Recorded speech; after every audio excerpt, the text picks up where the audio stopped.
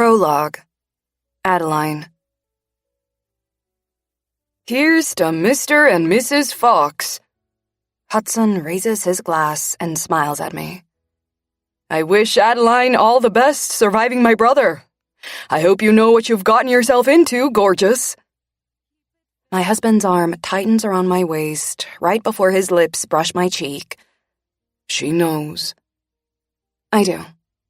I know very well what the future holds for me. Turning to Jamison, I cup his face. Maybe he's the one who needs the best wishes. Maybe he'll have to survive me. Those dark eyes of Jamison's flash with a warning only I can see as laughter erupts among our guests. Oh, he'll survive you. Owen, one of Jamison's closest friends, calls out. How could he not? A man would be a fool if he didn't. I look at Owen in time to catch the wink he shoots me. It helps ease the nerves still racing through me. Thank God for him. This isn't the first time he's helped me, and I'm sure it won't be the last.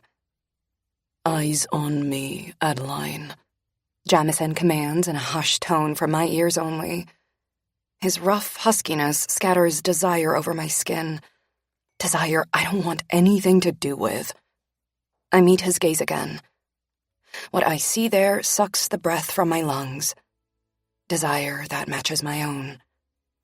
Jamison hasn't made any secret of the fact he wants to fuck me, but this, what I'm seeing now, is on a whole new level. He tightens his hold on me, pulling my body hard against his, far too close for my liking. Everything about him invades me. His arm around me, that is made of the kind of muscle most men never know in their lifetime. His breath against my skin. His spicy, woody, way too fucking masculine scent that I've come to hate over the last 3 months because it drives me to distraction in a way I don't want to be driven to distraction. Bending his face to mine, he kisses me. It's not our first kiss. That was after we exchanged vows. But this is the first time he's forced me to give him more of myself than I want to give. I wasn't ready for this. Certainly not in front of our 200 guests. But fuck, the man can kiss. And I like it. I like it more than I should. I like it a whole lot more than I want to, even with that goddamn beard of his. Keeping one hand on my waist, he brings his other hand up to my face and threads his fingers through my hair while deepening the kiss. His tongue slides over mine, as dominant as he is, and I have to use every ounce of control not to moan. I've kissed a lot of men in my life, but none as skilled as Jamison. He kisses like he lives, intensely, demanding, taking what he wants. It sweeps me away, shuts my brain down, turns me into the kind of woman I swore I'd never be again, the kind that gives a man too much power. I press my hands to his chest and push, attempting to disentangle my lips from his. I don't push hard, only enough for him to feel it, not for anyone to see it. He feels it all right, and he ignores it, holding me in place, keeping our lips locked. I push again, a little harder this time. Again, he ignores me, his lips demanding my submission. But I'm done. He might think he has all the power here, but he doesn't. Not by a long shot. Taking charge, I pull my mouth from his. Our eyes meet, and it gives me great satisfaction to see his displeasure. That's something I've started to strive for over the last 3 months, and every time I achieve my goal, it helps ease some of the pain he inflicted on me 5 years ago.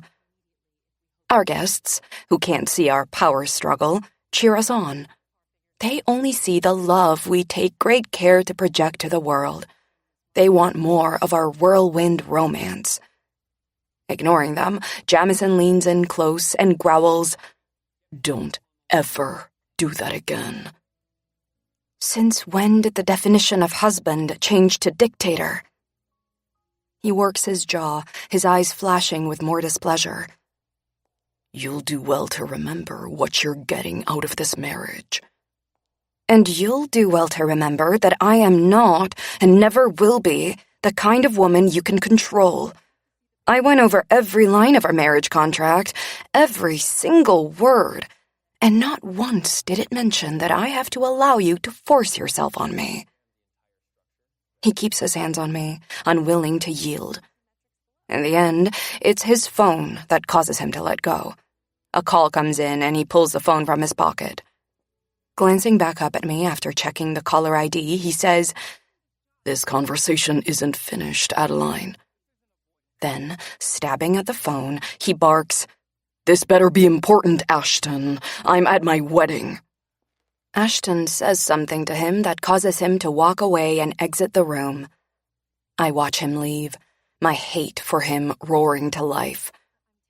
How dare he think he can tell me what I can and can't do? We survived our engagement, just, and I thought I'd made it clear I won't be controlled. It seems I haven't been clear enough. Going forward, I will be. I'll make it crystal fucking clear that I have no intention of bowing down to his demands. We might be husband and wife now, and we might have to get through a year together, but that doesn't mean I have to ask how fucking high whenever he says jump. Jamison Fox might reign over everything in his kingdom, but he'll never reign over me. Chapter 1. Jamison. Removing my jacket, I drop it on the armchair in the corner of my bedroom before undoing the buttons on my vest. My eyes are firmly on my wife as she walks into her walk-in closet. Hell, I can't take my eyes off her. This displeases me as much as her behavior has today. But Adeline is not a woman any man can take his eyes off. It's not her beauty that commands my attention, but rather the way she holds herself, the way she owns a room without an ounce of effort. And as much as it fucking pains me, it's also the way she doesn't back down from me. "I'm going to need more space," she says, rejoining me in the bedroom. I lift my brows. 1,000 square feet isn't enough for you? No. The challenge in her tone hits my dick. Christ. It's been 3 months since I've fucked anyone. It's also been 3 months of living and breathing Adeline. To say my dick is on edge is a fucking understatement. I remove my vest and undo the top button of my shirt. It'll have to do. No, Jamison, it won't do. If I have to live here for a year, I'll be bringing more stuff with me than will fit in there. She eyes my closet on the other side of the bed. It's an easy fix. Remodel yours so it's smaller and give me the extra space. This is the first time Adeline's been in my bedroom. After I proposed my marriage deal to her 3 months ago, she's barely been to my penthouse. Any time we've spent together has been out, for show. I work my way down my buttons. It's 1 year, Adeline. I'm not remodeling. Everything in this penthouse was custom designed. I'm not changing it for this. Pulling my shirt off, I walk into my bedroom and drop it in the laundry basket, wondering why the fuck I didn't anticipate this. Foreseeing future problems is a strength of mine, but I clearly didn't put enough thought into my marriage and the issues it would throw up. After showering, during which I try to solve the hotel development challenges Ashton detailed for me earlier when he called during the wedding reception, I wrap my towel around my waist and enter the bedroom again. Adeline is nowhere to be seen, so I pull on some sweatpants and go in search of her.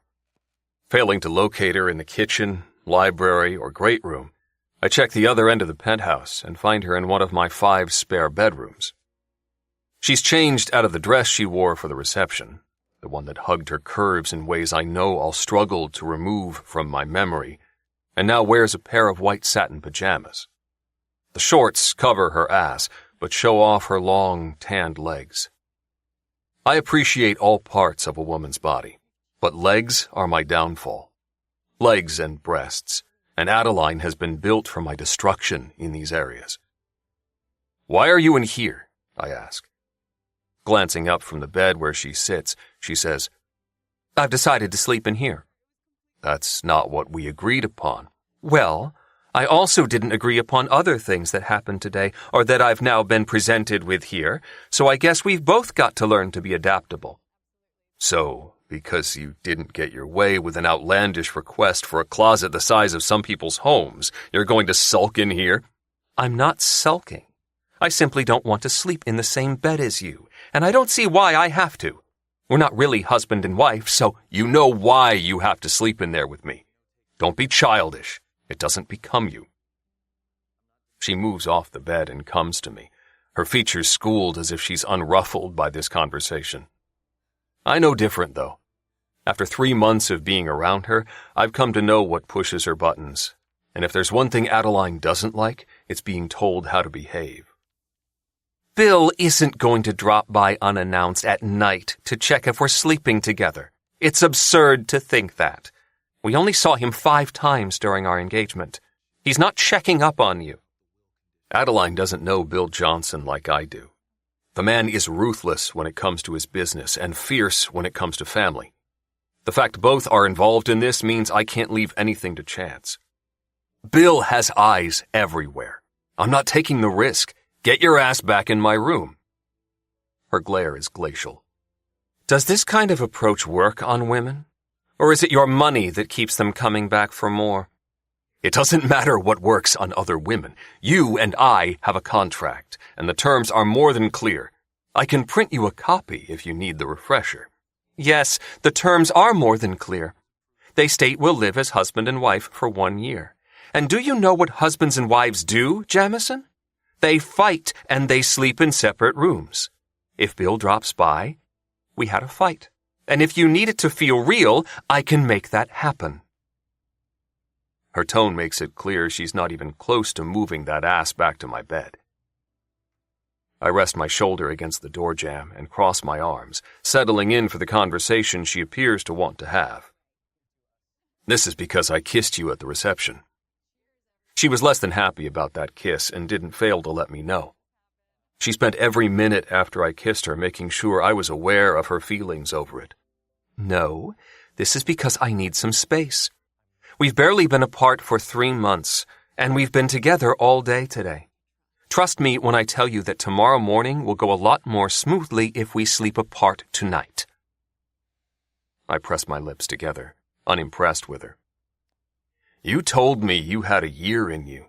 This doesn't give me faith you do. Oh, for fuck's sake, Jamison. Do you always have to be an overbearing asshole? I run my eyes over those long legs of hers again before pushing off from the door jamb. This isn't me being an asshole, Adeline, but that can be arranged. I expect to see you in my bed in the next 20 minutes. Without another word, I exit the bedroom and head to my office. I need to finalize a few things before I call it a night, one of them being a tour we're taking on our honeymoon in Italy, which we leave for tomorrow. My assistant, Chantel, emailed me an hour ago to let me know some issues with it cropped up. I reach my office and pull out my phone as a text comes through from my brother. Hudson. Is your dick still attached? Me. Firmly. Hudson.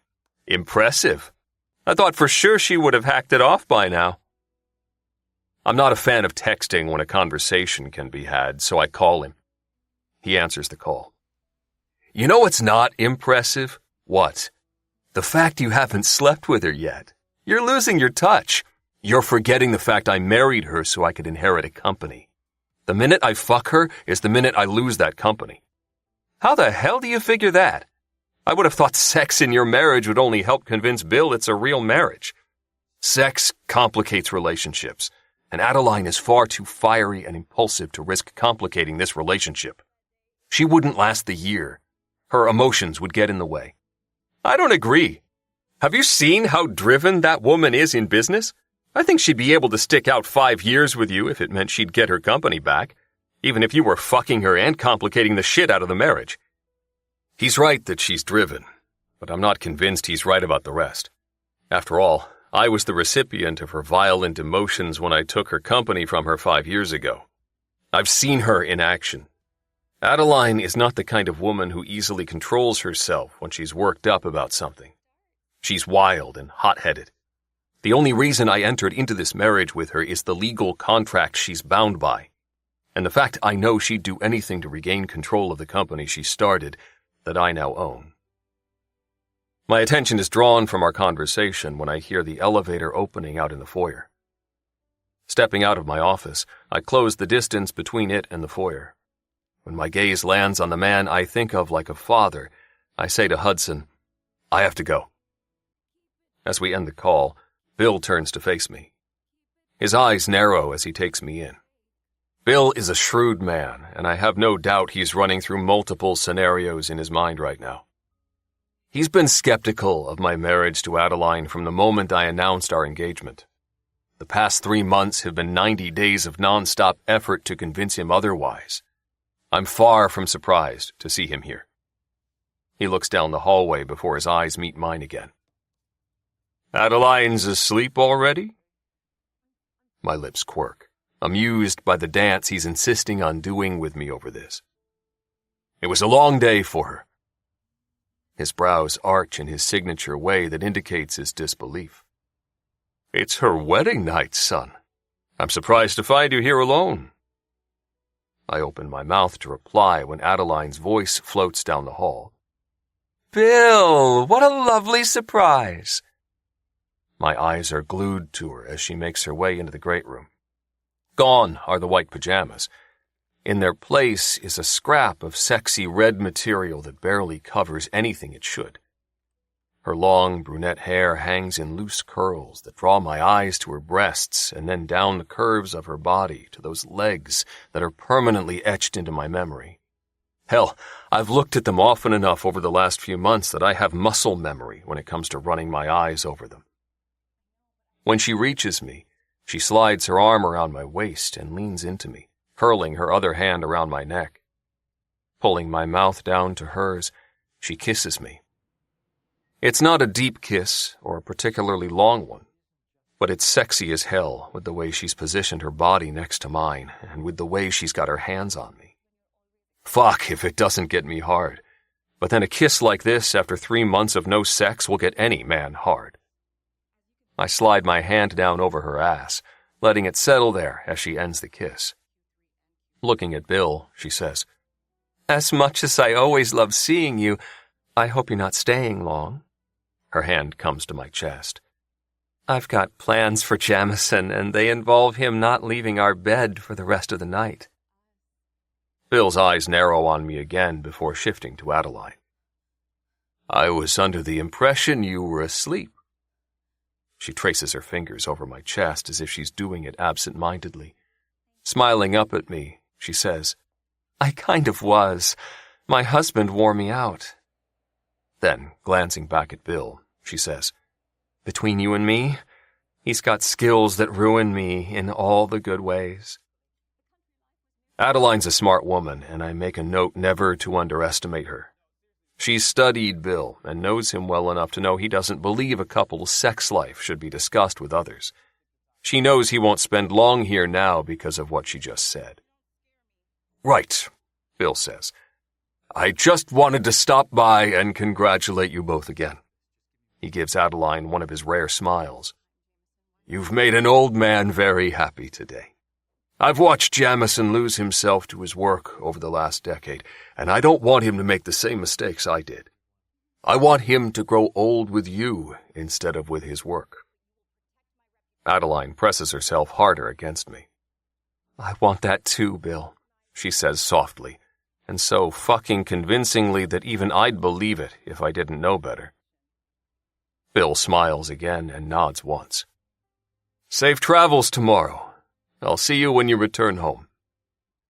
As he turns to leave, I say, "I'll get Chantel to plan dinner for when we get home. We need to go over the Brown deal." He looks back at me. "We do, but first we'll catch up and you can tell me about your honeymoon." He eyes Adeline. "I look forward to hearing all about it, Adeline." I nod and watch him leave. Once we hear the elevator close, Adeline removes herself from me and says, "He just told me he wants me at that dinner, didn't he?" "Yes." "And I'm guessing the Brown deal isn't one you'd want anyone but your actual wife knowing the details of." "Correct. He's testing me." She tries to hide her smile, but isn't successful. This year might be fun after all. She pauses before adding, I'm going to bed now. In my bedroom. Your bedroom.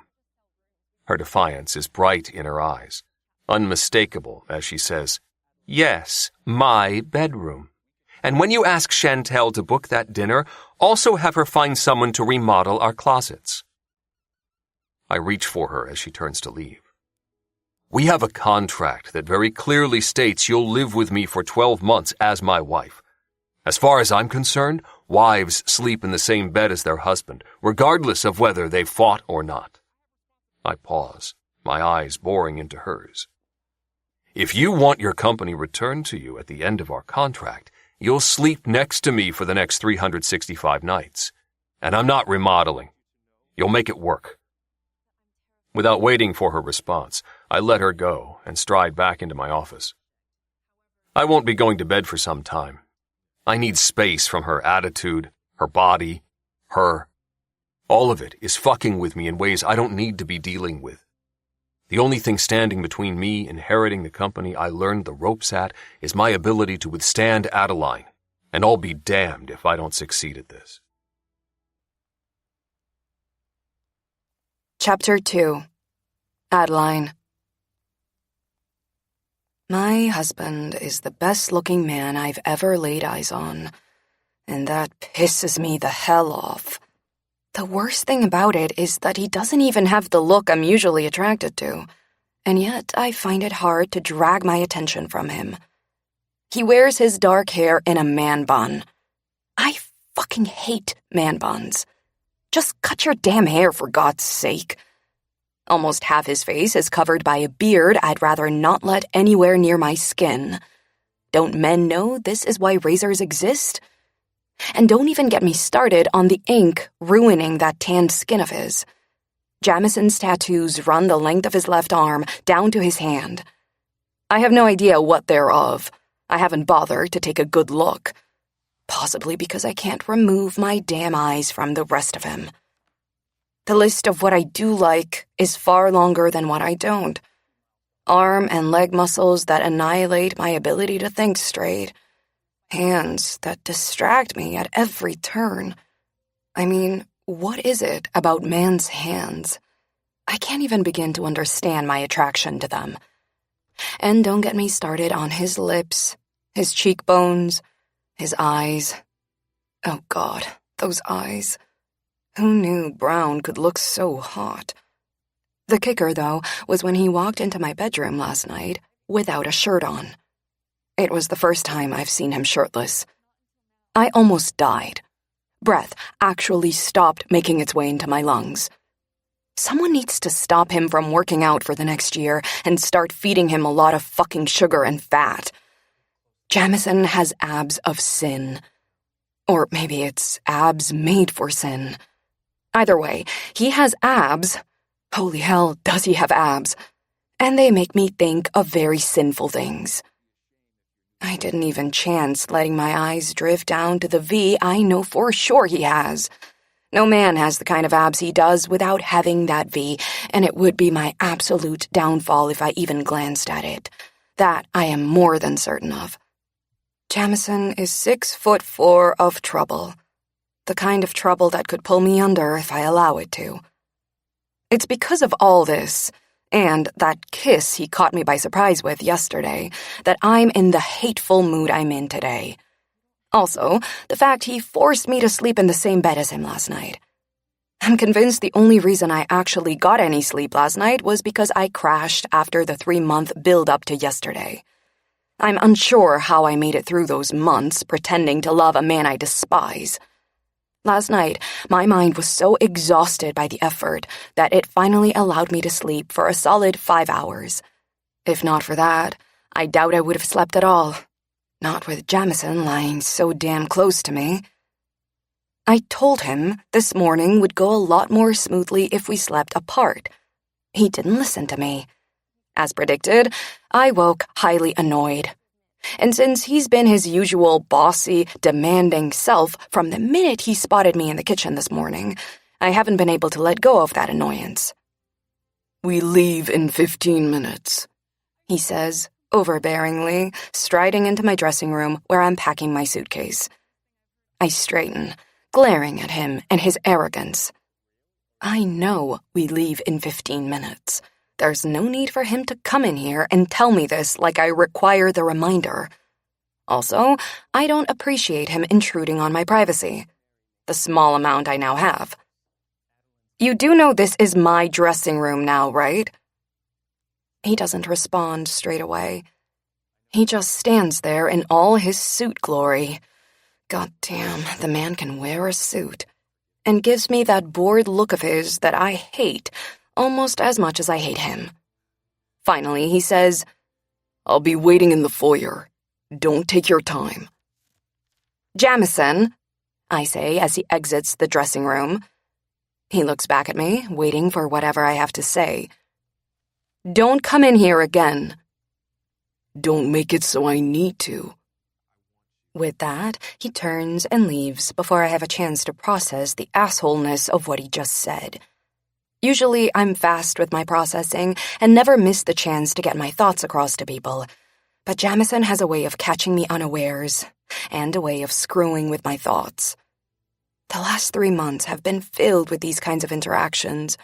From the minute he proposed this fake marriage to me, he's been messing with my ability to respond to bullshit. I don't know what it is or how he does it, but I seriously need to work on my game. Determined to do that, I finish with my suitcase and head out to the foyer in plenty of time to meet his deadline. My best friend texts me as I deposit my suitcase near the elevator for his driver to collect, and since Jamison isn't here yet, I reply to her message. Natalie, what time are you leaving today? Me. MA's schedule says in 6 minutes. Natalie. Oh, Jesus. MA and his schedules. 364 more nights, babe. You've got this. Me. I really fucking do. But MA's balls may not survive all of those 364 nights if he continues on with his assholey ways. Natalie. I mean, does your contract say anything about them surviving? Me. Not a thing. I think I'm still good if he suddenly loses them. Natalie. Well, if you need a hand to bury them, I'm your girl. Me. This is why I love you, and I'm going to miss you next week.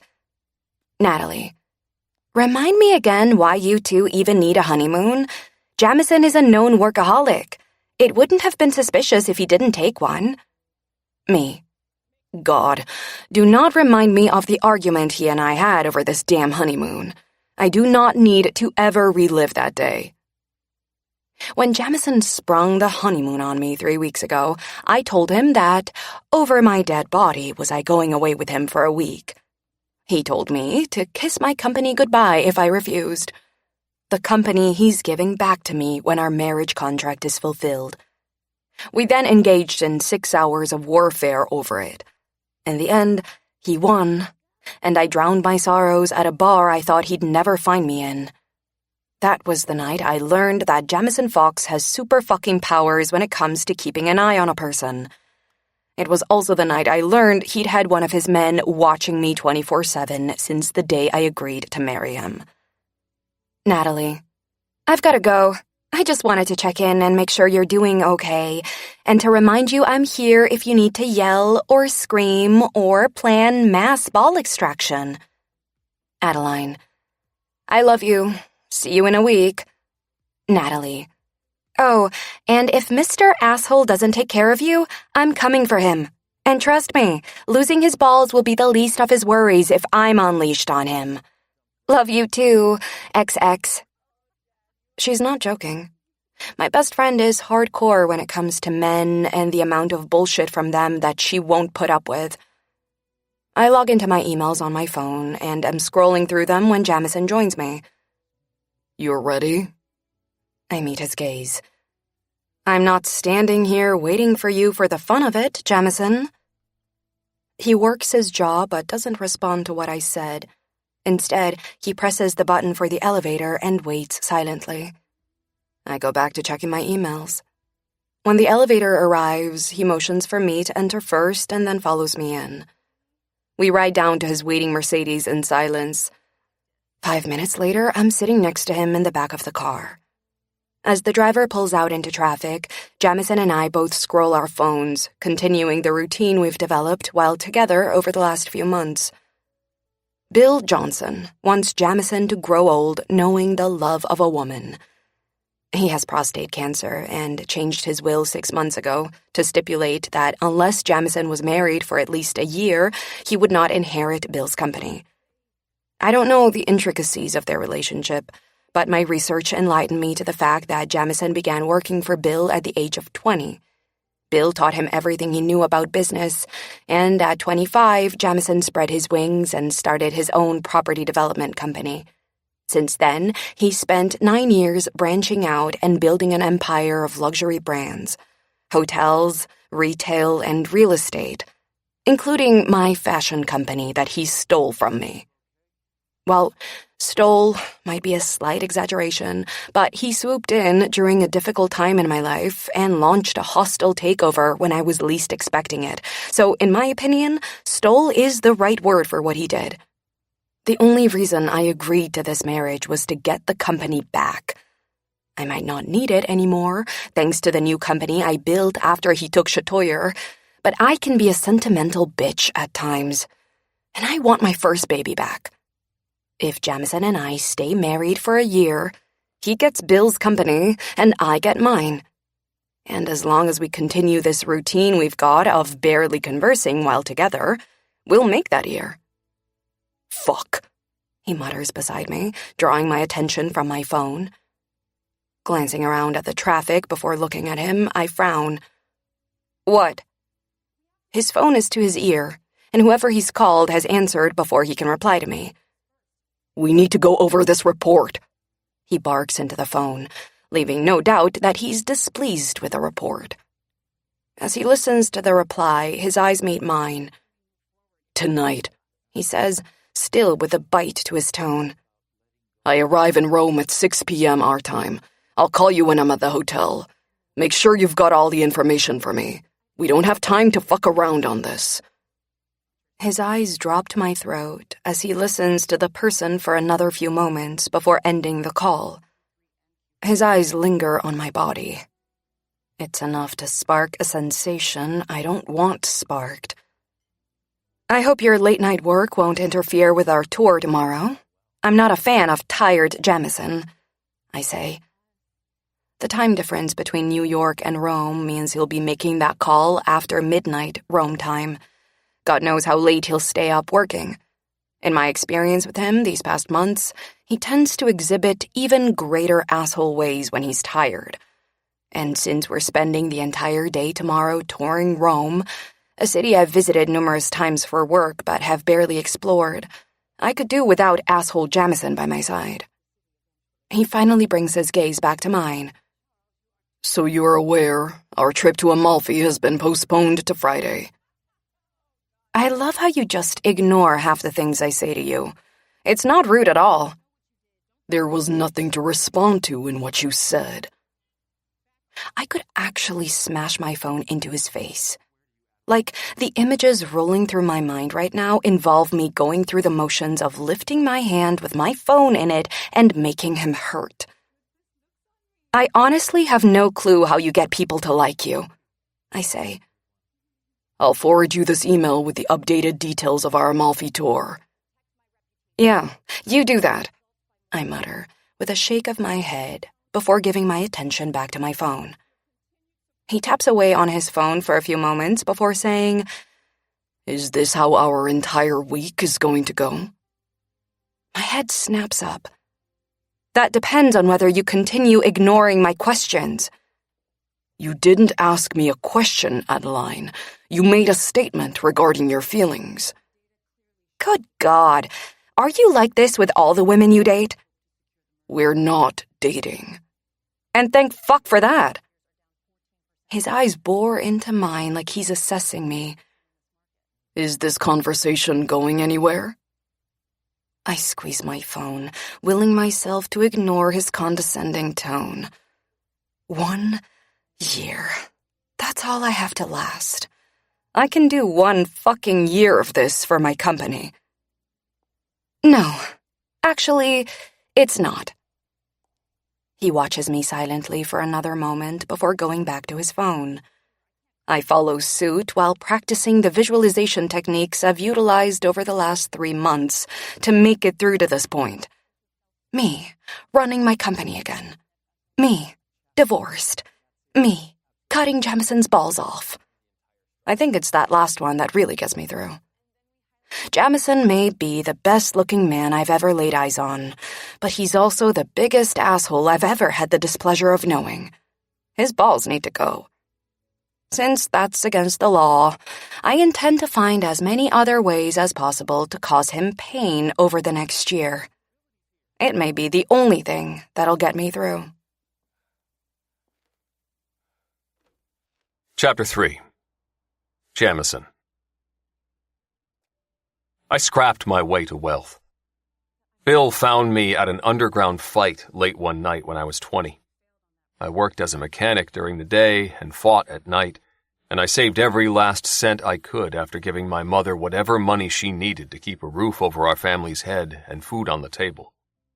Bill ended up hiring me on his security team, but I kept fighting at night for another couple of years while slowly working my way up the ranks in his company. I told myself I kept fighting for the cash. The truth is, it was in my veins. I craved the adrenaline rush, the violence, the blood. But most of all, I craved the victory, the pure annihilation of my opponent. I haven't fought in over 10 years, but I get what I still crave when I crush a rival in business. When assholes come after me and throw down a challenge that requires me to show no mercy to win, it feeds my hunger. Right now, my need is being fed in ways it never has with my business. My biggest rival in the hotel industry is currently trying to tear me apart limb from fucking limb, so to speak. Profits are taking a hit. They have been for months. And as much as I try to fix it, the problem persists. The challenge remains. Josiah, my executive in charge of this, calls again as I watch Adeline buckle herself in across from me on my private jet. He called on the way here, advising me that profits are down for a second month in a row. Another call so soon can't be good news. Yes, I answer the call, directing my attention away from Adeline. She's wearing the tightest jeans I've ever come across on a woman, a tiny white t-shirt that clings to her breasts, and gold heels. She's also wearing that perfume she loves that reaches straight for my dick. Between all that and her attitude, it's an assault on my senses. If I had the time this morning, I'd invest in another jet and fly her to Rome on it while I take this one. Carlene just quit, Josiah says, sounding like he'd rather be having a conversation with a lion than with me. I can't blame him. I'm tense at the moment thanks to not only my business but also my marriage, and I've been taking it out on him. Fuck. I exhale a long breath. Carlene is the woman I hired 2 months ago to advise us on our hotel brand and how to fix our problems after our previous consultant caused me no end of headaches. I knew Carlene and I were butting heads, but I didn't realize she was getting ready to walk. I'm going over the list of suitable replacements, Josiah says. I'll have it to you by the time you land in Rome. No, I'll cancel Rome and head into the office instead. Meet me there in an hour. Josiah doesn't hesitate to agree. It doesn't matter that it's a Sunday.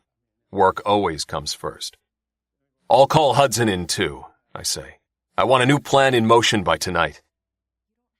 We end the call, and I get up to speak with the flight attendant so she can let the pilot know of the change to our flight. I then text Max, my driver, to bring the car back, and Hudson, who agrees to meet Josiah and me at the office. As I slip my phone back into my pocket, Adeline catches my eye. I take it our honeymoon is canceled. She appears anything but disappointed. Yes, something's come up at work. Once I've got it under control, I'll look into a weekend away to replace the honeymoon. Bill's eyes will be on us, and I know he'll be looking to see us take some time away alone. She undoes her seatbelt. My weekends are busy, Jamison. That may not work. It'll have to work, With a purse of her lips, she gives me one last annoyed look before gathering her belongings and standing. Adeline has been particularly argumentative today, from the minute she told me not to enter her dressing room this morning to the minute she engaged in a pointless conversation with me on the way here. Although she's barely said a word to me after that conversation, I felt every word she didn't say. She keeps it to herself, but I sense every ounce of tension vibrating off her. The time I've spent with her the past few months has taught me to spot it. Proposing our marriage contract to Adeline wasn't something I did without a great deal of consideration. After shortlisting 5 women for the marriage, I believed her to be the best option. I've since discovered the issue with marrying a woman you don't know intimately. You can't foresee the problems that will arise from who they are underneath the mask they wear in public. Adeline's mask is perfect.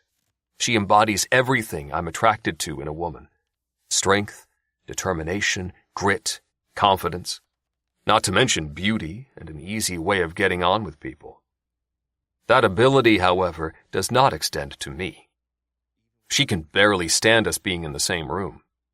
This wasn't news to me. The fact I haven't been able to change that has been news to me.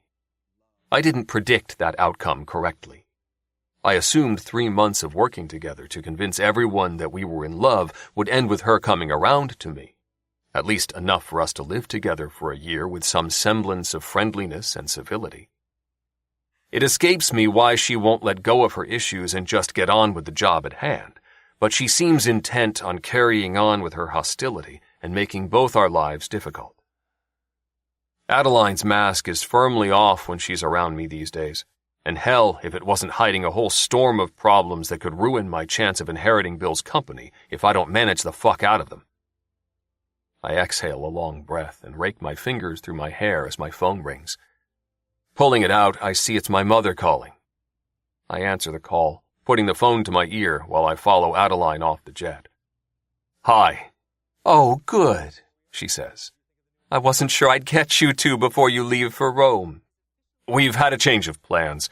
Rome has been canceled. I have to head into the office instead." "Oh, Jamison, why? Surely your work can wait. This is your honeymoon. Adeline must be so disappointed." "My work can't wait," I say. Then, changing the subject, I ask, "How are you?" She was tired last night after a long day at the wedding and reception. "I didn't call to talk about me, darling. I called to see how you and Adeline are. It's not every day my son, who swore he'd never get married, gets married. I'm dying to know everything." I've done a good job of containing my mother's excitement over my marriage throughout the last 3 months, but now Adeline and I are married, I haven't got a hope in hell of containing it any longer. She isn't aware the marriage is a fake. I'm not proud of myself for this. Lying to my mother isn't something I've ever done. Until now.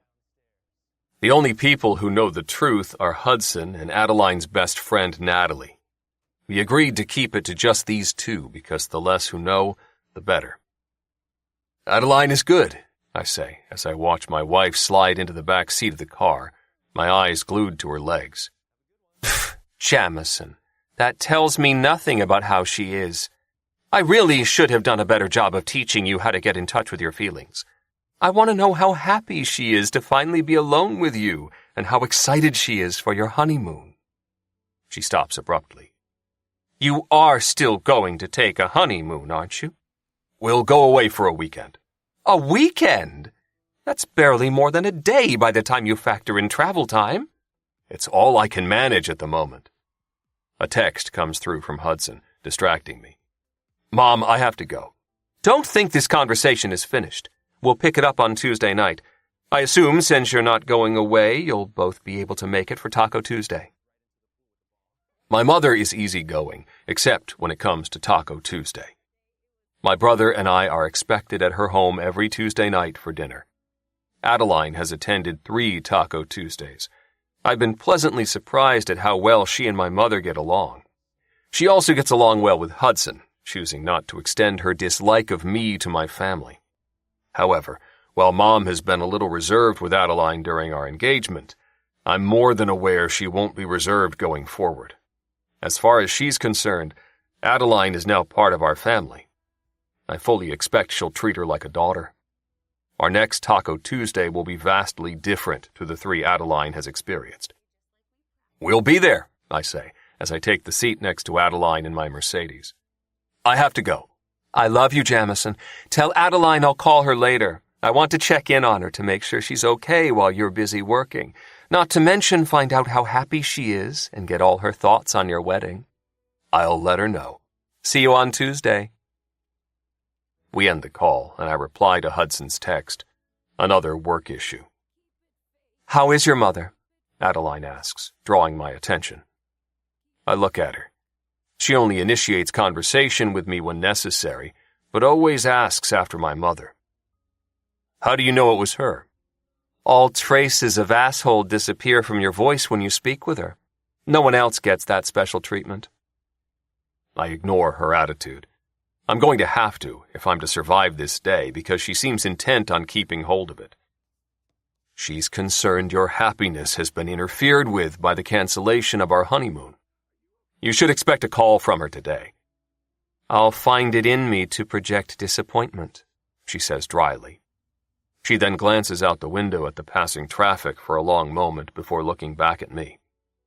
I've asked Max to drop me at my office. I take it you'll be busy all day. Yes, I imagine so. And just to confirm, our honeymoon is cancelled, which means I can schedule work commitments in now? Yes.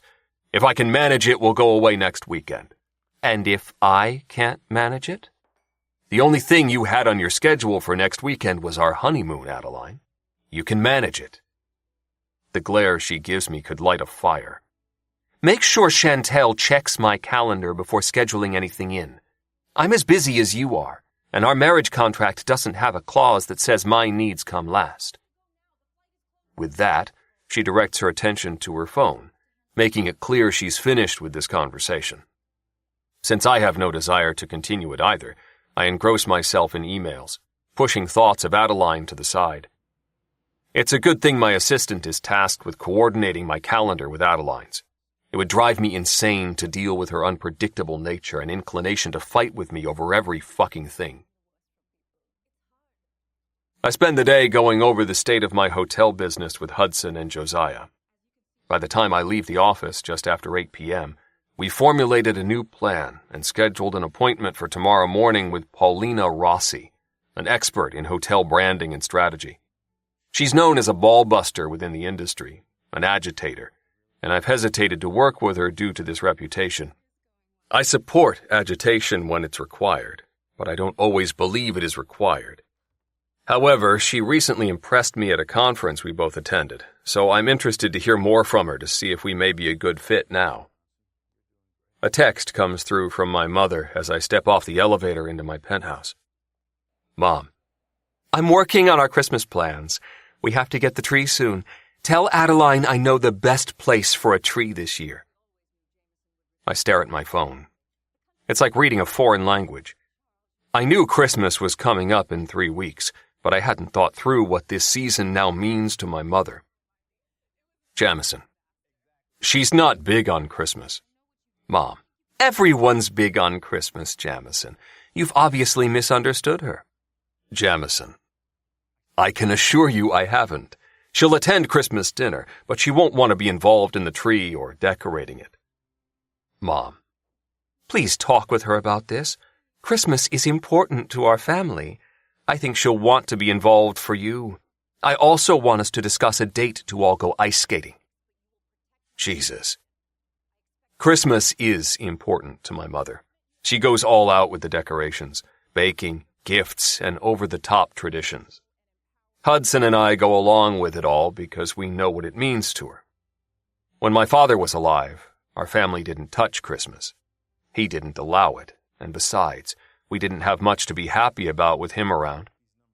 Since his death when I was 18, Mom has made it her mission to embrace everything she can about the season. I have no idea if Adeline likes Christmas, but I've never met a woman who doesn't. I make a mental note to bring it up with her before Tuesday so we can get on the same page about it. I'll require her to involve herself in some of Mom's traditions, but we don't have to go overboard. The last thing either of us need is to spend excessive time together this season. And as for her family, I doubt they celebrate much of Christmas together, but we'll have to plan to see them too. I walk through the great room toward my bedroom when Jeff, my butler, comes my way. "A minute, sir?" Jeff has worked with me for 8 years. In that time, I've tried to remove the sir from his vocabulary. My preference is for all staff to use my name, but I've never managed to convert Jeff. I nod at him. "Yes?" I change course to my office, and a minute later, we go over some maintenance issues he's noted need taking care of. Once he's finished his update, he says, "I've also spoken with Mrs. Fox tonight, as you requested, about having her belongings brought here." "When is that taking place?" A slight frown creases his forehead, understandably so. It would be confusing for him that I'm unaware of my own wife's activities. I asked him to oversee Adeline moving in, not simply because he's my butler, but because neither she nor I want my involvement in that. I have no doubt she'd attempt to physically harm me if her belongings don't fit in the space I've allocated her.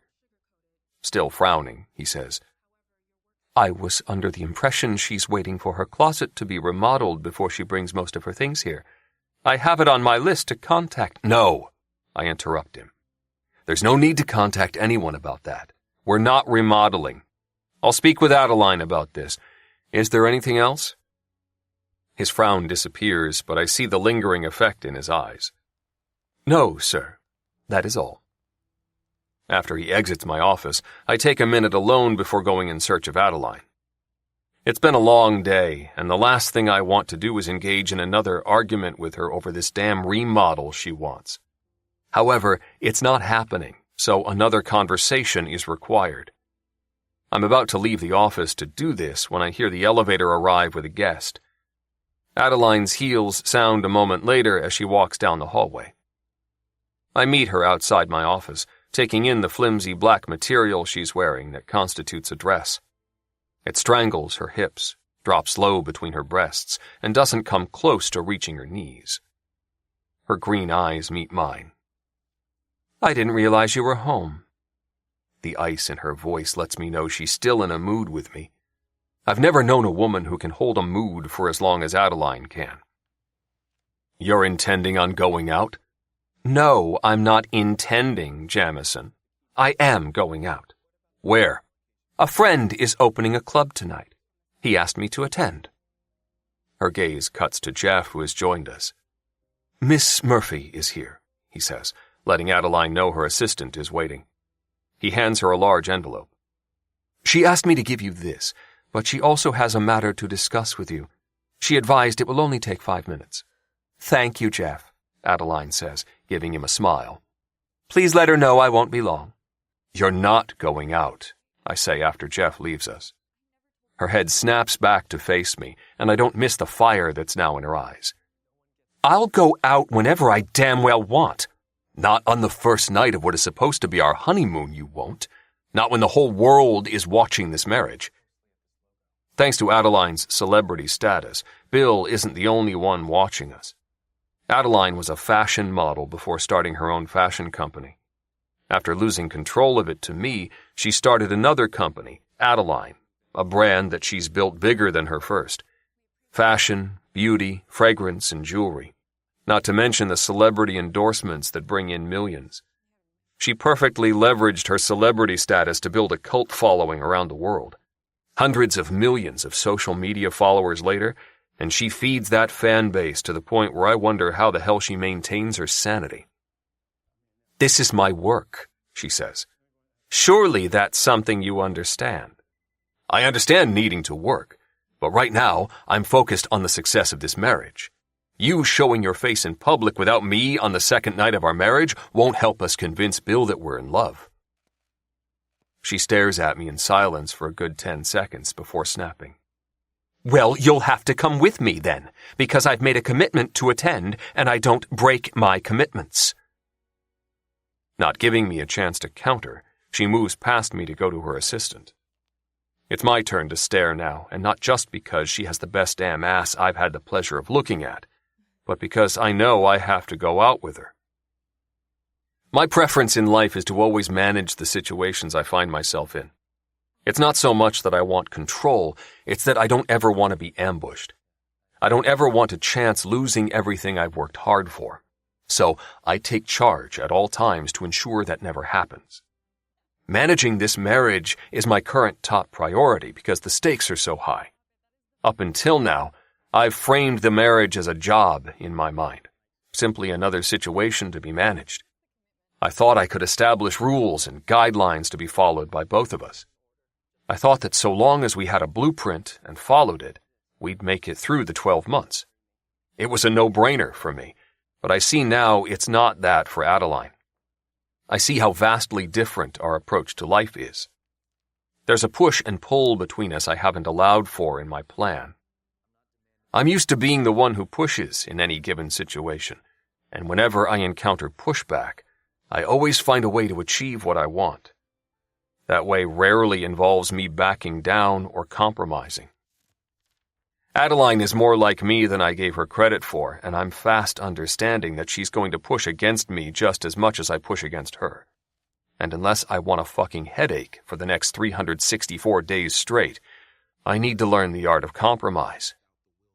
Tonight, that's going to involve me going out with her. Chapter 4. Jamison. Nights out at clubs aren't something I enjoy. Changing my plans at the last minute is also something I don't enjoy. Since this night out with Adeline involves both, as well as her bad mood, it was never going to be anything less than a shit show. And it's been that right from the minute we shared the drive here. I've endured 2 hours of it now, and I'm almost certain Adeline is intentionally trying to push my buttons. She knows I have little patience for her celebrity status. I understand it's part of her business strategy, but I don't tolerate the social media-worthy moments well, or the constant attention when we're out. Pausing a moment in my life to take a fucking photo to post to social media is not how I want to live. I was introduced to some of her world during our engagement period, but tonight has been on another level altogether, and she's worked it all to frustrate the hell out of me. She's drawn attention with public displays of affection. She's encouraged photos with people. She's snapped 1 million fucking photos and videos of us and shared them online. I've had enough. Of the photos, of the people, of the goddamn music in this club. No more photos, I say, as we take a seat in one of the VIP rooms on the top level of the club. I've never been more fucking grateful for a private room. It's the first day after our marriage, Jamison. I think photos are called for. And this club is the perfect place for some great photos. The challenge in her voice is unmistakable, proving my assumption correct that her behavior tonight has been an attempt to push me. You've taken enough for tonight. I'll be the judge of that. If I leave it up to you to be the judge of that, you'll be snapping fucking photos in your sleep. She presses her lips together. And you'll be thanking me for helping convince Bill this marriage isn't a sham. This isn't up for discussion. I reach for my whiskey as I signaled to our security head that his team can take a break while we're in here. We're not taking any more photos tonight, and we're done with all the displays of affection. Right. So because you say so, it is? On this, yes. I indulged you, but I'm done now. She holds my gaze, unflinching. No. No? She stands. No, we're not done. I take a lot of photos and share them to social media. People expect that from me. If I stop that, and if I don't share you in them, it'll give Bill reason to doubt us. She pauses before adding, I'm going to the bathroom. Please order me champagne while I'm gone and figure out how you're going to get on board with all of this. I refuse to give Bill any reason to question this marriage. With that, she walks away from me, making sure to swing that ass of hers from side to side exactly how I fucking like. Jesus Christ. The hostess comes and I order a bottle of champagne. 10 minutes pass in which I check my emails. Adeline doesn't return to the room. Another 5 minutes pass and I go in search of her. It pisses me off to have to leave the quiet hush of the private room to go back out into the club. I find Adeline talking with a woman. Her eyes meet mine when I draw close, and her mouth spreads out in a dazzling smile as she slides her arm around my waist. "Jamison," she says, her voice full of affection I know she doesn't feel. "Lucia was just telling me about this amazing little restaurant we should check out." Her body turns toward mine, and she brings a hand to my stomach as she gazes up at me. "She said their salmon is to die for." Adeline's hands on me are the last thing I need because even though I'm annoyed with her, my body never fails to respond to hers. Something she's more than aware of because I've never bothered to hide it. Keeping up our marriage charade, I put my arm around her and smile at the woman she's been talking with. "Thank you for the recommendation." Adeline presses herself against me, allowing her hand to travel down my stomach.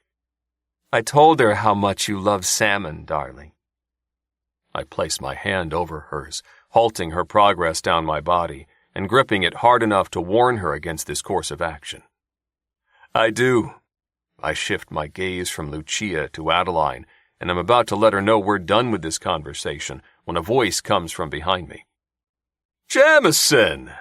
I didn't think clubs were your scene." I turn to find an old business acquaintance of mine running his eyes appreciatively over Adeline. "Ian." I introduce him to Adeline, my attention firmly on the fact he's leering at her. Lucia leaves us, and Adeline smiles at Ian. "It's lovely to meet you. How do you know Brax?" Brax is the owner of the club, and since tonight is invite only, everyone has a connection to him. My research into Adeline months ago let me know Brax is a man she had a short relationship with after her marriage ended 5 years ago. It was obvious when I met him earlier that he still wants her.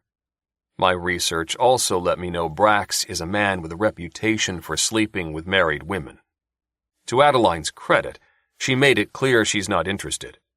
If I was actually in love with her, I wouldn't hesitate to find my own way to make it clear to him that a married woman is off limits. I've made a mental note to have Gabriel, my fixer, keep an eye on this asshole. Ian keeps his eyes glued to Adeline. Desire blazes from him, but that's not something new for her. Most men she's met while in my presence have had the same experience. "I met Brax through an old girlfriend," he says. "We barely know each other. How about you?" His gaze drops to her breasts. "I imagine you know him much better than me." My arm tightens around Adeline as a surge of unexpected possessiveness hits me. Her eyes meet mine and she arches a brow. Fleetingly, just for me, before glancing back at Ian.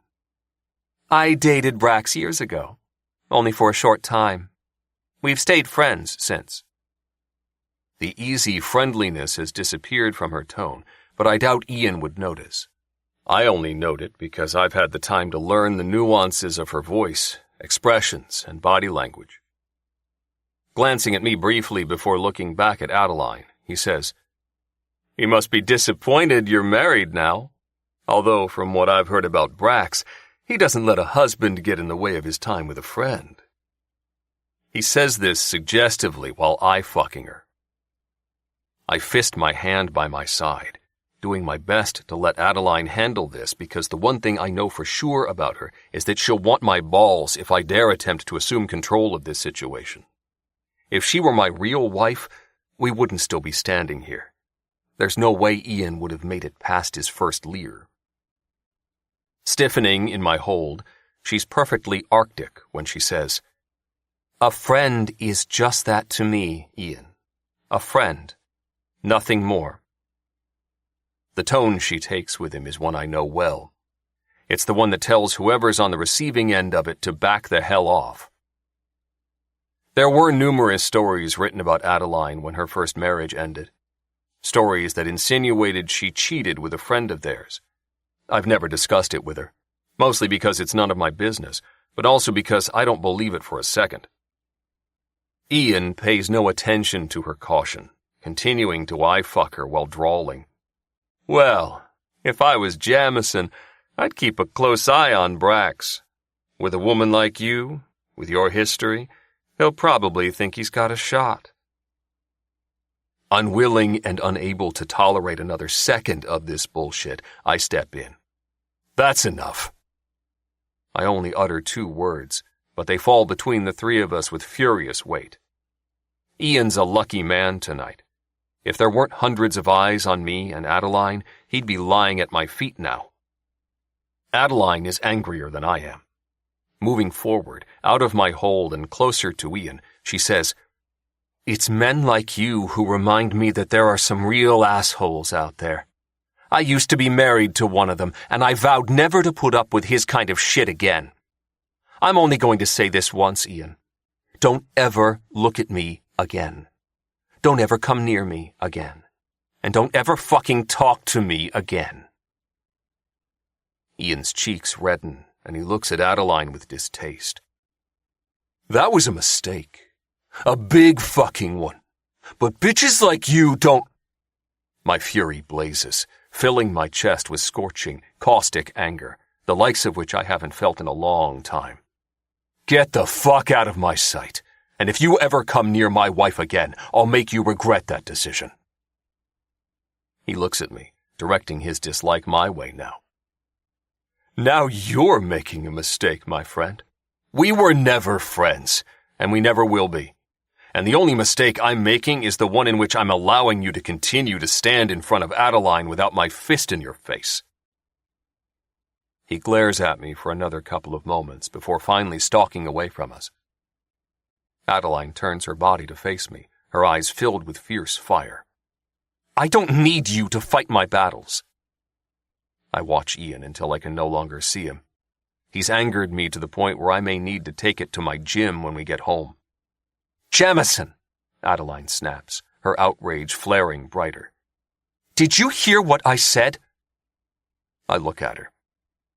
"You may not need me to, but you're mine to protect now, so I won't hesitate to fight your battles." Her eyes widen. "I am not yours and never will be. You are mine for 12 months, and you need to get used to that." Determination bleeds from her as she says, "The only one of us who needs to get used to anything is you. Don't go to battle for me again." She turns and walks away from me, into the restroom. Unable to let this go, I stride after her, finding her standing at the sink when I enter the bathroom. Her gaze meets mine in the mirror when I move behind her. She doesn't say a word. She simply issues a challenge with those beautiful eyes of hers. I bend my mouth to her ear. "I am your husband now, Adeline, and I will act accordingly. Any man who comes near you will have my eye on him. And any man who treats you the way Ian did will be made to understand never to do it again." I snake my arm around her waist and pull her hard against me. "You can tell me not to fight your battles, but you don't have a hope in hell of me listening to you." My voice drops low as I add, "In time, you will learn I am not a man who can be told what to do." She shoots daggers at me in the mirror. "Take your hands off me." I glide my hand across her stomach, splaying my fingers against the smooth material of her dress. I move slowly, deliberately. Adeline needs to understand I will never be a man who acts on demand. Her breathing slows as her anger intensifies. Desire, too. It's written all over her. White-hot anger and desire all mixed together, raging between us, meeting my own anger and desire. We do the dance we're becoming adept at, the push and pull, the refusal to give an inch. Neither of us speak another word. We simply wait each other out. In the end, she grabs my hands and forcibly removes them from her body before stalking out of the bathroom with one last glare at me. As I promised, she will learn. I'll allow her to win some of our battles, but only when it suits me. Chapter 5. Adeline. Natalie. I saw your Insta stories tonight. Why must M.A. look so good in a suit? I stretch my legs out in front of me on the bed I now share with Jamison and reply to her text. It's just after 1 a.m., which is a time we often catch up after the events of the day. We both struggle with sleep, so this nightly debrief sometimes helps with that. Adeline. He doesn't. He doesn't look good in anything. Natalie. I see we've moved back to the first stage of grief. Adeline. I'm in all the stages of grief at fucking once right now. Oh, wait, no, I'm not in the last stage. I'll never accept any of this. Seriously, the man is unbearable. I have no idea how he has that long line of women he's dated behind him. Natalie. Not to mention the long line still waiting. I accidentally tapped his Insta hashtag tonight. I can't wrap my head around how many women post about him. Adeline. Accidentally? Natalie. Okay, so that was a lie. I was curious. Adeline. Ugh.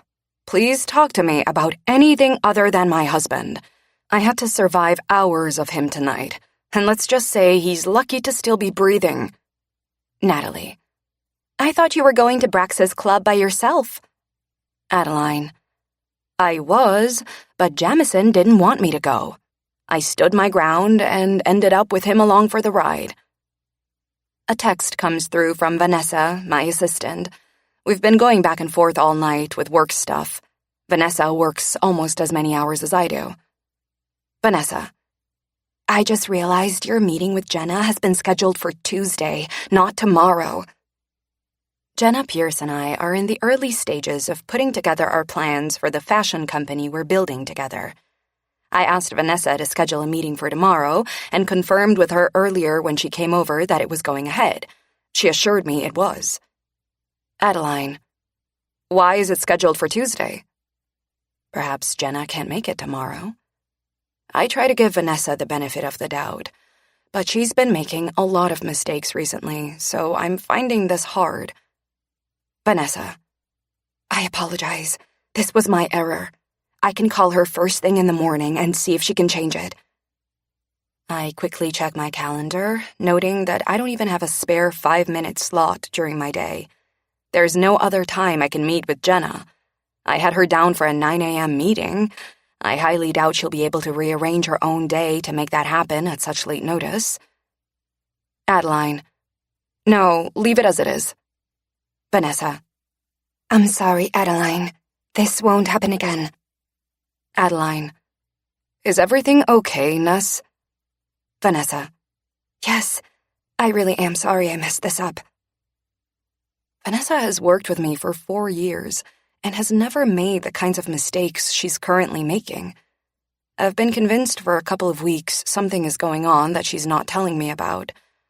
Vanessa is the member of my team who usually starts her day with a recap of everything that happened to her since we saw her the day before. She loves to talk, but lately she's been closed off. I go back to my messages with Natalie. Natalie. In other news, I'm seeing that mechanic again tomorrow night. I sit up straight at the mention of this guy. Adeline. Wait, Tank? Seriously? Natalie meets the worst men. On her last date, the guy took her to a sports bar and proceeded to watch football with 5 of his friends who are also there to watch the game. He turned out to be a waste of her time, but she got on well with one of his friends instead. The mechanic who I nicknamed Tank because she couldn't remember his name. They got drunk together on bad beer and stories about their worst first dates. They both have a history of bad dates in common. Natalie. Yes, I found out his name is Ryan. He promised there will be no football in sight. Jamison strides into the bedroom as I read Natalie's message, his suit jacket in his hand, the top few buttons of his shirt undone. He ignores me completely and goes into his bathroom, leaving a trail of his cologne in his wake.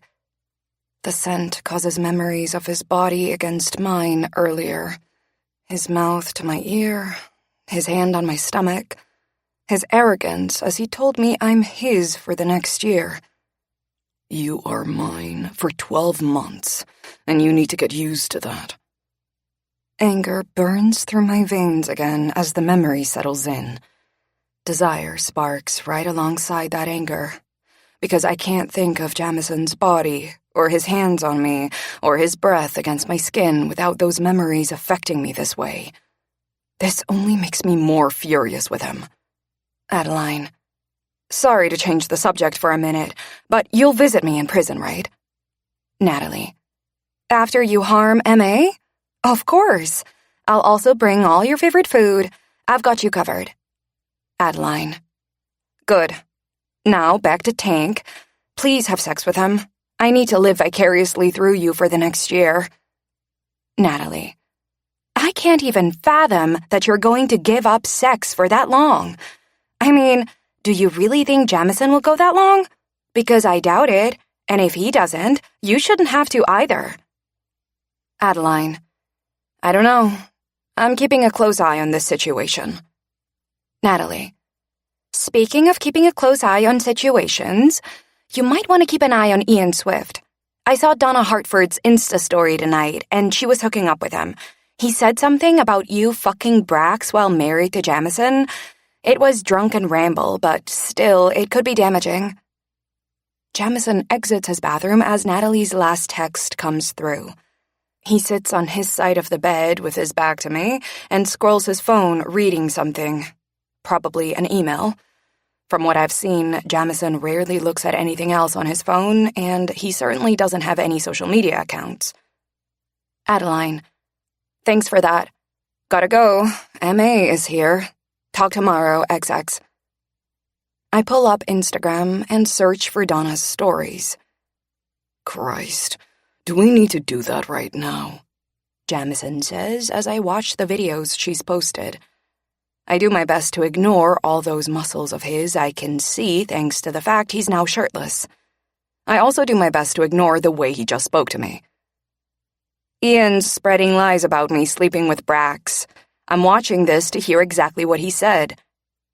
He turns to look at me. Ian's a piece of shit who you don't need to worry about. I stare at him, processing the way he minimizes so many things I mention. And once again, I want to smash my phone into his face. Instead of doing that, I move off the bed and stalk into my bathroom without even bothering to respond to him. Men who dismiss me and trivialize things that are important to me are men I don't want a thing to do with. I was married for 3 years to a man who slowly chipped away at my confidence by repeatedly dismissing me, talking down to me, and treating me like I was less than him. He did it so insidiously most of the time that I didn't even recognize it for what it was. I made a vow to myself that I'd never allow another man the same privilege. I've been labeled a bitch in the years since my divorce, by both men and women. Apparently, insisting on strong boundaries and refusing to be treated badly means a woman is a bitch. I've learned not to listen. I've also learned to stand the fuck up for myself. And Jamison has a long year ahead of him if he thinks that I'll just lie down and accept his dismissal of the things I have to say. I spend 15 minutes in the bathroom, moisturizing my body and gathering the strength to go on without doing harm to the man I have to share a bed with. When I walk back into the bedroom, I find him showered and sitting on the bed reading a paperback. Trying to distract myself from him, I sit on the bed and gaze out the window at Manhattan while taking some breaths. Jamison's master suite is sumptuous with its luxury finishes and furnishings, and is easily the largest bedroom I've ever seen.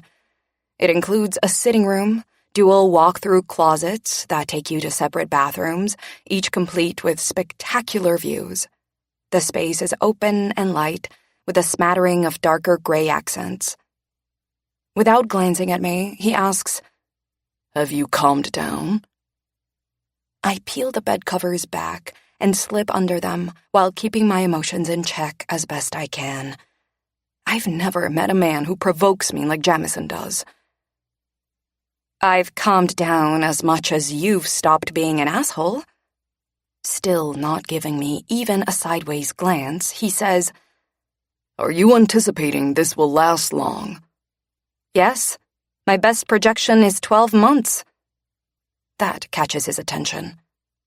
Closing his book and placing it down, he finally looks at me.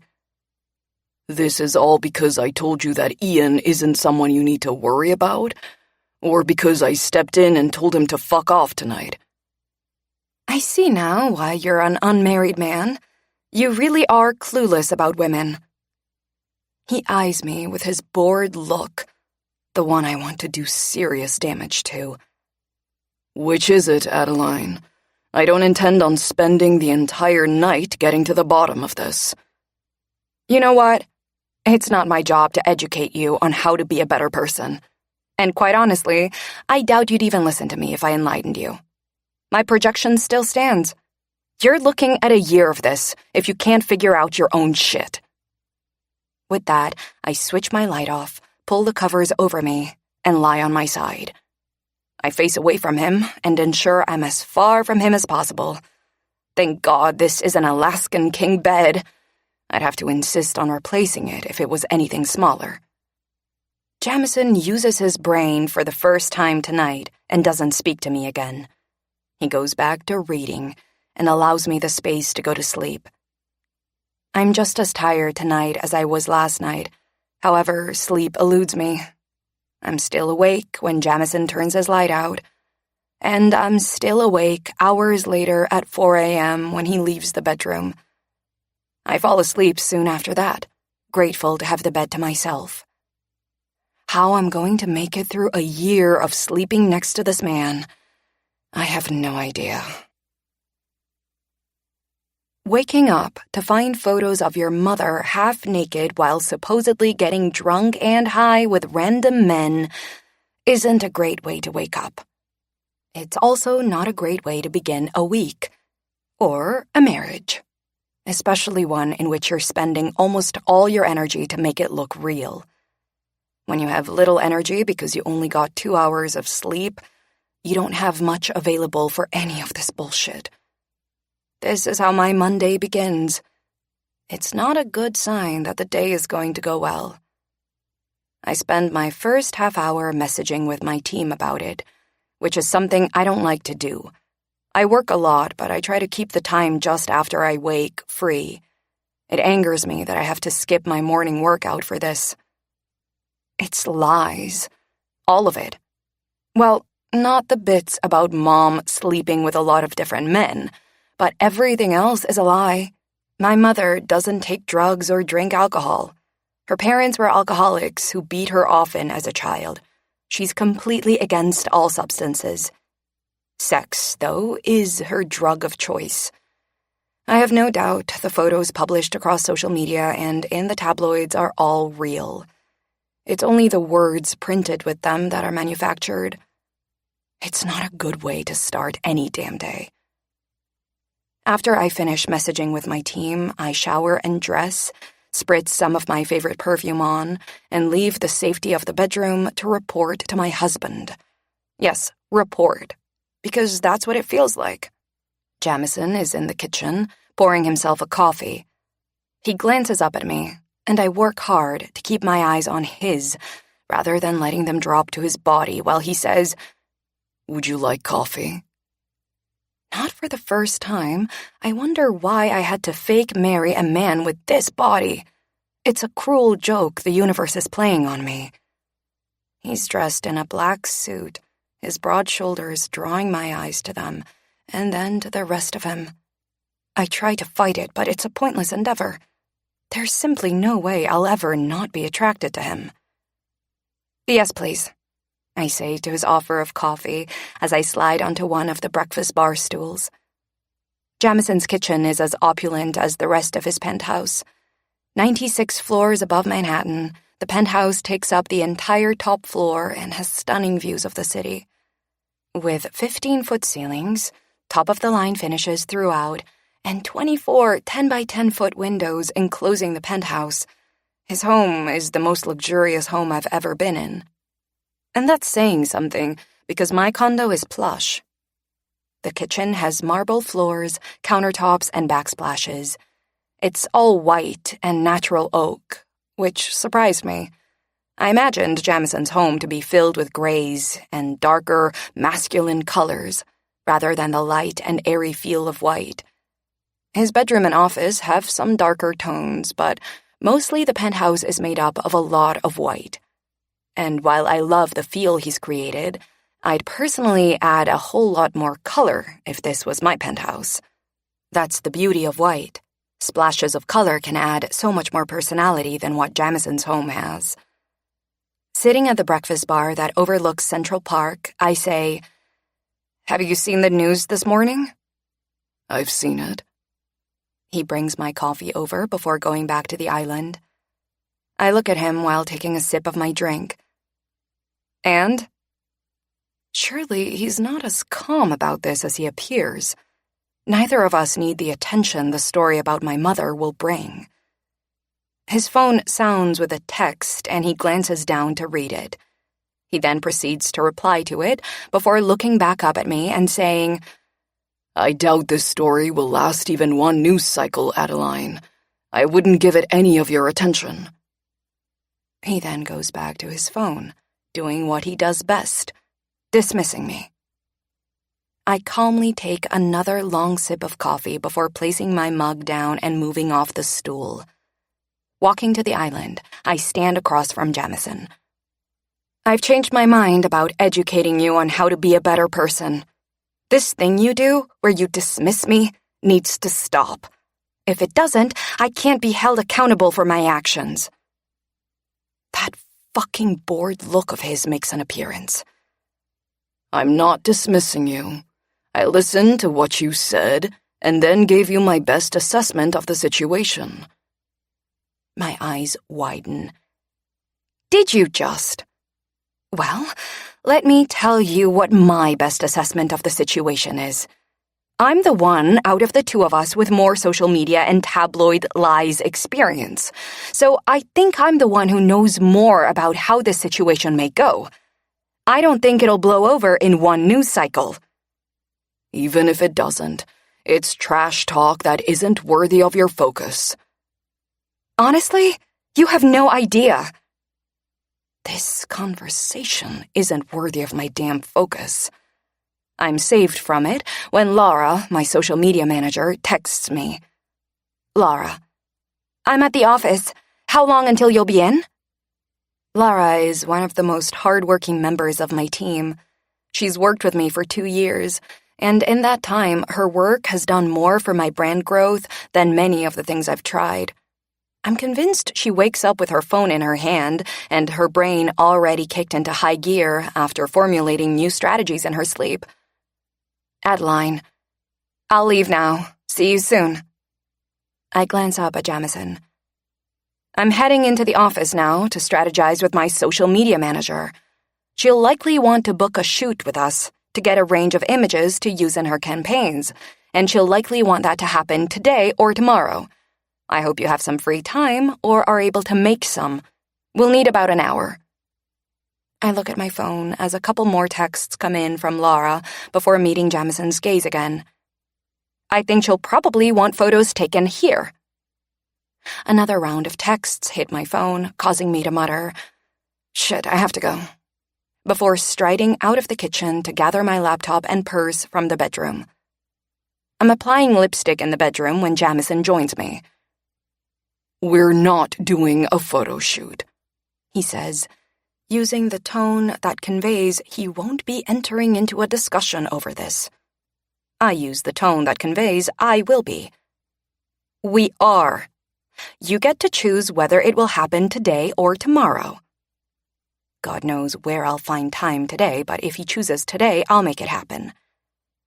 "Married couples don't fucking do photo shoots for social media, Adeline." I finish with my lips and look up at him.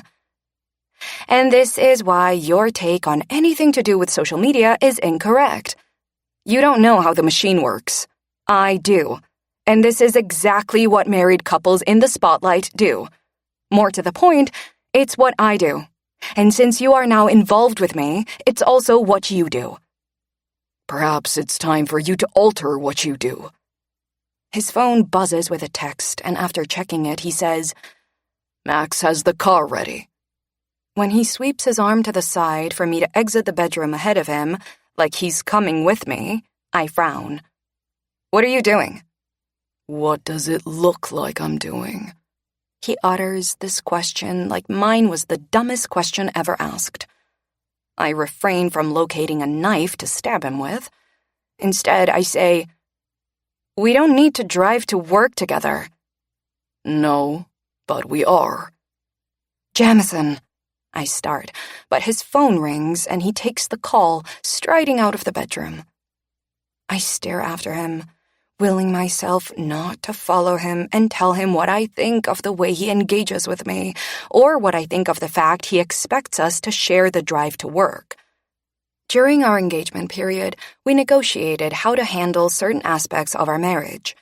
Jamison insisted I give up my driver and use his. He told me Bill would expect that. This was just one thing we negotiated, but it was one thing that took months for me to compromise on. In the end, I agreed to begin the marriage this way, but I made it clear I reserved the right to change my mind if it didn't work for me. What I did not make clear enough was that I intended on traveling to work each day by myself. Jamison and I will have to spend enough time together at night and on weekends. We certainly don't need to spend any unnecessary time together. I grab my laptop and purse and make my way out to the elevator. Jamison is nowhere in sight when I step into it, but a few minutes later I find him in the car, still on the phone.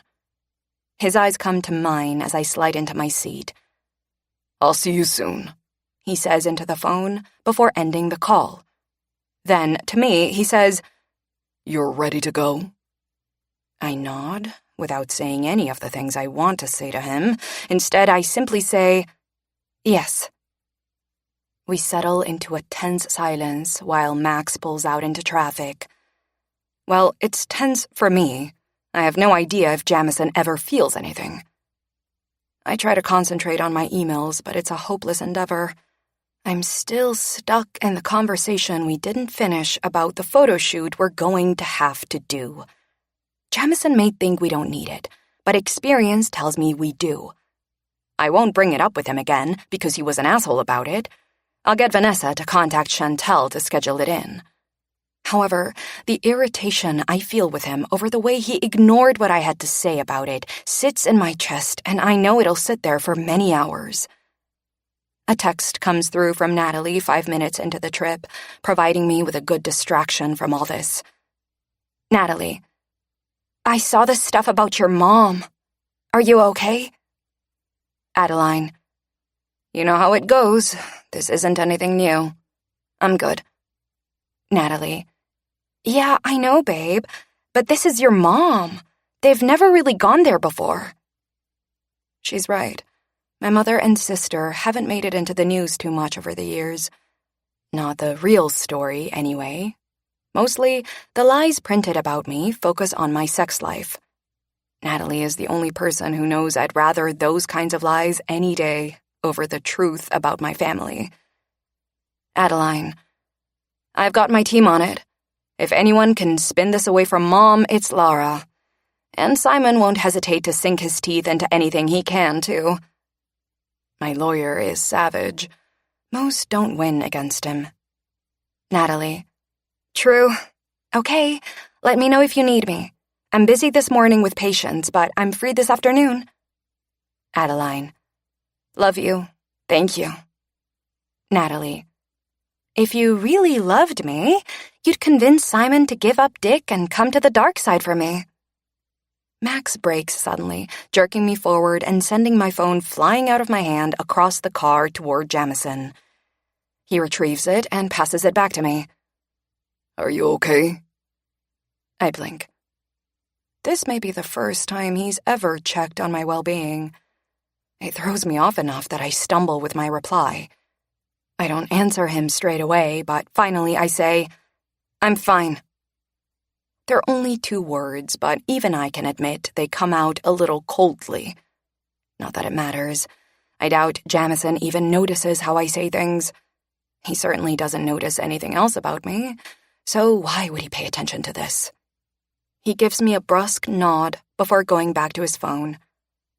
I return to my messages, trying to ignore the way his cologne has started to affect me. Well, started isn't quite accurate. I've been keenly aware of it from the second I joined him in the kitchen this morning. Being as close as we are now for this length of time is only intensifying my response. I hate him even more for affecting me in this way. Adeline, if you really loved me, you'd find a way to get my company back that doesn't involve me staying married for a year. Natalie, I see M.A. is still being an asshole. Adeline, we don't seriously think he'll ever stop being an asshole, do we? Natalie, I live in hope. Adeline, I don't bother. Well, I do hope I don't end up in jail for murder at some point in the next 12 months. Natalie, I have to go. I hope you have a good day. And you've only got 363 more nights to go. You've got this. X. I go back to my emails. I've worked through 2 of them when Max stops the car. I frown as I glance outside. We're not at my office, which is on the way to Jamison's. We're parked outside a coffee shop. What would you like for breakfast? Jamison asks. I look at him. Sorry? I could swear he just asked me what I'd like for breakfast, but surely that's not what he asked. You didn't eat. What do you feel like? I glance at the coffee shop again before looking back at him. I'm not hungry. He inhales a breath like I'm testing him, which, let the record show, I'm not. I wish I was, because it's fast becoming my favorite thing to do, but right now I'm just confused. I'll get you a bagel and coffee, he says before exiting the car. It takes a few moments for my brain to catch up with what's happening. Once it does catch up, I'm out of the car, following him into the shop. By the time I join him, Jamison's talking with the woman behind the counter. They're smiling at each other like they're old friends, and if I'm not mistaken, she's teasing him about something.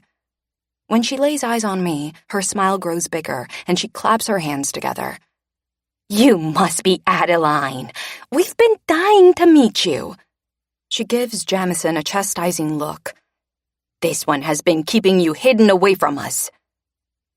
If I thought I was confused before, I'm really confused now. 1. I'm not sure I've ever seen Jamison smile. 2. I don't think I've ever seen him inspire a smile in someone else. And 3. The man is actually engaging in banter with another human. Who knew he had it in him? I smile at her. He certainly has been. Jamison's eyes find mine. That dark brown of his flashes with something I've not seen yet. Warmth. It baffles me, slowing all my thoughts down and tying them all together in a big, fat mess. Well, the woman says, I'm glad to finally meet you. I'm Brenda. My husband is Vinny. She gestures at nothing in particular in her shop. He's around here somewhere. You'll meet him soon enough, but for now, what can I get you? She'll have a bagel with cream cheese and... Jamison starts, but I cut him off. No, I'll have one of those, please, I say, pointing at the Nutella rolls I just spotted. How anyone can go past Nutella is beyond me. For breakfast? Jamison murmurs. His tone suggests he's judging my choice. I look up at him. You seem intent on me eating. This is what I want to eat. Do you have a problem with that? Suit yourself. Gone is the warmth, but the judgment remains. I'm sure of it. Seriously, I say, softly enough for only him to hear. Don't bring me to a coffee shop that serves Nutella rolls or anything with Nutella and expect me not to buy it. And put your judgment away, or I'll make you regret bringing it out. With one last, as you wish, suit yourself look, he glances back at Brenda. We'll take a salted caramel latte, too. Brenda gets to work on the coffee while I stand silently next to Jamison, processing the fact he's memorized my coffee preference. The time we've spent together during the last 3 months has mostly been at night. We've probably only drunk coffee together 3 times. I'm impressed, frustratingly so, that he's remembered I drink salted caramel lattes. I'm also impressed he remembers I like bagels. I mean, I can't even put it down to his assistant remembering for him. Chantal isn't here prompting him. While I try to decide what trick he uses to remember information like this, Brenda says, "Jamison, is it okay if Mark calls you this week for some advice? He's been talking his father's ear off about scaling his business, and quite honestly, between the 3 of us, Vinny isn't the person to go to for that advice. And if you repeat that," she gives us a stern look, "I will deny it." She says all of this with such expressiveness that a laugh falls from my lips. God, how I adore mothers like Brenda. Mothers so unlike the one I was raised by. When she looks at me, I say, "My lips are sealed. Your secret is safe with me." She grins. "I knew I was gonna like you." She then gives her attention to Jamison and says, "Why'd you take so long to find Adeline?" I eye him, amused, and say, "Yes, darling. Why did it take so long?" He looks at me, nowhere near as amused as I am. Brenda's husband saves him from answering my question when he calls out from the kitchen, "Bren, hurry your ass along, woman. We just got an order through for 20 coffees and a whole lot of food." Brenda rolls her eyes. "I've been married for 24 years, Adeline, and honest to God, there are some days I wonder how I've managed not to kill him." I smile. "I've been married for 2 days, Brenda, and I've already wondered the same thing about my husband." She barks out a laugh and nods conspiratorially. "These men take some managing. Marriage ain't easy, that's for damn sure." She switches her attention to my order, and 5 minutes later, after he agrees for her son to call him, Jamison and I leave the shop. The chill of the morning greets me with a blast of cold air as I step outside and pass Jamison's security guys, who have left the car they followed us in to wait on the sidewalk. I pull my coat in tighter and hurry to the car. Jamison uses his dictator voice on me when he opens my door and says, "Bill is a daily customer here, so tone it down. Every word you utter to Brenda will be repeated." "Oh, for God's sake, Jamison, she thought I was joking." "Just keep in mind what I've said."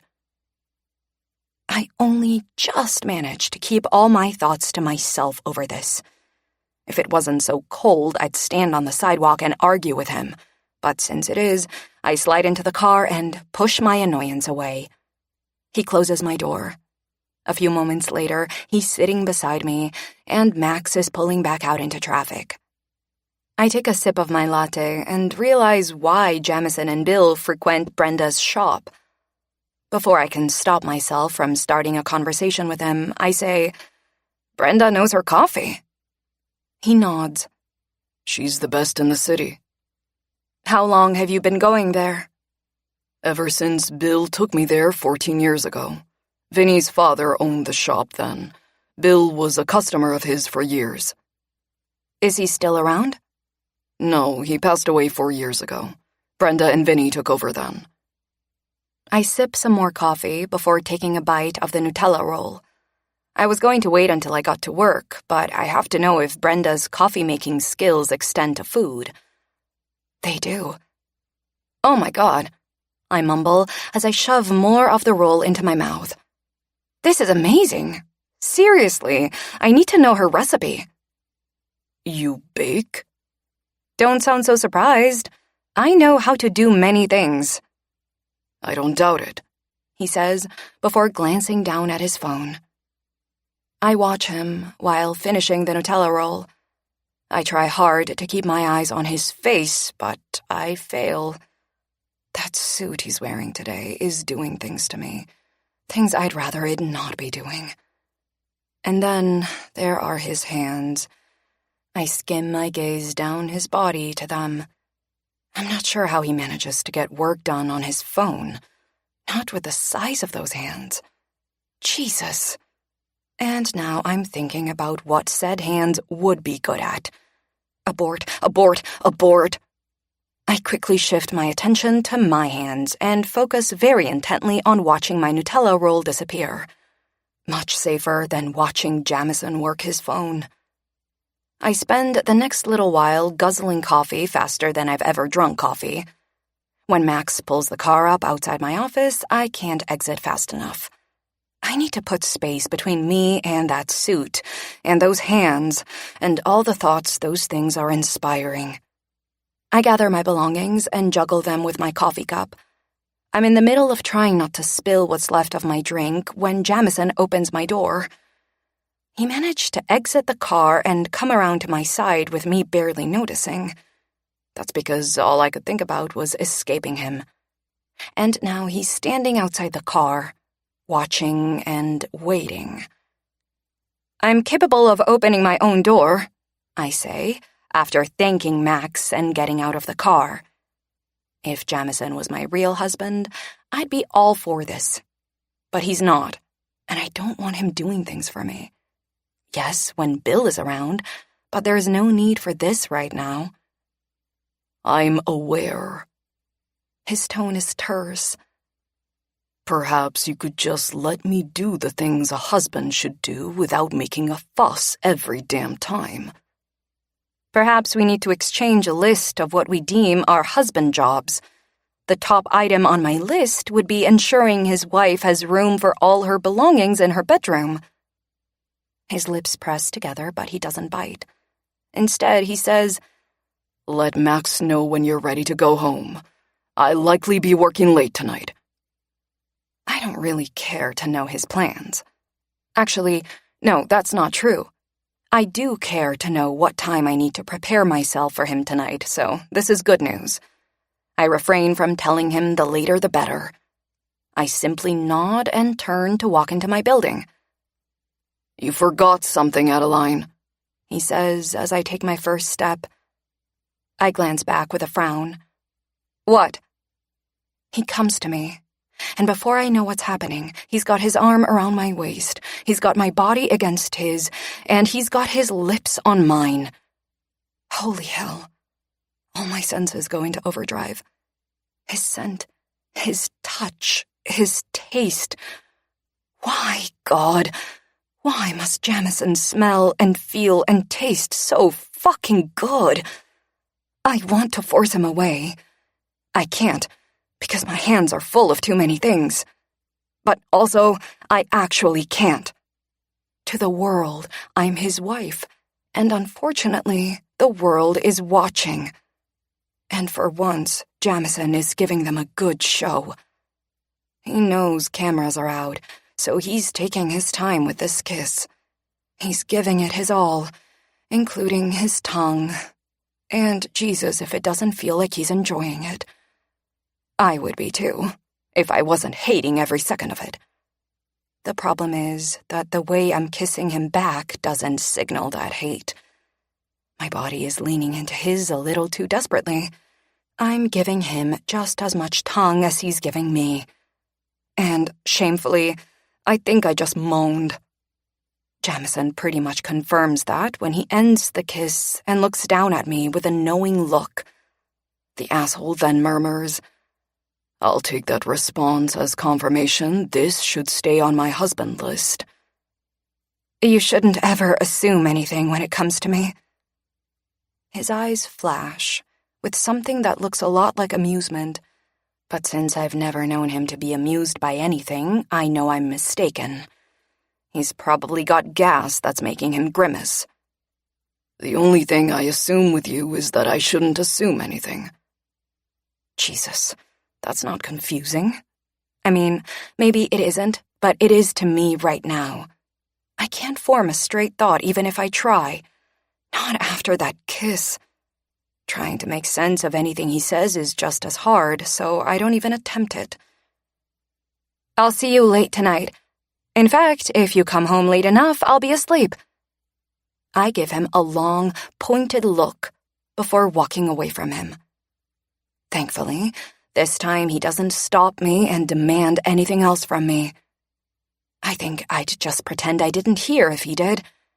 This morning has been far too much already. I need at least a year to recover from it all.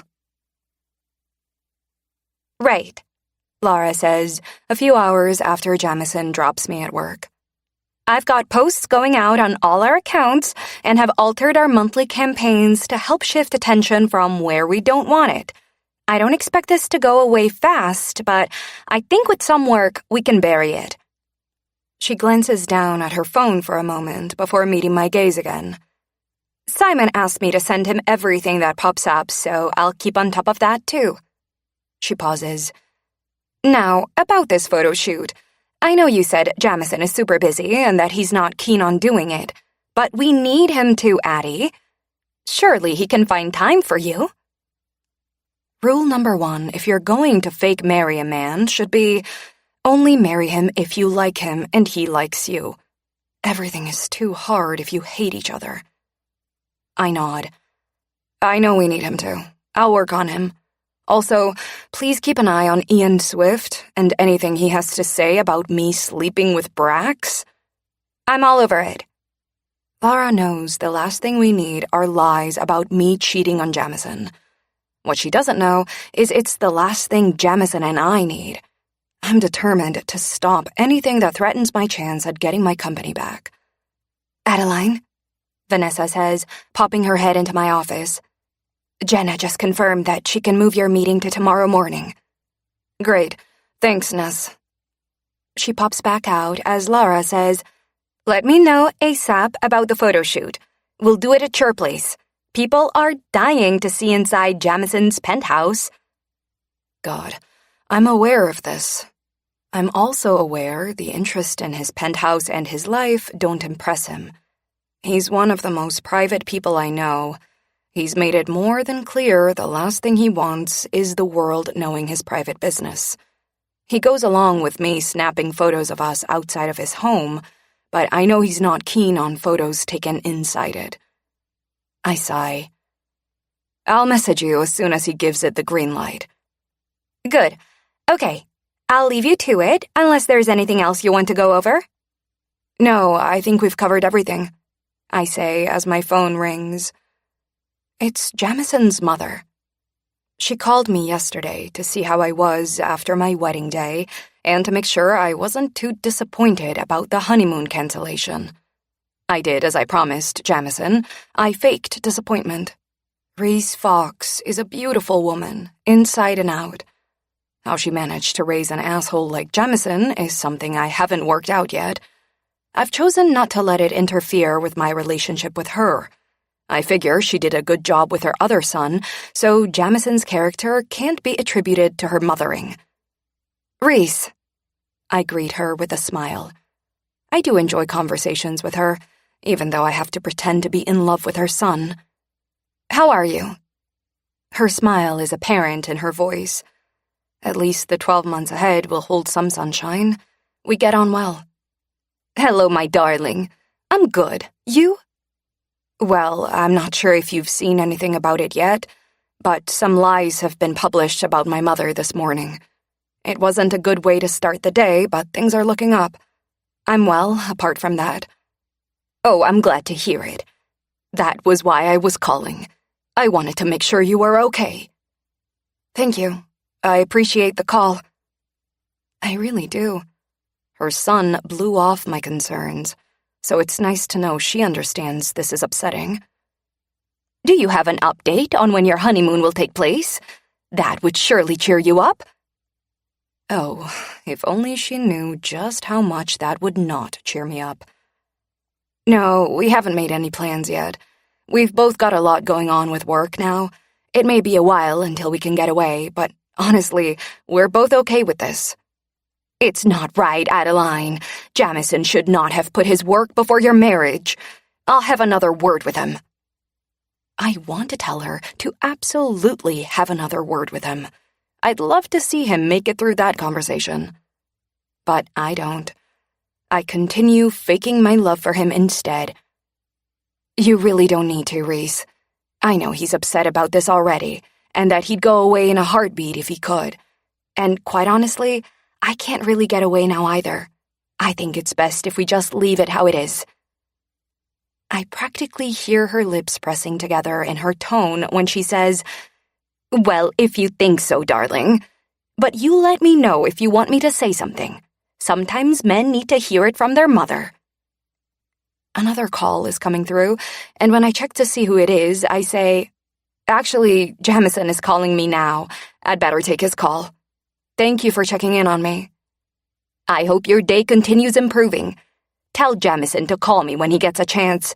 I need a quick conversation with him about tomorrow night." I have no idea what she's referring to, but since I don't need to know, I simply say, "Will do." We end the call, and I answer Jamison's as I lean back in my seat. "This must be urgent for you to pick your own phone up and call." Usually, he has conversations with me through our assistants.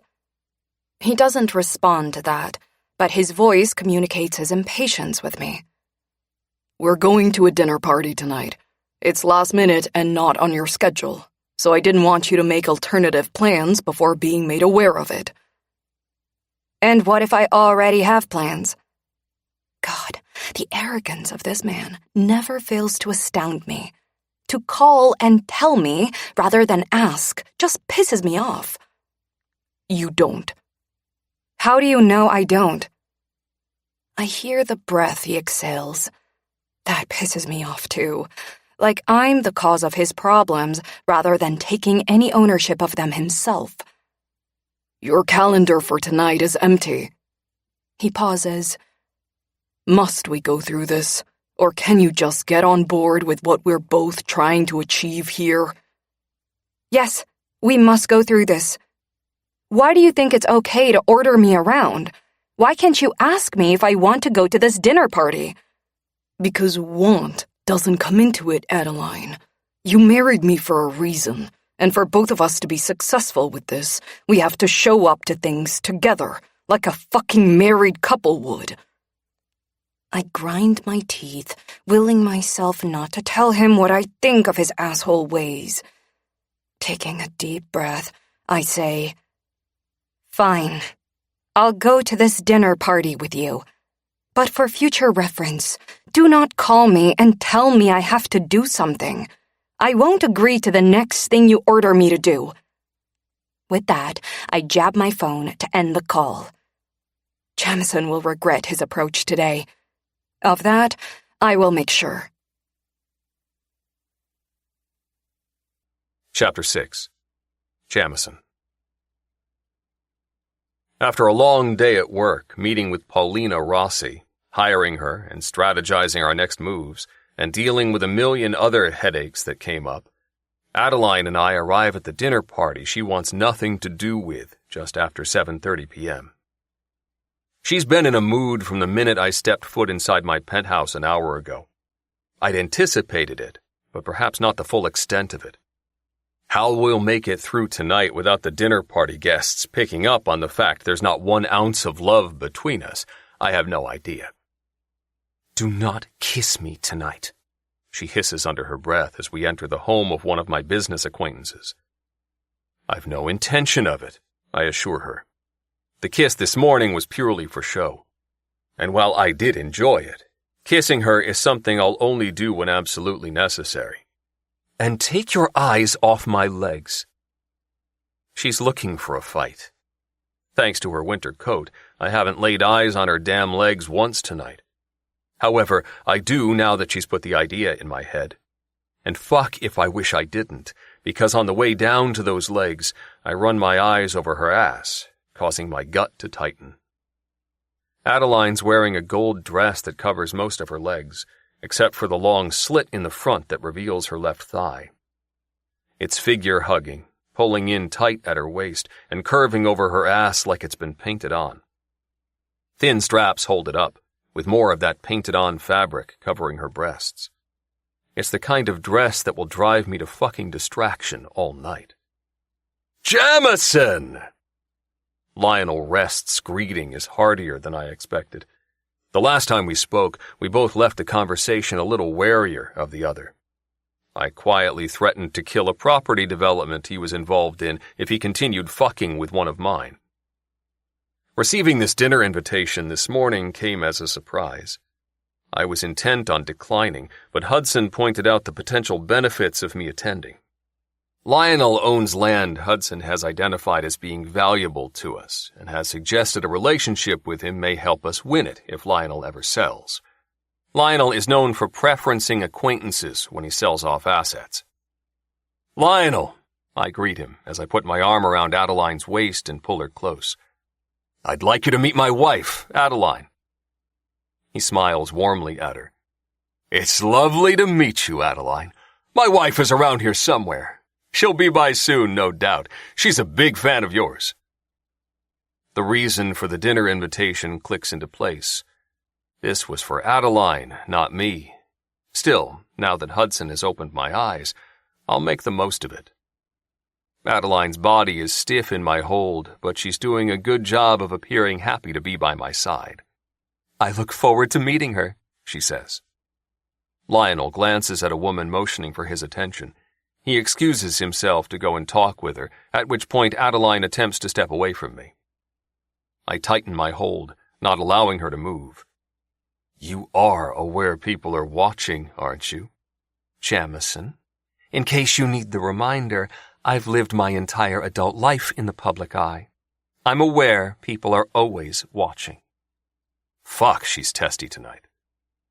"So perhaps you could also remember you're my wife now, and as such, there's an expectation that 2 days after our wedding, you'd want to fucking stand next to me." "Of course I remember I'm your wife," she snaps. "I wish I could forget, but there you are, always in my head." Just like she's always in my damn head. Even when I tried to push thoughts of her from my mind today, I struggled. I thought about sleeping next to her the last 2 nights, something that's been harder than I imagined. I have a large bed, and yet it's still not large enough for me to avoid her. I thought about all the social media and tabloid lies published about her. I mentioned them to Gabriel and asked him to look into them. Adeline is convinced she needs to do photo shoots and concoct a new social media strategy to fix the problem. I wouldn't bother. I'd simply have someone fix the problem for me. I also thought about the honeymoon we need to have. On top of all that, her scent clung to me for hours after I dropped her at work this morning, so even when I managed to move past thoughts of her, that scent ensured they circled right back around. A blonde woman who looks to be about 50 comes over to us, her eyes blazing with excitement. "Oh my gosh, Adeline! I'm so glad you and Jamison could make it tonight. I'm Sarah, Lionel's wife." Adeline flashes her a smile. "It's so lovely to meet you, Sarah. Thank you for inviting us." She leans into me, snaking one arm around my waist while bringing her other hand to my stomach. Settling it lower than I'd prefer, she continues. "Jamison was just saying how much he loves your art. You'll have to take him on a tour later and share with him how you came across each piece." Christ. Adeline knows I have little patience for shit like this. I can appreciate art, but I'm not interested in knowing anything about it. We had an argument about this topic weeks ago. She has a deep interest in art and couldn't believe I have zero interest. She didn't hesitate to tell me what she thinks of my unrefined ways. I didn't hesitate to tell her what I think of her snobbery. Sarah beams at me. "Oh, I would love that, Jamison. We'll find some time after dinner for me to do that. It's not often I find friends of Lionel's who want to know about my art." I return her smile. "Thank you. I look forward to it." Adeline gazes up at me like she loves everything about me before looking back at Lionel's wife. "I need to use your powder room, Sarah. Would you mind telling me where it is?" Sarah gives Adeline instructions before leaving us to welcome another couple. Adeline keeps her hand on my stomach as she looks up at me again. "I won't be long, darling," she purrs. "Be a good husband and get me a drink while I'm gone." "You can cut the bullshit," I mutter. "No one can hear you." Her hand drifts lower. "No, but I know you're very concerned about people watching us, so I'm just playing the part you want me to." I place my hand over hers, gripping it. "Enough." It's a growl that falls between us in a way that anyone other than Adeline would pay attention to. She, however, never pays attention in the way I'd like. How long are you intending for us to stay tonight? However long it takes me to do what I need to do. Well, that's enlightening and super useful information. She drops her hand. Perhaps you could get to work while I'm gone so we don't have to stay hours after dinner. She walks away from me in the direction Sarah gave her, and I take the steadying breath I need. It's going to be a long fucking night. How romantic, Sarah says as we finish dessert. I wish I had a story like that for how Lionel proposed to me, but I don't. She looks at her husband. He doesn't have a romantic bone in his body. Adeline has just recounted to the group of 10 here tonight the story she weaved together months ago that we now use when asked how I proposed to her. It involves a spontaneous flight in my jet to Paris, a romantic weekend there, a famous restaurant I had closed to just the two of us for the proposal, the rock she's wearing on her finger now, and many intricate details of the things we did in Paris that weekend. The parts about the jet and the restaurant are true. The rest is bullshit. People love to hear it, though, and Adeline is a talented storyteller, so they hang off every word she says. When I'm asked for the story, they're lucky to get even a quarter of it. Adeline rests her hand on my thigh and leans in close to me. Jamison has his moments. I'm a very lucky woman. She takes the opportunity to run that hand up and down my thigh, moving far closer to my dick than I appreciate. This is something she's been doing throughout dinner, something we'll be having words about later. That you are, says the woman sitting on my other side. She's been eyeing me all night. Every time Adeline notices, she makes sure to touch me in some way. I've no fucking idea why. I just know we'll also be having words about that. We need to make people think we're in love. We don't need to go fucking overboard with it. So, Adeline, a woman sitting across from us says, how do you maintain your sanity with all the things posted about you on social media that I'm assuming aren't true? I don't think I'd survive it if it were me going through what you've had to deal with today. Adeline reaches for her glass of wine. I've noticed tonight that whenever someone mentions anything to do with her family, she reaches for that wine. I know the basics of her family and their history, the information my team researched for me, and I've had conversations and spent a little time with her mother and sister, but I'm fast forming the opinion there's a lot I don't know. What I do know is that Adeline and her sister, Sabrina, grew up without their father after he took off when Sabrina was born. Adeline was 3. Their mother struggled to hold a job, either waitressing or cleaning to earn money. Adeline isn't close with her mother, but would like to be. She's also not close with Sabrina. She does, however, tend to pay most of their bills, from what I can work out. Her family is a touchy subject, and whenever I've broached it, she's shut the conversation down fast. I haven't been interested enough to dig more. My only requirement when we negotiated our marriage contract was to know the basics, so that if Bill asks me anything, I can provide him with an answer. Adeline sips her drink before answering the woman. You get used to it over time. It's my job, and I've been doing it for 14 years, so it's second nature now. Yes, the woman says. But even though it's your job, this must be hard. Dragging your family into it makes everything so much more personal. I don't know how you do it. Adeline smiles, but it's a tight, controlled smile. The one I know she uses when she's feeling anything but happy about whatever she has to discuss. It's hard, yes, but I'm blessed to have a great team around me who help me get through it. She looks up at me. And now I also have Jamison. He's my rock. Well, you were right when you said you're a lucky woman, the woman says. Whenever I have work problems that turn a little personal, my husband has no idea what I really need from him.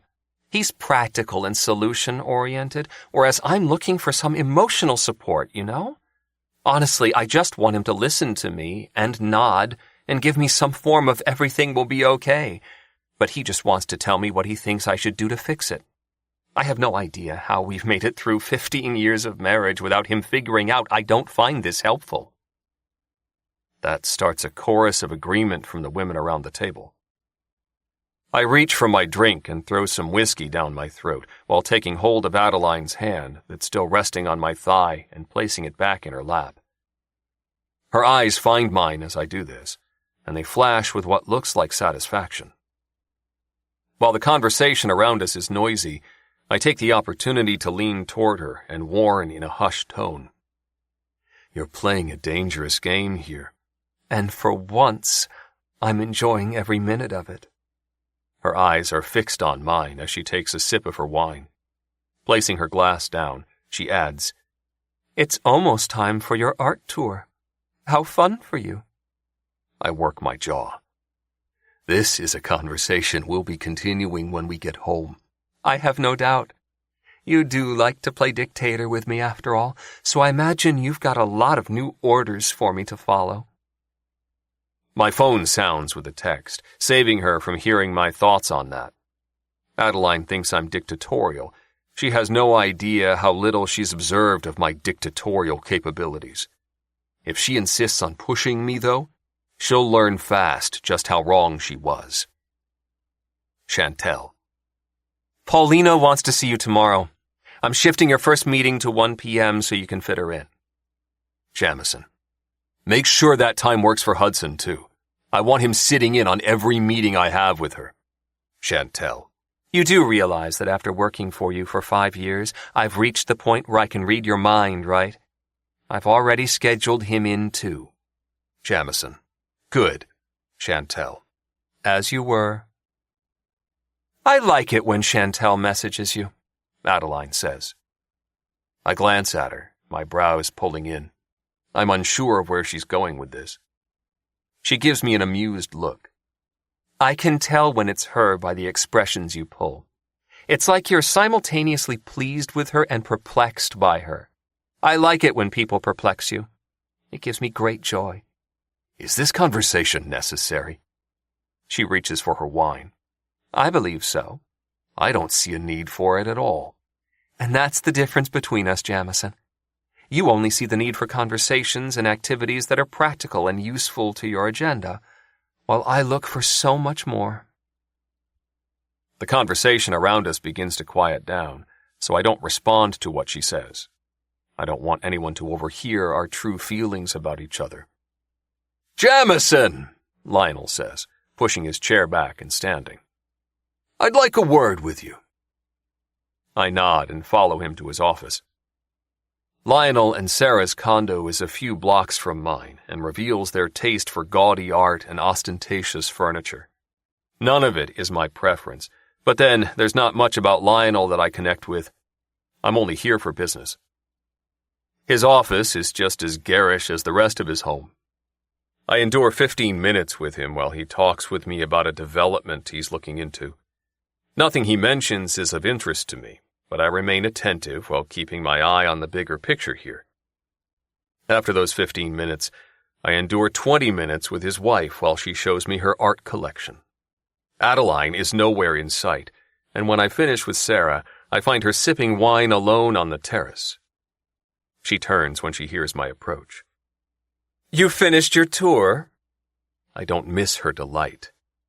Not bothering with an answer to her question, I say, We're leaving. Your mother just texted me. It reminded me that she asked me to get you to call her earlier. I'm sorry, I forgot. Adeline's apology catches me by surprise. That and the genuineness in it. I can't recall an apology from her to date. She does like my mother, though, so I assume that's where this is coming from, and that's something I appreciate. I spoke with her a few hours ago. She finishes her wine. Good. She glances past me into the condo. Okay, let's go. I'm tired and I still have work to do. I usher her out after we say our goodbyes. My eyes are on her ass while I follow her. I hope to God she never wears this dress again, or one like it. I also need to locate her bottles of perfume and throw them all out. Between the dress and her scent, I'm finding it difficult to concentrate. And right now, with all the work issues I'm dealing with, I need to fucking concentrate. This marriage has already distracted me enough over the last few months. I'm convinced that's why my hotels are in the state they're in. We drive home in silence, and when we arrive, Adeline rides up in the elevator alone while I take a call in the car that comes in from Hudson. 15 minutes later, I'm greeted by Jeff when I step off the elevator. He details a few issues that cropped up today before saying, "As for Mrs. Fox's belongings, she's assured me you'll help her with them." I frown. Help her how? I phoned her when they arrived earlier and asked her for guidance on where to put everything. I followed that guidance, but as you'll see, there's just not the room for everything. She advised you'll take care of it for her. Christ. Thank you, Jeff. I will. I stride down the hallway to the bedroom in search of my wife and all her belongings.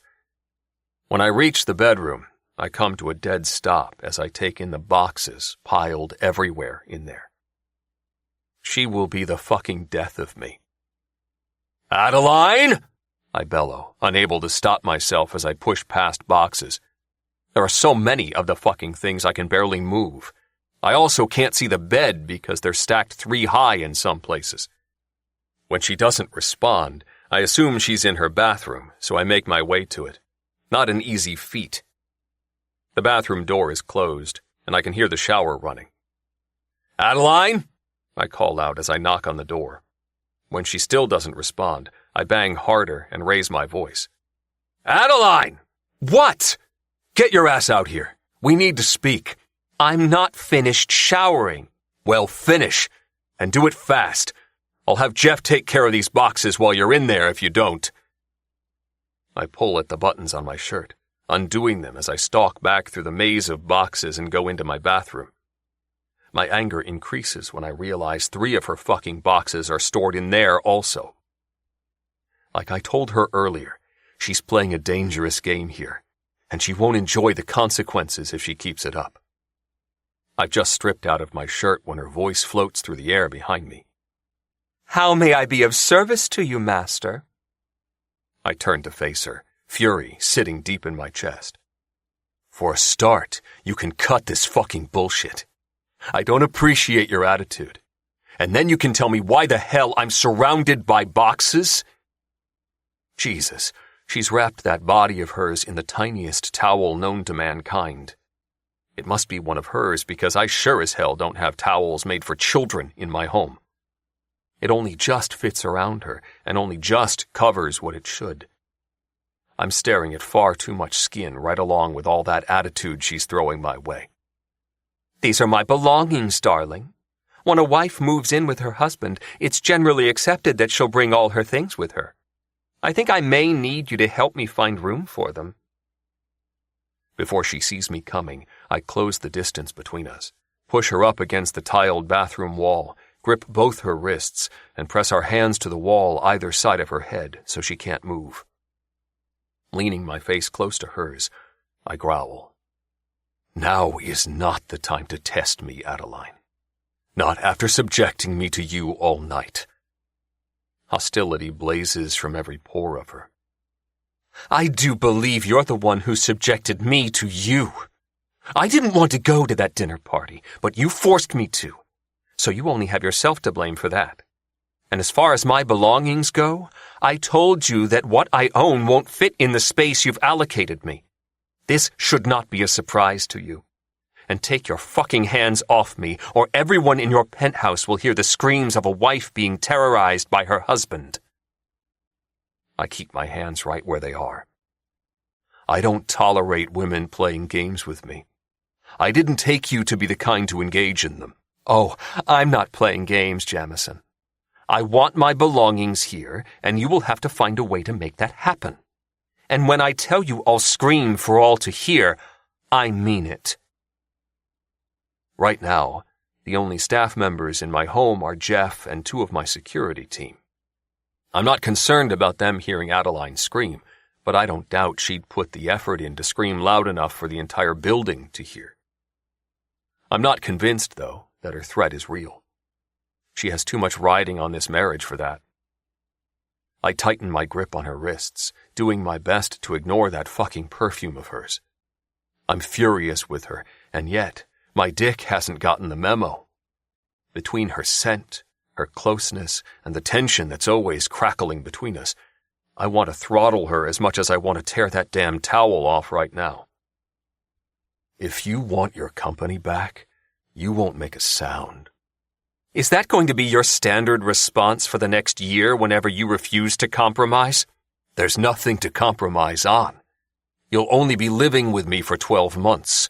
You don't need to bring every belonging you own with you for that short a time. God, you are so fucking arrogant thinking that you know best for other people. You have no idea what items I'll need for a year. I know you don't need 1 million boxes of clothes to get through a year. I'm presuming that's what's in those boxes. And there you go, showing your ignorance. I have other things in those boxes, too. She presses her lips together, while her beautiful green eyes flash with the kind of fire I'm drawn to. Now, fucking let me go, or I promise you I will scream, and I will do it very loudly. This time I believe her, so I let her go. When she tries to push me out of the way, I say, "This conversation is not over." She stares defiantly at me. This conversation is absolutely over. The only thing not over for you is dealing with my boxes.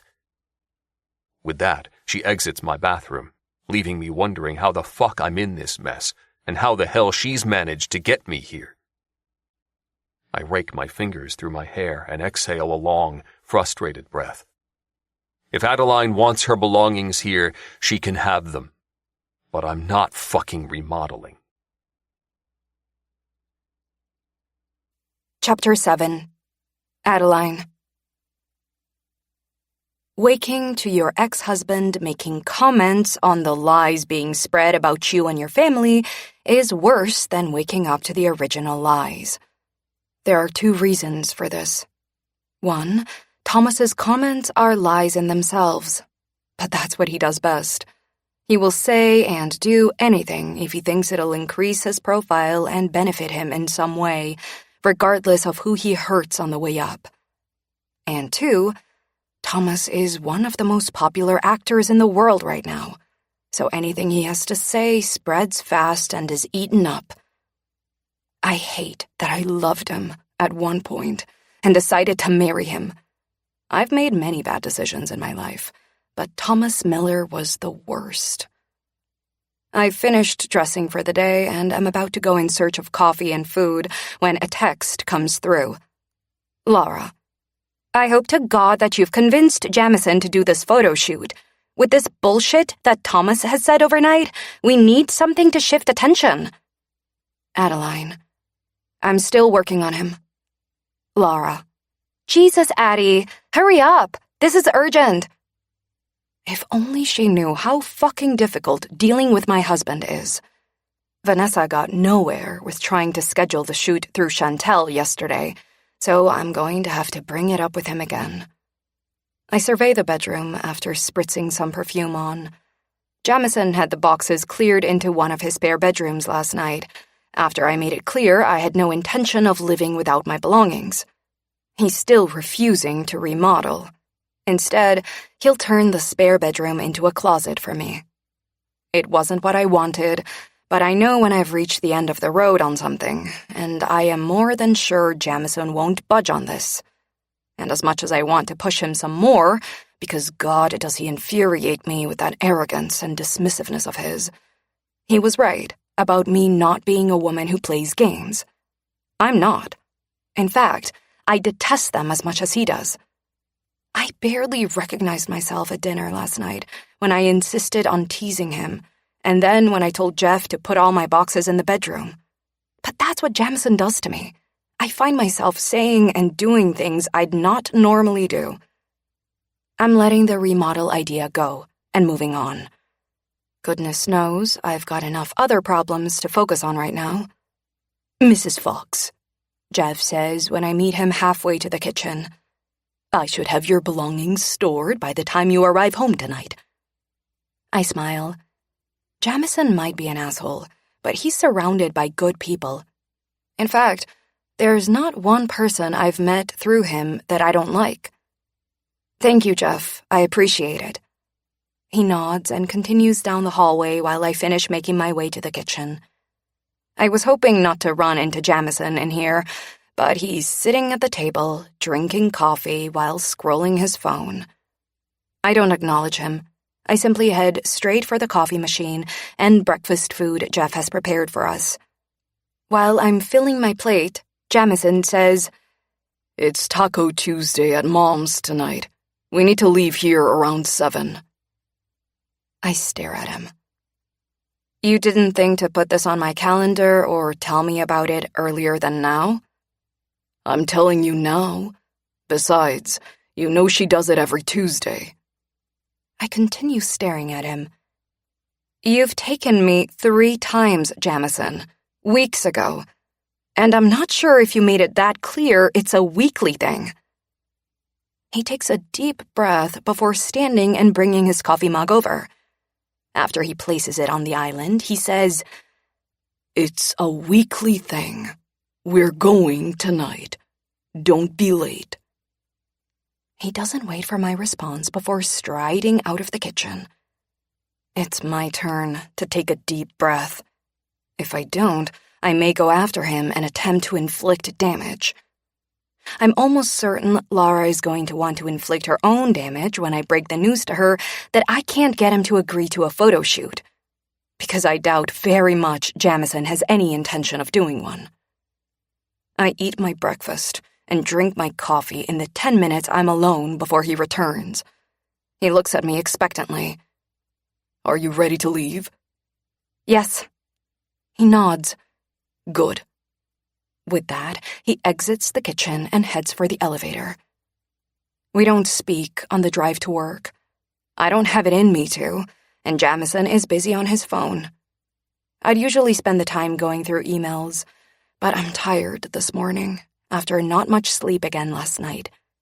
Instead, I stare out the window and contemplate how much staying married to Jamison means to me. I knew it wouldn't be easy, but I made some assumptions about how we'd navigate daily life that I shouldn't have made. I didn't expect to have to share a bedroom with him. I didn't expect to have to travel to work with him every day. And I didn't expect he'd insist on keeping up the pretense of being in love when Bill isn't around. That kiss we shared yesterday has played over and over in my mind. I'm attracted to Jamison whether I want to be or not, and it's proving difficult to be around him so much, especially at night. Separate bedrooms would give us space to recharge alone after our busy days, to withdraw from the other and regroup, because goodness knows I need to regroup. Jamison has me on high alert at all times, and I'm finding it difficult without that downtime by myself at night. I resolved to find the right time to bring this up with him and revisit his decision for us to sleep together. Now is not the right time. Not after last night. I'll see how tonight goes, and then perhaps talk with him when we get home. And I'll use today to build my case to present to him. We arrive at my office and have a replay of yesterday morning. Jamison comes around to my side of the car and helps me out. He then closes my door and says, "Adeline," in his deep voice as I take a few steps away from him. I stop and meet his gaze. "I'm not in the mood this morning, Jamison." His eyes flash with that never-ending supply of impatience he seems to have for me. "Find the mood," he says, his voice rumbly and extremely dictatorial. Without giving me time to even begin trying to do that, he closes the distance between us and invades me. With his arm around my waist, he pulls my body close and bends his face to mine. His kiss this morning starts out slow. He doesn't put much effort into it. This lulls me into a false sense of security that we're not going all out today in our show for the world. He ends the kiss much faster than he did yesterday. However, something stops him as he pulls away. His eyes find mine, searching them, and his hand tightens its hold on my waist. I have no idea what he's thinking, but I feel him. God, do I feel him. It begins low in my stomach, a spark that quickly spreads throughout my body. My skin feels warm. My head feels light. My heart makes itself known more than it ever has.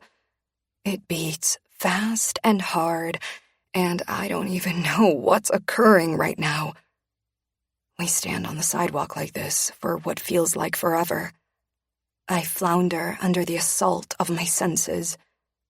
I wish I understood my responses to this man, but I understand nothing. Not one thing I've done since he proposed this marriage makes any sense to me. Fuck, he growls, and for the first time, I know exactly what he's thinking, because I'm thinking it too. I want to get closer to him, have his hands all over me, his mouth on mine, our limbs tangled. And as much as I really don't want any of that, I'm helpless but to stop myself from moving into him at the exact moment he moves into me. I grip his suit jacket while he slides his hand into my hair. Our lips crash together, and the spark that started low in my stomach flares to life in a way no spark has before. I kiss Jamison with everything in me. It's a heated frenzy of lust and anger and so many emotions I can't even begin to label. I'm not thinking. I can't. This is my body taking control of my brain, taking what it needs. And what that is Jamison. His fingers dig into my hair as his tongue finds mine. He kisses me deeply, thoroughly, demanding I do the same. Not that there's any risk I won't. I'm all in on this kiss. I want everything he has to give me. When he growls into the kiss, I swear my ovaries explode. I lose every last sense of control I've been trying to cling to. Jamison could demand anything from me now, and I would give it to him. Of that, I am sure. I have no idea how long we stand here kissing. It could be a few minutes. It could be hours. He's ruining me, and I am allowing it. And then he's pulling his mouth from mine, growling and swearing all at once, and putting his phone to his ear while barking, "What?" into it. I blink a few times and draw breath in. What is happening right now? Jamison's body is still against mine, so I take a step back, trying to put distance between us, that kiss, and all the confusion rushing through me. He lets me go, but his eyes don't. They stay firmly on mine. I suck more air in. I blink another couple times. I gather my thoughts. When Jamison finishes his phone call and slips his phone back into his pocket, I say, "Don't ever do that again." His brows arch. "That wasn't all on me." It absolutely was. I know that's not true, but I refuse to take any credit for that kiss. He receives a text, and after quickly checking it, he says, "I have to go. Don't be late tonight." I swear I will stab you if you continue treating me like this. I snap, unable to keep my thoughts to myself. His lips twitch like he's amused. Like what? Like a fucking child. You don't have to remind me of things after you've told me once. Another call comes through on his phone. He glances at it. "I'll see you tonight." He then puts the phone to his ear, turns, and walks around to his side of the car. I stare after him for longer than I wish. My body refuses to let go of thoughts about our kiss. She demands I dedicate time to his suit, his body, his hair. It's at that point, when I'm checking out his hair, that I know I've completely lost all good sense. I don't even like his fucking hair. Jesus, I mutter to my body as I turn to go into my building. You need to get a grip. I don't like that man, and I would kindly appreciate it if you could remember that the next time he assaults you. Are you talking to yourself? I jump at the sound of my best friend's voice next to me. I was so engrossed in my thoughts about Jamison, I didn't see her coming. Yes? I look at her, while also eyeing the security detail Jamison insists I have at all times. Thank God they're discreet about what they see and hear. I'm giving myself a good talking to. She grins. Over that kiss I just witnessed? Yes. You actually looked like you were into it. Have you been taking acting lessons? I stop walking and turn to face her, all my confused thoughts and feelings spilling out of me. I don't know what's happening, Nat. The man threw himself at me and I just went along with it. Like, willingly went along with it. As in, I wanted him to kiss me, and I didn't want him to stop. You need to tell me how to fix myself because I can't let him do that again. She laughs. Oh, babe, come here. She opens her arms and pulls me in for a hug, which I accept without hesitation. When she lets me go, she gently says, You've got a lot going on, Addie, with the marriage, and now with all this new gossip about your family. Her voice softens more when she adds, Thomas coming out and getting involved too is bound to stir up a lot of things for you. And because your divorce is tied in your mind with Jamison taking over your company, it's all a tangled mess. Natalie is a therapist. She's not mine, but she often helps me make sense of myself. She always knows when I'll be triggered by something, and she always knows what I need to hear. None of that should make me want to kiss Jamison, though. No, you did that simply because you're attracted to him. I honestly don't know who I am at the moment. I am not this woman. I mean, I can't stop myself from arguing with him over every little thing. You know that's not me. She nods. I know. I think a lot of this might be coming from how Jamison made you feel 5 years ago when you lost your company to him. I imagine that's all been stirred up thanks to him being in your life now. You're likely overcompensating by challenging him over everything and trying to prove to yourself that the past won't be repeated. Jamison was able to take my company because my eye was off the ball thanks to my divorce. I went through a long period of self-doubt after that, both to do with the divorce and with the loss of my company. I vowed never to doubt myself again. I think Natalie is correct to link all this together. I inhale a breath. This is why I love you. You just get me, even when I don't get me. I pause. How am I going to make it through a year of this? We're only 3 days into this marriage, and I can't decide if I want to kill him or tear his clothes off. Firstly, don't kill him. I will miss you too much while you're in prison. And second, you need to tell him his no-sex rule must go, along with his rule you sleep in the same bed. I sigh. I know all this, but you should try having a conversation with that man. I don't know how he does it, but half the time I forget what I want to discuss with him and simply end up arguing with him instead. Have you been diffusing your lavender oil? No. Do it tonight before you see him. She's right. Lavender oil does help calm me. It also helps me sleep, something I desperately need. Thank you for being you. I sometimes forget the things that help me, but you never do. Now, we're going to get coffee, and you're going to tell me all about your date last night. Since I didn't hear from you, I'm guessing you spent the night with Ryan. Let's just say that the crappy date I went on with his friend was so worth it to meet Ryan. She shares as many of the details from her date as possible in the 15 minutes we can both spare. I don't want to let her go when she looks at her watch and tells me our time is up, but I also have to leave. Jenna will be here soon for our meeting, and I need a little time with Vanessa and Laura before that. We promise to connect late tonight for a full catch-up before going our separate ways. I'm stepping off the elevator onto my floor when my sister calls. My chest tightens as I read her name on the screen. Sabrina only ever calls for one thing, and today I just don't want to deal with her. But I do, because she won't stop calling until I answer. I put my phone to my ear. Hi.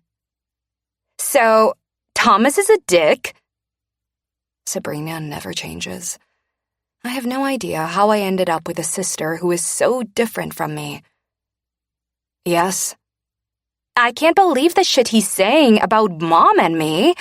What an asshole. When asked for a comment on the story about Mom, Thomas said he'd witnessed her getting high with men many times and sleeping with a lot of them. He also mentioned that he'd witnessed Sabrina doing the same.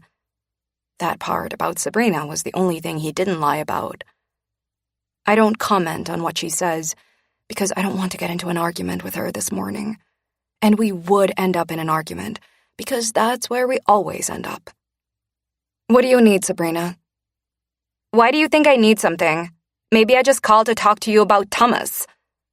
Her defensiveness tells me otherwise. Did you? I rub at my temple, feeling a headache forming.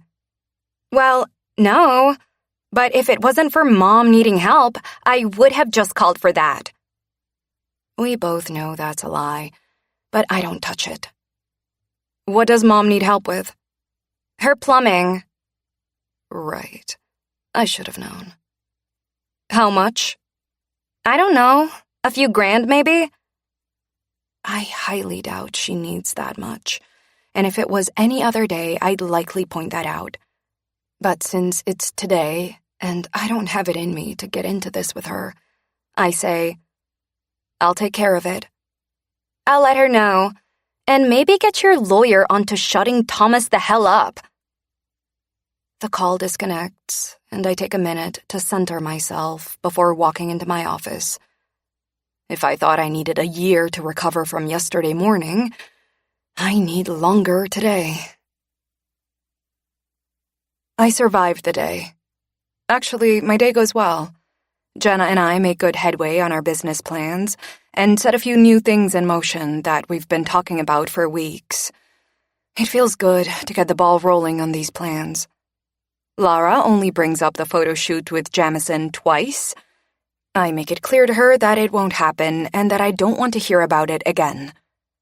I get through a lot of work throughout the day and arrive home feeling like I achieved a lot. I then shower and get dressed for dinner with Jamison's family. I take Natalie's advice and diffuse lavender oil while getting ready, hoping it will help me remain calm during dinner. Jamison strides into the bedroom at 6:45 p.m. He glances at me on his way through but doesn't speak. He takes a shower and emerges looking like he was styled by a professional. I find it highly annoying that he can do this, and that he can do it in less than 10 minutes. It takes me far longer to achieve that level of styling. He's changed into jeans and a high-neck black and white cashmere sweater. I may hate his hair, beard, and ink, but I like his style. Jamison has this way of making even the most casual outfit sexy. I'm convinced the man could wear anything, and I'd like it. I'll wait in the car for you, he says, grabbing his black wool overcoat and exiting the bedroom without waiting for my reply. I swipe some lipstick on, run my fingers through my hair one last time, and join him in the car. I spent time today going over what I want to talk with him about later tonight. I also spent time trying to rid my mind of the kiss we shared this morning. I thought I'd done a good job of moving past it, but being in his presence for even this short amount of time shows me I didn't do a good job at all. Max hasn't even exited the garage before my skin heats and my thoughts start jumbling. I swear I feel the air around us stir with a new energy. How is this possible? I don't want to feel any of this with this man. Chantal has gone over my calendar trying to find a weekend for our honeymoon, he says. It looks like December is out. We'll have to wait until January. I meet his gaze. Have her check in with Vanessa. I may not have any spare weekends in January. He watches me silently for a long moment, like he's appraising me, before finally nodding. We turn silent after that, and I work through some emails that have come in since I left work. I try to forget that Jamison is sitting next to me, but there's no hope of me doing that. Not when my body is so aware of him. It's like I'm two people at once. The real me, who hates him, and the other me, who wants to sit on his lap and do filthy things to him. Oh, good God. No. No, no, no. I squeeze my eyes closed and commence praying. I can't recall the last time I prayed. It seems God isn't holding that against me. Within a few moments of my prayer going up, I receive a text that takes all my attention off Jamison. Laura, Ian Swift is an asshole, and if I ever meet him, I'm going to make him eat a bag of dicks. Dirty, unclean, old dicks that will make him choke. Adeline, what's he done? I pull up Instagram and search his profile. Laura, he posted a comment on Insta saying he's not surprised to read the stories about your mother and sister after meeting you, and that he also wouldn't be surprised to read similar stories about you. It's gathered a lot of other comments from people agreeing with him. That fucking asshole, I mutter to myself. What's wrong? Jamison asks, giving me his attention again. Nothing. He'd just dismiss it even if I told him. Something is obviously bothering you, and I'd rather you not take your mood to dinner. Who's the asshole tonight? The me who wanted to sit on his lap and do filthy things to him a moment ago no longer runs the show. Well, besides you, Ian Swift. What's he done now? Do you really care? He works his jaw. I wouldn't ask if I didn't. He's made a comment on social media about me and my family. It's not flattering. Ignore him. I can't just ignore this kind of stuff, Jamison. That's not how my business works. We rely heavily on social media. Have you tested that? Yes, as a matter of fact, I have. You need to find other forms of supporting your business, then. This isn't a healthy way of doing business. My eyes go wide. How about you stick to what you know, and I'll stick to what I know? What I know is that you've always got some social media crisis to deal with. It consumes you at times. That can't be good for you. It's business. And may I remind you that I'm not the only one dealing with problems. Your business also has them. My business has problems I can fix because the issues are within my control. Your problems are out of your control. Another text comes through. It's good timing because I need the break from listening to Jamison tell me how to run my business. Natalie. Babe, don't go on Instagram tonight, okay? Adeline. It's too late if this is about Ian. Laura's already told me. Natalie. I'm sorry. Just remember, these people don't know you, so anything they're saying isn't the truth. Adeline. Thank you. Heart emoji. I meet Jamison's gaze again. Please don't talk to me about my business again. You don't know anything about it. That may be the case, but I know about business, Adeline, and I know that business problems can find their way into personal lives. He pauses. Make sure that doesn't happen with this marriage. I glare at him.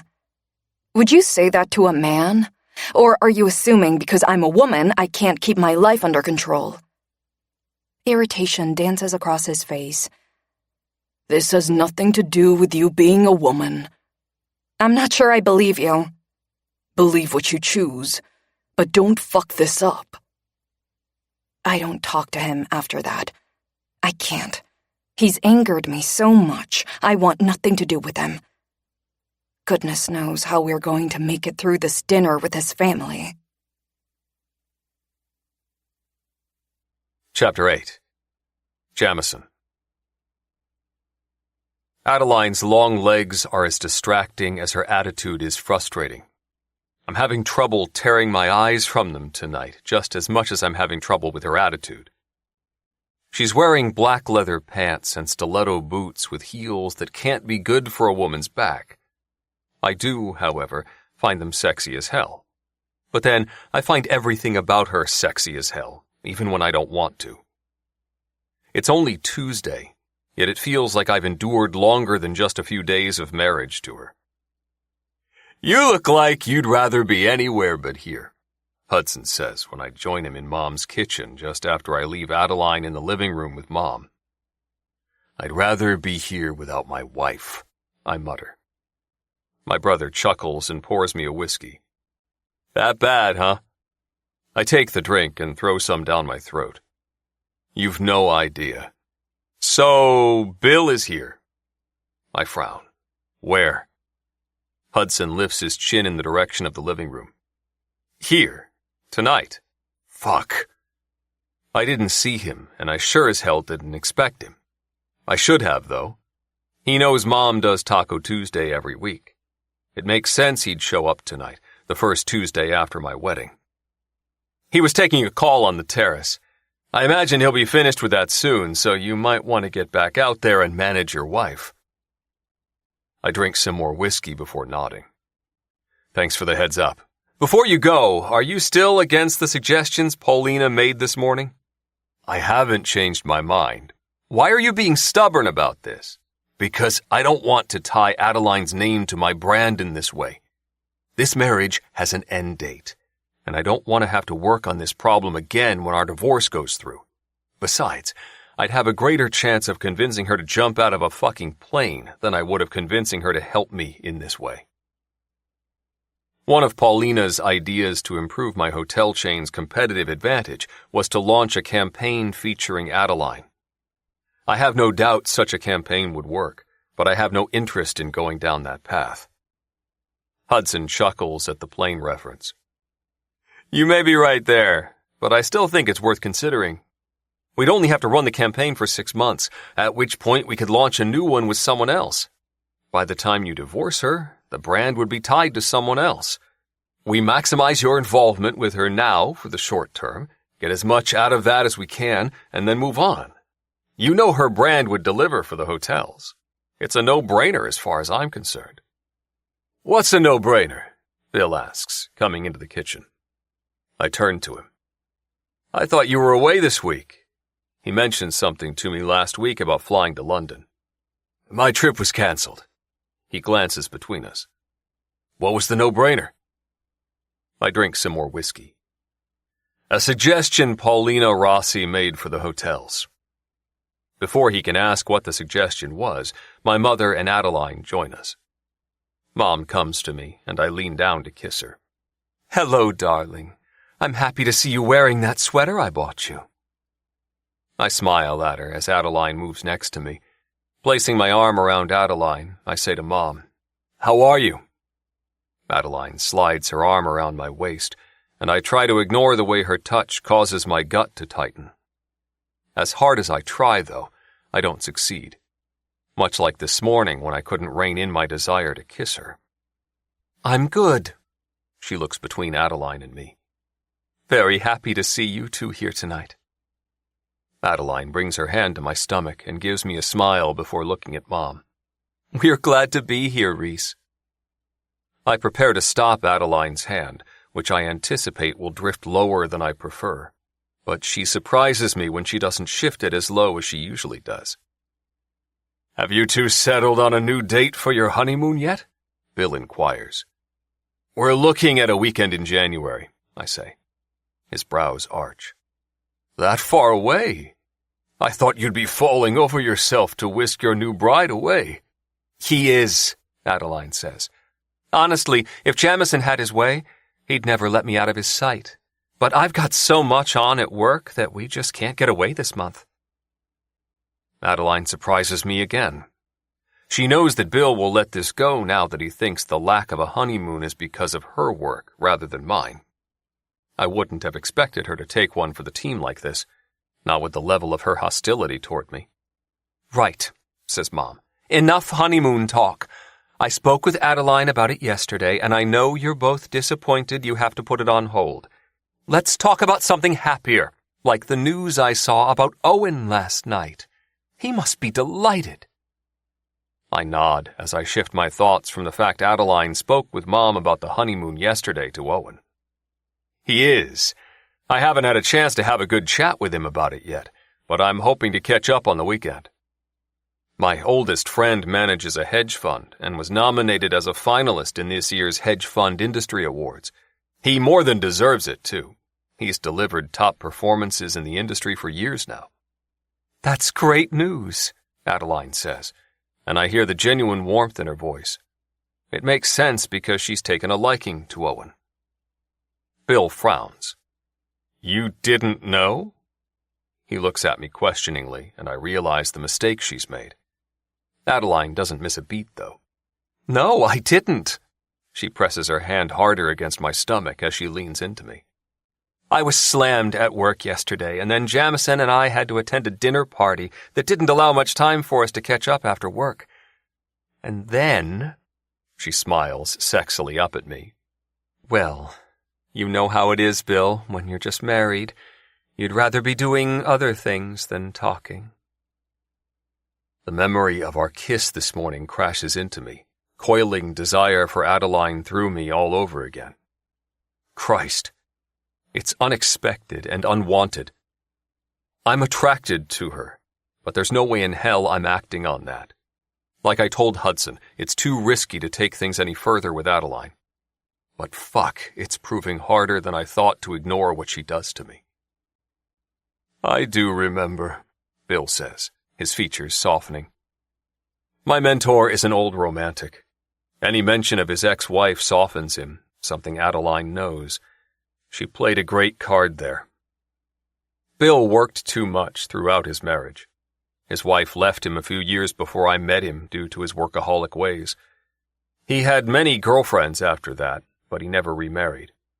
I know he regrets choosing work over his wife because she truly was the love of his life.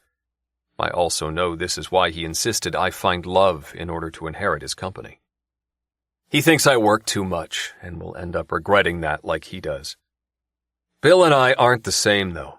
I'm not interested in being married or building a family. I don't have any good memories of my parents' marriage. In fact, my mother is better off without my father. Love fucks people up, makes them do things that aren't good for them. I vowed years ago not to make the same mistakes my mother did. How about you, Hudson? Adeline asks, turning her attention to my brother. How about me, what? He says. Are you seeing anyone? I keep asking your brother and he keeps fobbing me off. Since we're related now, you should just expect me to come straight to you with these questions. She grins at him like she's enjoying herself. He returns her grin. Hudson likes Adeline. I see how we're doing things now, Addie. And if you're planning on hitting me up for details, you should plan on me hitting you up for the same. She laughs, and I feel it in her entire body as it sways against mine. Oh, Huds, I have no secrets from you. You know this. Huds? He asks.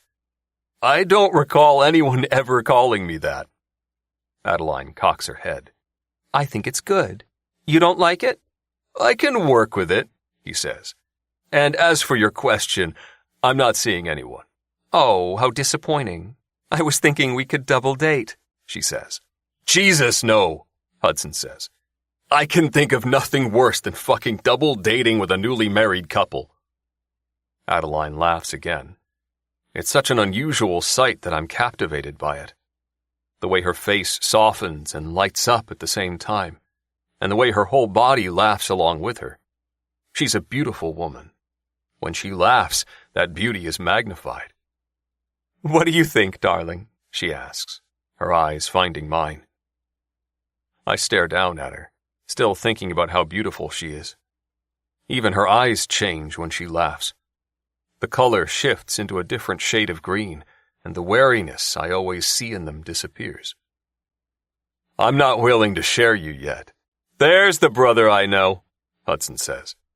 And I suspect he won't ever be willing to share you, Addie, so no double dates for us. Adeline watches me for a few more seconds before dragging her gaze away. Looking at Mom, she says, Is there anything I can do to help you with the tacos, Reese? No, this is Jamison's and Hudson's job. You and I won't be lifting a finger tonight. She loops her arm through Adeline's and guides her back out of the kitchen while calling over her shoulder. Adeline needs a drink, Jamison. Hudson grins. There's nothing quite like watching you get ordered around. I ignore him and pour Adeline a wine. When I take it to her, I find my mother listening intently to something Adeline is saying. Slowing my pace, I watch them for a minute. Mom is like Bill, a romantic at heart. Sadly, the man she fell in love with at 18 and left her family for turned out to be a piece of shit who didn't know what love was. She stayed with him until he died simply because she had 2 sons with him and thought staying was the right thing to do. I also doubt he would have let her go, but since she didn't test that theory, I'll never know. Over the years, Mom has tried to find me love. She's invited me to lunch many times, while also inviting a woman she thought I'd like. She's dragged me to charity events under the guise of wanting me to donate money, while really it was to introduce me to someone. She's also, on occasion, simply not shown up to a dinner with me, leaving me alone with a woman she also invited. My mother wants me to fall in love. She wants me to have a wife who will love and care for me. And she wants grandchildren. I hate that I'm deceiving her with my marriage. Watching her happiness now while talking with Adeline causes guilt to slice through me. She will be devastated when I divorce Adeline, and that is something I didn't think through very well. Oh, there you are, Mom says when she catches sight of me. Adeline finds my eyes and takes the glass of wine I offer her. Thank you. I watch her for longer than is required, slowly running my eyes down to the swell of her breasts under the black top she's wearing. The top dips between her breasts, giving me a glimpse of skin, but nowhere near enough. I'm sorry, Reese, Bill says, coming into the living room. But something has just come up and I have to leave. Mom stands and moves to him so she can hug him goodbye. Hopefully we'll see you next week? He nods. Perhaps. He then eyes me. Have Chantel call Lisa. I want dinner in the next week. After he says goodbye to Adeline, he leaves. I pull out my phone to ask Chantel to get in touch with his assistant about that dinner. I also make a mental note to talk with Adeline about it. She needs to be prepped. This is a test, one I won't have fucked up. Hudson and I finish preparing the tacos, discussing Paulina's strategies while we work. I rejected the strategy involving Adeline, but she came up with a lot of other great ideas that I signed off on. I'm hopeful this month's figures will begin reflecting the changes we're going to make. If Paulina is known for anything, it's turning business around fast. I pour drinks while everyone takes a seat at Mom's large dining table. When I take my seat, I shift it closer to Adeline's. She smiles at me as I do so, but that's not for my benefit. I see the warning in her eyes. She doesn't want me too close. However, this is for my mother, and I'm not changing course. I've no doubt Bill will grill Mom about my marriage and her thoughts on it. I need her to help me convince him it's real. Putting my arm around Adeline's shoulder, I lean in close and brush my lips over her cheek so I can murmur against her ear. Mom needs to buy this. Make it so she does. Her hand comes to my thigh, and she squeezes it as she says, I love you too, darling. Letting her go, I give her one last pointed look before turning to dinner. Adeline, Mom says as she fills her plate, I was talking with your mother at the wedding, and she mentioned she's thinking of visiting this month. Has she confirmed when? I'd love to invite her to dinner while she's in town. Adeline's mother lives in Wilmington, just over 2 hours from here. I haven't visited her home, and Adeline hasn't shared much with me. From what I know, she lives with Sabrina, and neither comes to New York often. Adeline reaches for her wine and takes a sip. She hasn't told me yet. I'll let her know you'd love to have her over for dinner. She'd like that. I hear it in her voice that she has no intention of telling her mother about this. It doesn't surprise me. Adeline wasn't keen on inviting her mother and sister to the wedding. I had to put my foot down and insist on it. Observing the three of them at the wedding, I noted the tension. If I read the dynamics correctly, Adeline spends her time trying to keep the peace between the three of them, while Sabrina doesn't appear to give a fuck about peace. Adeline's mother seems to live in her own world, interjecting every now and then to give her opinion on how her daughters could improve themselves. My mother is good at reading people, and by her expression, I suspect she's picked up on Adeline's hesitancy to invite her mother over.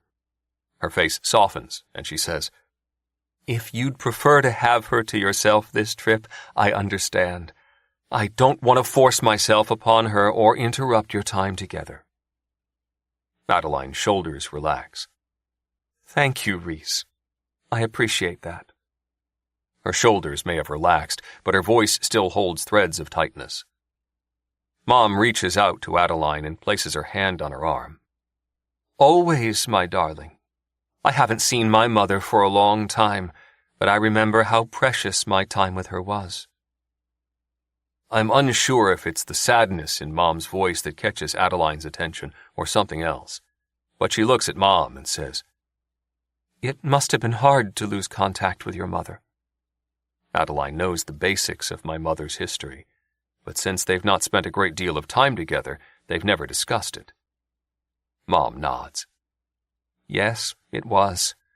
But my father forbade her from seeing me after I chose to marry Jamison's father, and she never went against his wishes. I was young and too blinded by love to fully understand what I was giving up." She pats Adeline's arm. "You take all the time by yourself with your mother this trip. I'll have many more opportunities to spend time with her." Adeline takes a breath and wraps her hand around her wine glass like she's about to lift it. She doesn't, though. She simply holds it for a moment before letting it go and saying, "Actually, Mom and I aren't that close. Not by my choice, but we just have never really found our way there." She stops speaking and swallows like she's trying to get rid of her thoughts that way. Mom listens closely, and I see her softening even further toward the woman she believes I love. "I'm sorry to hear that. Maybe she's coming to visit because she wants to change that." "No." Adeline shakes her head. "She may have told you she's coming to visit, but I don't think she'll come. Mom is full of big plans that she never follows through on." I sit back in my seat and take a sip of my whiskey. There's something in Adeline's voice now that I've not heard before. Vulnerability and openness. She's always closed off with me, watchful and ready to defend at all times. I understood why to begin with, but I hadn't expected it to continue on like it has. I thought once we signed off on the marriage contract, we'd settle into a working relationship of some sort. That has not been the case, and Adeline has refused to lower her walls around me. "Have you spoken with her about your desire to be closer?" Mom asks. "When I was younger, yes. I've given up now." She pauses, and when she speaks again, her voice wobbles in a very unlike Adeline way. "My mother uses me, Reese. She was the one who pushed me into modeling when I was 16. She saw dollar signs in a way for her to fill her bank account. She didn't care what I had to go through to reach the top. She just pushed me until I got there. Now she's still reaping the rewards. I've reached the point where I see her for who she truly is, and I don't think I want the kind of relationship with her that I once did." Heartbreak fills my mother's eyes. She's one of the most empathetic people I know. "Yes," she says softly. "I imagine you don't." Adeline shares a moment with her before finally saying, "Thank you. Not many people understand when a person says they don't want a relationship with their parent." Mom squeezes her hand. "I know." She lets Adeline's hand go and looks at me. "Right, let's eat. And while we do that, you and Hudson can tell us girls what the plans will be for Super Bowl." Hudson picks up his taco. "I presume they'll be what they always are." "What's that?" Adeline asks. "We usually gather at Jamison's for a party," Hudson says. "So prepare yourself now for the onslaught, because when I say party, I'm talking a lot of people in your place. I prefer to go to the game. You guys can have the penthouse to yourself, Adeline says. Hudson whistles low. Yeah, I don't think it works like that, Addie. Like what? She says. We're not going to the game, I say. Jamison prefers to watch it at home, Hudson says. Adeline smiles sweetly at me after eating some of her taco. He can watch it at home. My eyes bore into hers, holding a warning that this discussion needs to come to an end. This is the kind of conversation that will require negotiations in private. We'll watch it at home. I think it would be fun to go to the game, Mom says. Can you still get tickets? I have tickets, Adeline says. But if Jamison doesn't want to go, I have people I can give them to. She looks at me. I don't want to fight over this. You know I hate fighting with you. We'll talk about this some more, I say. I have no intention of going to the game, but I suspect Adeline has every intention of it.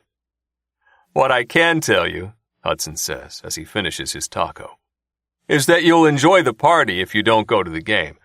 Jamison mightn't love crowds, but he knows how to throw one hell of a party. Mom nods her agreement. He's right, Adeline. It's always a good time, and while he never allows me to help him and Chantel plan it, I'm sure he'll let you. Hudson grins.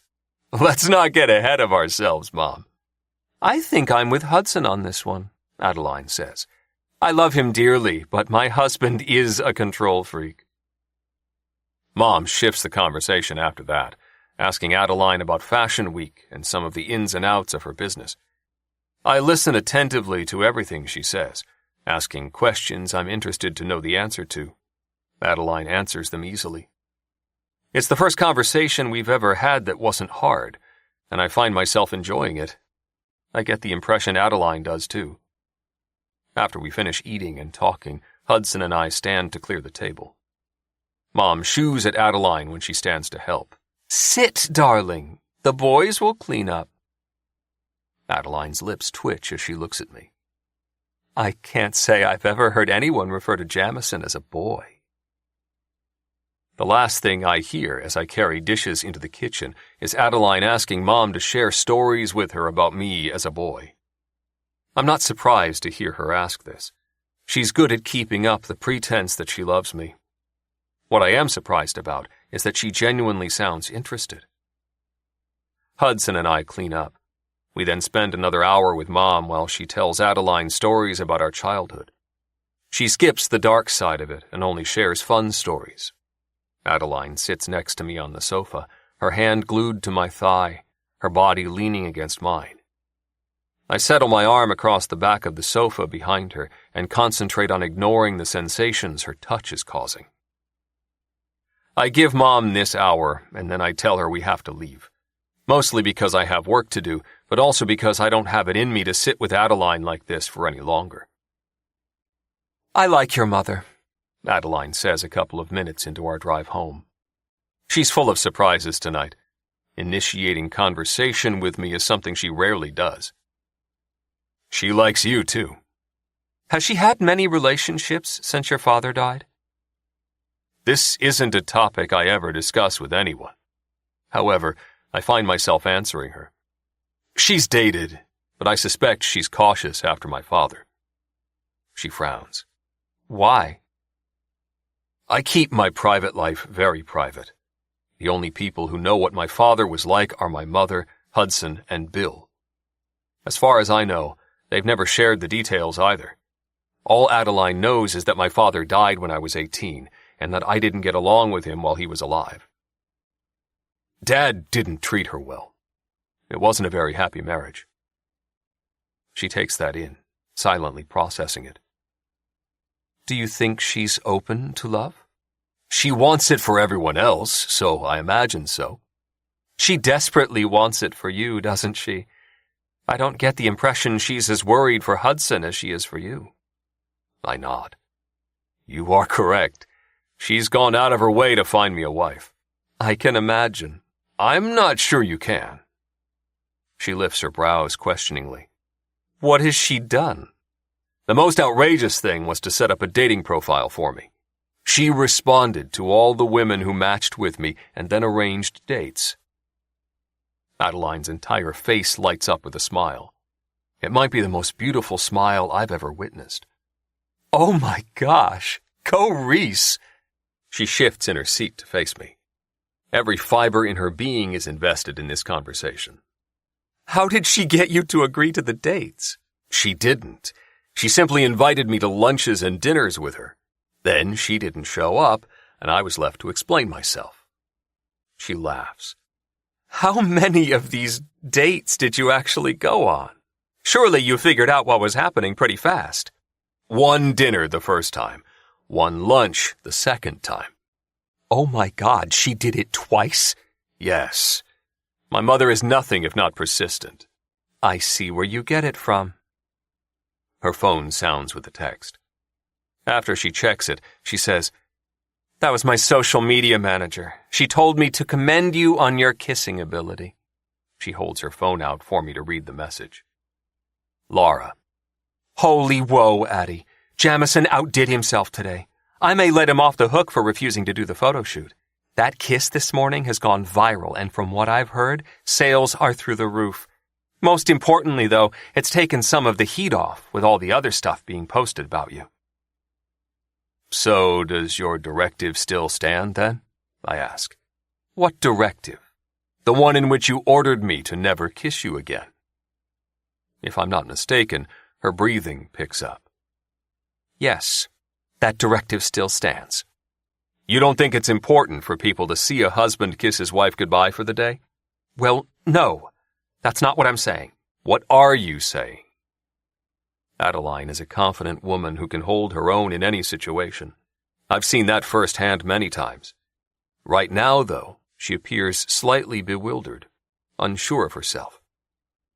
What I'm saying, Jamison, she says, attempting to inject firmness back into her voice, is that a goodbye kiss doesn't require that level of effort. Adeline was just as aroused by that kiss as I was. That much was clear to me this morning. The difference between how we're both handling it is that while I'm not trying to downplay it, she appears determined to pretend it didn't happen. We're attracted to each other, Adeline. That's just biology. It doesn't mean we have to act on it, but we can use it to help us with this marriage. You are very good at making assumptions about other people. What? You're denying you're attracted to me?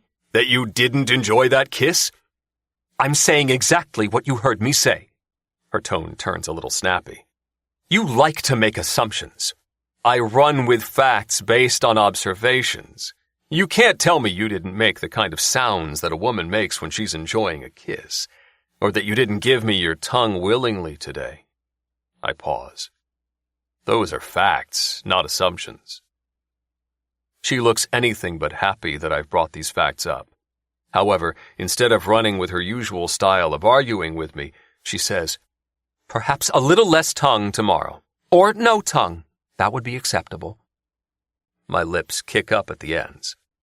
You know, I was beginning to think you didn't have it in you. What? The ability to compromise? Her brows shoot for her forehead. Are you kidding me? I'm fucking compromising all over the damn place. You're the one who doesn't have it in you. Oh, and just so you know, I'm not watching the Super Bowl on your television, so don't even think about trying to get me to change my mind. My lips are still kicked up.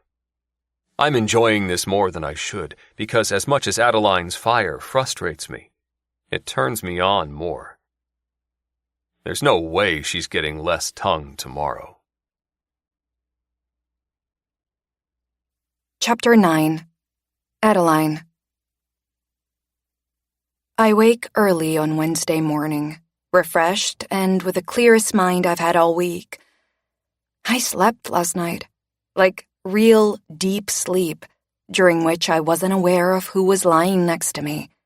Many, many hours of it. It's just after 5 a.m. when I push the bed covers back and get out of bed. Jamison has already left the room.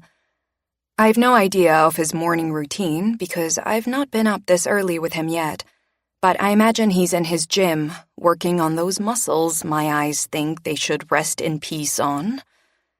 My exercise routine has taken a hit this week, and my body is feeling it. So I change into tights and a tank top, splash some water on my face, and throw my hair up into a ponytail. I then make my way to Jamison's gym to use his treadmill. I'd prefer to run outside. I'd also prefer not to work out with Jamison, but I'm not a fan of running outside in winter, so his gym it is. It turns out I don't have to work out with him. Jamison is exiting the gym when I arrive. "Good morning," he says, running his eyes over my body appreciatively. No man's eyes have caused my body to respond the way Jamison's do. The second his eyes meet my body, my core wakes up, my skin wakes up, my veins wake up. I feel him everywhere at once. I want him everywhere at once. His eyes, his hands, his mouth. Oh, Jesus, I want that mouth of his in ways I should not want it. "Morning," I say, while mentally telling my body to stop thinking for itself. She, of course, pays no attention. Jamison is stealing all her attention, with his muscles all up in her face. Good God, are his muscles really that big?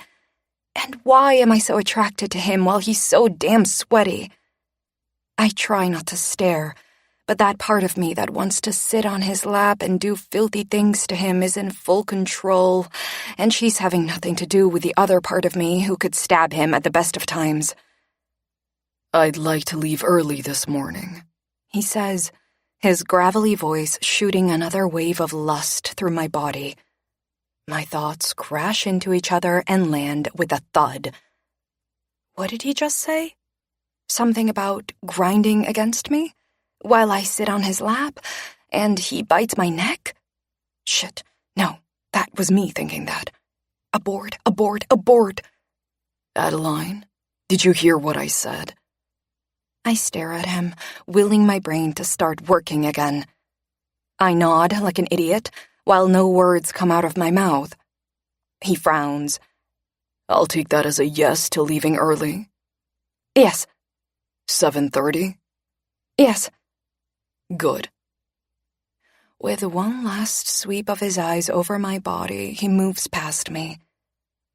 It takes me far longer than it should to finally gather all my thoughts, and when I do, I want to slap myself for everything that just happened.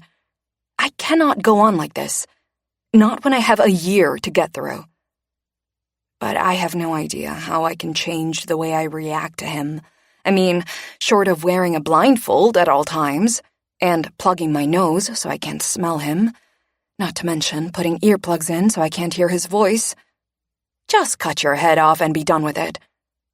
Oh my God, I mutter to myself as I step into the gym. Stop it! The man is not worth your damn time. Surely you can control yourself around him.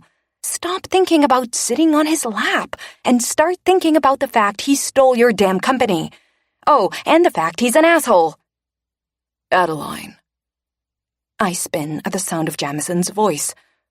"What?" It comes out snappy. The man should not sneak up on me like that. I swear his lips twitch once.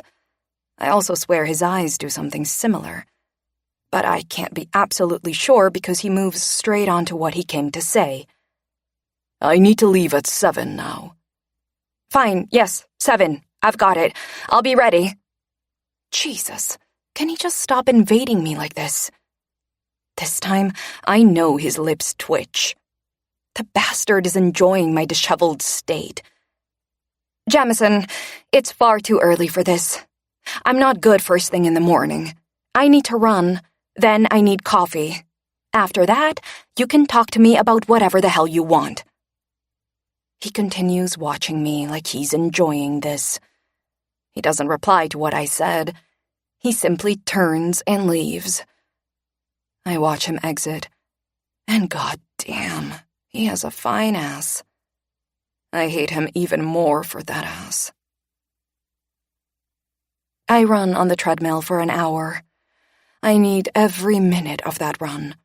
I also meditate during it because I need that too. After, I shower and dress for the day, taking longer with my hair and makeup than I should, considering Jamison wants to leave at 7. I'm delaying the inevitable because I know, without a shadow of a doubt, that being in his presence is going to make me behave in ways I don't want to behave. How I've gone from wanting to stab him every second of the day to wanting to sit on his lap in between stabbing him is beyond me. But here I am. A text comes through as I'm leaving the bedroom.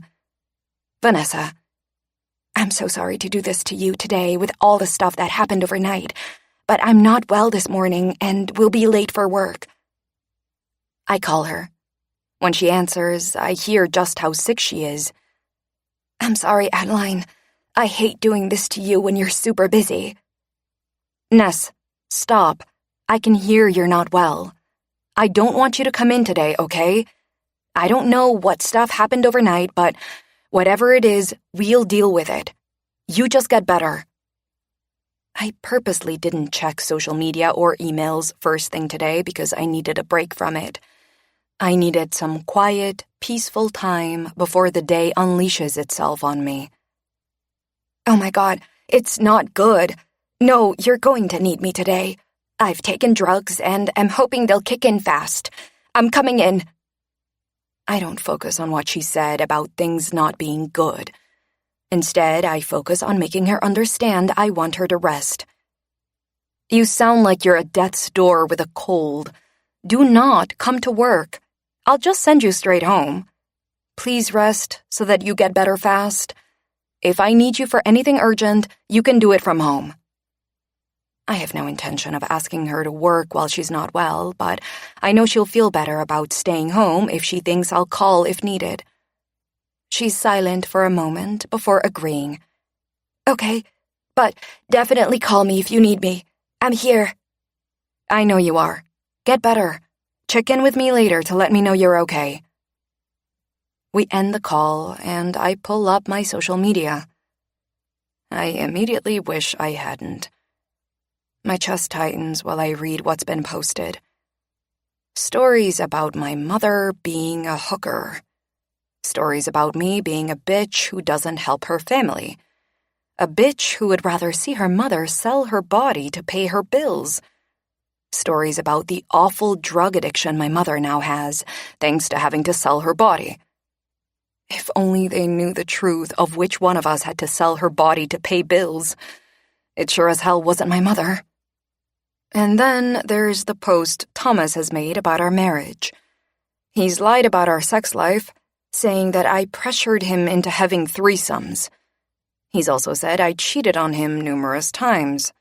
On top of all that, he said he hopes Jamison knows just who he married and that I'll probably cheat on him too. I never looked at or touched another man while married to Thomas. He, on the other hand, cheated on me with at least 5 women. I discovered this after I left him, and I suspect there were more than 5 women. I've left all that behind me. I've worked hard on rebuilding myself after spiraling into a dark place after my divorce. I'm in a good place now, but damn, this gossip is bad news. It could harm my chance at getting my company back. Taking a deep breath, I go in search of coffee and Jamison. I doubt he's going to be happy about this. He's standing at the island when I join him in the kitchen, all suited up in a blue suit, ready for the day. Although he's not quite fully ready because his hair isn't pulled back into that god-awful man bun yet. My brows pull in as I look at his hair. Did you cut your hair? I don't recall it looking any different last night, but now that it's out, it seems shorter than when I last saw him wear it out. He looks at me, and yes, there's something different today. Yes. Jamison's hair used to fall just below his shoulders. Now, it doesn't quite touch his shoulders. He has thick, wavy hair, though, so there's still a lot of it, and I'm sure he'll still wear it in a bun. But there's no denying I like it this length. I especially like it when he runs his fingers through it to keep it off his face, like he does now while watching me. Holy hot ovary. Thankfully, he moves along with the conversation and asks, "Would you like coffee?" Right. Coffee. Food. The matter at hand. I hold my phone up. "Clearly you haven't seen the news this morning." At his frown, I add, "If you had, you wouldn't be offering to make me coffee."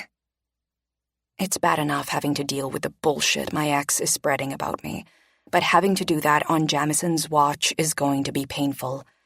He won't be happy with the spotlight on us in this way. "I've seen it." I stare at him, confused, as he reaches for a mug. "And?" He seems so unaffected by it. Not at all what I was expecting. "And what?" Jesus, Jamison. My ex-husband has done a tell-all about our sex life, with particular emphasis on the threesomes I supposedly used to demand from him, and the cheating I supposedly did. And here you are acting like nothing even happened. I mean, what is Bill going to make of this? Surely that's of concern to you." He holds up the mug he just pulled out of the cupboard. "I presume you want coffee?" Who is this man? He looks like Jamison and moves like Jamison, but he doesn't speak Jamison's language. The asshole language, that is. I sensed a change in him at dinner last night. We actually had a conversation in which I didn't want to take a knife to him. He listened to me when I told his family a little about my work. He asked me questions, like he was interested in the answers, and then he shared that story with me about his mom trying to line up dates for him. He was relaxed last night, something I've not witnessed before. I was relaxed too. I don't know what it is about his mother, but just being in her presence calms me. Being with her last night helped me shed the stirred-up emotions I've been feeling since the wedding.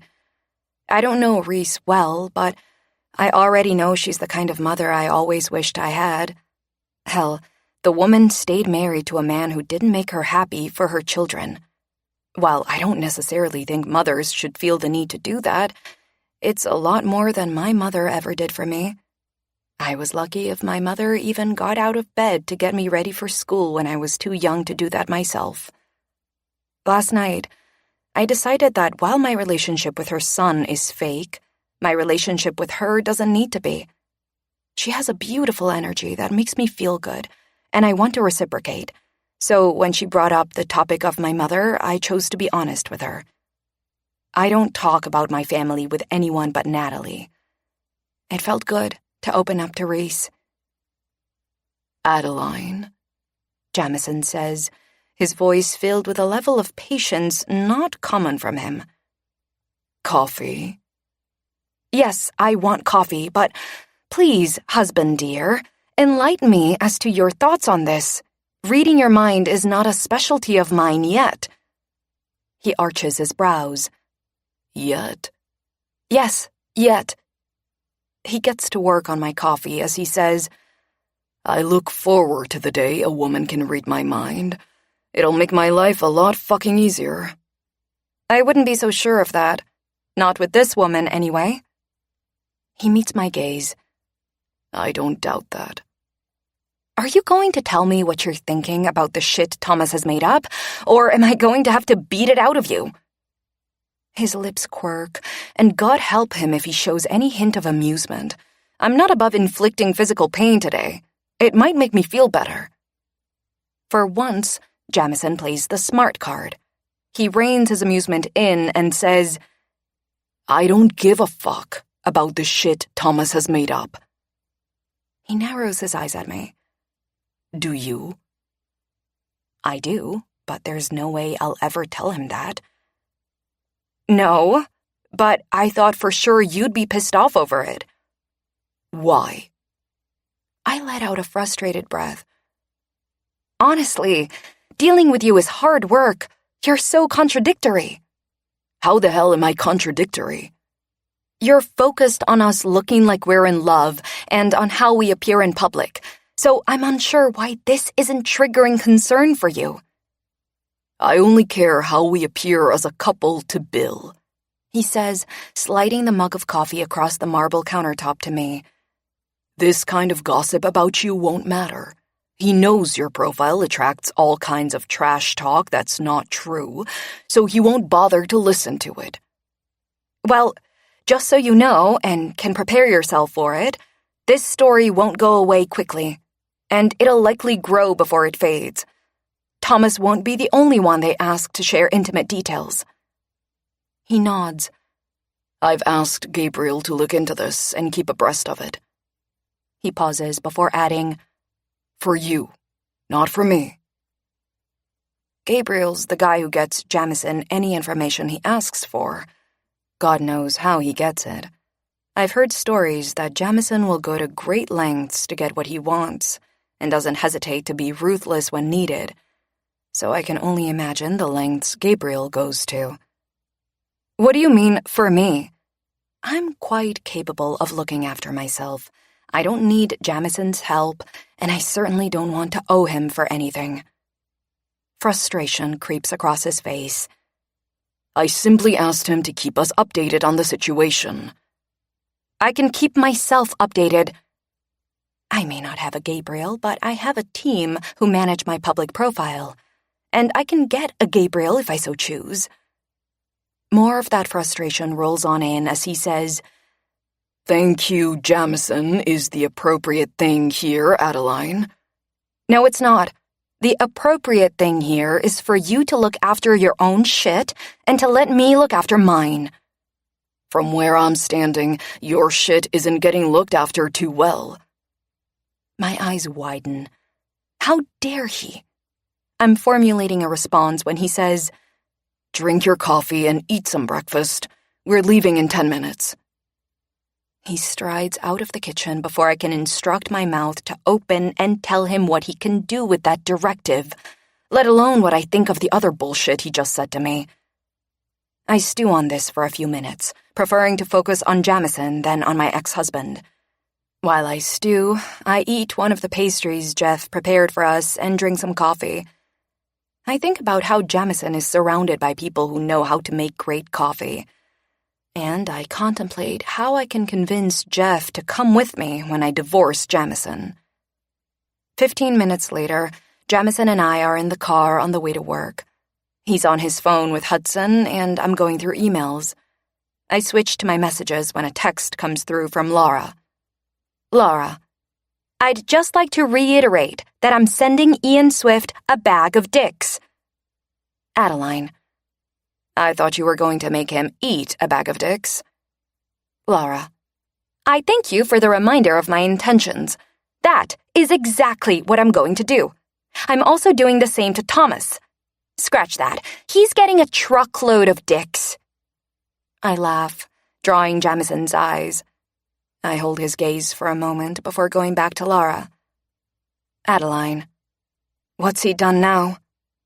Laura, oh, honey, what hasn't he done is more the question.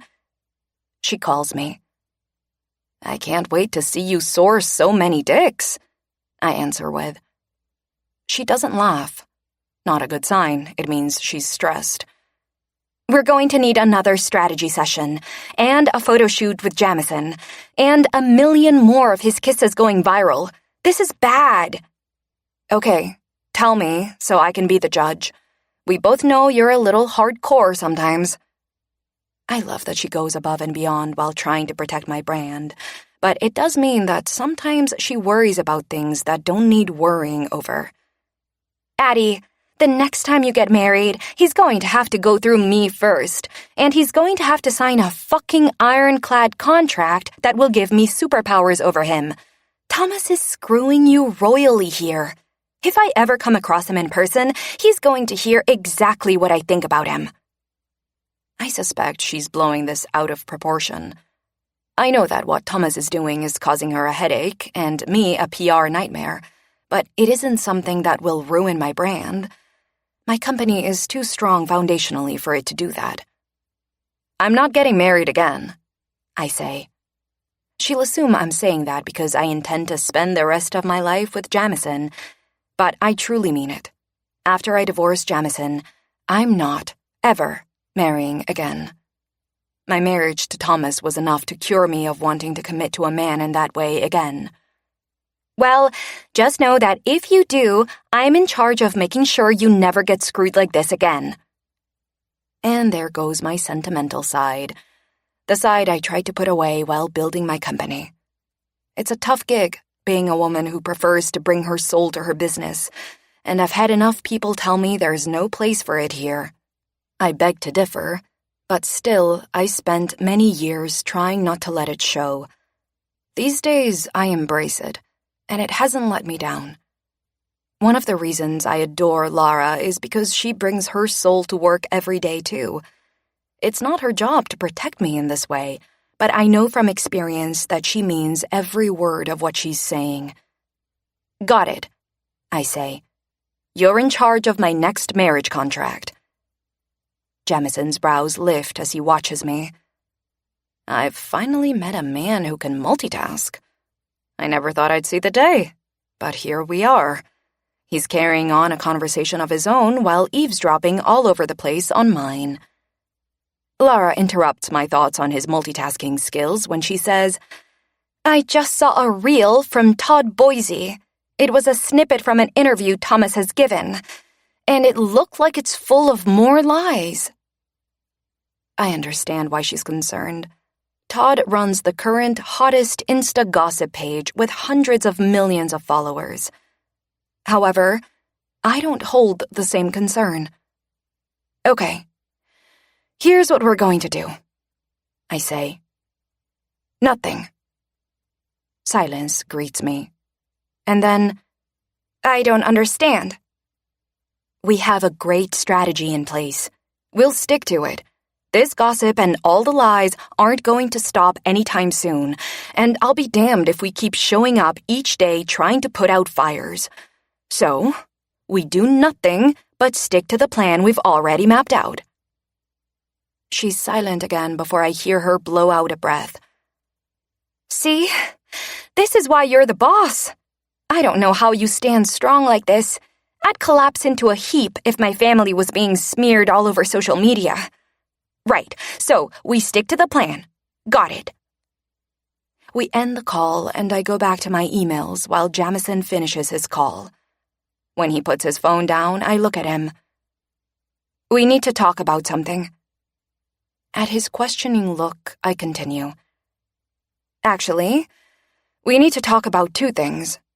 Your rules about sleeping in the same bed and not having sex for a year. My rules? Well, that's what they are, aren't they? They're decisions to ensure this marriage is a success. I want to argue with him about that. Point out that they may have been decisions, but that they're decisions he made on his own and then ordered me to obey. So really, they're rules he made. But I don't. I spent time yesterday figuring out how to approach him over this, and that approach involves honey rather than vinegar. Well, as much honey as I can stomach, that is. Right, I say. I understand why you think they're necessary decisions, but can we please revisit this and discuss it some more?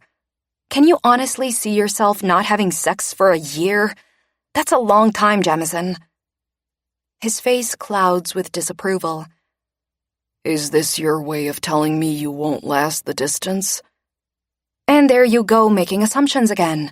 That's not what I said. No, but it doesn't give me confidence that you can. So you're confident you can? I wouldn't have signed up for this if I wasn't. This man is maddening. Does it ever get lonely up there on your high horse? He ignores that. We're not revisiting this. I stare at him for a long moment while I process his infuriating inability to engage in give and take. And you think I can't compromise? I can compromise when it's needed. It's taken everything in me to get this far into the conversation without showing my real feelings. That last statement of his tips me over the edge. You know, I don't think you can. My skin blazes with the exasperation coursing through me. I think you can, but trust me when I tell you that all you seem to be able to do is whatever works best for you. We arrive at my office, and I gather my belongings as Jamison reaches for his door handle. No! I look at him and shake my head. You're not kissing me today! Of course, he doesn't listen to me. He meets me on the sidewalk, moving into me before I can stop him. I try to stiffen myself against him, but my body has different ideas.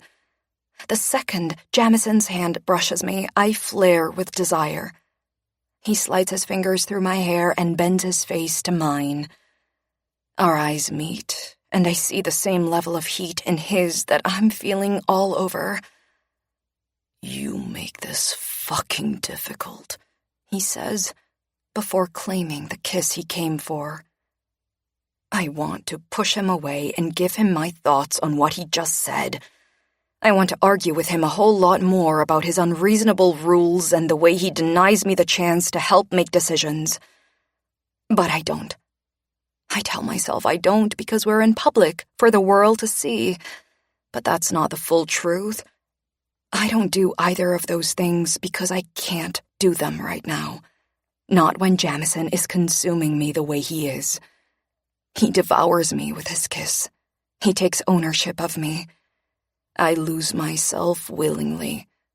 And when he demands my tongue, I don't hesitate for even a second. He can have whatever he wants. When his lips leave mine, I have to work hard not to beg for them back. It's shameful how easily he turns me into this woman. If you need sex, he growls, keeping hold of me, his eyes burning into mine. You come to me. Want and need collide in my brain, in my body, all through me. I'm instantly aware of every inch of myself in a way I wasn't already. My legs, my fingers, my face, my nipples, and goddamn if I'm not wet. And angry that Jamison is the one causing all this. You will be the last man I will ever go to for sex. He works his jaw. I will be the only man you'll go to for sex this year, Adeline. Your company depends on it. Don't ever forget that. I press my lips together. There's no chance of that. You remind me often enough. Good. With that, he lets me go and strides to the car. Without another glance, he's in the car and gone. I never thought it was possible, but I hate Jamison Fox more now. I hate that he's made me want to fuck him. Chapter 10. Adeline. Working in fashion is not for everyone, and it's not the glamorous work many think. As Karl Lagerfeld once said, if you are not a good bullfighter, don't enter the arena. I learned early on that if I wanted to succeed in this industry, I'd have to toughen the hell up, work long hours, and be prepared to fight for what I want. I'm a good bullfighter. Today, I've had to be the best goddamn bullfighter because on top of everything else I'm dealing with, I've had one of my top designers quit, and I've had an argument with my creative director. Vanessa made a monumental mistake by screwing up the date we had to get new designs to our Italian manufacturer. The due date was yesterday. She had it on my calendar for next Wednesday. Mario, my creative director, was furious, and still is. It took me a good 3 hours to calm him down. A hell I never want to go through again. We've spent the day scrambling and begging our manufacturer to work with us to ensure the planned release date can go ahead.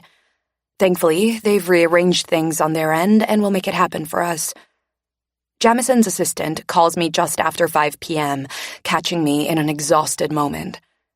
Hi, Adeline, she says when I answer. Jamison asked me to call you to ensure you're aware of some changes he made to his schedule this week. I sit up straight. What changes? A dinner with Bill tonight and a gala attendance on Friday night. After the day I've had, Including my conversation with Jamison this morning, I'm unable to curb the annoyance this new information flares in me. A dinner tonight? It's already 5. What time tonight? 8. Chantel is so talented at what she does that she doesn't stumble once with my reaction or her response. I can alert him to the fact you may be late? I take a deep breath, working on my feelings over this so I don't take them out on Chantel. Making a snap decision, I say, "No, that won't be necessary, Chantel. I will take care of this myself." He can expect you at 8? I grip my phone harder. He can expect many things, and yes, one of them is me being at dinner on time. We end the call, and I spend the next hour finishing up what I need to before I can leave.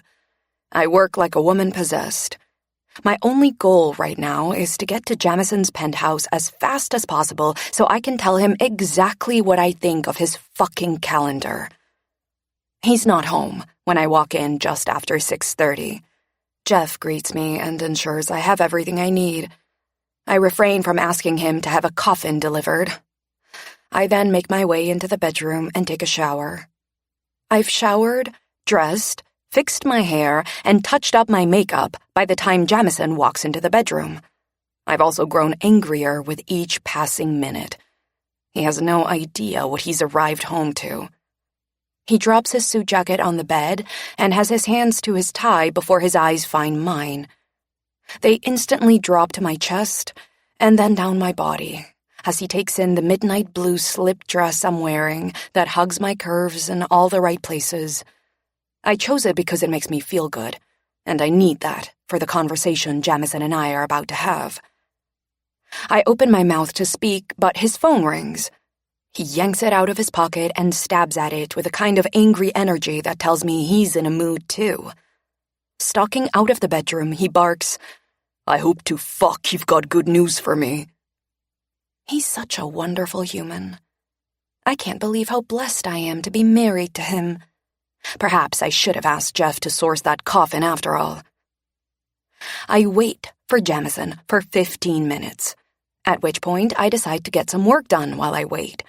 I head into the room that is now my home office and work through some emails that have come in since I left work. I spend 20 minutes working, losing myself in emails until I hear footsteps outside the office. Glancing up, I see Jamison stride past. I push my chair back and go after him. Our conversation is way past due. I stalk down the hallway, reaching him as he enters his office. "We need to talk," I say, my chest heaving with fury. He turns, his face a storm cloud. "I've got a call to make. Can this wait?" I shake my head. "No. For once, you can put yourself second and give me the fucking gift of being put first." He arches his brows, not saying a thing, but making it clear he's waiting for whatever it is I have to say. I take a step closer to him. Putting a dinner on my calendar at the last fucking minute can't happen again. And in future, when you add things to my calendar, I'd really appreciate it if you acknowledge that I'm just as busy as you are, and that the things I've got happening in my life are just as important as your things. I exhale a harsh breath. I've already asked you not to order me around, and told you I wouldn't do the next thing you ordered me to. I mean it this time, Jamison. This won't ever happen again. I'm done after tonight. Dinner was unavoidable tonight. I asked Chantel to call you as soon as I knew about it. That's not good enough. You should have told Bill you had to check with me first. Fuck. He shoves his fingers through his freshly washed hair. I appreciate what you're saying, but since dinner was requested by Bill, and since this marriage is all for his sake, I assumed we'd both make it happen. You assumed, much like you always do. Honestly, how hard is it to pick up the damn phone and call me to ask? And as for the gala that's been added to Friday night, I may not be able to make it. Why not? Because I'm having the week from hell, and I may need to keep that night free for work. That's why. And don't ever ask me a question like that again. I'm not here for it. His brows furrow. A question like what? Like that one! I stab my finger at him. You made it sound like I didn't have a good reason for not being able to go to the gala. Christ, I asked you a simple fucking question. No, you didn't. There was a whole lot of subtext there. His jaw clenches. Do you intend on going to war with me every time you don't get your way? My eyes go wide, and I finally lose the last shred of control I have. In a wild blur of energy, I'm in his face and I have my hands to his chest. You are the most infuriating, arrogant, frustrating, presumptuous, self-important asshole I have ever met. He grips both my wrists with one hand and turns me in his hold so my back is to his chest. Bringing his other arm around me, he pins my body to his. And you are the most argumentative woman I have ever met. He growls against my ear. I struggle in his hold, grasping his forearm, trying to force it away from me. Let me go! Tightening his hold, he rasps, Not until we fucking work this out. The only one who has to work anything out is you. None of this is on me. How the hell is this all my fault? Are you serious right now? This is why we're in this mess. You are so fucking clueless. He spins me back around to face him, crushing our bodies together. His brown eyes meet mine, and I suck in a breath at the anger and heat colliding there. When they trace their way down my face to my lips, to my throat, to my breasts, I feel every second of it deep inside. Fuck, he growls, bringing his gaze back to mine. I have a mind to bend you over this desk and fuck this out of you. When his hand glides up my stomach toward my breasts, I smack it away. Don't you dare touch me. Jamison Fox doesn't like being told not to do something. I see that clearly in his eyes. And God, if I don't feel it all over me when he decides to pursue what he wants. He grips my face and roughly pulls it to his. Our lips crash together, and he kisses me with everything he has. I'm helpless but to kiss him back, but I don't stop fighting him. I press my hands to his chest and attempt to push out of his hold. He doesn't let me go. He tightens his arm around me, keeping me in place with a kind of strength I'm no match for, and continues kissing me. I finally manage to tear my mouth from his. Don't kiss me! His eyes search mine. You want this. I don't fucking want this. You're a bad liar. You want it just as much as I do. I slap my hands to his chest. I hate you. Even if you were the last man alive, I wouldn't want this. You might hate me, but there's no denying you crave my touch. My hands take over again, pummeling him. There's far too much energy inside me. It's savage and intense and unlike anything I've ever experienced. I need it out of me. He takes it for a moment, and then in one swift move, he's got me in his arms. He's swiped everything off his desk and he's lifted me to sit on it. Moving into me, between my legs, he takes hold of my face with both hands and demands another kiss. This time, my thoughts splinter into a million pieces. His scent, his taste, his touch. Those are the only things I'm aware of. Not my hate for him, nor my desire to inflict damage on him. And most definitely not my insistence that I don't want his mouth on mine. Because I do want that. I want that more than I've wanted any mouth on me. I don't allow him to take over completely, though. I might have lost nearly all my good sense, but I haven't forgotten that he needs to know we're equals, that he doesn't get to run this show by himself. I tear at the buttons on his shirt. As they spill all over the floor, he growls into my mouth, deepening our kiss and sending need through every vein I have. He lets go of my face as I rip off his shirt. Our eyes meet. It's a moment of white, hot need, fast breaths and a desperate desire for friction. It lasts only a moment, because I'm yanking my dress up, and his hands are on it, and he's stripping it from me. By the time it lands on the floor, his eyes are all over my body, and if I've ever felt more turned on, I don't recall it. I reach for his face and pull it back to mine, my lips seeking his. He kisses me while cupping my breast with one hand and roughly gliding his other one down my body to my panties. I struggle to breathe.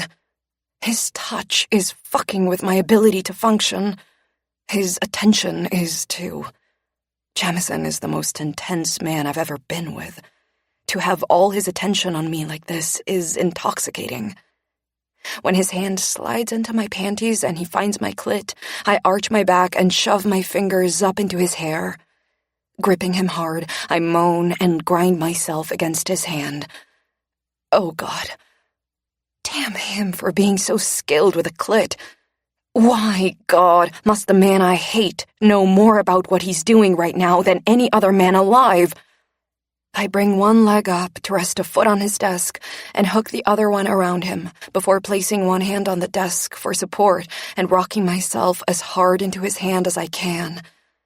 Fuck, he rasps, looking down at my shameless need for him.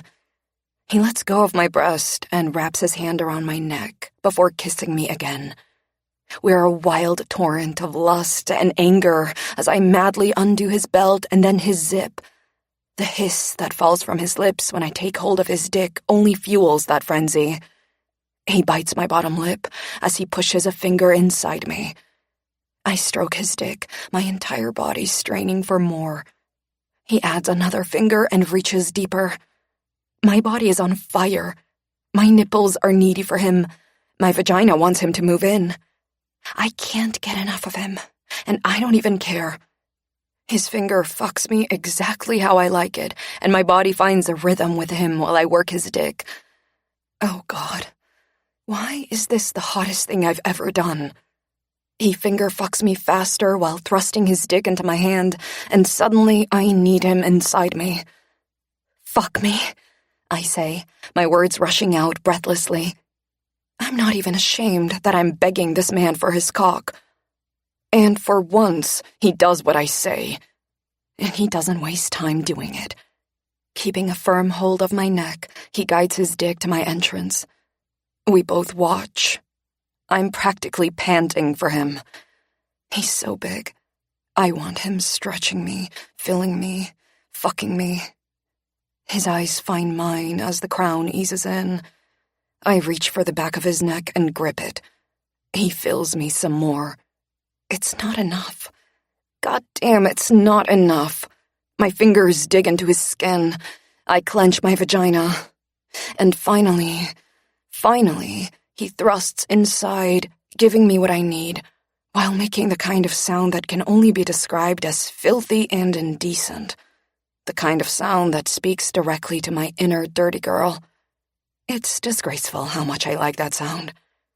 Thank God our marriage contract insisted on a full health check, and I know it's safe to fuck him without a condom, because there's no way I'm stopping right now. Our bodies move perfectly together, all anger and heat, frantically working the wild emotions from us. He dips his mouth to my neck and kisses me, adding some teeth as he thrusts harder and deeper, picking up his pace and moving me closer to what I want. I forget myself as the pleasure Jamison delivers becomes all-consuming. All I know is the orgasm I'm chasing and the man I'm chasing it with. And then it finally shatters through me, and I'm falling into it. Jamison jerks one last time and then comes to. He doesn't pull out straight away, and I don't move fast either.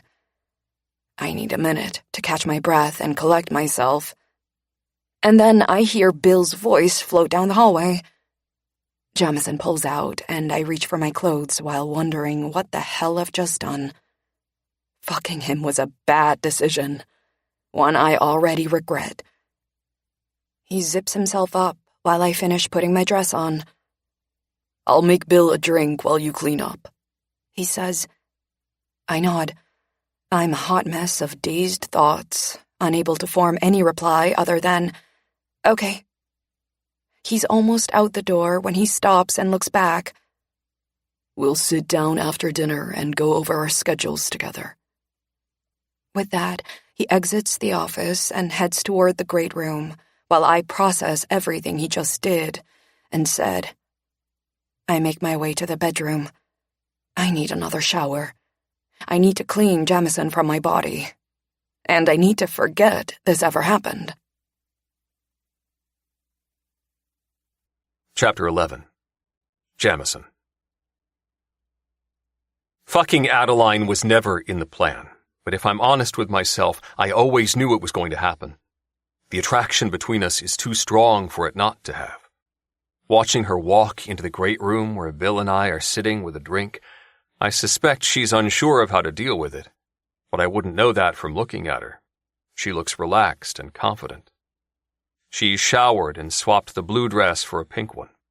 It's sexy, but more subtle about that than the blue one was. That blue dress made me lose my goddamn mind. No, that's not true. The woman who wore the dress makes me do that without the help of anyone or anything. Bill?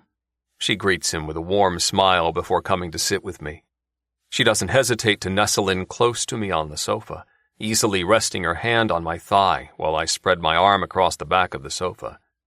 When she notices the wine glass sitting on the coffee table in front of us, she reaches for it and says, Thank you, darling. Fuck. Just the thought of her is enough to get my dick's attention. Having her this close again, with her body against mine and her hand on me, causes a rush of desire and a mindfuck of thoughts. Adeline may hate me, but I don't hate her. However, while I've now had sex with her, I wasn't lying when I told Hudson I didn't want to. Fuck knows how this will shift the dynamic between us. We were already on fragile ground. I'm unsure this marriage can sustain more fragility. Not for a year, anyway. But hell if I don't want her again. How are you, Adeline? Bill asks, taking a sip of his whiskey. It's been a big week for you so far. She drinks some wine. It's been a god-awful week. I'm okay, but tired. You? I've been busy, but nothing out of the ordinary, he says before eyeing me. How's Paulina working out? Better than expected. I struggle to give him more of an answer than that. I'm finding it hard to shift my focus from Adeline. Good, he says, happy enough with my reply. Bill was the one who convinced me to give her a go. He's a fan of her work. I ran into her this morning. She mentioned a campaign featuring Adeline that she's hoping will go ahead. The way he says this alerts me to the fact he's aware that I said no to it, and that this has aroused his suspicions. Paulina and I will be having words about confidentiality. I nod. Yes, that was one of her suggestions. You don't sound convinced of it, he says. Before I can reply, he glances at Adeline and asks, What are your thoughts? Adeline knows nothing about this. However, she shows me why she was the woman I chose for this marriage when she says, I think Jamison knows his business best. If he's not convinced it's the right idea, I'm not either.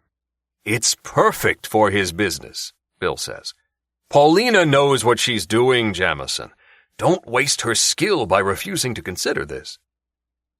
Adeline's phone sounds with a text, which she checks and ignores. The idea is still on the table, I say, even though it's not.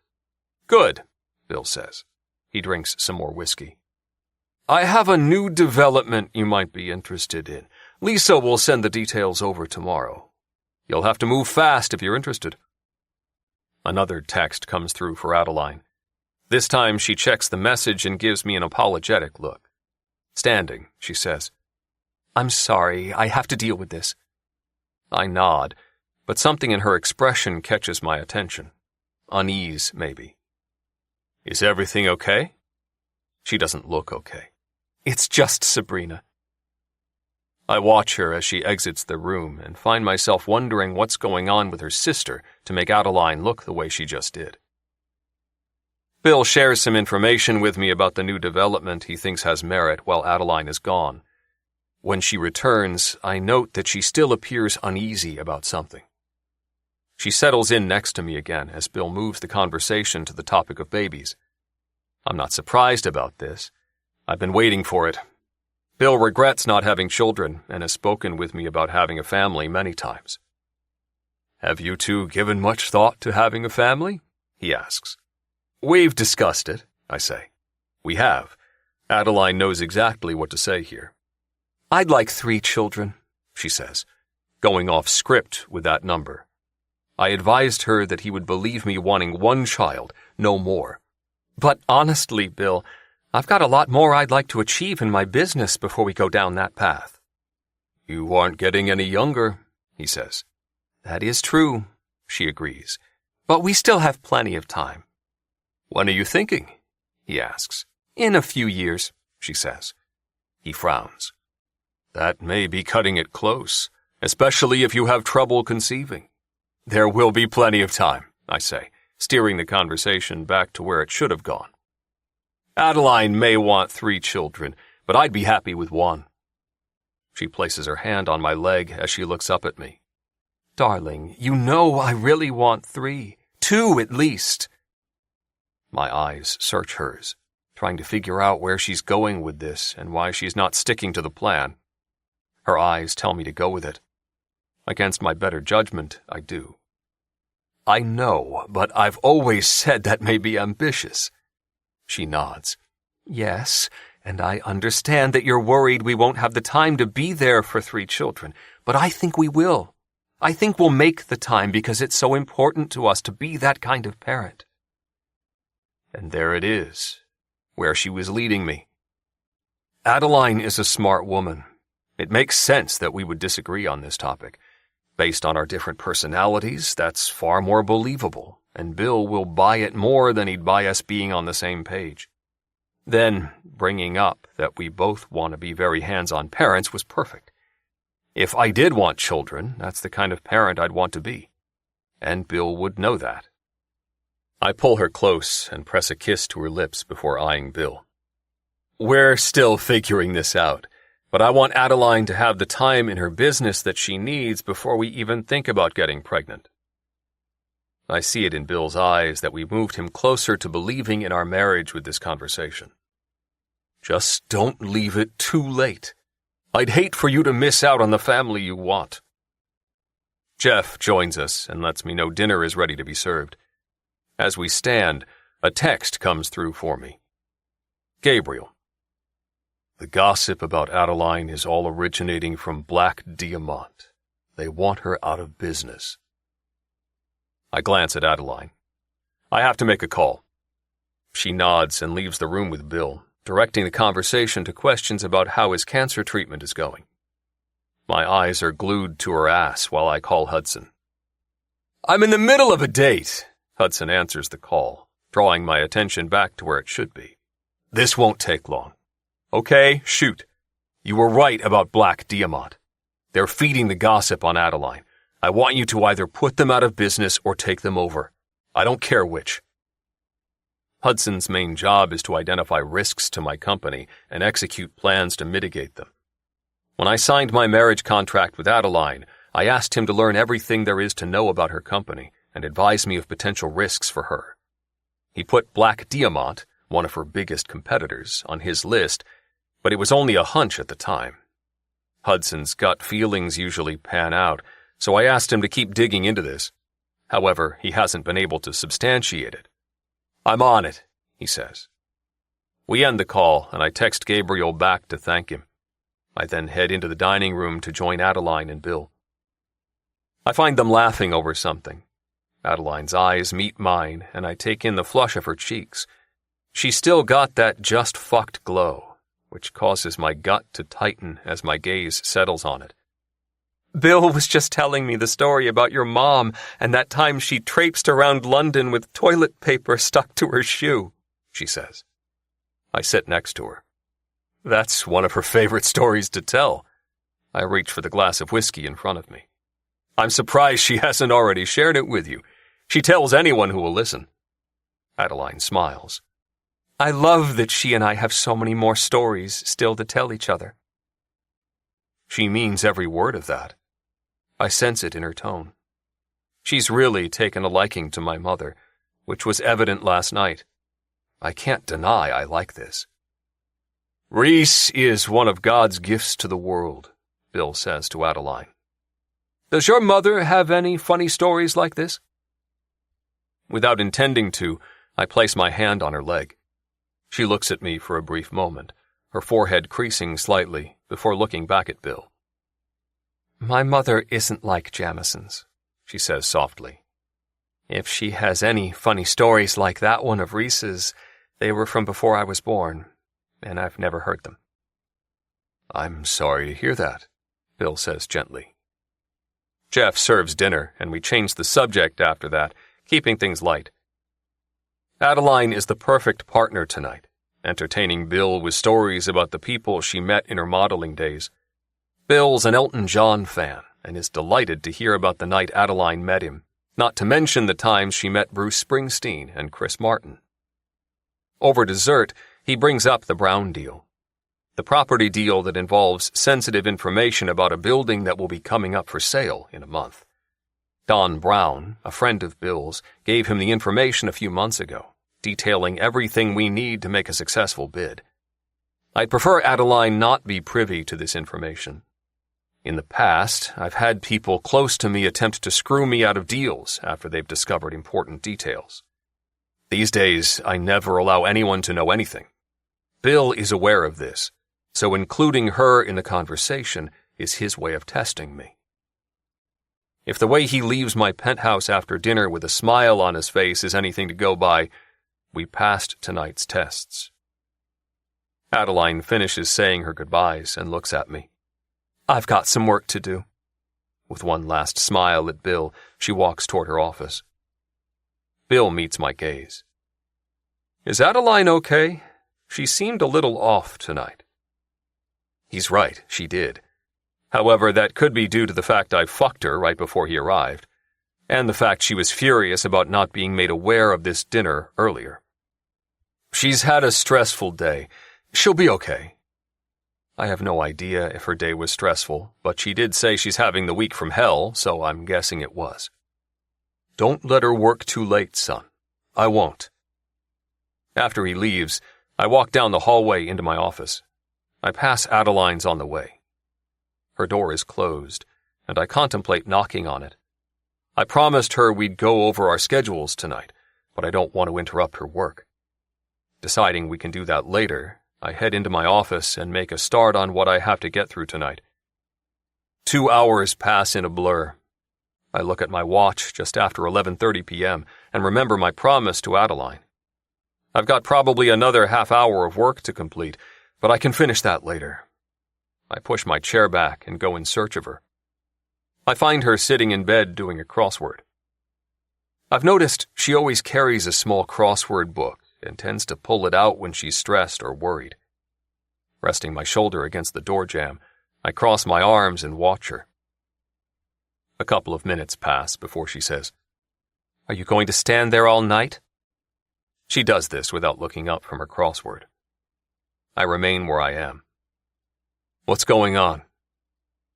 This gets her attention. She studies me with a frown. What do you mean? I push off from the door jamb and walk into the bedroom. Is Sabrina okay? You seemed off when she texted. It's nothing. Bill mentioned that he thought you weren't yourself either. Well, considering we just had sex, and considering I'd reached the end of my ability to put up with your asshole ways, I'd say I had good reason not to be myself. I narrow my eyes at her. That all may be the case, but you're deflecting. Can I help you with Sabrina? She stares at me like I've just asked her a question she has no idea how to answer. Her chest rises and falls faster than a moment ago, and her eyes flicker with confusion. Finally, she snaps her crossword book closed and says, What you can help me with is our schedules. You promised to go over them tonight. I nod. I did. Right, she says, all business. When she makes a move to leave the bed, I say, Where are you going? Do you want to do this in your office? No. We can do it here and then you can go to sleep. This appears to fluster her. I'd rather do it in your office. Or mine. I don't move. Why? She stands across the bed from me, her face flushed, and shoots me a pointed look. Because I don't want to do anything in this bed with you. Fuck, I like her like this. I'm simply going through my calendar with you, nothing more. She gives me more of that bewildered state that's testing my resolve not to touch her again. For the record, we are never having sex again. I should agree with her. Put her mind at ease. Make it clear I'm fully on board with this. What I shouldn't do is get into a discussion with her on this, because I know it'll just end up in an argument. Yet, I find myself asking, you didn't enjoy it? It seems I enjoy arguing with her more than I should, especially since I know the answer to my question. Adeline fucking begged for my dick. I've never wanted a woman to beg me for it as much as I wanted her to. She doesn't bother lying to me. Instead, she says, "Faking ignorance doesn't suit you, Jamison." My lips quirk. I'm learning not to make assumptions. Wow! She crosses her arms. You do have a sense of humor. I'm actually stunned. I find myself smiling. I can't recall the last time a woman made me smile like this. It feels easy, and fuck if that doesn't surprise me. Okay, let's get this done. I have more work still to do once we're finished. When she hesitates after I sit on the bed, I say, I'm not going to touch you. She gives me a look of disbelief, but finally sits back down while muttering something I can't quite make out. If I'm not mistaken, though, I think she says something about a coffin. We spend 15 minutes going back and forth over our next month. Adeline tells me which events are her most important, and I mark them in red on my calendar. She does the same with my events on her calendar. We agree that we'll ensure we attend these functions together. The rest won't matter if we can't get to them as a couple. It takes some negotiation because some of our events clash. I've had a couple of relationships I deemed serious at the time. However, I've never gone to this trouble for anyone because it hasn't been important to me that I show up as part of a couple to anything. I'm not used to making space for anyone in my life. It's never been important to me to build a relationship, not a romantic one. I don't have the time to invest in that, or the inclination. I realized tonight that the only way I'm going to succeed at this marriage is to make space for Adeline. If she was more like me, we'd simply exchange the information we needed through our assistants, methodically work our way through the engagements we need to show our face at, rinse and repeat. She's not like me, though. Adeline runs on emotion, and she requires an emotional investment. I missed that memo during our engagement somehow, but I've received it loud and clear now. And while I'm not convinced I have the bandwidth to give her exactly what she requires, I can give her this. That wasn't too hard, was it? She says as she closes her calendar on her phone. I mean, you're still breathing, right? I stand.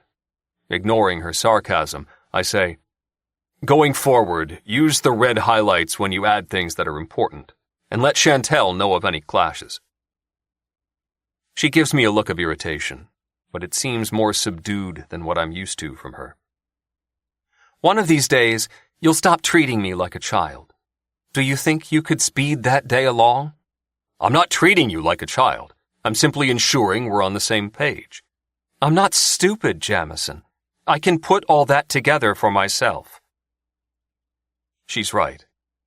She's one of the smartest women I know. However, I've not gotten to this point in my life by assuming people won't drop the ball on me. Reiterating agreed-upon points is how I ensure shit doesn't get fucked up. I'm not about to change the way I've always done things. I say goodnight and leave her to sleep while I go and finish the work I brought home with me. I stay up far too late tonight, my thoughts tangled over fucking Adeline. It was the best sex I've ever had. That's what I keep coming back to. I then come back to the fact I haven't had sex for 3 months, so any sex would have felt good. But fuck if I can bring myself to believe that.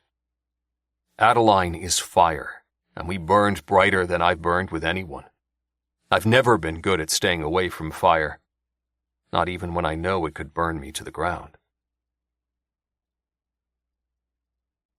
Chapter 12. Adeline. Sabrina. Mom needs more money. Adeline. What for? Sabrina. Her car needs parts. Adeline. Have her call me and let me know how much. Sabrina. The mechanic says it could be thousands to fix. Adeline. Yes, get her to call me. Sabrina. She asked me to tell you. I take a deep breath. I don't believe my sister.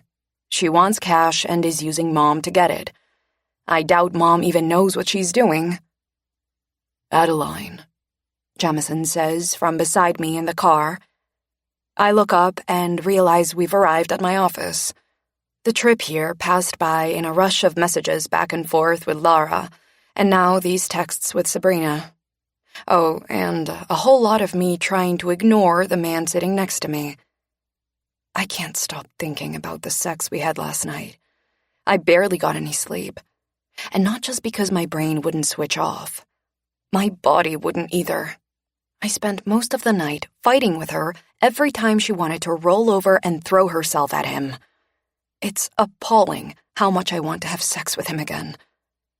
I reach for my laptop and purse while he reaches for the door handle. My core is like Pavlov's dog's with that move of his.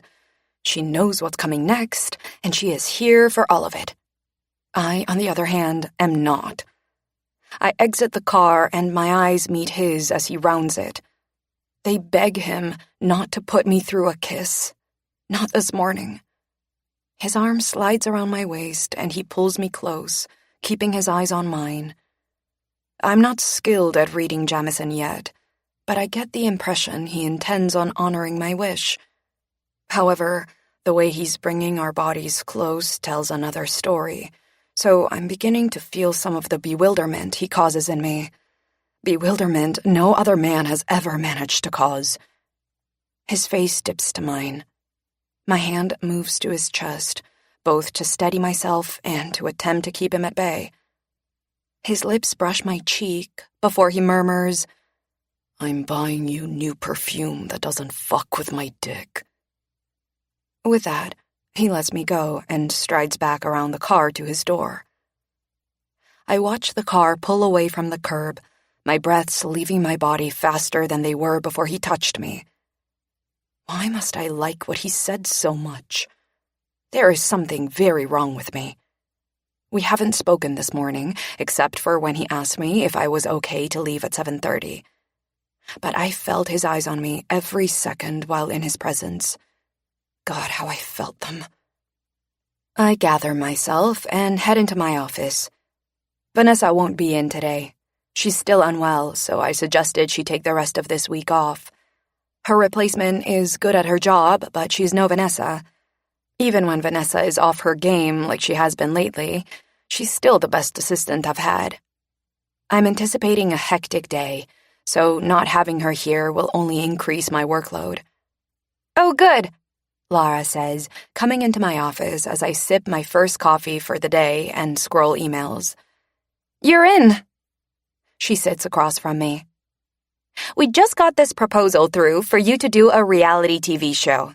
And while I'm guessing it's probably not something you'd normally consider doing, and while I'm not even sure I'd want you to, I'm intrigued by it, and I'm wondering if it might be a good thing for the brand." She's right about me not normally considering a reality show, but I'm always open to hearing about anything she thinks might be good for my brand. Give me your thoughts on it. She runs me through the details of the proposal, highlighting the fact I'd apparently have equal input into what makes the final cut. Another key point in her mind is the fact the producers are more interested in filming my work life than my personal life. "I forwarded you the proposal," she says. "Take a read and see what you think." I will, but I have to be honest and say I don't think it's for me. Not while I'm married to Jamison, anyway. There is no way he'd agree to this. "Yeah, I know, but I'm thinking this might help the launch of Adeline plus Pierce next year. I think the show's planned release might coincide well with that. That's a good point. I'll put some thought into it. Any extra publicity Jenna and I can generate for the launch of our new company would be good. She stands as a string of notifications hit her phone. Tapping it, she takes a moment reading whatever just came through. Then, looking at me, she says, Jamison let the team down this morning. She holds her phone up to show me a photo of him and me on the sidewalk earlier. Tell him to do better tomorrow. I shoo her out of my office without responding to that. I then get to work for the day, working a solid 10 hours filled with meetings with my designers, signing off on the replacement Mario found for the designer who quit yesterday, meeting with Jenna to go through the wardrobe she's styled for my next month of red carpets and social functions, and doing an interview with Vogue. I've just finished the interview when a text comes through. Jamison, I'll be home around 9. I stare at my phone. I almost fall off my chair. Like, literally. He has never texted me. Not once. Adeline, did you send this yourself, or is this Chantel texting on your behalf?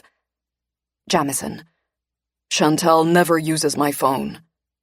Adeline, so you figured out all by yourself how to send a text? Jamison, smartass. Adeline, right. Just testing to see if this really is you. Thank you for the confirmation. Also, feel free to come home later. He doesn't reply to that, but I don't expect him to. Mind you, he started surprising me by doing things I don't expect, so who knows anymore. I'm quite stunned to have received not only a text from him, but also an update on his plans. I work solidly for another hour before leaving the office. Max picks me up and stops at Brenda's shop on the way home so I can grab a bacon, egg, and cheese bagel. I'm craving carbs today, and a bagel always hits the mark for me. Brenda's excited to see me again and insists on giving me a glazed donut for Jamison. By the time I arrive home just after 6:30, I'm exhausted. "Good evening, Mrs. Fox." Jeff greets me when I step out of the elevator. I smile. "Good evening, Jeff." He doesn't say anything else. He simply welcomes me home and allows me the space to begin winding down for the night. Jeff is a quick study of character and has quickly picked up on the fact I don't like people doing things for me all the time. I change into leggings and a pink t-shirt, throw my hair up into a ponytail, and make my way into the kitchen. Since I don't have to go out tonight or entertain, I've decided to bake. It's one of my favorite go-tos for stress relief and relaxation. There's something about measuring ingredients and creating something from scratch that makes me feel good. Tonight, I'm baking chocolate bourbon pecan pie cupcakes with butter pecan frosting. I've just gathered all the ingredients when Natalie arrives. "Hey," I say with a smile as she places her bag on the table. "I thought you had a date tonight." She joins me at the island. "He canceled at the last minute. Something about his sister needing his help." "Are you disappointed?" "Yeah, but I get it. And I like that he's the kind of man who'll cancel a date to help his sister, you know?" "Absolutely." She eyes all the ingredients on the countertop. "Big day, huh?" Natalie knows what baking means. I give her a look. "Big week." "Okay, what's happened that I don't know about?" I release a long breath. "What hasn't is more the question." "Jesus." She rolls up her sleeves. "We better get to work. I need to hear everything. Do not leave a single thing out." We spend the next hour baking and talking through my week. Since we've caught up most nights, she already knows a lot of it, but I don't leave a single thing out that she doesn't know. She's not surprised to hear I slept with Jamison. I mean, I'm not surprised it happened either. I just wish it hadn't. And not only because I don't like the man. It's already changed things between us, and I'm left wondering what it will mean for the year ahead and our ability to succeed with this marriage. Sex always muddles things in my experience. And since this relationship is already muddled, I don't think we have room for any more. So, where does that leave you guys? Do you think maybe you'll add sex to this marriage? It could be a solution to the no-sex rule MA has insisted on. I stare at her. You're not joking, are you? No. Has an alien taken over your body? Jesus, you know what I think of MA. I can't fuck that man ever again, and certainly not for a full year. Oh, sister, you can. You really can. It's not like it would be a hardship. Trust me when I tell you it would be. She nods like she's just decided something. Right. I see how we're going to handle this. How? What do you mean? She circles her finger in the air at me. We're using denial. I'll support that for a little while if you need me to. A text comes through for me. Mario. Are you free for a call? Adeline. I'm baking. Mario. Makes sense. I'll FaceTime. A FaceTime call comes through and I prop my phone against a container on the countertop. What's up? I wanted to talk through some design ideas I just had with you. Mario is a creative genius who gets ideas at all hours of the day. I'm used to him calling me during one of his creative bursts, sometimes at 3 a.m. I always take these calls from him and have been known to walk away from other important things to do so. One of my skills is to prioritize well, and I'm very aware that Mario's brilliance is integral to the success of my business, so prioritizing him is key. Shoot, I say. We spend the next 40 minutes going back and forth over his ideas. Mario is in full visionary flow tonight, electric with the way he moves from one idea to the next. I bake my way through the conversation, my mind and body lit with the energy I'm drawing from him. Natalie joins us. She often does, because I'm often with her when he calls in this mood. She helps balance us out. Mario brings the artistic flair, I bring the business smarts, Nat brings the end consumer's thoughts. We're in the middle of a lengthy discussion over one of Mario's ideas when Jamison strides into the kitchen.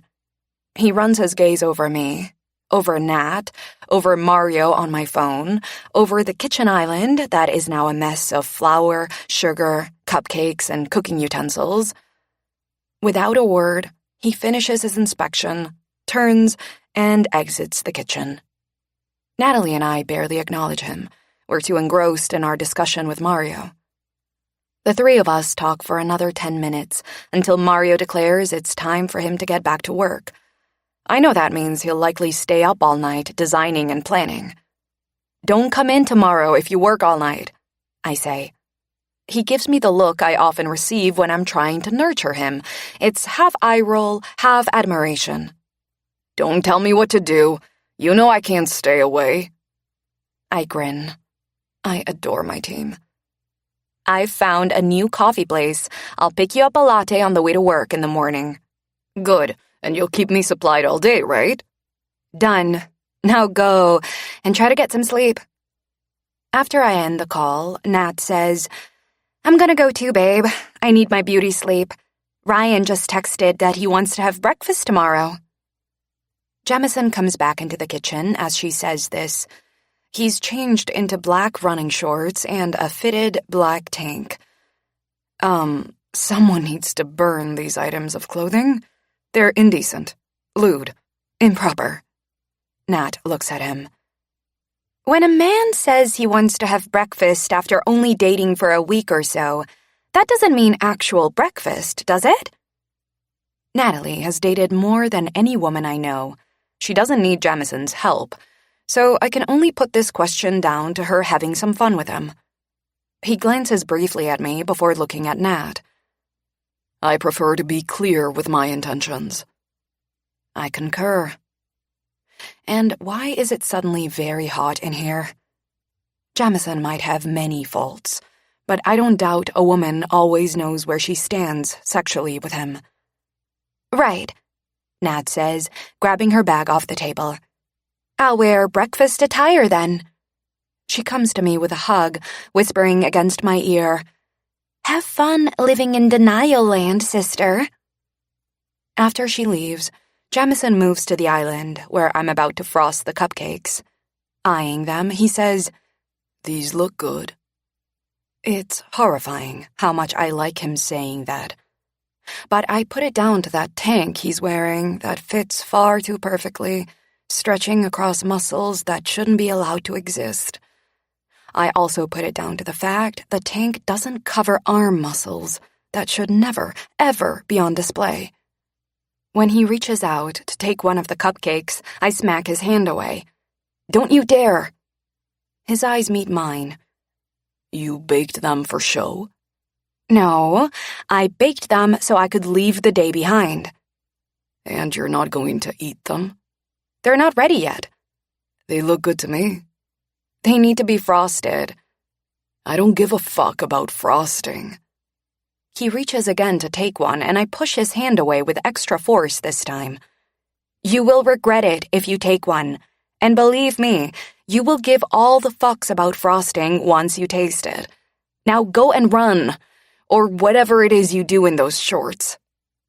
His lips form the beginning of a smile, but it doesn't fully eventuate. "I'm coming back for one of those cupcakes." I watch him walk out of the kitchen. My core somersaults after him. I tell her she can somersault as much as she wants and dream about sitting on his lap, but that she will never get her way again. After Jamison leaves and I find my wits again, I frost the cupcakes and clean up the kitchen. Jeff tries to help, but I don't let him. I like working in the kitchen. Cleaning up after I bake is all part of the process for me, and always leaves me feeling satisfied that I've seen a project through to the end. I make myself a cup of tea and take it and a cupcake to the table. One bite is enough to tell me this is my absolute favorite cupcake I've ever tasted. It's all chocolate and bourbon and gooey pecan pie with a most delicious creamy brown sugar frosting. I leave one out on a plate for Jamison, hopeful it will keep his asshole side locked away for the night. I then go into the bedroom to take a shower and do some of my crossword before having an early night. My gaze is drawn to a box sitting on my pillow as I walk toward the bed. When I reach it, I realize Jamison meant it when he told me he was going to buy me a new perfume. A box of Molecule 01 sits waiting for me on my pillow. I take it into my bathroom and open it. I've heard of this perfume but never smelled it. It's apparently the anti-fragrance fragrance, very minimalist. I want to think, fuck him, because fuck him for thinking of himself here. So he's attracted to my favorite perfume. That doesn't mean I shouldn't wear it. However, the part of me that loves trying new perfumes can't stop herself from opening the box and spritzing some on. God damn him. I fucking like it. A lot. I shove the bottle back in the box and put it at the back of the top drawer. I'm never wearing it. In fact, I'll double down on only wearing the perfume he takes issue with. Yes, I am now officially that woman. The one who finds herself doing things she never imagined doing. Like finding ways to frustrate the one man she shouldn't frustrate. Because a frustrated Jamison only leads to trouble. The kind of trouble I know very well I should avoid.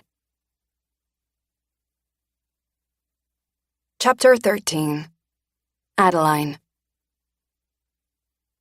Natalie. You survived a week of marriage to M.A. Adeline. Technically, I'm on day 10. Natalie. I stand corrected. You are a warrior princess. How was he this morning? Did he subject you to a kiss this morning when he dropped you at work? Or did he fuck you before leaving for work? Adeline. I told you I'm never having sex with that man again. And I'm doing well with that declaration. It's been 5 days since I let him touch me. Not begged.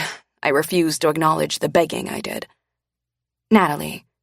I see we're still in denial. How much longer are we going to play pretend? Adeline. You are the worst best friend.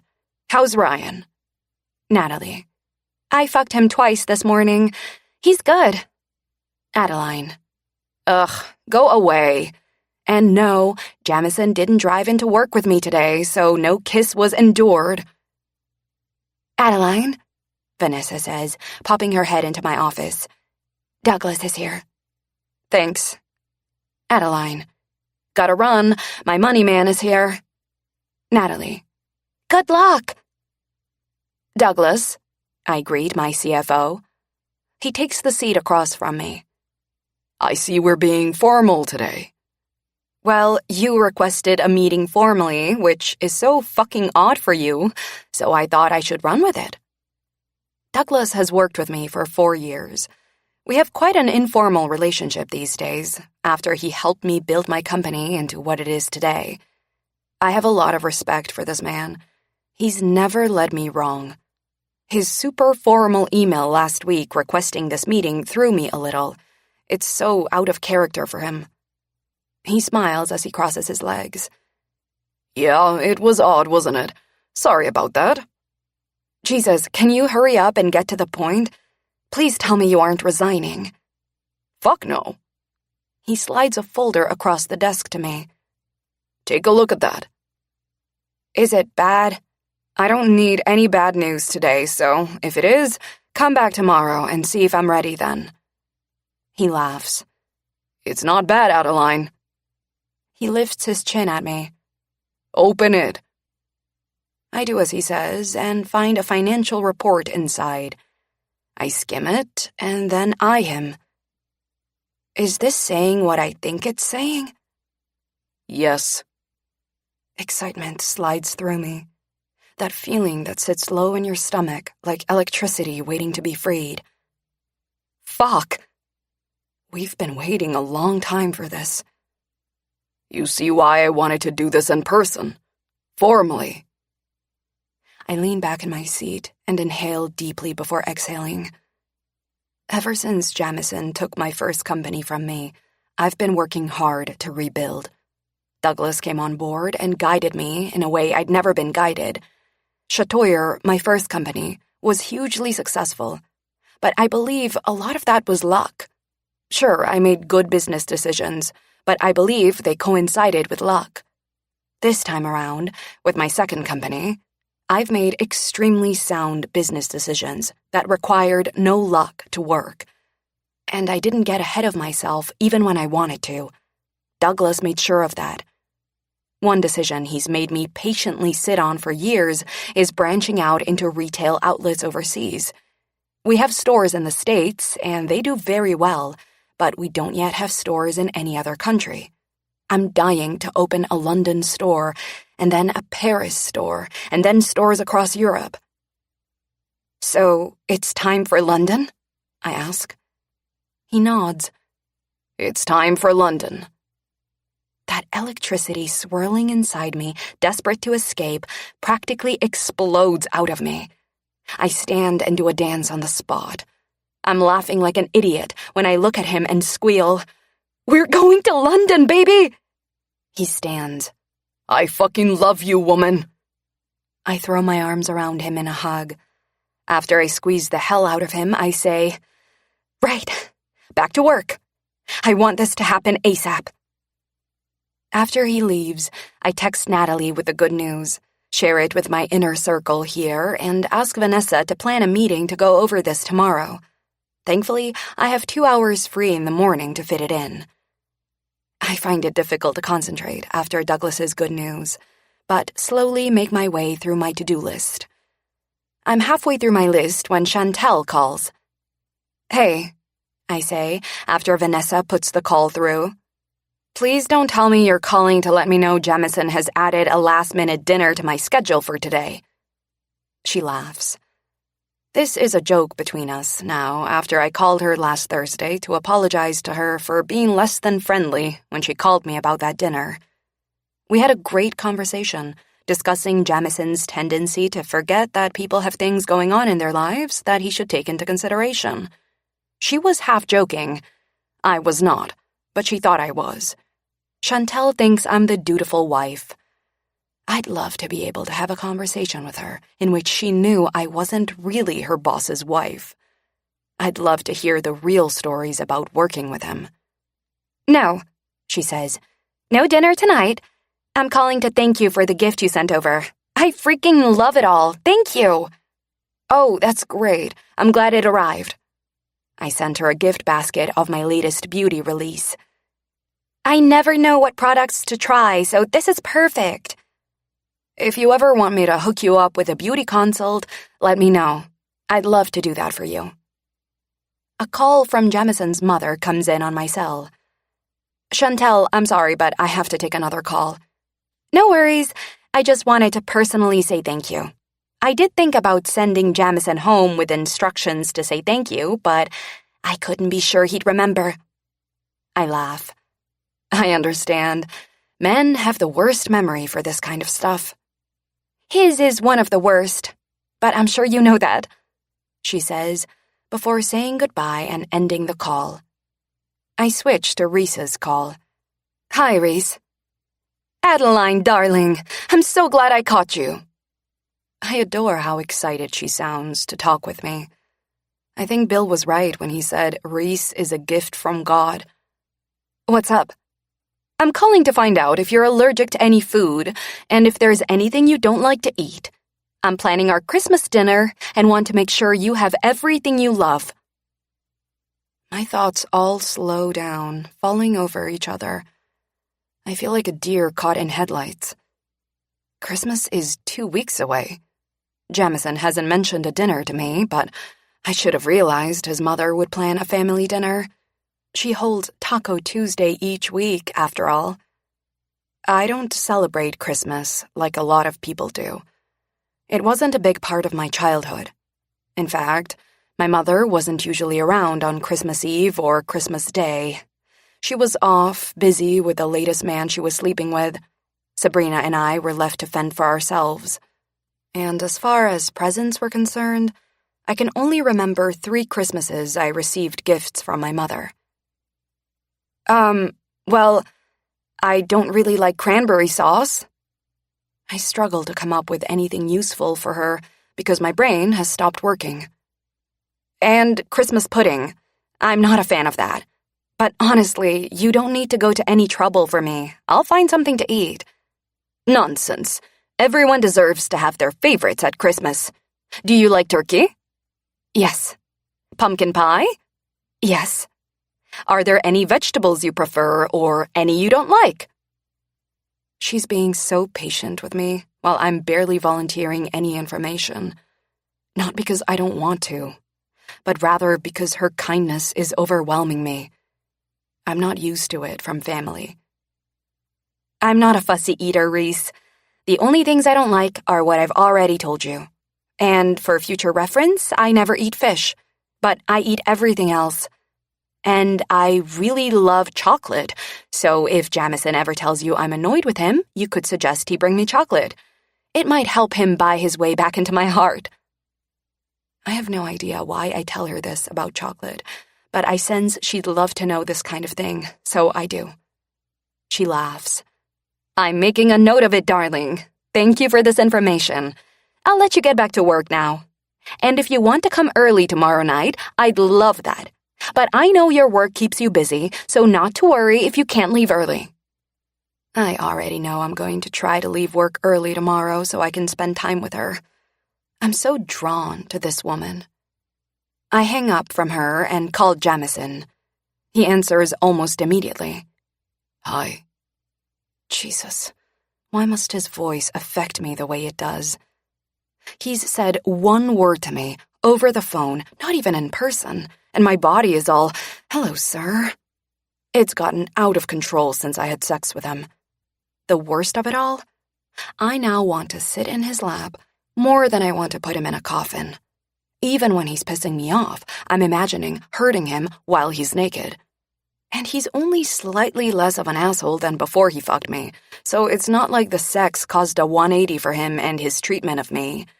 I should not be thinking about that lap of his as much as I am. "Your mother just phoned me," I say. "And?" And she asked me if I'm allergic to anything or if there's anything I don't like to eat at Christmas. I'm almost certain I hear him exhale one of his frustrated breaths. Is this story going anywhere? Yes, it's going somewhere. You could have warned me that your family does Christmas dinner. Warned? You say that like you need to prepare yourself. I do need to prepare myself. Why? I remind myself that Jamison doesn't know anything about my childhood, that he's not aware I only have bad memories of Christmas and don't enjoy this time of year. Don't worry about it, but... No. He cuts me off. Tell me. No, it doesn't matter in the scheme of things. Adeline, he says, his voice filled with gravel and determination and a little bit of frustration. Tell me what it is about Christmas dinner that you need to prepare for. I know by the tone he's taken that he has no intention of letting this go. If I don't answer him now, he'll just come looking for the answer tonight. We didn't do Christmas in my house growing up. Mom wasn't even home most Christmases. It was just me and Sabrina. No presents, no food, no nothing. So I'm not big on it, and I never celebrated. I pause. I need to prepare for your mom's level of excitement. He's silent for a moment before finally saying, We never celebrated it either when I was a kid. My father didn't allow it. Since his death, Mom goes all out. But she won't expect you to participate if you don't want to. I'll let her know it's not your thing. I'm surprised he shared that with me. Jamison is not an open book to anyone. The world barely knows a thing about him. I'm also surprised he offered me an out for Christmas with his family. Thank you, I say. But there's no need to tell her that. I'll be fine. Adeline, he starts, but I cut him off. No, really, I'll be okay. You may change your mind when I tell you that she has a whole range of Christmas traditions that are about to begin. What do you mean, about to begin? There's the tree, the baking, the shopping, the ice skating. That's just some of it. Goodness. Right. Tonight, we're going over all this. I don't care if you have work you have to do. You're allocating some time to me so I can start preparing for all this. I won't be home until late tonight. What time? I don't know. 10 maybe? I swear I can see him raking his fingers through his hair like he does when he's irritated with me. But for once, I hear only a trace of his impatience. 10 it is. Don't be late. Fuck, he mutters, but I ignore that. If it's the last thing he does tonight, he will be giving me the information I require to make it through this Christmas. We end the call and I get back to work. Mario has requested we spend an hour together this afternoon to go over some designs the team has been working on, so I have to get through a stack of other work to fit that in. It's a hectic Monday, and I'm thankful that Jamison and I don't have anything to attend tonight. We've been out every night since last Thursday, and while I originally thought the weekend was going to be a quiet one, we ended up attending lunches as well both days. To say the last 4 days have been a whirlwind for me is an understatement, but that could have more to do with the fact my body has been in a whirlwind. Spending all that time with Jamison has me on edge. While he hasn't acted on it, he hasn't hidden his desire for me. I'm not sure Jamison is the kind of man who could do that even if he tried. He runs on pure masculine energy. It lives and breathes in him. One look at the man and it's impossible not to sense his power, strength, and virility. It doesn't help that he started giving me more consideration. I mean, that was what I wanted, but now that I have it, I'm finding it hard to ignore my attraction to him. It's a mess of epic proportions. A mental mess I don't have time for because work is busier than ever. The gossip that was all over social media last week seems to be dying down, thankfully. However, we're busy preparing for Fashion Week, amongst other things, and I'm full steam ahead with my plans to open a London store. No one has time for Jamison Fox when they're busy trying to get through life. Yet here I am, dealing with him. He has dialed back his morning kisses, though, opting for the cheek kiss instead. And this morning, he had to leave early for work, so there was no opportunity for any form of invasion.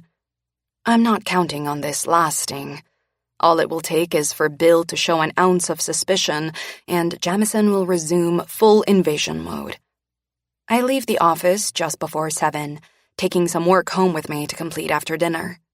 Wesley, Jamison's chef, surprises me with pizza for dinner. He asked me last week what my guilty pleasures are, and I included pizza on the list. Since Jamison won't be eating dinner at home tonight, Wesley decided it was the perfect night for one of my favorites. I take the pizza to the sofa and turn the television on. If tonight is for guilty pleasures, I'm indulging in some Vampire Diaries, too. A little Damon is good for the soul. I'm lost in Damon's eyes, and some of the best pizza I've tasted when Jamison's deep voice makes me jump and sends pizza flying to the floor. "Have you ever heard of not sneaking up on a girl?" I mutter as I attempt to save the pizza. I look at him as he crouches to help me. "And what are you doing home so early?" "I finished up earlier than expected." He places pizza on my plate, his hand brushing mine, causing a whole new round of trouble for me. I pull my hand back. I do not need that in my life tonight. Jamison doesn't miss any of this. His brown eyes meet mine, flaring with the same heat that is filling every inch of me. "How was your pizza?" I stand. Wesley certainly knows his way around a pizza. "That's good to know." "What do you mean? You've never tried his pizza?" "No." I stare at him in shock. "You're kidding, right?" "No." How this is even possible is beyond me. I'm so stunned that I shove the plate of pizza his way and say, "Try it." I point to the pieces that didn't end up on the floor. "Eat those. They weren't ruined by you." Amusement flickers in his eyes, right along with more of that heat. He's all black suit and muscle and eyes I want to get lost in. I'm unable to stop the way my body curves toward him and my skin comes alive. I'm also unable to stop myself from picking up a slice of pizza and forcing it upon him. "I assure you you'll like it." My gaze is pinned to his mouth as he takes a bite.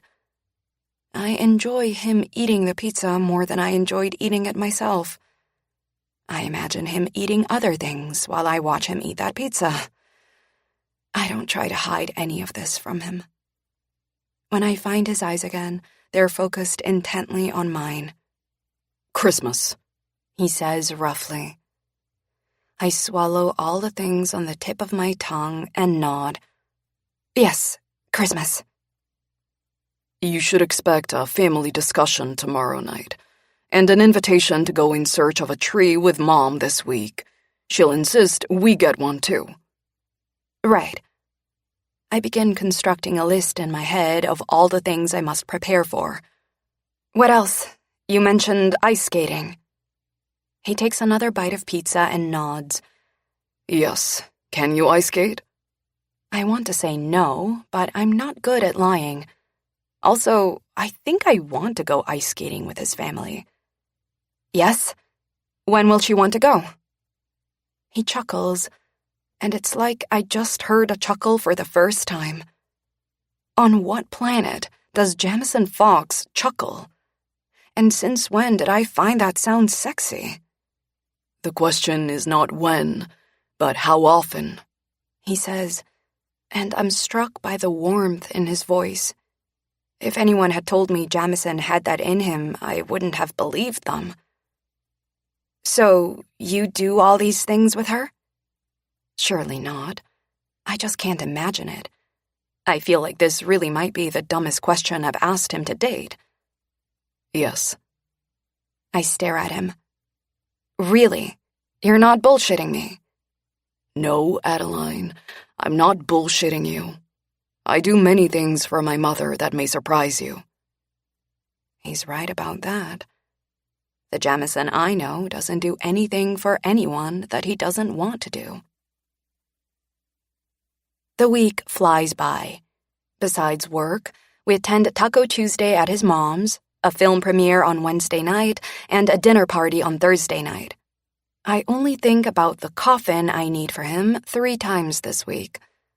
I think about his lap a whole lot more than I want to. He doesn't invade me daily with kisses. He doesn't order me around. He only treats me like a child twice. And he only tries to force one social function on me before recalling the red rule we now have. Since I already had a function highlighted in red the day of his event, he declines the invitation. It seems Jamison Fox can compromise when he wants to. Friday arrives, along with an exhausting list of tasks for the day. At the top of that list sits my sister, who I've been going back and forth with for days while she's tried to get money from me. Today's texts begin arriving just after 7 a.m. I'm tired after arriving home close to midnight last night. Jamison's dinner party ran late while he talked property with the men there. I sat through hours of mindless gossip with the wives. It's one of my least favorite things to do, but I did it for Jamison, because I knew last night was important for him. He thanked me on the drive home, which was a welcome surprise. Texting with Sabrina while tired doesn't go in my favor. Feeling so used doesn't help either. I wish I didn't feel this way. After living my entire adult life being used by her for money, I'm unsure why I ever hope for change. But I do. I still live with that hope and desire. She and I don't have a mother who will ever be there for us. I want us to be there for each other. She finally wears me down while we text during my drive to work. Sabrina. Why are you being such a bitch about this? It's not like you don't have the money. Mom needs the cash. Just give it to her. I stare out the car window while swallowing my hurt. There's only one person on this earth who has the power to make me question myself the way I am now. My sister. I don't believe I'm being a bitch, but she makes me doubt that every time she accuses me of it. She's right. I do have the money. However, is that the point? I don't think so, but maybe I'm wrong. Maybe I am being awful to her by thinking she's lying to me. Adeline. I turn at the sound of Jamison's voice and find him watching me with a frown. Yes? What's wrong? Nothing. You've been on your phone all morning looking upset. Don't tell me there's nothing wrong when there clearly is. If my brain wasn't so focused on Sabrina, it would zero in on the fact he's paying attention to someone other than himself. I don't zero in on that. I'm far too upset at the moment to do that. And since I am this upset and could cry, and since the last person I want to cry in front of is Jamison, I say, I'm fine. I've just got a lot on my mind today. His impatience flares. Fine means anything but that. Talk to me. Don't tell me what to do. I'm not in the mood this morning. I can see that. And God help my balls, but it's more than obvious to me that you're not okay. Since I know you like talking about your problems, start talking. I bite down on all the things I want to say about what he just said. You really have a way with words. And I'll say it again, it's no wonder you've never married. Adeline, he growls, and I know from the way he's watching me like he's thinking about physically extracting the information from me that he doesn't intend on letting this go. I glare at him. It's my sister. He lifts his brows, waiting for more, nowhere near satisfied with those 3 words. This man. She wants money. She always wants money. I'm not feeling like giving her any. I pause. Is that enough for you? He ignores my attitude. You pay all her bills? I give her money, yes. And yes, it's enough to pay all her bills. And she comes looking for more? Yes. How often?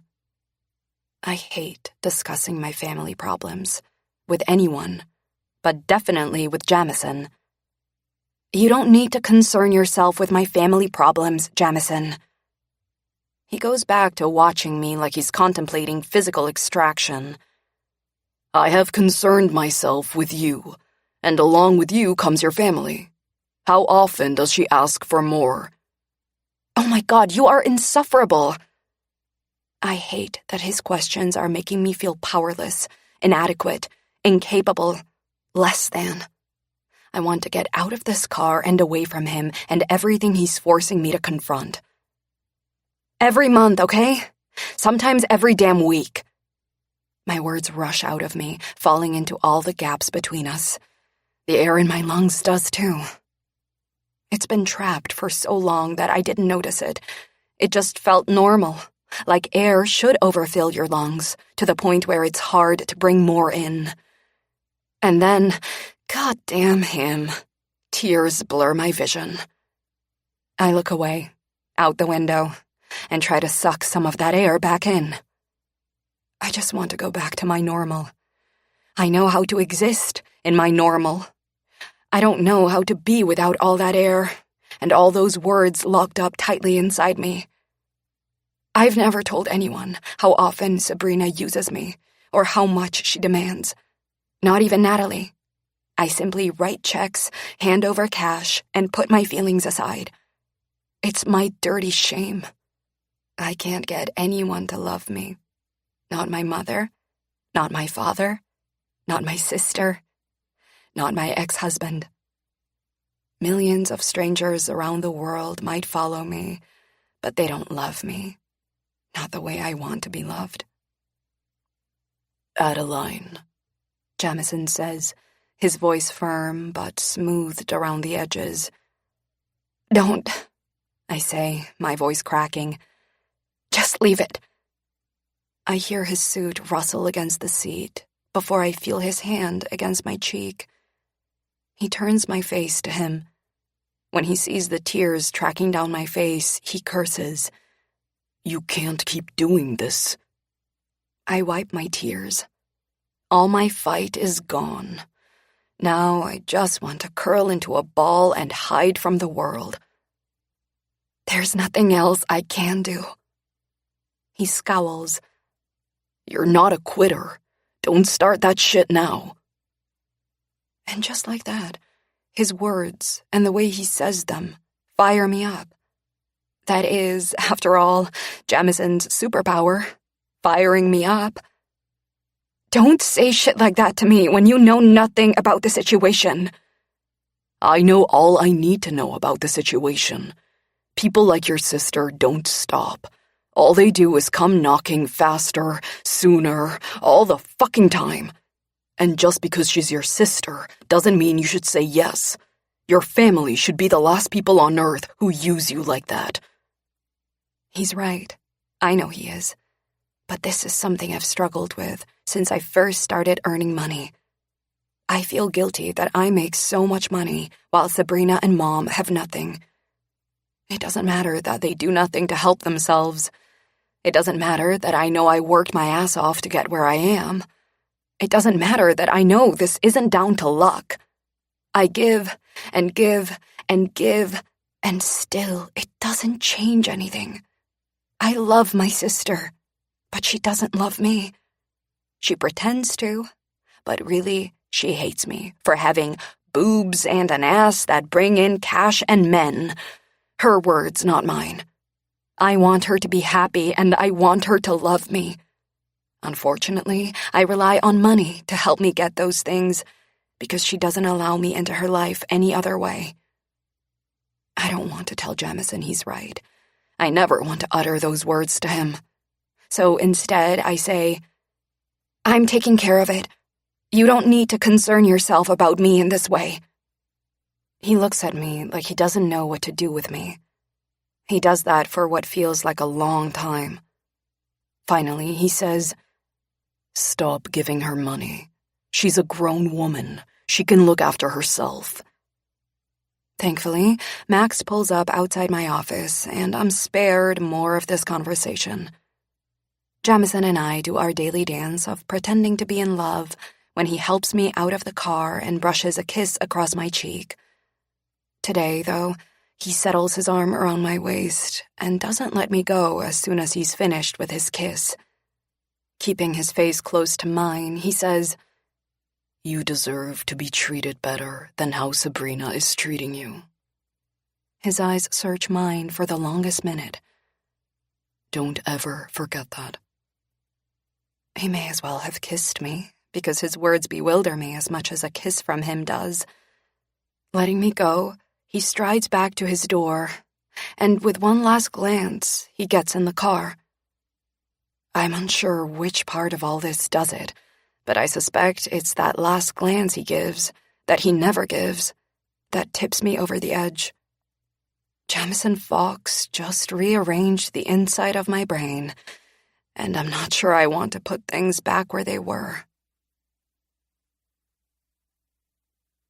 Chapter 14. Jamison.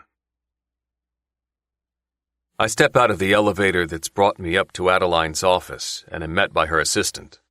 It's only the third time I've been here, and I'm struck again by the understated elegance. Adeline has decorated with cream and muted pinks and greens. Instead of flash and glitz, she's chosen carefully placed flower arrangements and artwork. It all works well to give an air of style and sophistication that aligns with her brand. Vanessa lets Adeline know I've arrived, and I'm shown through to her office. It's as elegant as the waiting area. The only added element is a chandelier above her desk. "You're late," she says, straightening from where she was bent over her desk and turning to face me. My eyes are all over her body after walking in on her bent over like that. I don't bother to remove them. I'm not sure I could, even if I wanted to. She's wearing a red dress that's stuck to her curves and made for my downfall. I watch the rise and fall of her chest as she takes me in. We've been playing this game for a week and a half now, ever since I fucked her. She would never admit it, but she likes my eyes on her. Frowning, she says, "Why aren't you dressed?" We're attending a black-tie birthday party for one of my business acquaintances. I was due here to collect Adeline 20 minutes ago, but was delayed at the office going over Paulina's latest update. After she left, I changed into a clean suit, so I have no idea what Adeline's referring to. "I'm dressed. You're half-dressed. Where's your bow tie?" "Fuck knows." I detest bow ties and either misplaced mine or left it at home this morning. "Are you ready?" She looks ready, but she's not giving me the impression she's about to make a move.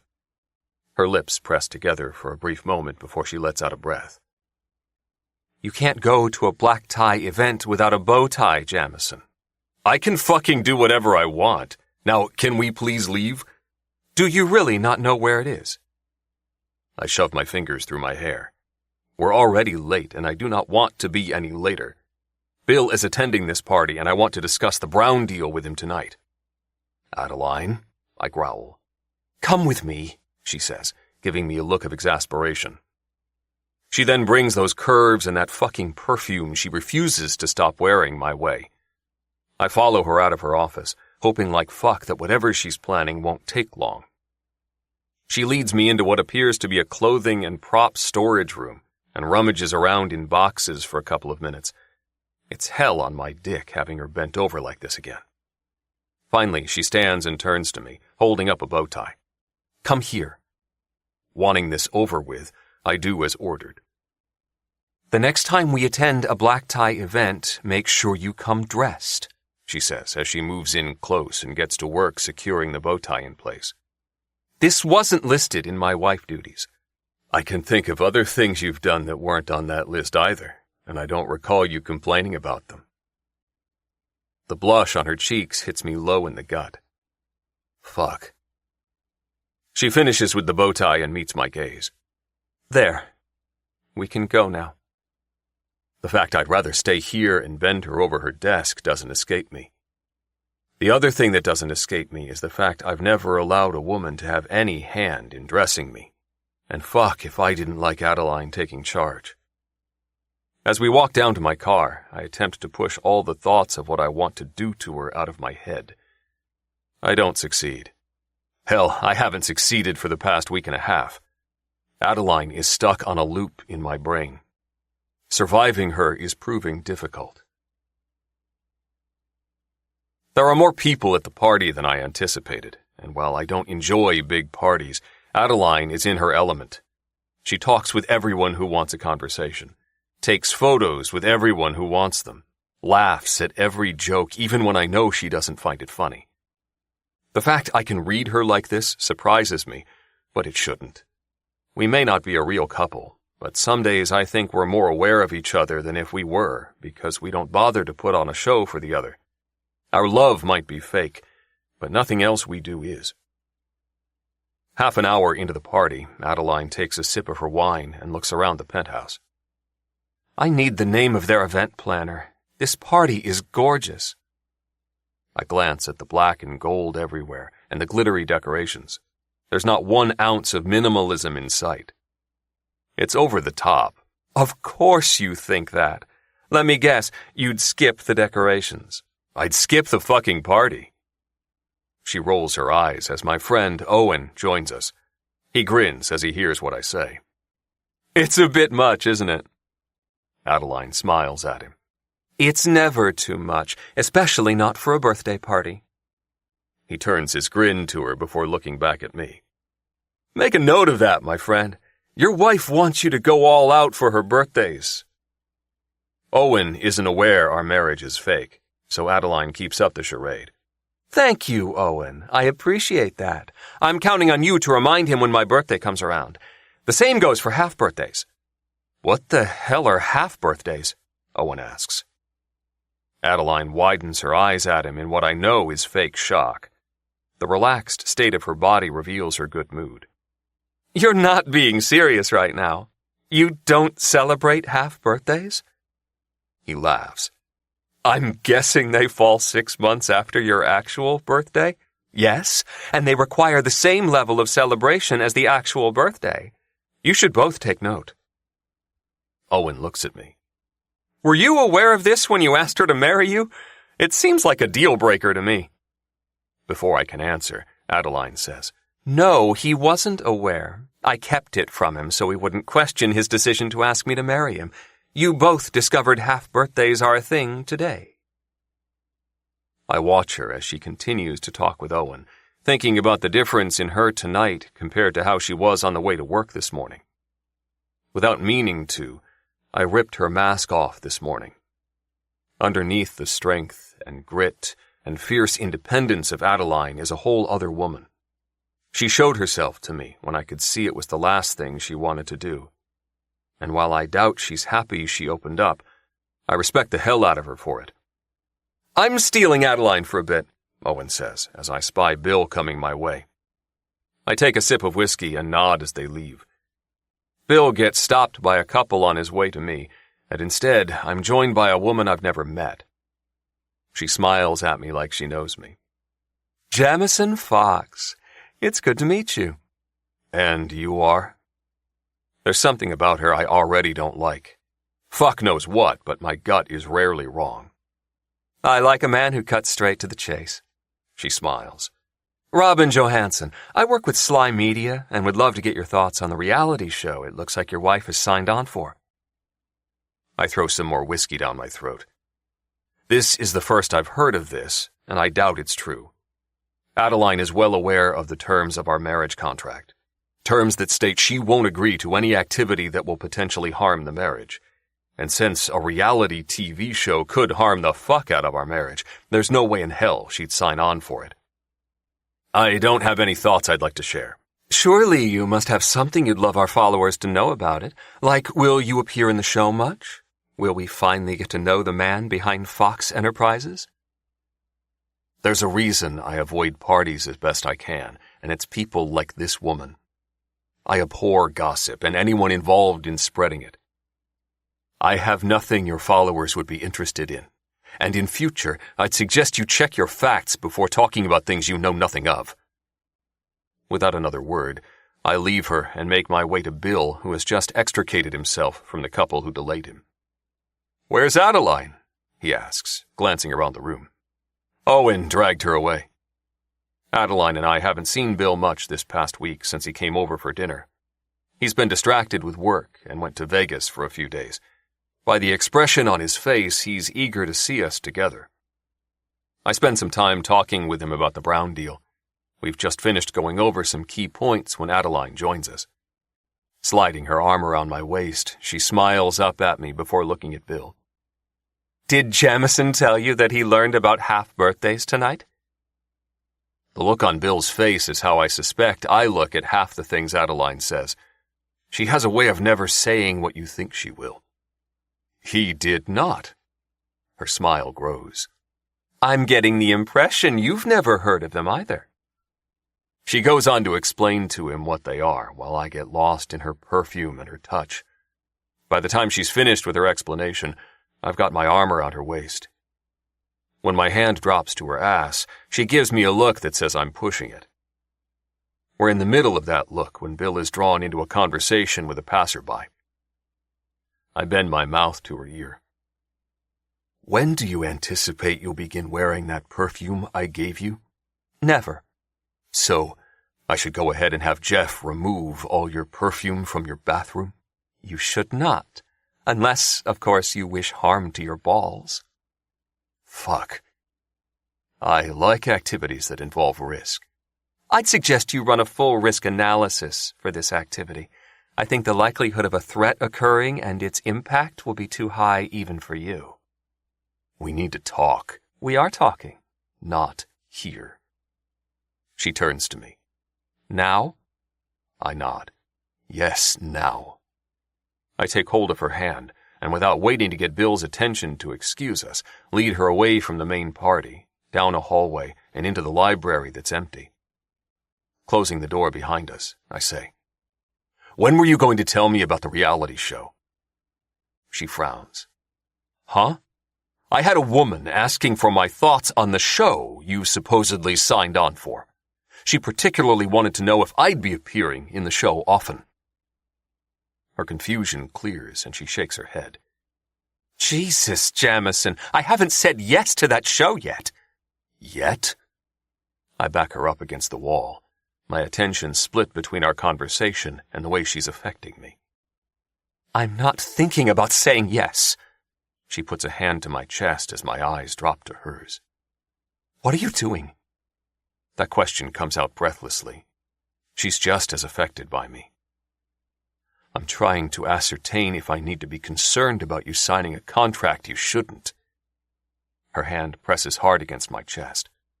"First, you damn well know I'm not an idiot who's going to sign anything like that without consulting you. And second, I wasn't referring to our conversation when I asked you what you're doing." "I'm aware." I trace my gaze down over the swell of her breasts. "Take your eyes off me." "You don't want my eyes off you." "I thought you were done making assumptions." "I am." "This isn't an assumption." "It really is." I curve my hand around her neck as I bring my eyes back to hers. "Let's test that." I finish moving into her and drop my lips to hers, demanding the kiss I've wanted ever since I last had her mouth. Her hand against my chest presses hard again, but her other hand makes its way to my waist where she grips my shirt. The moan she makes as she kisses me tells me everything I need to know. "Fuck," I growl into her mouth as I shift my hand from her neck to her hair. I bring my other hand to her breast, cupping it, while grinding my cock against her. Our kiss is as desperate as our desire for each other. I've never wanted a woman the way I want Adeline. She rocks her hips against me, searching for the friction we both need. "Oh my God," she says, tearing her mouth from mine and looking at me wildly. "Why do I want this so fucking much?" She madly reaches for my belt and undoes it. "You are the last man I want to have sex with, and yet—" She unzips me and reaches for my dick. "You've somehow convinced me to fuck you again, and here at a party of all places." She's barely got me in her hand when I take charge and spin her around. Yanking her dress up, I rasp against her ear. From where I'm standing, it's not taking much convincing. She presses her cheek to the wall and her ass back against me. Just fuck me already. I crouch behind her and tear her panties off. I've got my mouth and hands to her ass before I even know what I'm doing. She's like a fucking drug. Spread your legs for me, I order as I run a hand down the back of her thigh. She complies instantly, and my eyes are drawn to her parted lips. She's so damn wet I slide 2 fingers inside easily. Oh God, she moans, arching her back and pushing her ass closer to my face. I fuck her with my fingers while bringing my tongue to her. The moan she releases when I lick her is louder than the last one. I thought I was hard before. Now, I can't think straight, I'm so fucking hard.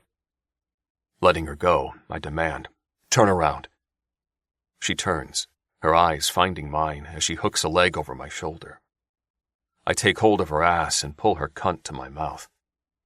I then eat her until she's making the kind of noise that no one at this party will mistake. I stand, needing to be inside her while she's making that kind of noise. She doesn't let me down when I thrust inside. She wraps her arms and legs around me and cries out for the entire fucking world to hear. It doesn't take either of us long to come tonight. That's thanks to too many days of not giving in to the need we both have. Adeline's breathing hard and fast by the time we're finished. Her hair is a mess, her face is flushed, her eyes are wild. When I pull out, she reaches for her clutch. Locating tissues, she hands me some and we clean up before dressing. If I start wearing your perfume, do you think you might stop doing that? She asks as she fixes her hair. You don't want me to stop doing that. I really do. Have you argued with every man you've been with as much as you argue with me? She opens her mouth to say something, but snaps it closed just as fast. Then, getting another wild look in her eyes, she says, I'm going to the bathroom to clean up properly. You're going to get me a drink, and then you're going to stop looking at me for the rest of this party. Before I can reply, she's pushed me away, opened the door, and exited the library. Christ, I want her again already. I leave the room and head back out to the party.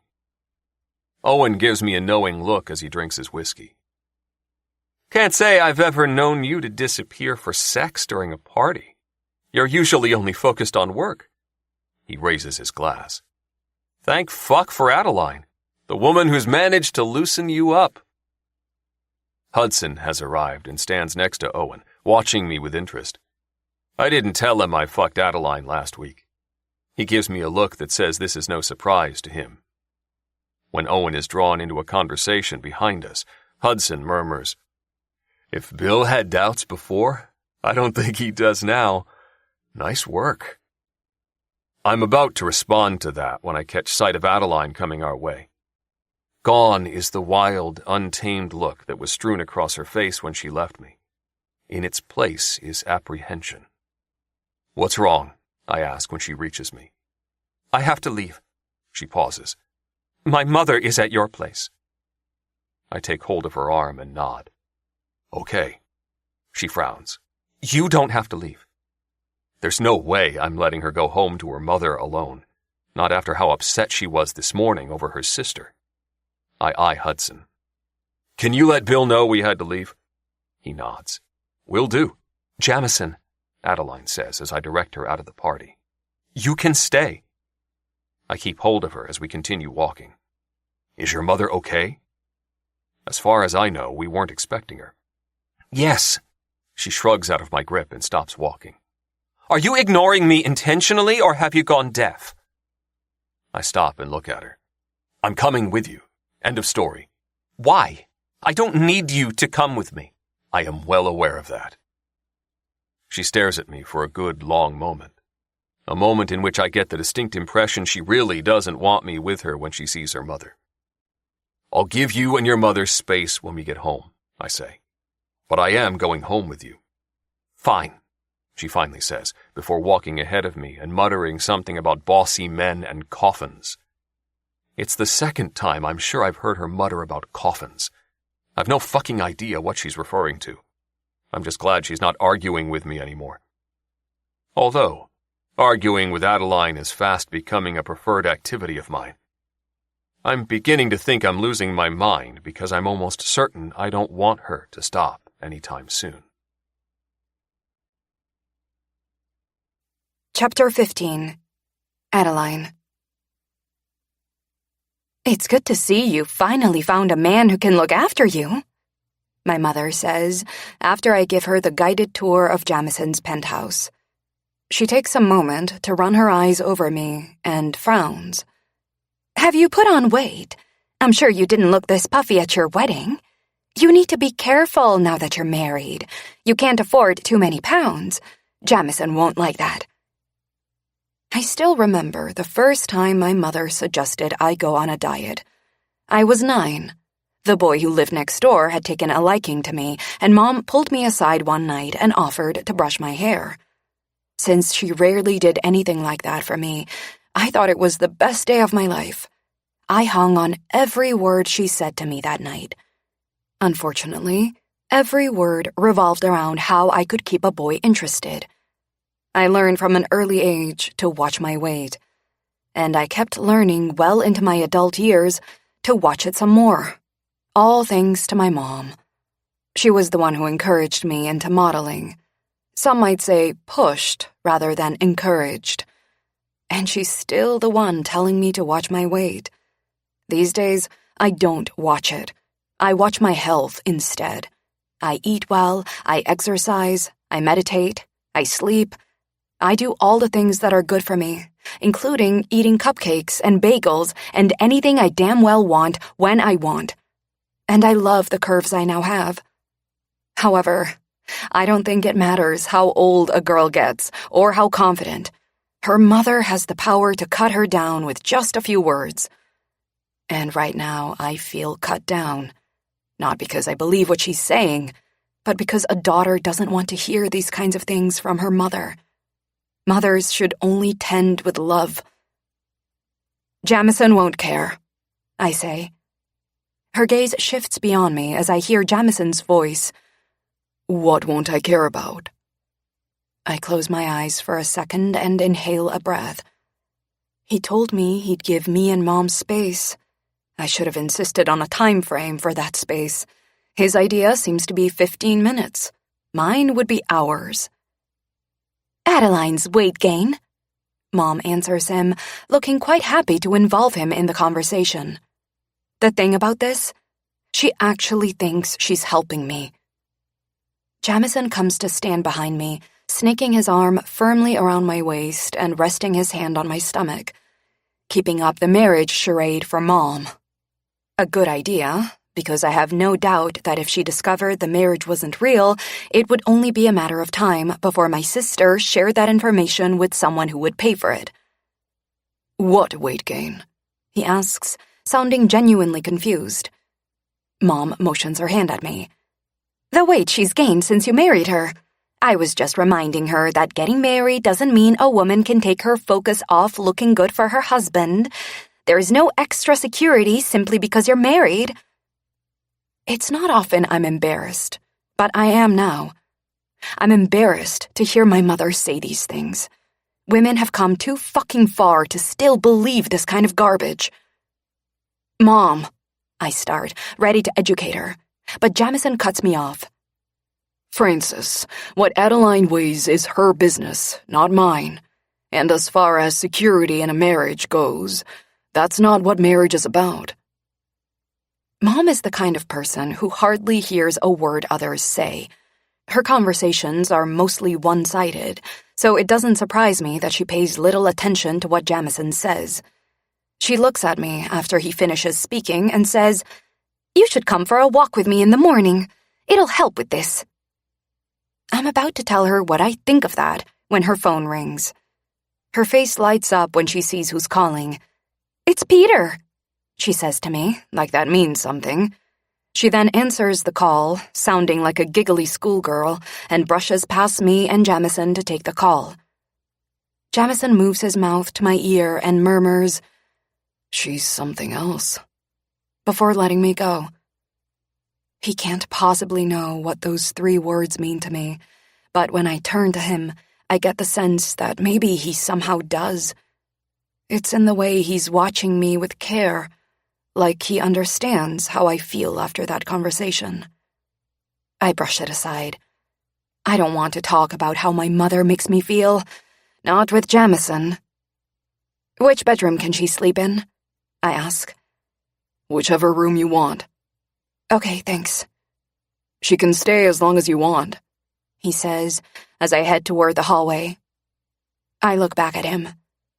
You may regret that. He doesn't say anything further. He just watches me silently. I'm so thrown by him that I almost stumble in my hurry to escape the confusion of it all. And, good God, I can still feel him everywhere. Inside me, outside me, all around me. I need a shower and 1,000,000 hours by myself to figure out this entire situation with him. Half an hour later, I finally make it into the bathroom. That's after sorting Mom out with a bedroom, finding out that she's here so she can have a break from Sabrina, who is apparently driving her up the wall, and agreeing to help her find a new dress tomorrow for a date she's having with Peter when she gets home. I take a bath instead of a shower. A long, hot bubble bath in the floating tub in my bathroom that overlooks Manhattan. I'll give it to Jamison. I love this bathroom, and will miss it when my year here is up. When I leave the bathroom an hour later, the anxious energy my mother always stirs up is still there but lessened. I grab my crossword book and phone and crawl into bed. I send Natalie a text to check in on her, and when I don't receive a reply, I find a crossword to do. I'm deep in thought, trying to figure out a clue, when Jamison strides into the bedroom.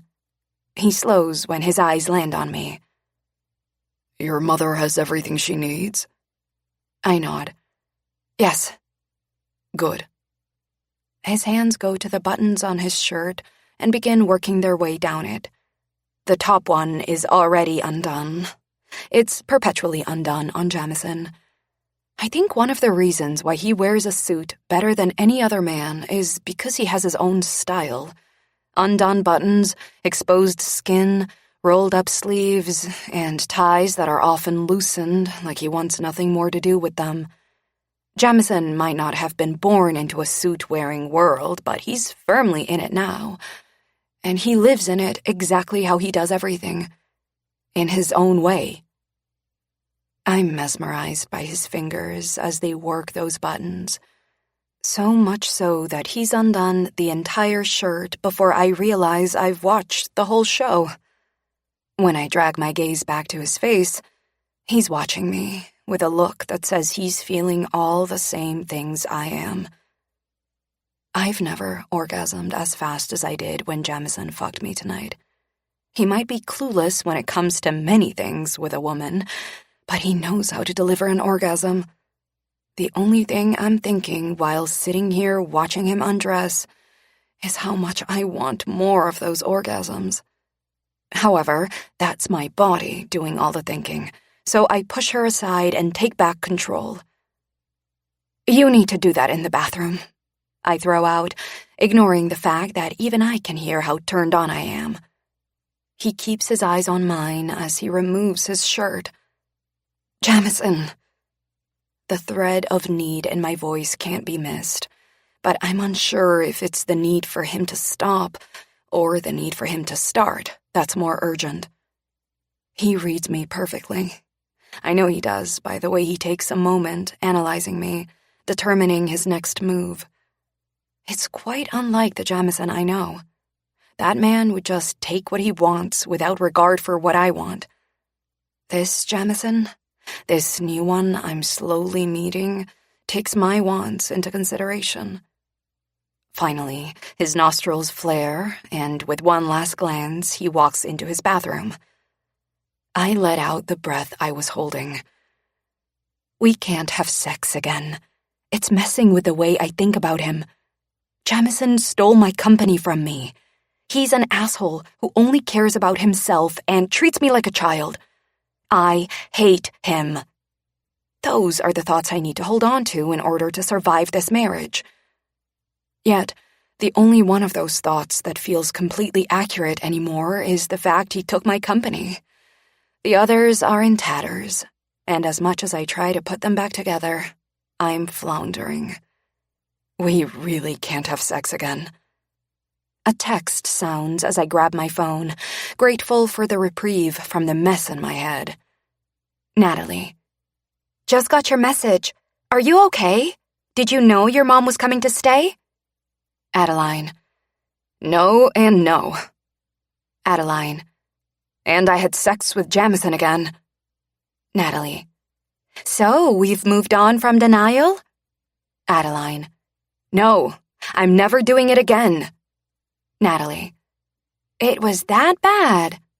Adeline. It was fucking awful. Natalie. Right, so definitely still deep in denial. Got it. Why'd your mom come to town? Adeline. Who knows why my mother does anything? She said she needed a break from Sabrina. Natalie.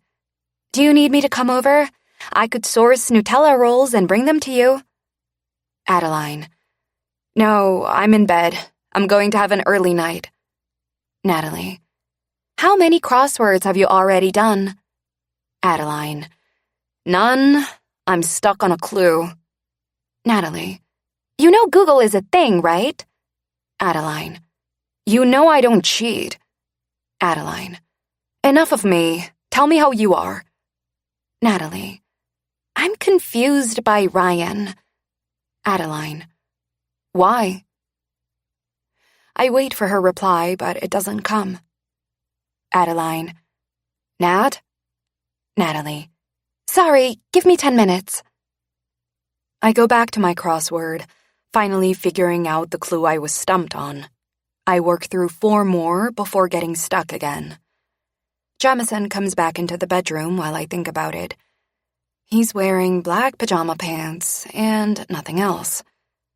Sitting on the edge of the bed, he checks something on his phone. I stare at his back, willing my core to shut the hell up while I inspect every muscle on show. When she refuses, I drag my attention back to my crossword.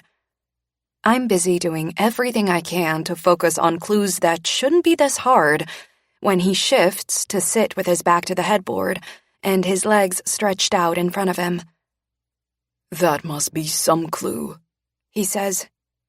My head snaps up and I look at him. Huh? I've never seen you frown so hard. I unscrunch my face. What's a coil that's an electrical gizmo? Starts with T. He only takes a second. A Tesla coil. Jesus, I knew that. I scribble the answer into the crossword and move to the next clue. When it also stumps me, I look at Jamison again. Emergency sorting process? He glances up from his phone and thinks for a moment. Triage. Ugh, I mutter as I fill in the answer. I then close the book and place it on my nightstand. I give up. I knew that answer too. My brain has obviously decided she's done with today.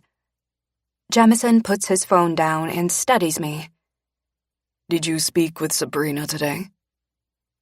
I don't want a thing to do with that question, and most definitely not if he's asking. I think we should go back to ignoring each other. I expect his impatience to bristle, or his annoyance to flare, or something other than what he gives me. Anything but what he gives me. I hope she's aware of what she has in you. How can it be that Jamison sees me better than anyone? I swallow my heart that decided sitting in my throat seemed like a better idea than staying in my chest. The only thing Sabrina is aware of is herself, I say softly, wondering how he's managed to draw these words from me.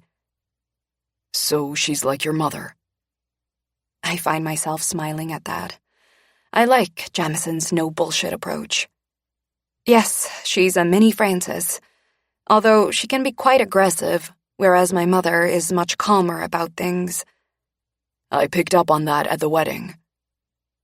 That surprises me. As far as I knew, Jamison paid no attention to me, my family, or my friends that day. Mom likes to say that Sabrina is like our father while I'm like her. Do you remember your father? No. I have some memories. Fragments, really. I pause. I remember things that don't feel good, so I don't spend time lingering, you know? Yeah, He says roughly, like he knows exactly what I mean. My phone sounds with a text. Natalie. Sorry, Ryan came over. Question.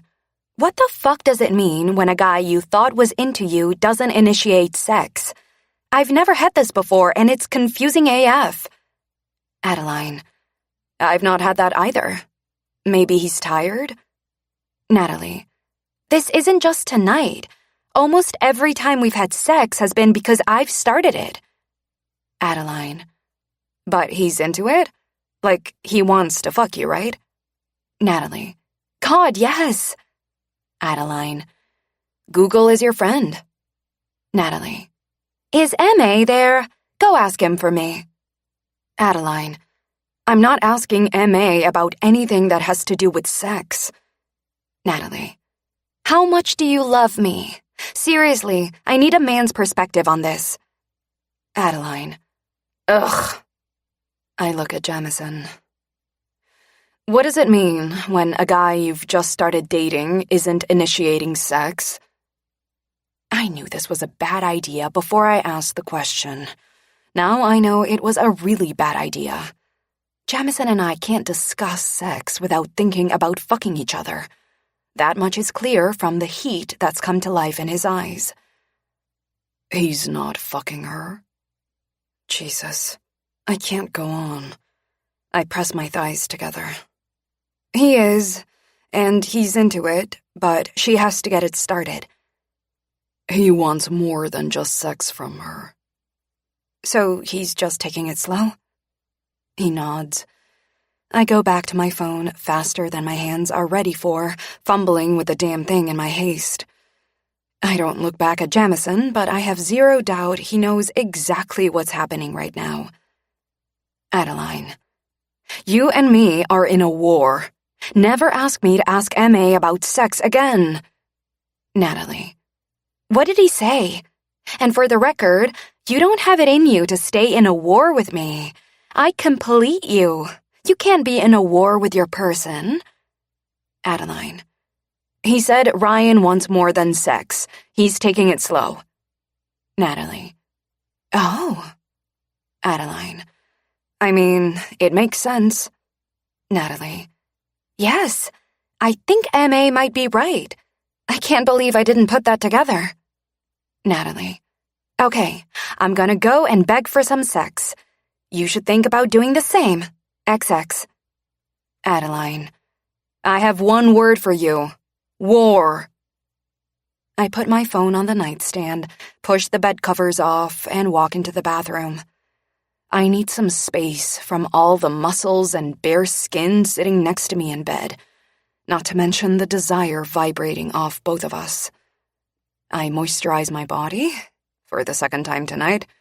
I brush my teeth, again. I contemplate running away. Jamison is nowhere to be seen when I go back to the bed 20 minutes later. It's disturbing how disappointed I am by this. I'm only further disturbed when I'm lying in the dark an hour later, still thinking about how I wish he was here.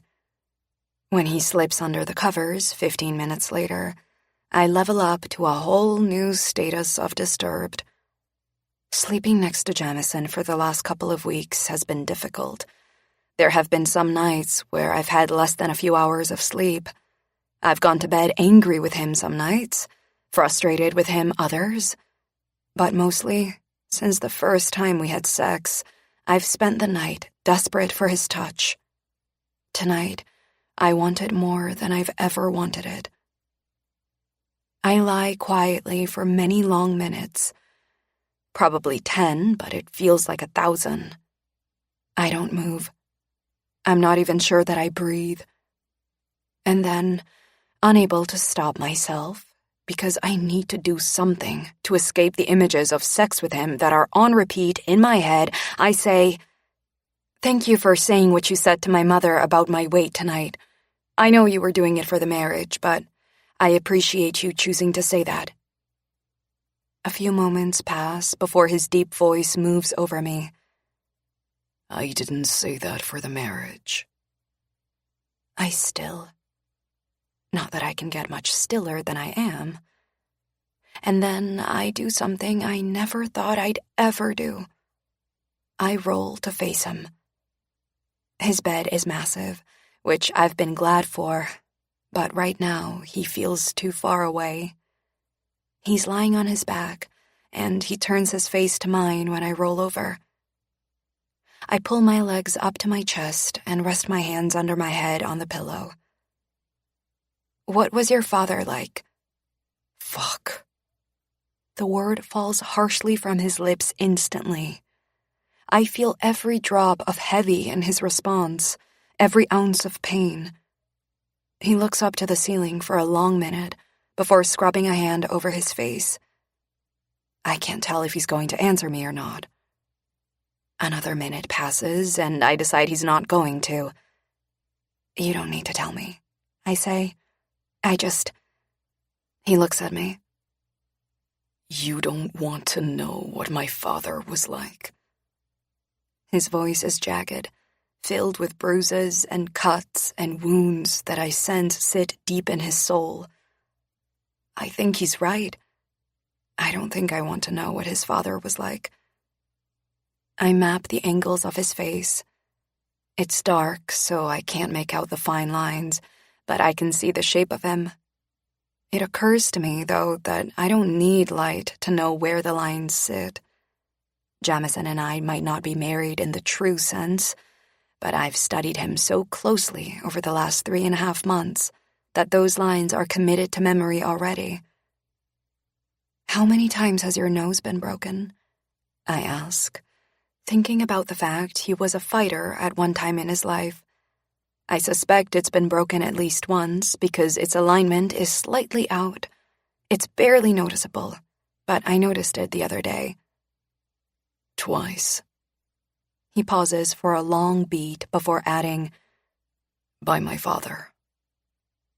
I know Jamison's father died when he was 18, so this means his broken noses occurred while he was still a child. He was absolutely right that I don't want to know about his father.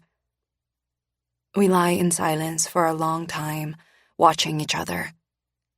This man is the biggest puzzle I think I'll ever meet. What lies on the surface is nothing compared to what lies beneath. Yet, everything on the surface is there only because of what lies beneath. I have an overwhelming desire to do something I never saw coming. I want to break through his surface. I want to move past the shallows and find the real Jamison. Chapter 16. Adeline. I'm on to baking my second batch of cupcakes when Mom joins me in the kitchen just after 6:30 a.m. "Goodness," she says, eyeing them. "You're not planning on eating any of those, are you?" "She'll get a few," Jamison says, coming in after Mom. "There won't be many left after I get to them." I could grow used to having him around while she visits me. He has this way of coming in at the exact right moment of a conversation when I need help. I smile at him, trying hard not to drop my gaze to his muscles that are on full display after he spent the last hour and a half in his gym. I fail, but I actually don't care. And judging from the way I find him watching me, he's on board with it too. "Well," Mom says to him, "you can afford to eat as many as you like." I only just stop myself from rolling my eyes. Honestly, she's too much with all this diet talk. Not to mention her distinctions between what's appropriate for a man versus a woman. Trying to shift the conversation, I ask, "What time do you want to go shopping today?" "Oh, no, I can't go today. We'll have to do it tomorrow, or Monday." I frown. I thought we'd made a plan to go today. Yes, but I spoke with Marla last night and she invited me out to lunch. Her boyfriend has a friend she thinks I'd get on well with. He wants to meet me. I stare at her, stunned, when I shouldn't be. Of course, she's abandoning me in favor of a man. She's not even abandoning me for a friend. She dislikes Marla and only contacts her when she comes to town in the hope she'll introduce her to men. Jamison grabs a drink from the fridge and comes to stand next to me. I barely notice him. My mom has my full attention. I can't go tomorrow or Monday. She waves me off like she doesn't care. No worries. I can go by myself. You can just write me a blank check. No, I'm not writing a blank check. I don't know if it's my tone or what I've said that causes it, but she blinks and looks at me like I've just said something hurtful to her. I need a dress, Adeline. The guilt and shame that usually stops me saying no to her is no match for the hurt and anger coursing through me. You have plenty of dresses. I should know because I bought them for her. I want a new one for this date. I swear I hear Jamison grunt beside me. When he makes a move, like he's going to leave the kitchen, I place my hand on his arm and stop him. I don't want him to leave. Well, I'm not paying for it, I say. You're punishing me because I can't go shopping today. My anger sparks like lightning cracking across the sky. It's not that she can't go. I don't punish people, Mom. That's not my style. It feels like punishment, she says, sounding like a child. How can a mother be like this? When did her ability to nurture, to care, to love disappear? Did she ever even have that ability? I'm hurt, Mom. Hurt that you're so easily discarding me so you can go out and find a man to sleep with. And as for not wanting to write you a blank check, it's not my responsibility to pay for your life. I never said it was your responsibility, Adeline. But I do think it's nice for a child to help her parent when she can. And just like that, she shows my hurt and anger out and welcomes my guilt back in. I'm in the middle of dealing with that guilt when Mom gives me one last look that expresses her disappointment and walks out of the kitchen. I watch her go, lost for words. So lost that I don't even have any for Jamison when he says, "She's a piece of work." Yes, she is, but I'm struggling to acknowledge that because my guilt is spiraling through me, reaching down deep to the little girl inside me who desperately wants her mother's love and approval. I know that little girl exists in all of us because my therapist has taught me about her. I've done a lot of healing work on my inner child, but I know it can be a lifelong process. I know I've still got a lot of work ahead of me. Adeline, Jamison says, she's wrong. I know, but she always has a way of messing with my thoughts. He studies me before finally saying, "You need to finish these cupcakes and then get dressed. I'm taking you out for the day." My brows pull together. Where? Why? I thought you were working today. It can wait. Your work can never wait. It's true.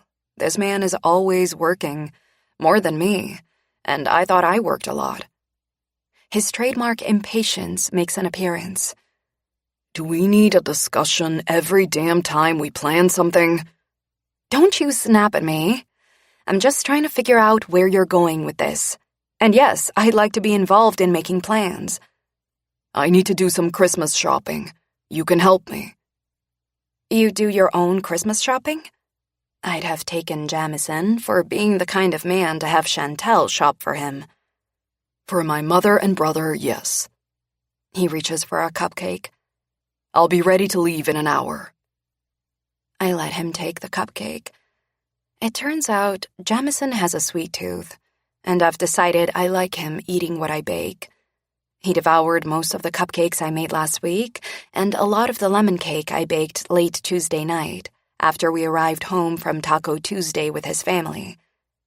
As he leaves the kitchen, I call out, "Just so you know, telling me you'll be ready to leave in an hour does not mean I'll automatically be ready to leave in an hour." Honestly, that man needs someone like me to teach him how to exist in the world. One day, the woman he marries for real will thank me. Chapter 17. Jamison. I'm unsure what possessed me to bring Adeline shopping. What I assumed would be a simple trip to choose 2 gifts has turned into a fucking huge undertaking. Thank Christ I've already bought Bill's gift. If not, we'd be here for another 2 hours while she ensured I bought an assortment of gifts he doesn't need, like she's done for my mother and brother. "What about this tie?" she asks, holding a navy tie up for me to inspect. "I think Hudson would look good in this one." "A tie is a fucking tie. It's perfect." I take it from her and add it to the collection of gifts she's accumulated while we've spent hours walking through this mall. Even my security team, whose faces always remain blank masks, appear exasperated with this expedition. "A tie is not a tie." She looks horrified by that statement. "Do you need me to explain the intricacies of ties to you?" "Fuck no." She reaches for the navy tie, frowning as she glances between it and another one on display. "I don't know. I think maybe this red one might be better."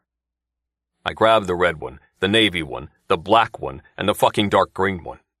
"We'll take all of them." Her eyes come to mine. She's less than impressed with me. "Why are you being difficult about this?" "I'm not. You are." "Jesus," I mutter. "I needed 2 gifts. 2. And here we are with more than 20 things. I'm not the one making this trip difficult." Her eyes widen.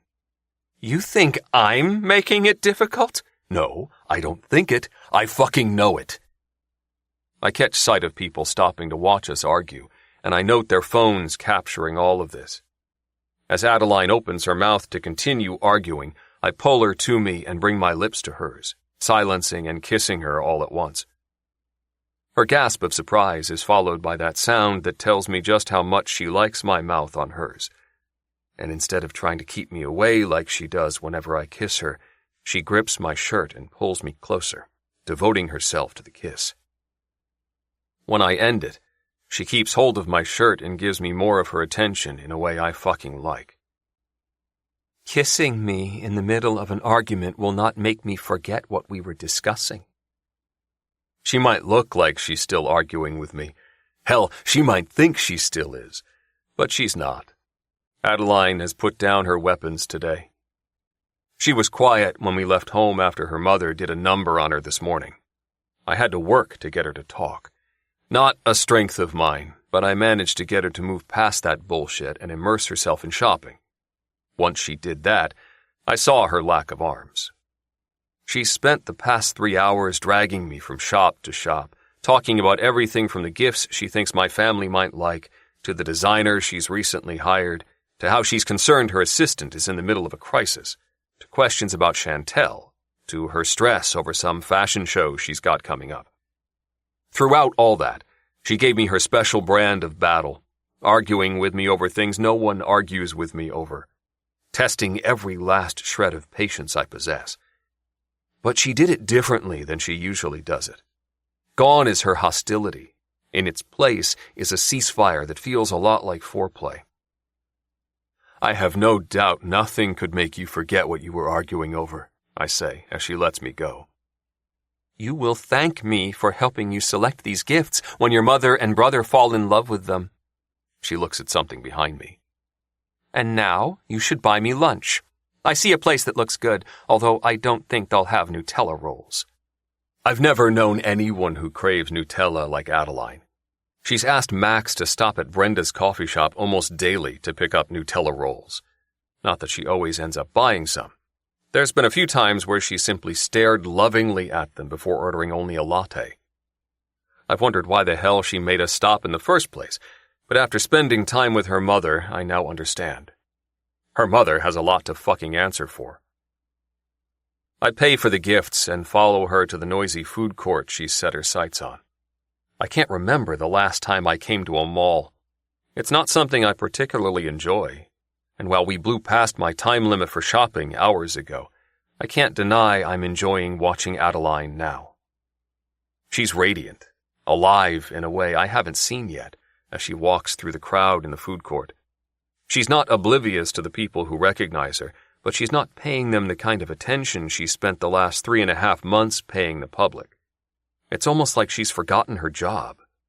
Not that I think being available 24/7 is her job, but I know she does. Something catches her attention, and she turns to me with excitement, grips my forearm, and says, "Oh my God, tell me you love Korean chicken." "I've eaten it once." "Did you like it?" "I don't remember much about it." She squeezes my arm, and I feel it low in my gut. "We need to fix that, now." With that, she glides her hand down my arm to take hold of my hand and drags me to the Korean chicken. 20 minutes later, we're sitting on stools at a long, high table with about 15 other people eating our chicken.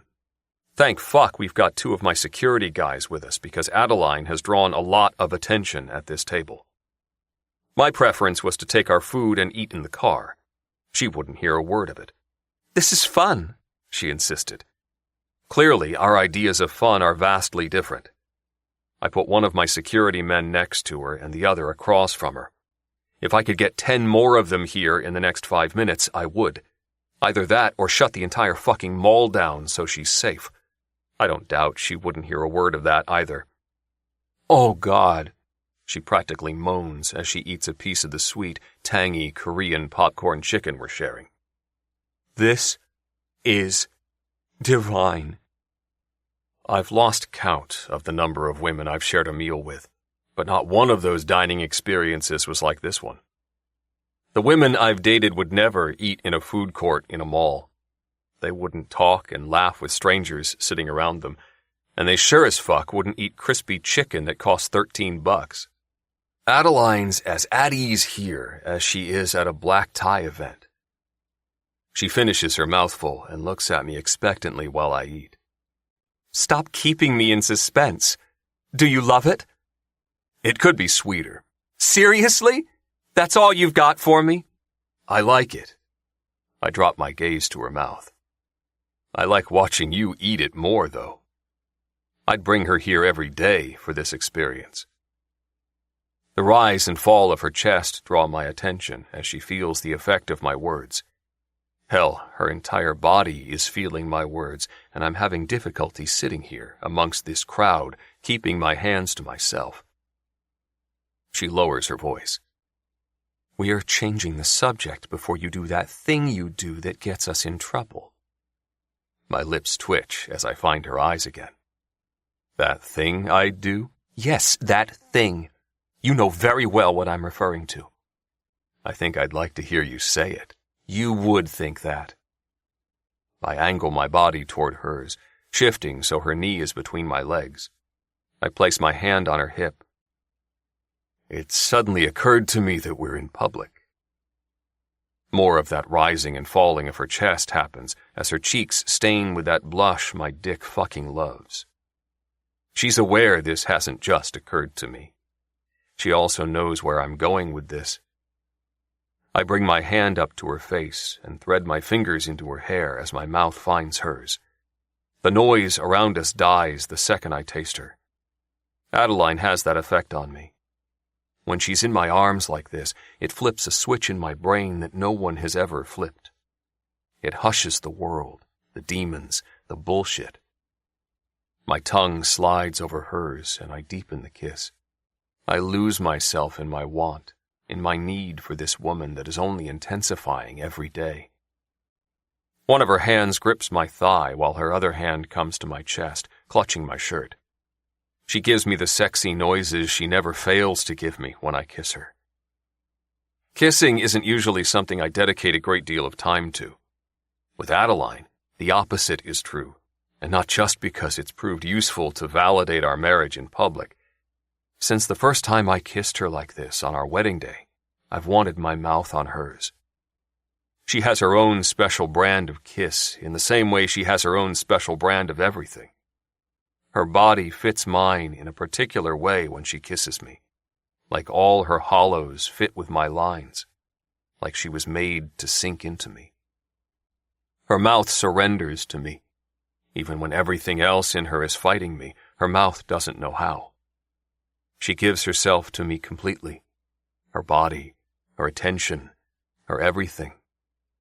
This kiss is no different. Not even a busy food court can stop her from falling into it. When she pulls her lips from mine, I'm given that wild look she reserves for me while she pushes me away. You need to eat your chicken. No, I need to get you out of here. She tries to reposition our legs so hers isn't between mine. When I stop her, she gives me another wild look. Jamison, we're in the middle of a shopping mall. There are 1 million people around us watching and taking videos. I know we're all about putting on a show for them, but now is not the time to do. Her eyes drop to our legs. This. I roughly grab her chin and angle her face back to mine. I agree. I jerk my chin at her. Grab your shit. We're leaving. That bewilders her, but I'm off my stool and have her off hers before she can catch a breath. I gather the bags of gifts we've bought and guide her out of the food court. When I find a clothing store that has what I'm looking for, I lead her into it after telling my security team to wait outside for us. You dragged me away from my chicken for more shopping? She says from beside me as I yank a dress from the rack. I walk her to the fitting rooms, take a number card from the attendant, and wait in line. Adeline looks at me like she thinks I've lost my damn mind. I have, but I'm about to find it. I see the moment she solves the clues. Pink colors her cheeks again, and her breathing picks up. I'm not fucking you in a fitting room in this store. Her attempts at bossiness fall flat. We both know that's exactly what she's going to do. Yeah, you are. Stop telling me what to do. She reaches for the dress. And give me this. Jesus, Jamison, no one would believe I'd wear this. It's busy in the store I chose. Fuck knows if it's a popular women's store, but I'm getting the sense it is. There's a long line waiting for the fitting rooms, and many of the women are staring at Adeline. Some are snapping photos of us. I eye the dress I pulled from the rack. She's right. Even I know she'd never wear that. It's purple and looks to be shapeless. I lean in close. Do you think anyone here believes you're trying it on? My question gets my desired response. Fuck, she's sexy when she's in this state of turned-on denial. We reach the front of the line, and when the next fitting room becomes free, I guide her into it, ignoring her hands that are trying to smack me away. Her efforts are weak at best, so I have no trouble getting her where I want her. I discard the dress and pull her to stand in front of me in the mirror. Circling my arms around her, I reach for the button on her jeans. Her hands hold mine in the mirror as I flick it undone. When I move to the zip, she puts her hand over mine. I'm not fucking you here.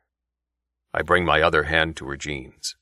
Cupping her pussy, I bend my mouth to her ear. Stop denying this. You want me as much as I want you. She grasps my forearm. I do, but I don't have sex in shops, especially not shops that refuse to stock my first ever collection. I keep my mouth against her ear while rubbing her through her jeans. They wouldn't stock your dresses? No. She presses herself into my hand, searching for what she wants while biting her bottom lip. And it hasn't escaped my attention that you got them to when you stole my company. I don't have a thing to do with Chatoyer on that level, so I'm unaware of who stocks that company's products. I'll pull their contract. Her fingers dig into me. Don't be stupid. They're a huge contract for you. If it will move me closer to getting inside you, I don't give a fuck. Her sharp intake of breath shoots more need through my veins. Consider it done, I growl. I dip my mouth to kiss her neck, adding some teeth as she tightens her hold on my arm even more. When I'm done with her neck, I find her eyes again. We need to renegotiate our contract. I slide her zip down. Going forward, I'm going to fuck you daily. More than once, sometimes in public. And you're only going to argue with me over it enough to ensure I fuck you so you have difficulty walking afterwards. She opens her mouth to speak, but loses that thought when I find her clit. Her back arches and her eyes close while she lets me take control. I circle my finger over her nub, dropping my gaze to her cunt in the mirror. Needing to see it, I say, "Push your jeans down." Her eyes open. "No, I told you, I'm not fucking you in here." Fuck. My mouth finds her ear again. Good girl. Defiance mixes with heat in her eyes, and before she knows what's happening, I've stopped what I'm doing. I've taken hold of her hands and have them pinned to the mirror above her head while pressing her against it. Grinding my dick against her ass, I promise her, "This will be rough. I'm too fucking hard for it to be anything else." She rocks her hips against me, moaning as I shove her jeans and panties down. I undo my jeans and free my cock. "Tell me you want me. You know I do." She presses the crack of her ass back into me. "Hurry up already." "Fuck," I rasp, getting my mouth on her, kissing her neck. She has no idea how she affects me. I take hold of my cock and line it up with her cunt. She's wet enough to take me in one hard thrust, and a second later, she's moaning loud enough for the entire store to hear. Keeping her to the mirror, I fuck her with an intensity I've never known. She consumes every one of my senses, demanding complete submission. I might be in control here, but it's at Adeline's pleasure. We chase our release together, completely in sync. Adeline comes, her pussy squeezing around me. I thrust harder as pressure builds at the base of my spine, my hips driving faster into her. Fuck. My muscles tense. I let go of her hands and grip both her hips. The pressure gathers. Everything tightens. I thrust one last time, jerking and coming hard. Adeline moans again as I empty myself into her. I grip her harder and drop my mouth to her shoulder. We're quiet for a few moments. Then she says, "I think you'll need to buy that dress." After I pull out and turn her to face me so I can claim another kiss, she says, "And don't think I've forgotten your promise to pull this company's contract. I'm holding you to that." We clean up, buy the damn dress, and finally leave the mall. I struggle to keep my eyes off her while I walk her to the car. I also struggle with that on the drive home. I'm already working out how I'm going to fuck her next. My mother interrupts these thoughts when she texts us. She started a fucking group chat with us and Hudson this week. Hudson and I don't contribute much, but Mom and Adeline bombard the group with texts daily. Mom: "Can you all get to my place earlier tomorrow, 9 instead of 10? Adeline's face breaks out in a smile as she reads the message. "I adore your mother." She goes back to the text before glancing at me again. I'm telling her yes. I have no doubt. Adeline: "Yes."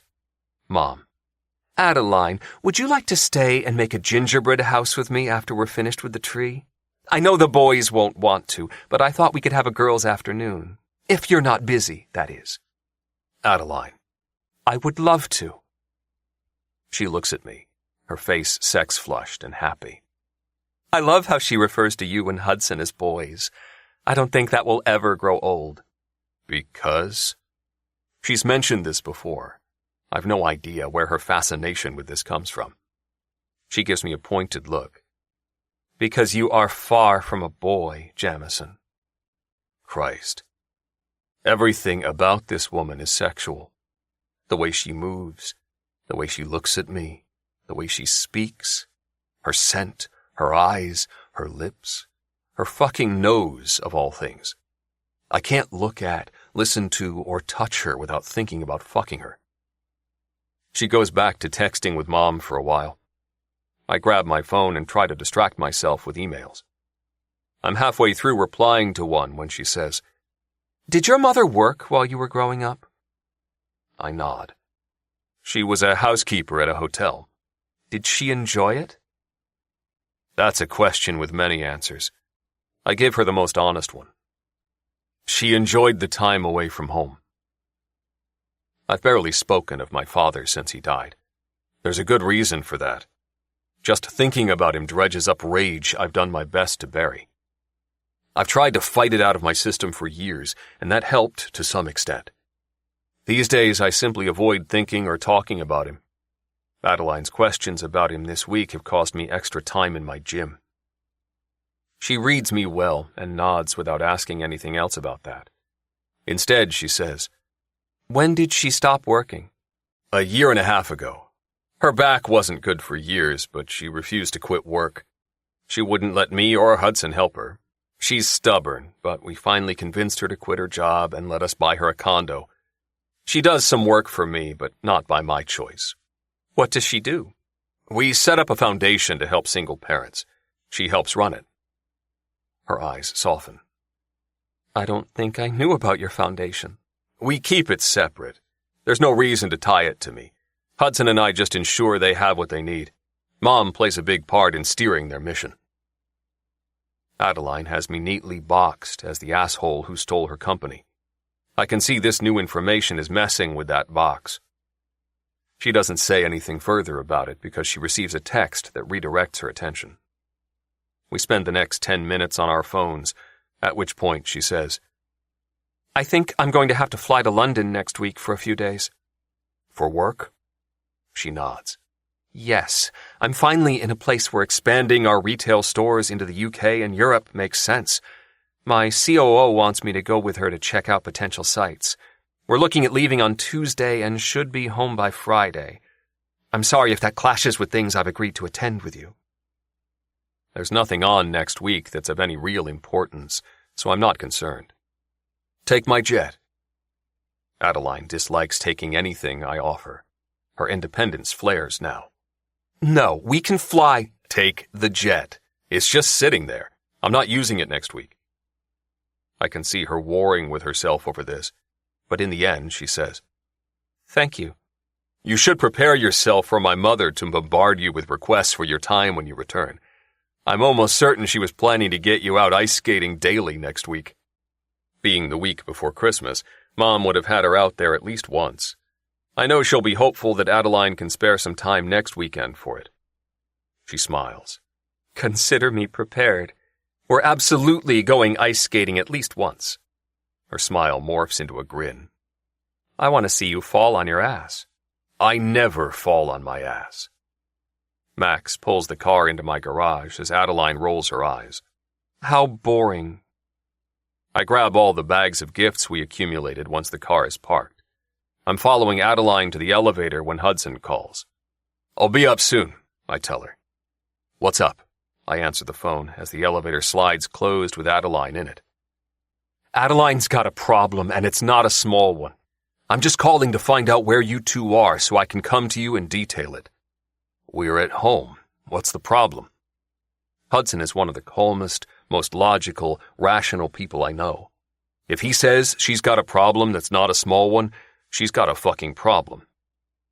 One of the factories she uses to manufacture her clothes in Asia is a sweatshop that uses child labor. The workers are also forced to work in unsafe conditions. Adeline's brand regularly promotes the fact they don't use sweatshops. She's built her company on that promise. Hudson continues.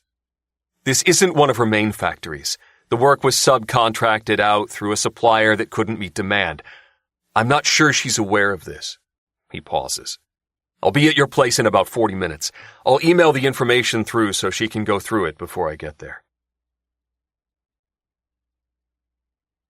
Chapter 18. Adeline. "I wasn't aware we were using that factory," I say to Hudson after he runs through the information he emailed when Jamison and I returned from shopping. I could vomit. And not just because this is bad for my company, but because this is humanity at its worst. and I do everything in my power to ensure my company and myself are never involved in hurting fellow humans. He nods. I figured as much. I reach for my phone, ready to call my team in on this. This isn't public knowledge, he says. No, but it won't take long for that to happen, I say. If you can get ahead of it, you might be able to stop that from happening, he says. If there's one thing I've stood firm on from the day I went into business, it's been my integrity. I've always vowed honesty and transparency.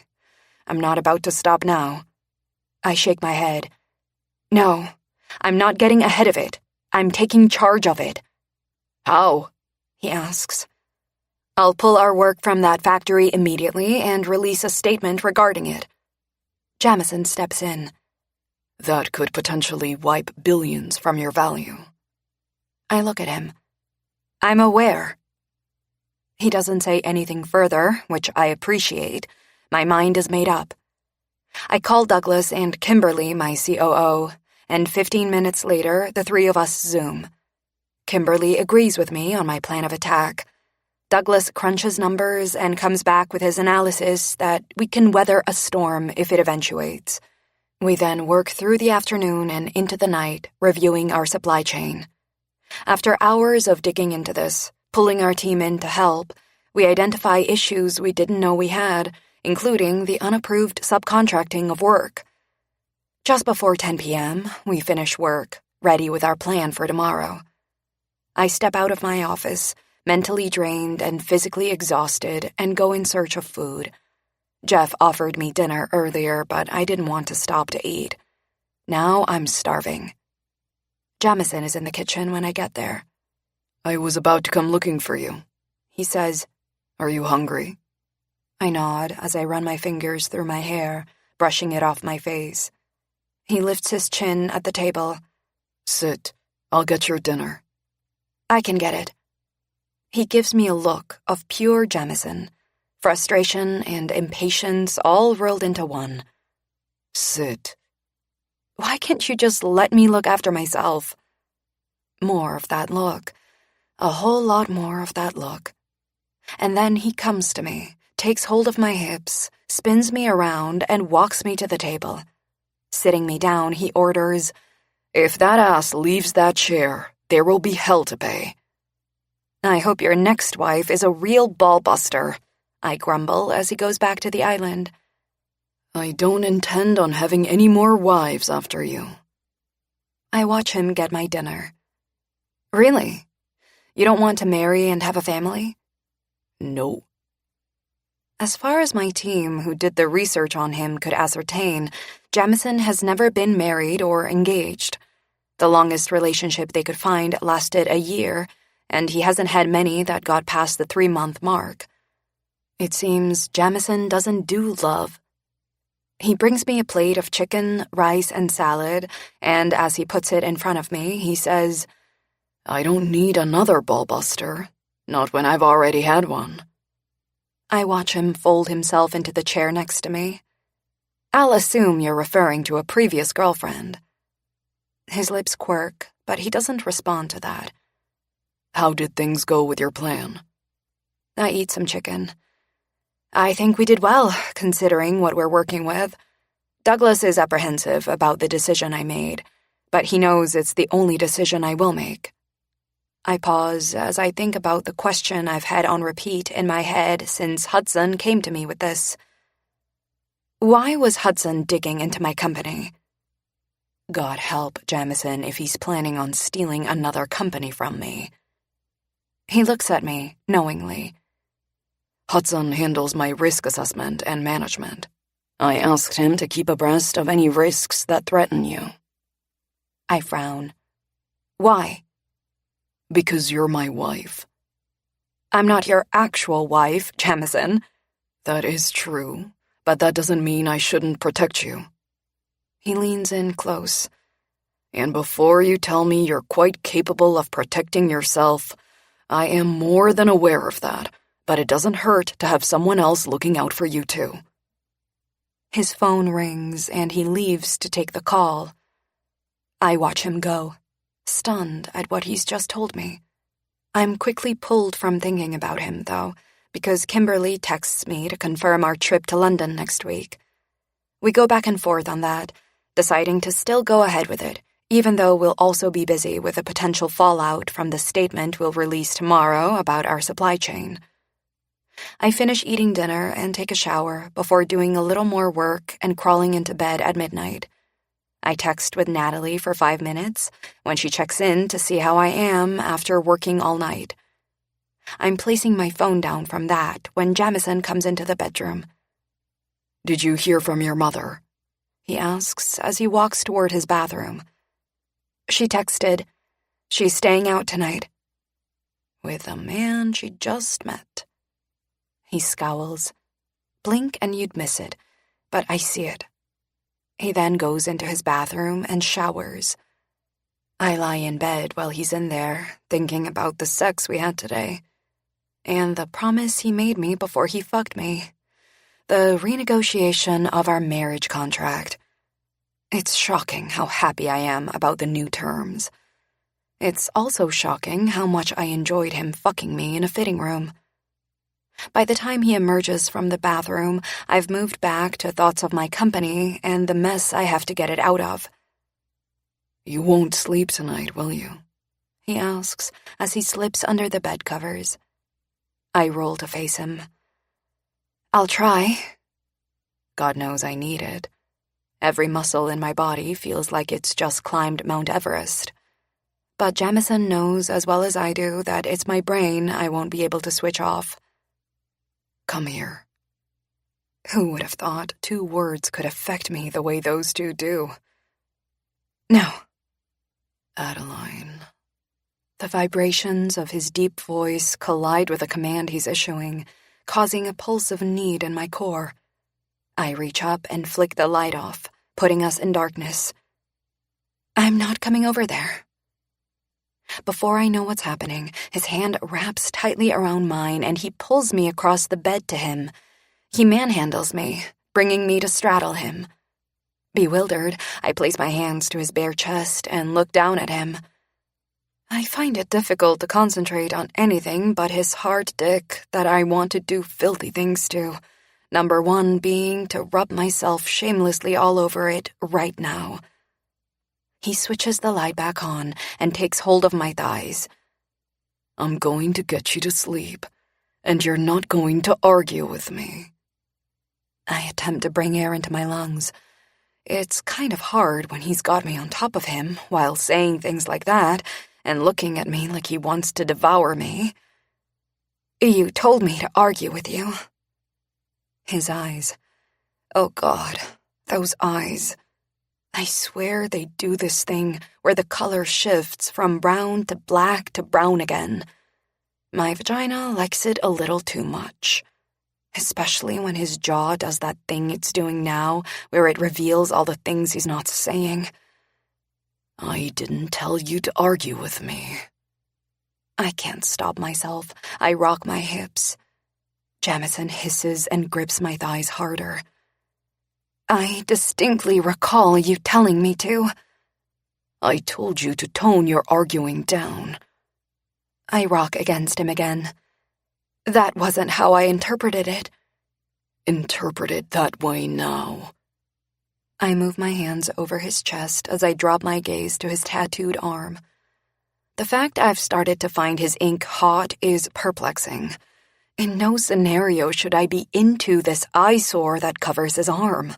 He's got a wolf on there, along with mountain peaks, tree branches that look like they're from a scary movie, wings, and a whole lot of swirls and other patterns mixed in. The only tattoo I like is the rose that covers the back of his hand. It's also got other patterns mixed in, but mostly it's a black rose, and I find it quite beautiful. "Who was the rose for?" He finds my eyes. "My mother." He begins working his way down the buttons of my silk pajama top. We watch each other in silence while he strips my top from me. I decide I'd like him to undress me like this daily.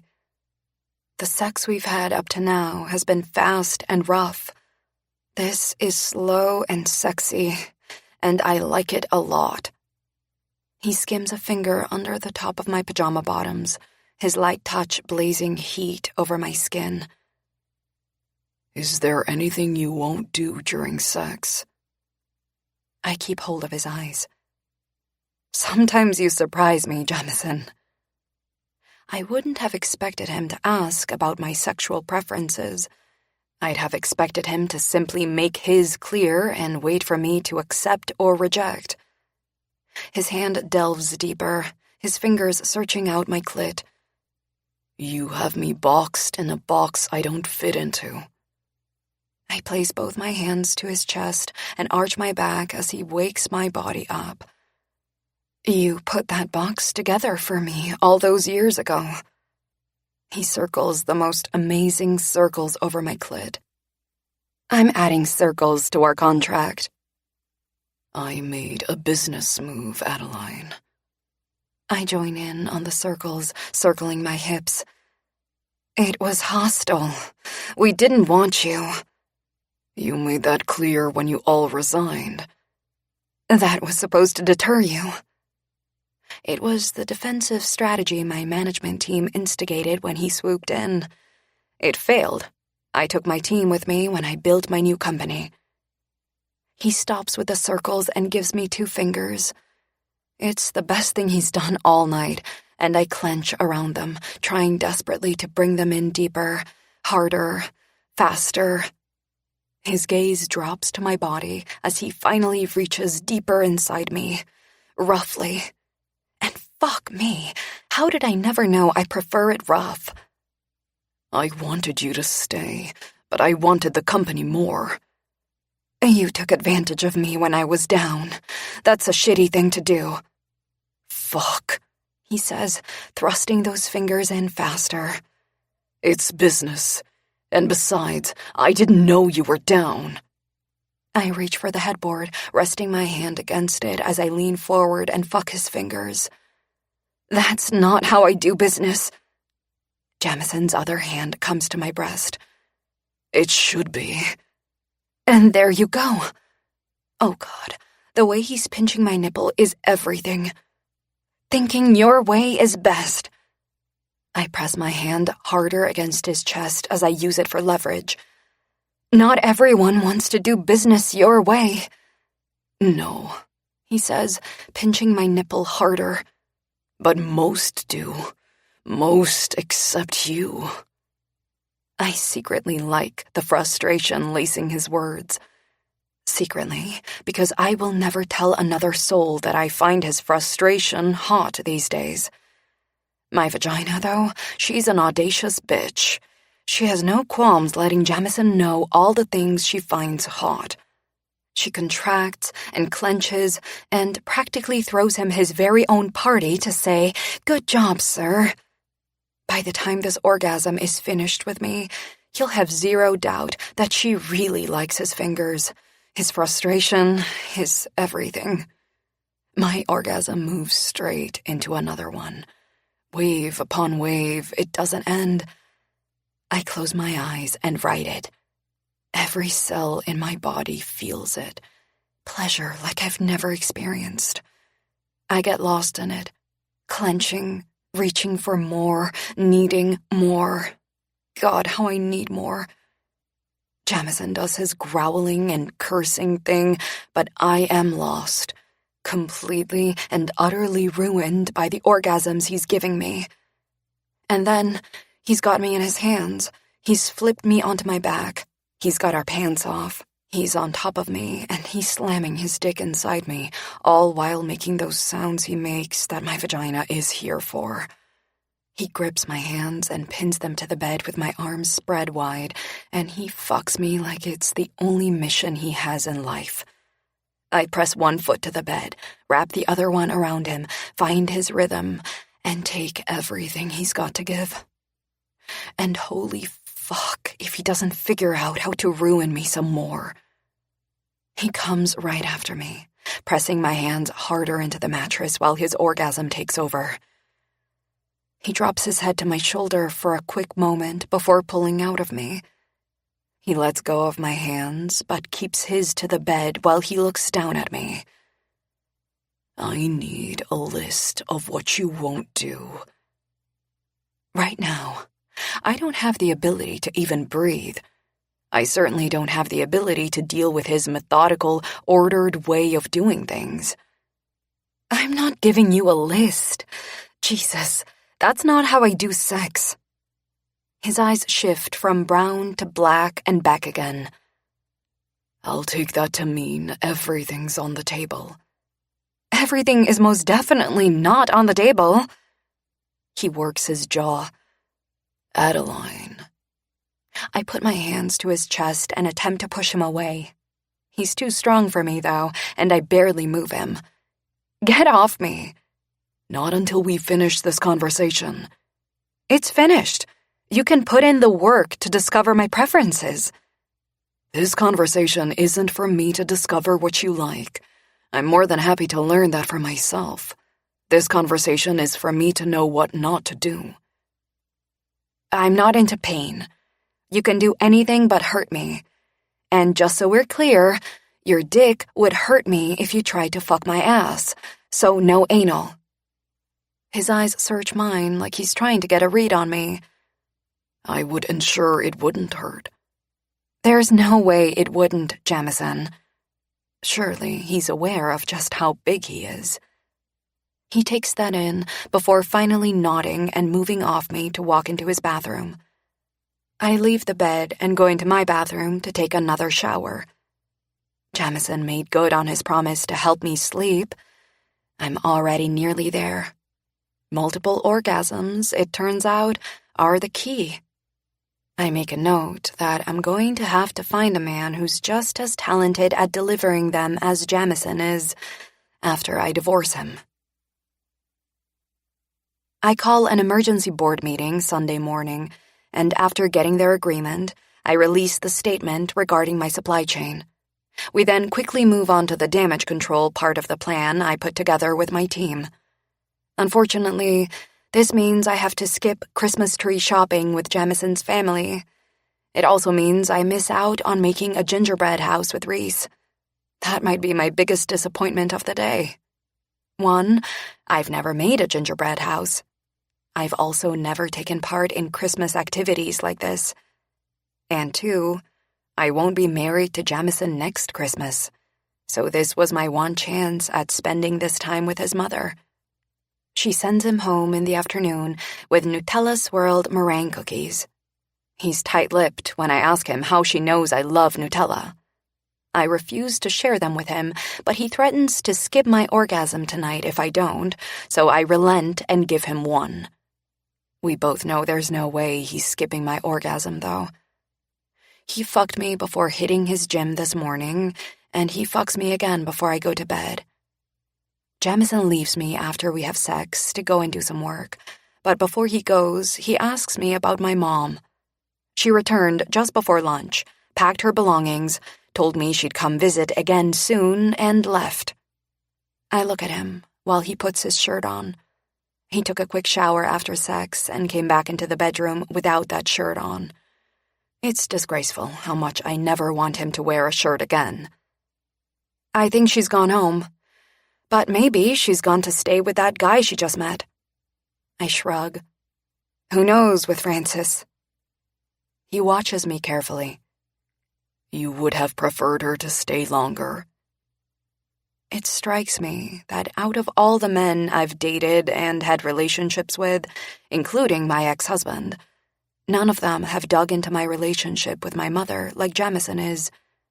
That's possibly because I've given strong, don't bring it up vibes. But I did that with him too, and he chose to ignore all those vibes. He's chosen to take a shovel and do the digging for me. I would have preferred to have a mother who wants to spend time with me. The other thing that strikes me about him, I never have to say very much. He understands without a million words having to be said.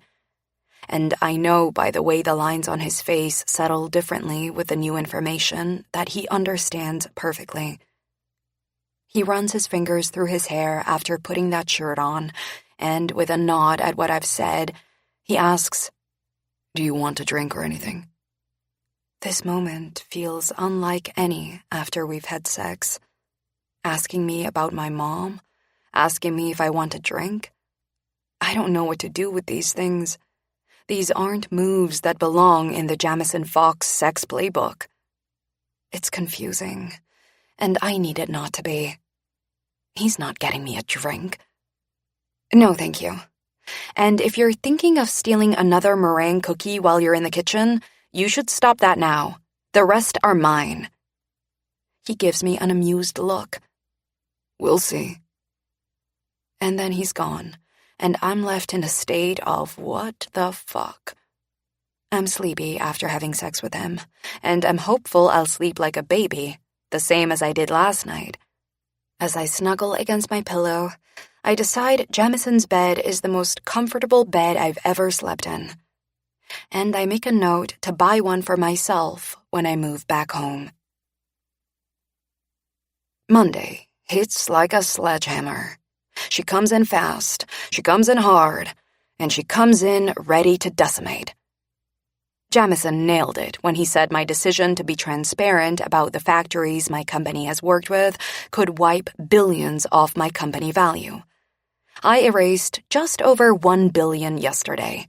Douglas is confident more will be wiped out today. I spent time this morning on a call with investors, trying to allay their concerns. I assure them we'll move through this and be stronger for it. It's a difficult sell, though. Social media and the tabloids are ablaze today with more bullshit about me. This time around, it doesn't focus on my family, thankfully. However, it concentrates on whether I'm the right person to lead the company now. There are numerous lies published about my personal life that all tie to an overall narrative that I'm not fit for the job anymore. Jamison is brought into it. He is my husband, after all, so they point out he must know all about my shady dealings. I was ready to answer calls from investors about the company. I was not ready for this. And all I can think is, I took my fucking eye off the ball somewhere along the line. Again. This stirs up too many memories and bad feelings from when I lost Chatoyer to Jamison. I lost that company because I was busy trying to save a marriage that should never have been a thing in the first place, let alone be saved. When Jamison calls me just after lunch, I snap at him. Not because he's done anything, but because he's twisted up in all my feelings of failure from 5 years ago. I'm busy. If you're calling to order me to do something or be somewhere, I don't have time for it today. It's completely unfair to him. He hasn't done any of those things recently, but why else would he be calling? Full points to the man, he doesn't go near my bad mood. He doesn't pull out his impatience, and he doesn't call me out. He simply says, with more patience than I thought he had in him, "How are you?" Those 3 words slow all my jittery, irrational thoughts down. They cause me to release the air trapped in my lungs. I hate this day. This day will end at some point. And then it'll be tomorrow, and I'll probably hate it too. Tomorrow will also end at some point. I release more air. Are you always like this in the middle of a crisis? Like what? Like this. I wave my hand in the air even though he can't see it. So calm and logical. How do men do this? It irritates me. Mostly because I want to be calm and logical right now, and I'm finding that harder with each passing moment. Although, I mutter, it makes sense. You're always so damn methodical. I don't let bullshit get in the way. I don't let the bullshit in, I say with indignation. I never said you do. You implied it. Fuck, he curses. Don't twist my words. A text comes through from Douglas, who needs to go over some figures with me. I have to go. I pause. Thank you for checking in. I'm sorry this is affecting you too. You know I don't give a fuck about any of that. I know, but you will if it affects your company. It's not going to, Adeline. Don't blow this up in your mind. You'll take a hit, you'll rebuild. End of story. That's not what you said the other day. What the fuck did I say the other day? You pointed out that this would wipe billions off my value. I didn't say that because I thought you couldn't rebuild. And just like that, he steals something from me. Something else from me. Something I'm not sure I want to let him steal. I know from the way his voice lost its hard edges that Jamison didn't tell me my company would lose value in case I wasn't aware of the fact. He said it because he was concerned for me, worried about me. And now he's called me because of that worry. I have to go, I say. I do have to go, but I also need space from this conversation. We end the call, and I gather myself for the conversation I'm about to have with Douglas. God knows what news he has for me now. While I wait for him to arrive, my mind loops back to Jamison. I'm going to need that sliver of my heart back that he just stole. When I divorce him, I'm taking it along with my company. There's no way I can allow him to keep either. Tuesday doesn't hit any easier than Monday. On top of that, Vanessa calls early to let me know she has to take the week off to help her mom who is in the middle of a divorce. The timing for me isn't ideal, but I feel for her and her mother. I'll make do without her. You're flying out at 11, Jamison says after he fucks me in my bathroom. He's referring to my flight to London this morning. I'd just finished showering when he returned from his gym all sweaty. After he caught sight of me in my towel in the bedroom, he was like an animal, all over me. Well, animal is excessive, but honestly, I was clean, I wasn't looking for sex, and there he was, unable to stop himself. I was unable to say no. My vagina, after all, has it bad for him. When I smacked him away and told him he was too sweaty for me, he forced me back into my shower and fucked me in there. I meet his gaze in the mirror as he moves behind me at the vanity. Yes, 11. Call me when you arrive. Okay. I'm unsure why he wants a call, though. His flight crew will keep him updated, I'm sure. Jamison's people have their eyes and ears everywhere. I'm under no illusion he doesn't know where I am at all times and what I'm doing. He drops me at work with a kiss for the world to see. He's started them up again this week. I'm not complaining. Douglas goes over the $500 million wiped from the company overnight when I arrive at the office. Lara details the social media storm we're still in. I work on thinking like Jamison would. I do okay at it, but I will never be a Jamison Fox. I just don't have that in me. I will always be led by my emotions, even in business. And I decide that's okay. That's what makes me me. I've kicked ass in my life, and I will continue kicking ass. Kimberly and I board Jamison's jet just before 11 a.m. and fly to London. I don't leave behind the things troubling me, but I do find the change in scenery refreshing. I call Jamison when I arrive at the hotel. It's almost 8 p.m. for him, and I hear that he's distracted by something. Everything okay? I ask, kicking my shoes off. Yeah. Yeah, no, he's definitely distracted. What's going on? I can hear it in your voice. You're off. He's silent for a moment, and then he blows out a breath. I imagine him doing something with his hair, probably pushing his fingers through it, like he's trying to control it in the same way he controls everything. The woman I hired to guide us through fixing our hotel business is giving me hell. A laugh bubbles out of me before I can stop it. Oh my God, that is the best thing I've heard all day. He sounds less than impressed by that. I'm glad you find it amusing. I do not. I wedge my phone between my shoulder and my ear so I can free my hands to undo my jeans.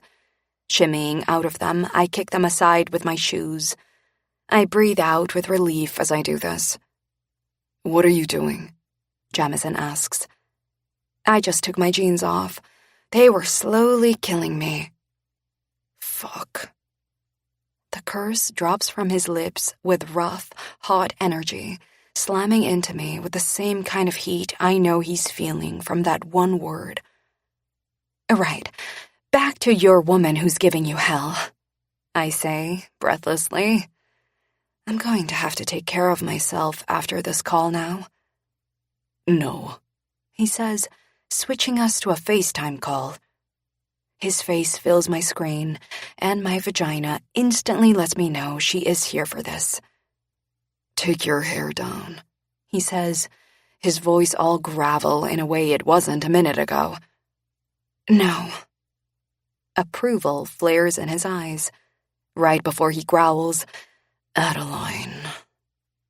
I pull a chair across from the bed and set my phone on it, propping it up so it's at the height I want it. Standing in front of the phone, I turn to face the bed.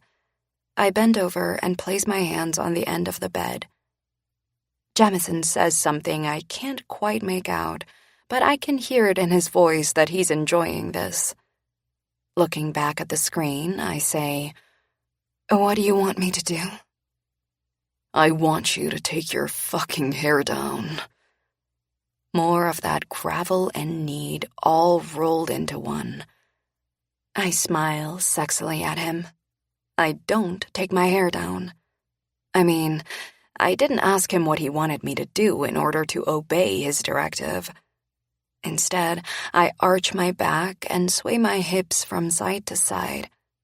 I then reach a hand back and hook my fingers into my panties. I slide one side down to reveal one cheek. My underwear hits the floor a few moments later. I continue swaying my hips, giving him a show. I then lean forward, drop to my forearms, and bend even more, so Jamison can see everything he wants to see. Glancing back at him, I note the look in his eyes and the movement of his upper arm. Show me your dick. I should give you a taste of your own medicine, he says, but he doesn't. He angles his phone down so I can see his hand working his dick. My hand goes instantly to my clit. Fuck, it's like I can feel his dick, even though it's nowhere near me. This isn't going to last long. I can get myself off in minutes if I want. I can also drag it out if I want. Right now, I'm not sure I'd be able to slow myself down even if I tried. Show me your cunt, he orders, and I sag a little against the bed as a wave of need hits. I turn and sit on the end of the bed. I spread my legs wide for him, feet up on the edge of the mattress. And I push a finger inside while continuing to rub my clit with my other hand. How close are you? I ask. Close. It's practically a grunt, a coarse, crude, deeply masculine sound that calls to my feminine core in ways only he ever has. I orgasm. I close my eyes as every muscle I have contracts, spasms, tenses. It's intense. It's bliss. It's everything I need right now. And then Jamison's coming. I hear him before I see him. When I open my eyes, I watch him lose himself. It's one of the hottest things I've done. Sitting in a hotel room in another country and still affecting him this way? We need to do this again. Tomorrow, you'll take your hair down for me. Tomorrow, you'll get what you're given. He brings a glass to his lips and takes a sip of what I presume is whiskey while we both recover. I'll let you go so you can get back to figuring out how to handle that woman who's giving you hell, I say, moving off the bed to grab my phone. I bring it closer to my face so I can see him better. Did you hate today? my breath slow as I stare at him through the screen. It wasn't as bad as yesterday, I say softly. Good. Good night, Jamison. Sleep well, He says, and then he's gone, and I'm left with an ache I know I'm going to have to take care of before I can think about sleep. I'm also left with a whole lot of something else my heart knows it shouldn't be feeling. God damn that man. Chapter 19. Adeline. My trip to London is a success. Thank fuck, because not much else this week feels like a success. And while I'm usually good at not letting things get to me, this is getting to me. Analysts downgraded my company to hold from buy on Wednesday. Jamison assured me that won't last. Douglas did too. It didn't escape me that I listened to Jamison maybe a little more than my CFO. Kimberly and I shortlisted a few sites in London for our flagship store there. We also identified other sites in the UK to consider for stores outside of London. It was a hectic trip, not just because we had a lot of sites to tour, but also because we spent a lot of time putting out work fires. I have no idea why the fake stories about me have amped up this week, but it feels like someone has it in for me. And that's not a thought I've ever had. I'm used to social media and the waves that the good and bad come in, but this is next level. There's no good to be found, and I can't help but wonder if someone is targeting me. My team is stressed. They're not saying that to me, but I can hear it every time we talk. I've had to double down on remaining calm and strong in the face of everything. They need that from me. Hell, I need that from me. But by the time I board Jamison's jet to fly back to New York on Friday, I'm beginning to crumble. Call me on your way home, he says as I buckle myself in for the flight. I'm tired, so I don't have the energy to keep my thoughts to myself. Surely your pilot will check in with you, or your security guys, or Max. Why do you need me to update you on my whereabouts? Adeline, he says in that bossy voice of his that makes me think of the last time he used it on me. Last night. I finally let my hair down for him last night. Call me. Fine, I mutter. I have to go. I watch as the plane door is armed. We end the call and I check my emails one last time before putting my phone away. I then pull out my laptop and go over reports Douglas has sent through, as well as reports from my other executives. The flight is around 7 hours, but feels like 70. We arrive in New York just after 1 p.m., and I call Jamison once Max has me on the way to my office. You're going to the office? He asks. You know I'm going to the office. Someone would have told him already. You need sleep. I sigh. I know, but I also need to get through a lot of work before I can even think about sleep. Have you heard from Vanessa? There's something about the way Jamison remembers the things I tell him, the things that are important to me. He may suck at remembering to share information about social engagements he's added to his calendar, but he's good at remembering the little things that are big to me. She called me this morning. She's taking another week off. It's Christmas after all, and I think her mom needs her. A text comes through, and I check it. Reese. Darling, are you home now? I smile. Your mom just texted. I hope you're prepared for tomorrow. I've warned her you'll likely be unavailable for ice skating this weekend, but you should expect her to drop by for a quick visit. She's worried about you. Warmth floods me. It fills every space in my body, even the spaces that are resistant to letting in anyone or anything that feels warm. I'm going ice skating. I'm not letting these fuckers stop me from that. There's the Adeline I know, he murmurs. I release a long breath as I stare out at the city passing me by. It's been a long week. I don't think I've ever felt this unsettled and unsure. But you were right. That day you said I'm not a quitter. I'm not. I will never just lie down and give up. Good, he says, and it feels like he needed to hear that from me. Like that was the whole reason for his call.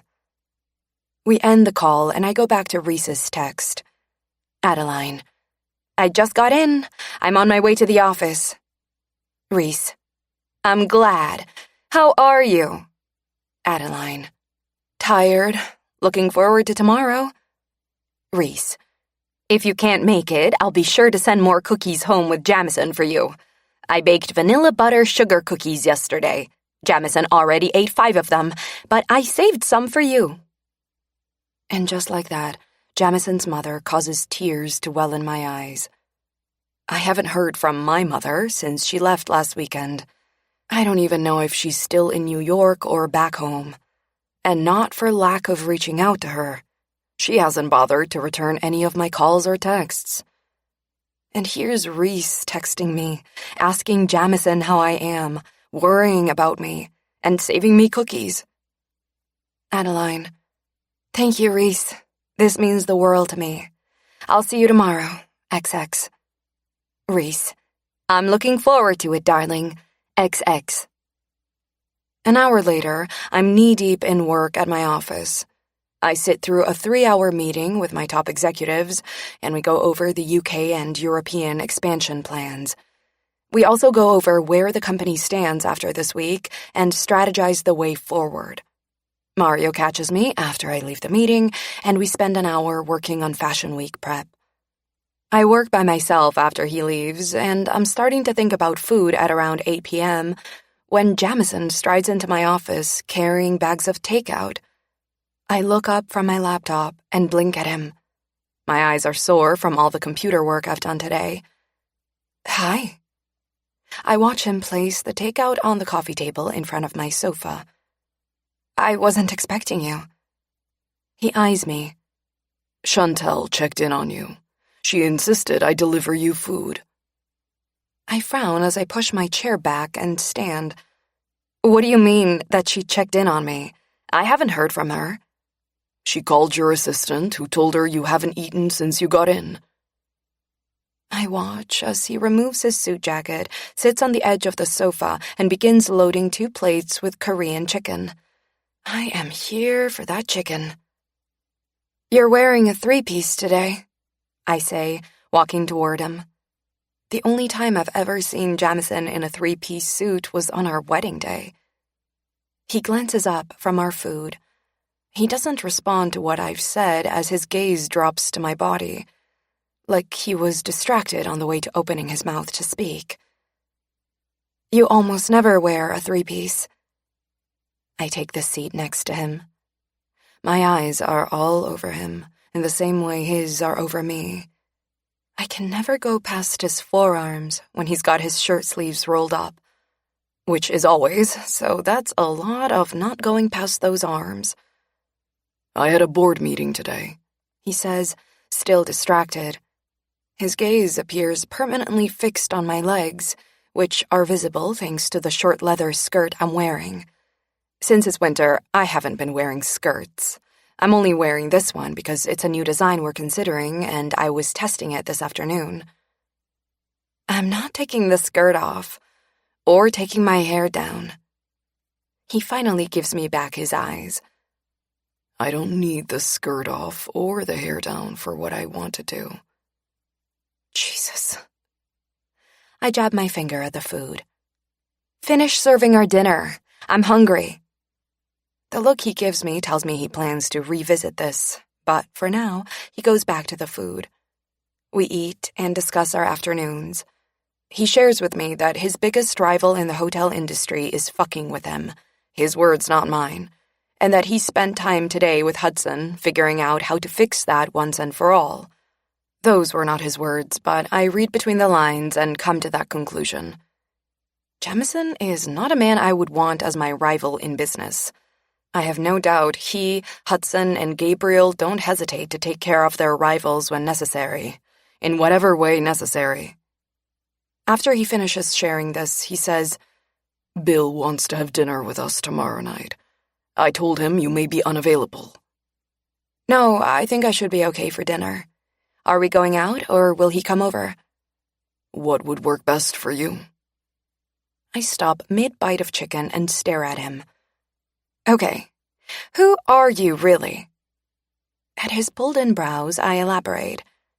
This, I motion between us, isn't how you prefer to do things. His eyes remain steady on me. No, but I've learned it's how you prefer to do things. And since I'm also learning that my life is a lot fucking easier if you're happy, this is how we do things now. Right. So, for future reference, in case you change your mind and decide to find another wife after me, skipping the bit about your life being a lot fucking easier if I'm happy would have made that a good talk. His impatience flares. Can we get back to the conversation? I'd enjoy it to no end to not get back to the conversation and to stay with this one instead, but I don't push him. Staying home would work best for me. He nods. We'll stay home. We finish our meal, keeping the conversation light. I get the impression Jamison has had a long day, and I don't have the energy for anything more than light. We talk about Christmas, which is 2 days away. I mention the cookies his mom made that he ate 5 of, telling him that if he touches the ones she gives me, he will live to regret it. We also discuss the logistics of tomorrow and getting to the ice skating rink after lunch. It feels positively like married couple life. If I wasn't so tired, I'd inspect that thought a lot more. But since I'm exhausted, I don't.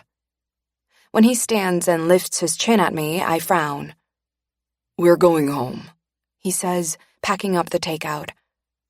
I've got more work to do. You can do it at home. I don't want to do it at home. He straightens and gives me that pure Jamison look. You're doing it at home. I'm not leaving without you. When I give him my pure Adeline look, he doubles down. Up. We're going. And if you continue arguing with me, I'll put you over my knee. If I had the energy, I'd continue arguing with him. Sadly, I don't. Saturday is busy with work, ice skating, dinner with Bill, and more work. I'm so busy I struggle to catch my breath. This means that I wake super tired on Christmas Eve. We've got dinner with Jamison's family tonight at his mom's. Being this tired is the last thing I want today. Did you hear back from your sister or mother? Jamison asks, joining me in the kitchen for breakfast after working out and showering. Yes. I watch him from where I stand at the island as he moves to the fridge. Sabrina will come for lunch tomorrow. He grabs the milk and looks at me.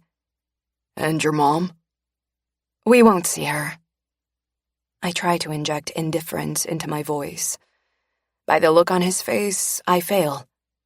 When he opens his mouth to say something, I shake my head and cut him off.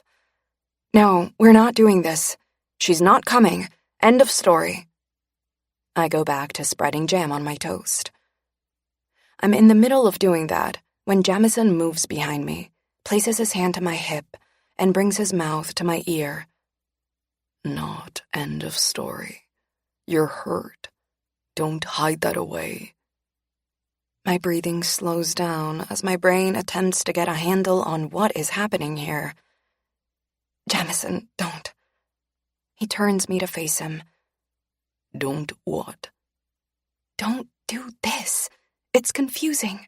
You're not my husband when it's just the two of us. You don't need to act like one. He works his jaw. I'm not acting like a husband. I'm acting like a man who gives a fuck about the woman in his life. You may not be my wife, but that doesn't mean I can't worry about you. I am not the man you have in that fucking box, Adeline, so please don't treat me like him. He's right. I do treat him like that man in the box. Not all the time, but whenever I get confused, I revert to thinking he's the Jamison I thought he was. That's not fair to him. I'm sorry, I say softly. I hated you for so long and had such a vivid idea of who I thought you were that it's hard to let that Jamison go. Let it go. I won't tolerate it much longer. His eyes are dark, like the reaction I've inspired. I nod. I didn't realize he felt so strongly about this. I've got some work to do this morning, he says, moving to the coffee machine. I was thinking we'd leave for Mom's around 2 this afternoon. I'll be ready. He looks at me. That works for you? I smile. Yes. He really is trying here. Okay. He makes his coffee and takes it with him when he leaves to go to his office. I release a long breath when I'm all alone. I then reach for my phone to send Natalie a text. Adeline, I want to go back to denial. It was easier there. Natalie, it really wasn't. You don't recall how assholey MA was back then? Adeline, at least I knew what the fuck was going on. This new place I'm in is messy and confusing, and OMG, how am I going to survive 11 more months of it? Natalie, just have sex all the time. Confused about something? Fuck him. Hate him over something? Fuck him. Feeling weird about something? Fuck him. Adeline, how are you even a therapist? Is this the advice you hand out all day, every day? Natalie, I'm seriously contemplating it. World peace, here we come.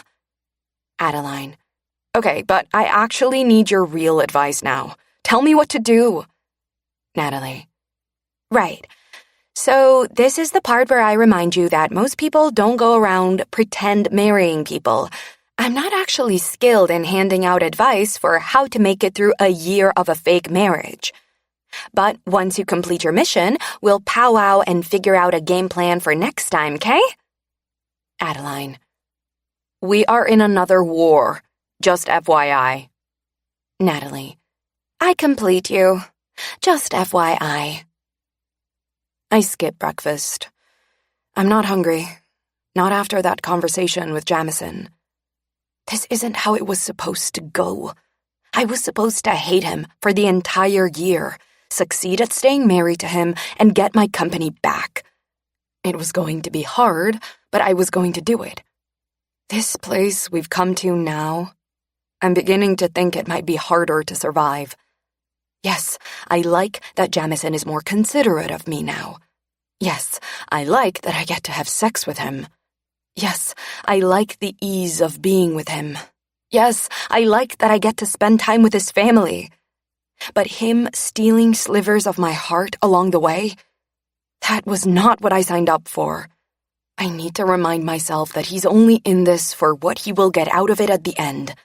And that's not me. It's Bill's company. Chapter 20. Jamison. How's Adeline holding up? Hudson asks after Christmas dinner. I eye her talking with Mom and Bill as I drink some of my whiskey. She's exhausted, but hanging in there. She's hanging in there better than many others I've seen in the same position. It was a gutsy move going public like she did. It was. Gabriel, who came to Hudson with the information, advised us he could handle the situation for her quietly. The chance would have existed that it could still blow up for her, but knowing Gabriel's skills, the chance would have been low. However, the thing I've come to know about Adeline is that she wouldn't have wanted the situation handled in that way. I didn't mention it to her because I know she would have said no. She's not only made of grit and determination, she's held together by the kind of honesty and purity I rarely see. Bill catches my eye, and after excusing himself from Mom and Adeline, comes our way. Hudson leaves us so we can talk alone. Marriage is good for you, Bill says, while watching Adeline laugh at something Hudson says. Yes. He's watched us closely tonight, still looking for a sign this marriage isn't what he's being led to believe it is. I'm happy for you, Jamison. Something in his voice draws my full attention. The doubt I've heard for months appears to have almost disappeared. From the moment you came to work with me, he continues, I've watched you fight against this, against being happy. You haven't allowed yourself the chance at it. He eyes Adeline again. Adeline makes you happy, and that's all I've wanted for you. I look at her. Bill's right. She's brought something into my life I didn't have before. Even with all her arguing and fighting to keep that wall up between us, she's changed my life for the better. I don't work as much as I did before. I look forward to coming home at night. I think about others more. Hell, I even breathe differently. Easier. Life is better with her in it, I say, meaning every word. This isn't all for show anymore. As it should be. He takes a sip of his drink. I start radiation in 2 weeks. Good. You'll let us know if you need help with anything. He nods as Adeline joins us. She slips her arm around my waist and looks up at me. I'm sorry to interrupt, but I think you need to take me home. I'm almost falling asleep. Yes, Bill agrees. That sounds like a good idea. You're exhausted. I gather the presents my family gave us as she says goodbye to Mom. I want you to get as much sleep as you can tomorrow, darling, Mom says before hugging Adeline. I watch as Adeline returns the hug. She's building a close relationship with Mom. It gives me pause because these two are emotional women.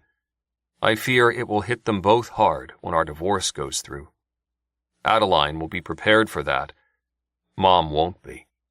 Jamison, Mom says, do not eat Adeline's chocolate that I gave her. You have your own. I eye Adeline with amusement before looking back at Mom. I might like cookies and cake, but that's nothing compared to Adeline's chocolate addiction. Adeline smacks me playfully. Hush! That's our secret. I lift my chin at her. Let's get you home. She gives Mom one last kiss and thanks her for a wonderful Christmas dinner, pulls Hudson in for a goodbye hug, and says farewell to Bill. She then follows me down to my car. There's something sexy about watching you drive a car, she says from the passenger side when I slide in behind the wheel. I'm glad you gave your staff some time off. I drive us out of the garage and into traffic. It's a shame you're so exhausted. It's not often I drive or that I have her alone in a car. I'd like to make the most of it. She shifts in her seat, angling her body my way. Does your mind have filthy thoughts running through it 24/7 or just when you're with me? I reach for her hand and bring it to my dick. These days, they never stop. She removes my hand. You're right. It's a shame I'm so exhausted. I can think of so many things I could do right now if I wasn't so tired. Fuck, I curse, curving my hand around the back of her head and pulling it toward me as I stop the car at a red light. She smacks my hand away. I'm not sucking your dick in this weather. We're not out in the weather. You're driving in it. Honestly, Jamison, I know your mother would have taught you about safety. I look at her.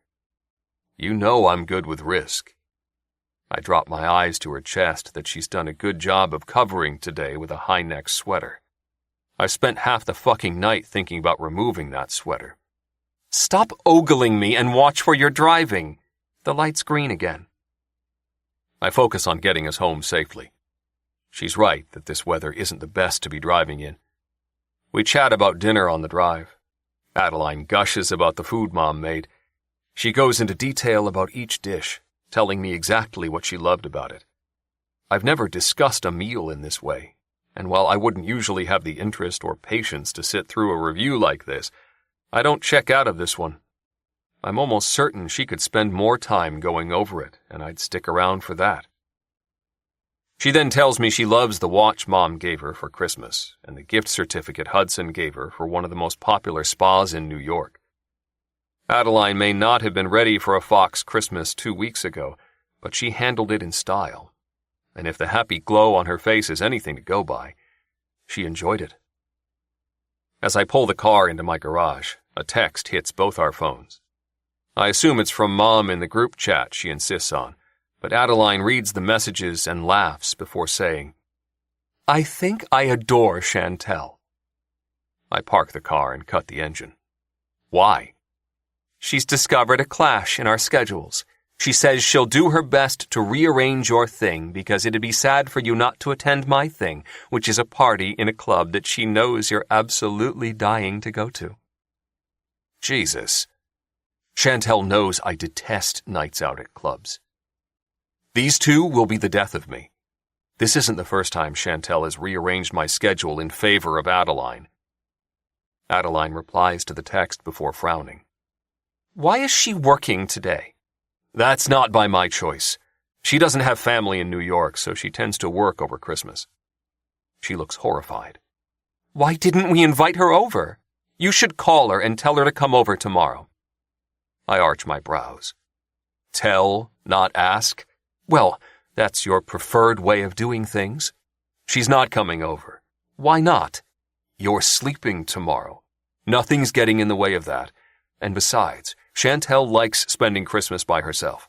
She's not a fan of being with people unless she absolutely has to. I could sleep in the morning and she could come in the afternoon or evening. No one is interrupting your sleep. Now, get your ass out of the car and upstairs. I'm putting you to bed. I don't have the energy for your style of putting someone to bed. I'm not fucking you. So, you're literally putting me to bed like I'm a child? I curse. I get out of the car. I walk around to her side and open her door.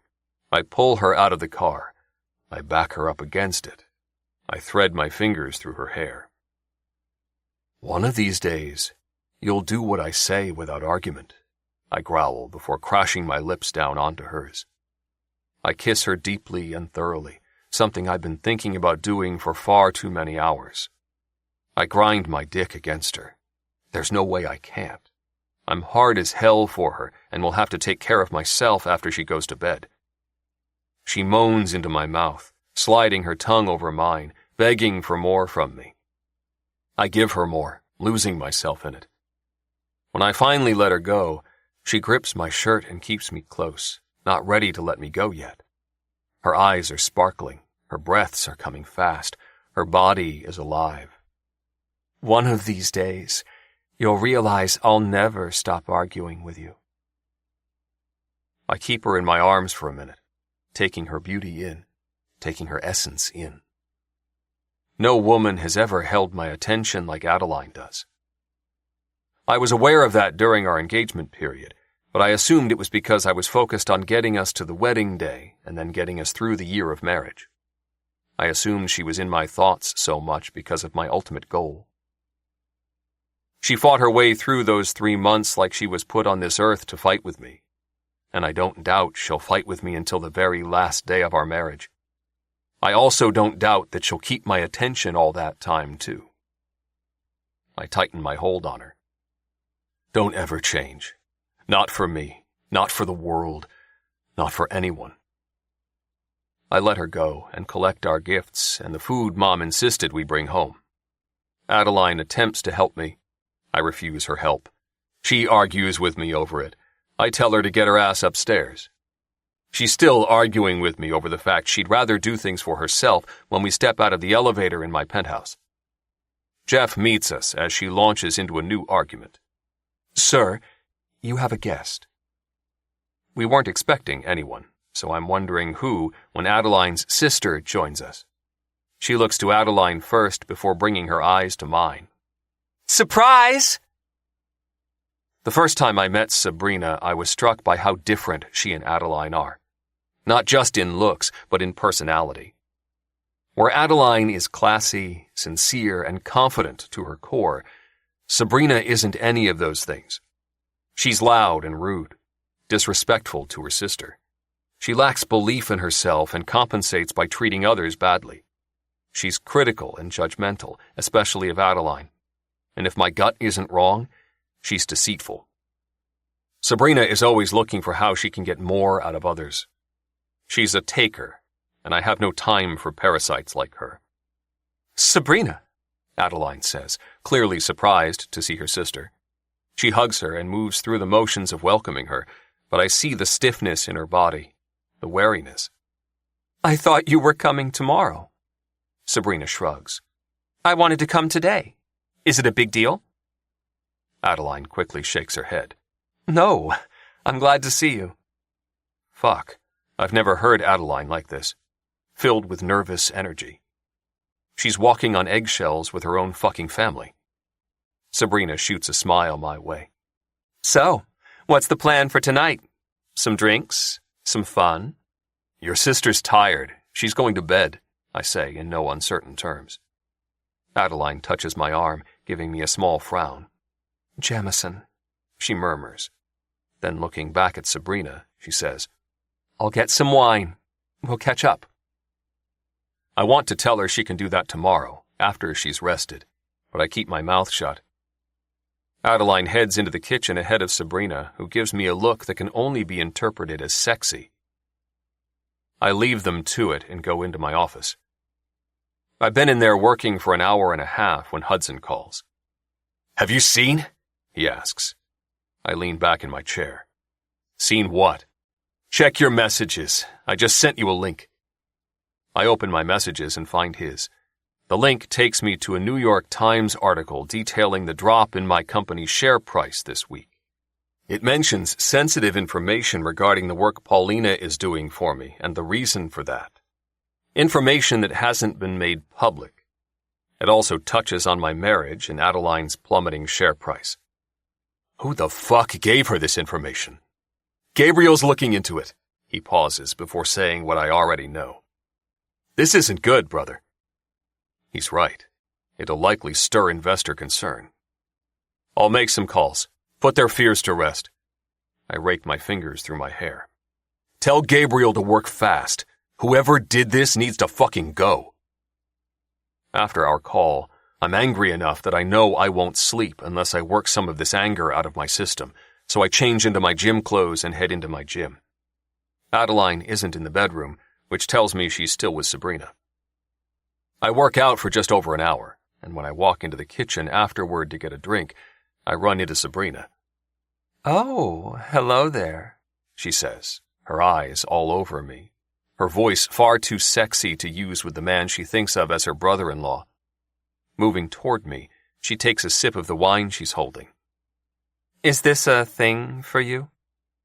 I pour myself a glass of water. Is what a thing for me? She motions her hand up and down at my body. Getting all hot and sweaty at midnight? This conversation is pointless, so I don't bother answering her.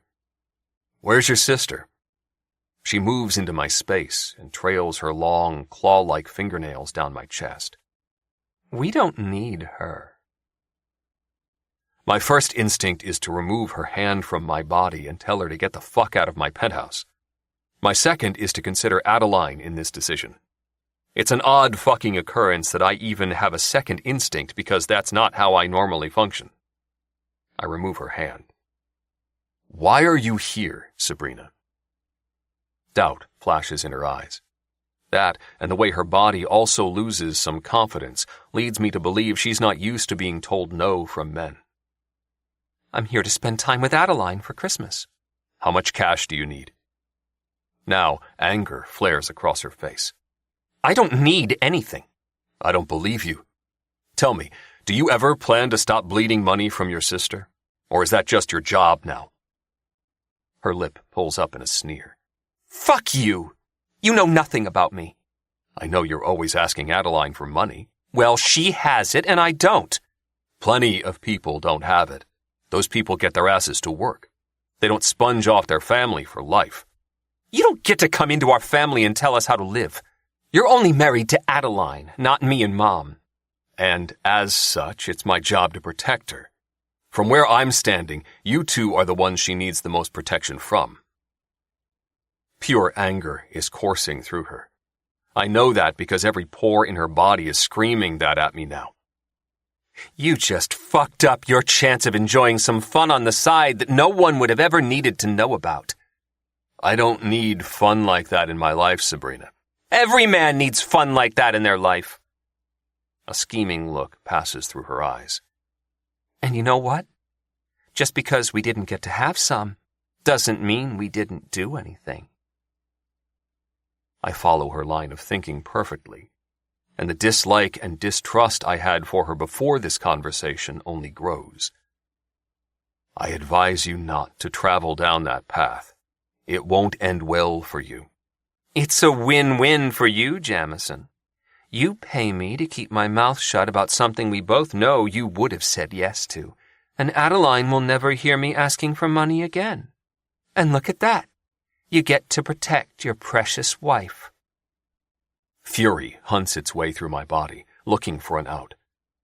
Get the fuck out of my home and don't ever come back here again. She takes her sweet time following that directive, and while she's standing there glaring at me, Adeline's voice sounds from the kitchen doorway. What's happening here?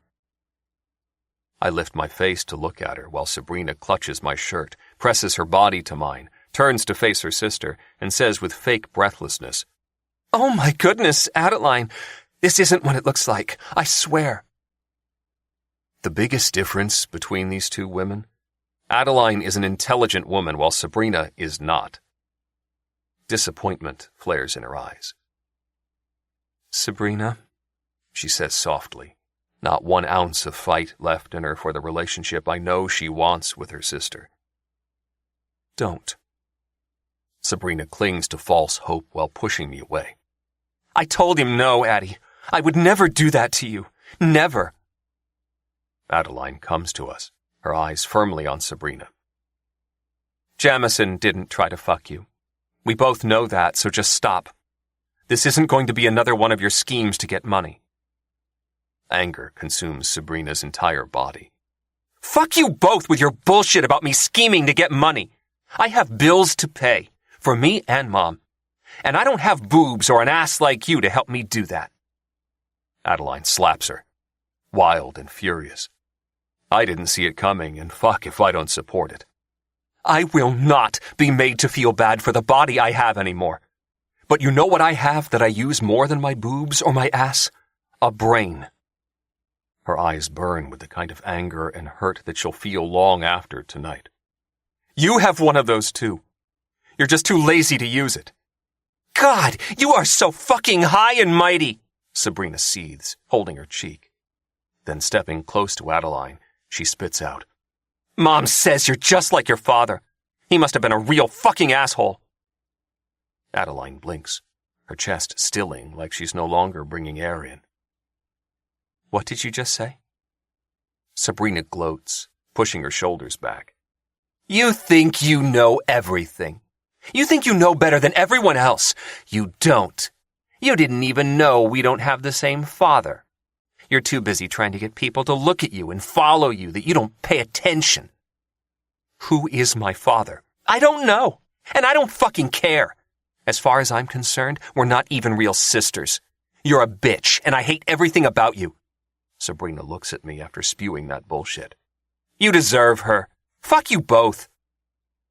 With that, she storms out of the kitchen, and a minute later, I hear the elevator open to remove her from my home. Adeline looks like she's been hit by a weapon, stricken in the worst possible way, by a loved one. I pull her to me and wrap her in my arms. She sags against me, holding on with a desperate need. We don't speak. There are no words for what just happened. She holds me and I hold her for a long time. Finally, she lifts her head and looks up at me. Tears stain her cheeks. How can someone be so hateful? I cup the back of her head. I want to tell her she has to let her sister go, that she can't keep that hateful energy in her life, that she'll be stronger without her. But I don't. Adeline doesn't need that from me. She needs something entirely different. I don't know. I honestly don't fucking know. Her eyes search mine for the longest time. Time I give her. I'll give her whatever she needs to get through this. I'm sorry she dragged you into this. You've got nothing to apologize for. That was on her, not you. I know, but you're a good man, Jamison. I hate that she did that to you. I hate when innocent men get pulled into shit like this. Being called a good man by Adeline settles deeply inside me. She's battled against letting me in for so long, thinking of me as the asshole who took her company from her, that I wouldn't have expected this assessment from her. I appreciate you not buying into her bullshit. Well, for one, I've reached the end of the line where her bullshit is concerned. But mostly, I don't think you're the kind of man who cheats. Not that we're in a relationship, but still, I think you have more respect for me than that. We're in a relationship, Adeline. It might not be your usual kind, but you're the only woman in my bed. And you're right.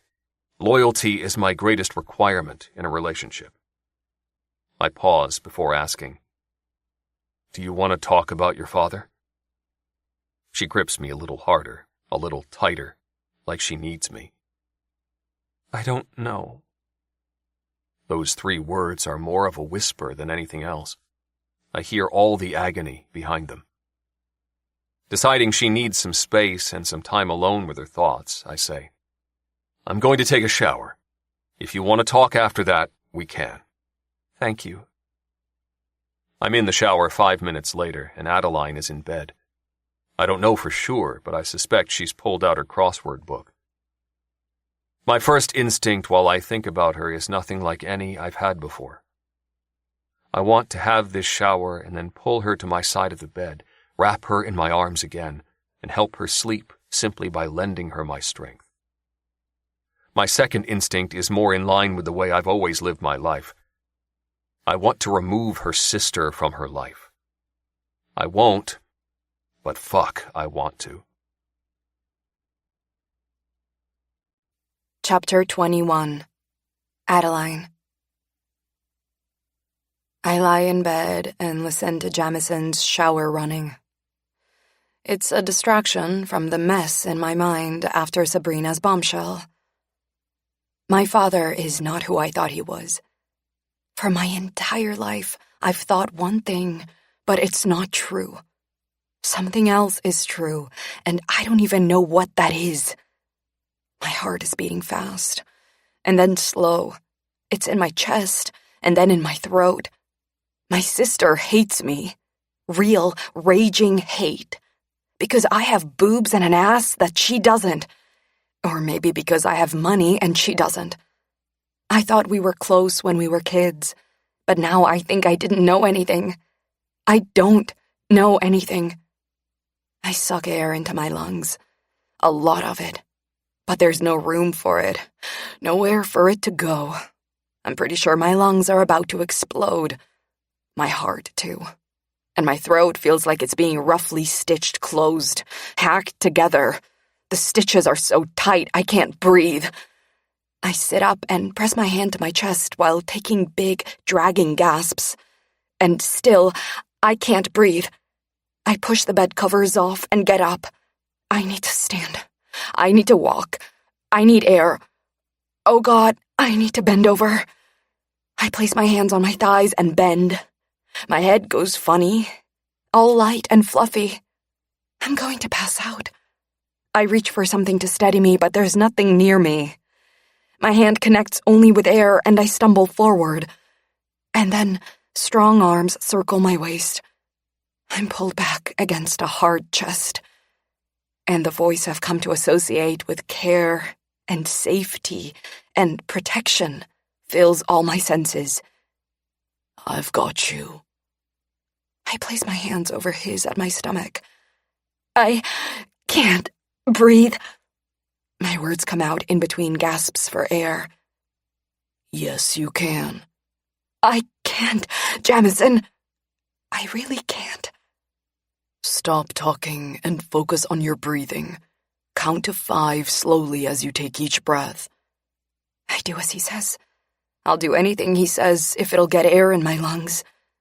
I breathe in slowly, counting to 5. Good, he says, in the most calming voice I've ever heard. Now let it out slowly. Count to 5. I do that too. I do it all again. And again. Jamison keeps me in his arms the entire time. I have no idea how long it takes to feel like I'm not going to die, but it seems like the longest time of my life. When I finally turn in his arms and face him, I say, "I never want to do that again." He nods. "That was a panic attack, wasn't it?" "Yes." "Have you had one before? How did you know what to do?" He takes a moment to reply, like this isn't something he wants to talk about. "Mom used to have them when Dad was on one of his rampages." Jamison's face is like stone. He really doesn't want to discuss this. I know that just from one look at him. "Thank you," I say softly. I hate that you know how to deal with a panic attack, but I'm grateful too. He studies me for a moment. "Do you want to talk?" "I want to call my mother." I didn't realize this until right this second, but I need to ask her about my father, and I don't want to wait until the morning. Jamison lets me go so I can do that. I sit in the bed and call her. She doesn't answer. I call her again. It takes me 5 attempts to get her to answer. "Adeline," she says, clearly grumpy that I've called her at this time of the night. "I was busy." Busy is code for sex. She's used that code since I was 7. I didn't know exactly what it meant at that age. I just knew she had a man in her bedroom and that they were making a lot of noise. Busy to me meant making noise. "Who's my father, Mom?"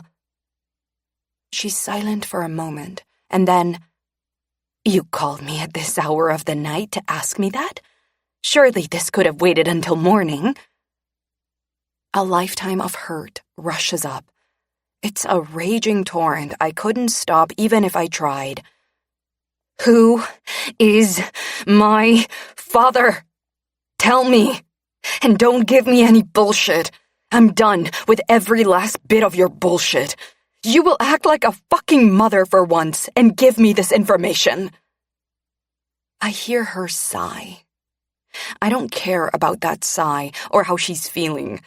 In this moment, for the first time in my life, I care only about how I'm feeling. "Fine, if we must do this now," she says. "Your father's name is Mike." "Surname?" It snaps out of me. I've never felt more impatient in my life. "Mike Carroll. He was a singer. I met him at one of his shows. We were together for a year. He died while I was pregnant with you." My heart beats hard against my chest. "He's dead?" "Yes, Adeline," she says snappily. "He died in a car accident." My father is dead. He didn't leave me, walk out on me, not want to know me. He died in a car accident before he even had the chance to meet me. Tears well in my eyes. "What was he like?" The words tumble out of my mouth in the same way my emotions tumble out of my heart. She sighs again. "He was a good man." She might have sighed, but her voice has now softened, like she's remembering something good. "He was kind and thoughtful, and he loved me more than anyone ever loved me." She pauses, and I get the impression she's lost in her memories. "He wanted you so badly. He wanted a big family." I wipe the tears streaming down my face. "Why did you let me believe Samuel was my father, Mom?" I'm so angry with her right now, and hurt, and unbelievably sad. "I had no choice, Adeline." My anger cracks like a whip. "You had a choice, and you chose to lie to me. Don't lie to yourself now. Be a mother for once in your goddamn life, and be honest." "If you were a mother, you'd understand. I had to make hard choices." "Oh my God, Mom, just stop. Tell me what the hard choices were. Help me understand." "Samuel wasn't a good man. I tried to shelter you from that and take it all myself. You don't know what I went through with him. He came along just before you were born and was there for me when I needed help, when I needed someone to get me through the days and the nights of you. He made me put his name on the birth certificate. But after he left, why didn't you tell me the truth? Oh, Adeline, there was no need. You thought he was your father. Your birth certificate said it. Why go and stir things up that don't need stirring? I will never understand my mother. Never. And I decide right now that I'm not going to try anymore. Taking a deep breath, I say, "Where is my father buried?" Why on earth would you want to know that? Because I want to go and see him. I snap. Tell me where he's buried. Tell me his date of birth. And tell me anything else about him that will help me find him. And then you can get back to being busy, and I won't ever disturb you while you're busy again. She sighs some more, but she gives me everything I've asked for. When I say goodbye, I do it with a heavy heart. I don't think I want my mother in my life anymore. I don't think I can have her in it anymore. I don't think she's good for me. Come here. Jamison's deep voice cuts through all my thoughts and feelings from the other side of the bed. I look at him. No. His eyes darken. Come here. No, I'm not in the mood. I'm really not, and I'm unsure why he thinks I would be. Adeline. I wipe the tears that are still falling down my cheeks. Are you kidding right now?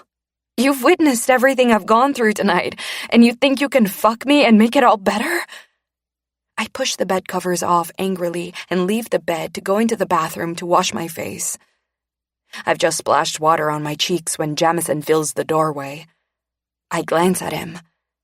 Go back to bed. I don't want to talk to you. I'm more than okay with that, he growls, coming to me. But I'm not okay with you sleeping on your side of the bed by yourself when you've just had your heart ripped out. He flicks the tap off, dries my face, lifts me into his arms, carries me to his side of the bed, lies me down next to him, wraps his arms around me and orders, "Go to sleep." The man spoons me. Spoons. And I let him. I also let him steal another sliver of my heart. I sleep like a baby for many, many hours.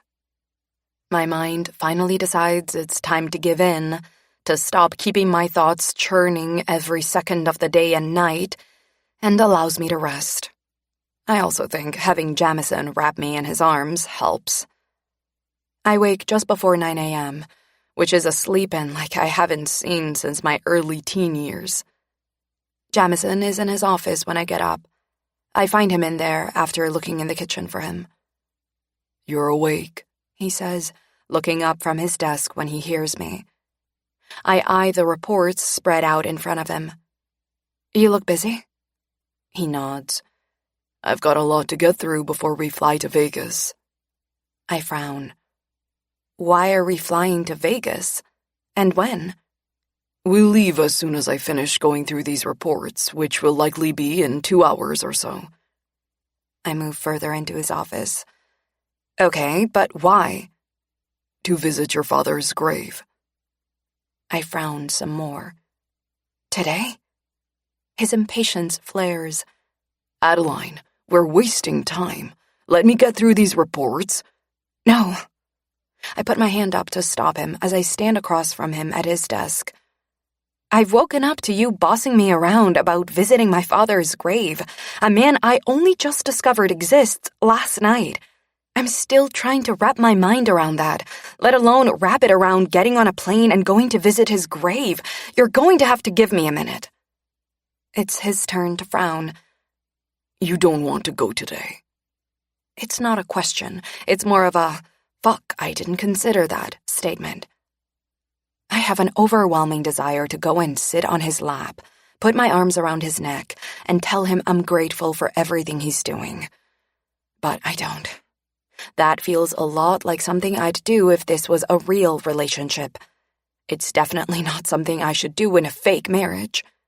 Instead, I give him a smile. I hadn't considered it. But now that you've suggested it, I think I'd like to go. I pause before softly adding, "Thank you." Jeff prepared Nutella rolls for you. Warmth fills all my spots that usually keep everything out, while protecting me from things that will only end up hurting me. You asked him to make me Nutella rolls? His gaze settles on me in a way it hasn't already, a way I really like. It's the kind of gaze that makes me feel safe and protected and cared for. Yes, I imagine Nutella will be high on your list today. And there goes another sliver. I go in search of the Nutella rolls and eat more than I should. I don't regret one mouthful. I then shower, dress, and pack for our trip. We leave New York at midday and arrive at Jamison's Vegas hotel just before 3 p.m. I've never stayed in one of his hotels and am immediately impressed. It's luxury and sophistication that isn't over the top with its cream and gold design. You need to do everything you can to keep whoever designed this hotel, I say as we step into the private elevator to take us up to the penthouse. His security team have gone ahead of us, so we're alone. You approve? Usually, I would say my approval means very little to him. But today, I hear something in his voice that tells me maybe it does mean something. Yes, very much so. His eyes tell me I didn't misread him. He likes that I approve. And I like that he likes it. Holy fuck. Why is my heart starting to feel like it's missing too many slivers? Do you want to rest before we go to the cemetery? He asks, opening the door of the suite for me to enter. I stop for a moment when I step inside. The penthouse is exquisite and takes my breath away. I'm looking at floor-to-ceiling windows that give a spectacular view out over Vegas. I walk into the suite, looking at the view for a few moments before turning back to Jamison. No, I want to go now.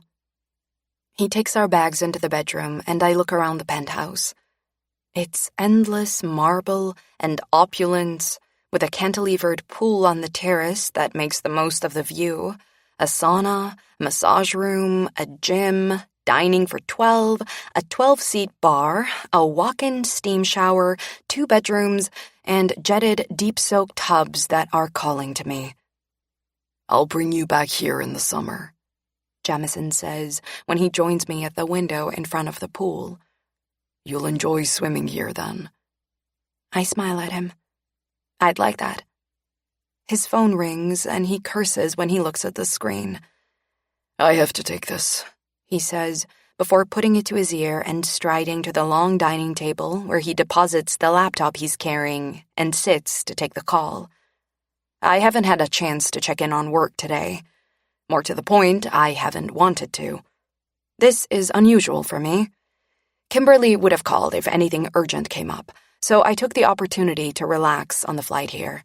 I slept for a couple of hours and then read for a little while. Mostly, I thought about my father and how everything I've always thought about my family and my place in it is not true. Toward the end of the flight, I pulled out my crossword book and, with Jamison's help, completed a crossword. He seems to enjoy helping me solve puzzles. I check my phone now while he's on his call and find an email from Vanessa. I haven't heard from her while she's been away from work with her mom and am surprised to receive this email. It's Christmas Day, after all. My thoughts all slow down while I read the email. She's forwarded information regarding a drop in share price for Jamison's company this week. She also included links to various news articles that sell the narrative that Jamison should be scrutinized due to his marriage to me. Because although I was transparent about what I discovered in my company, sentiment is that I was well aware of the factories I was using and only came clean because I had to. The narrative is that Jamison is as dishonest as me and should not be trusted. I text Vanessa while trying to stop the ill feeling these stories have caused. I've been so focused on my own company that I haven't had a chance to keep up with much else, so I missed this news. Adeline, thank you for sending me that information. How are you and your mom? Vanessa, I'm good. Mom's doing okay. And I figured that you might not have seen those stories since you've been busy this week, and I'm not there to give you the updates I normally do. Adeline, I hadn't seen them, so I appreciate you forwarding them. Vanessa, I'll see you in a few days. I hope you're okay. Adeline, don't worry about me. Just focus on your mom. I'm ready when you are, Jamison says, coming back to me after finishing his call. We leave the suite and go down to the car to head to the cemetery. I push all the thoughts swirling in my brain about Jamison's company to the side so I can focus on the reason we're here. My dad. He's buried in a cemetery about 20 minutes from the Strip. The only things I know about him from my mother are that he would have turned 55 this year. He had no family that she knew of. He grew up in Vegas, so she buried him here. And that he was a singer-songwriter, but none of his music was ever recorded. What are you thinking? Jamison asks as I stare out the window during the trip to the cemetery. I turn to him. That I want Gabriel to find out everything he can about my father. He's already working on it. I guessed that already, but wanted to make sure. Thank you. Have you heard from Sabrina today? No, and I hope I don't. I don't tell him the words on the tip of my tongue because they feel so very wrong to even think, let alone say. I think I'm done with my family. But who does that? Who walks away from the people who birthed them, raised them, grew up with them? It doesn't feel right. However, all I keep coming back to is that I don't feel loved by them, so why would I stay? Being blood-related shouldn't mean a person has to accept being treated badly or not being loved how they should be. We arrive at the cemetery, and Jamison puts his hand to the small of my back as we search for my father's grave. It doesn't take long to locate, and I find myself slowing down as we approach. Jamison's hand splays across my back as he senses me slowing, and his eyes come to mine. Do you want to do this by yourself? No. I look at the grave, taking in the weeds surrounding it. My heart hurts looking at those weeds, and I make a silent promise that my father will never know another day of not being cared for. I glance back at Jamison. I don't want to be alone right now. He reaches down and takes hold of my hand. Gripping it firmly, he walks with me the rest of the way.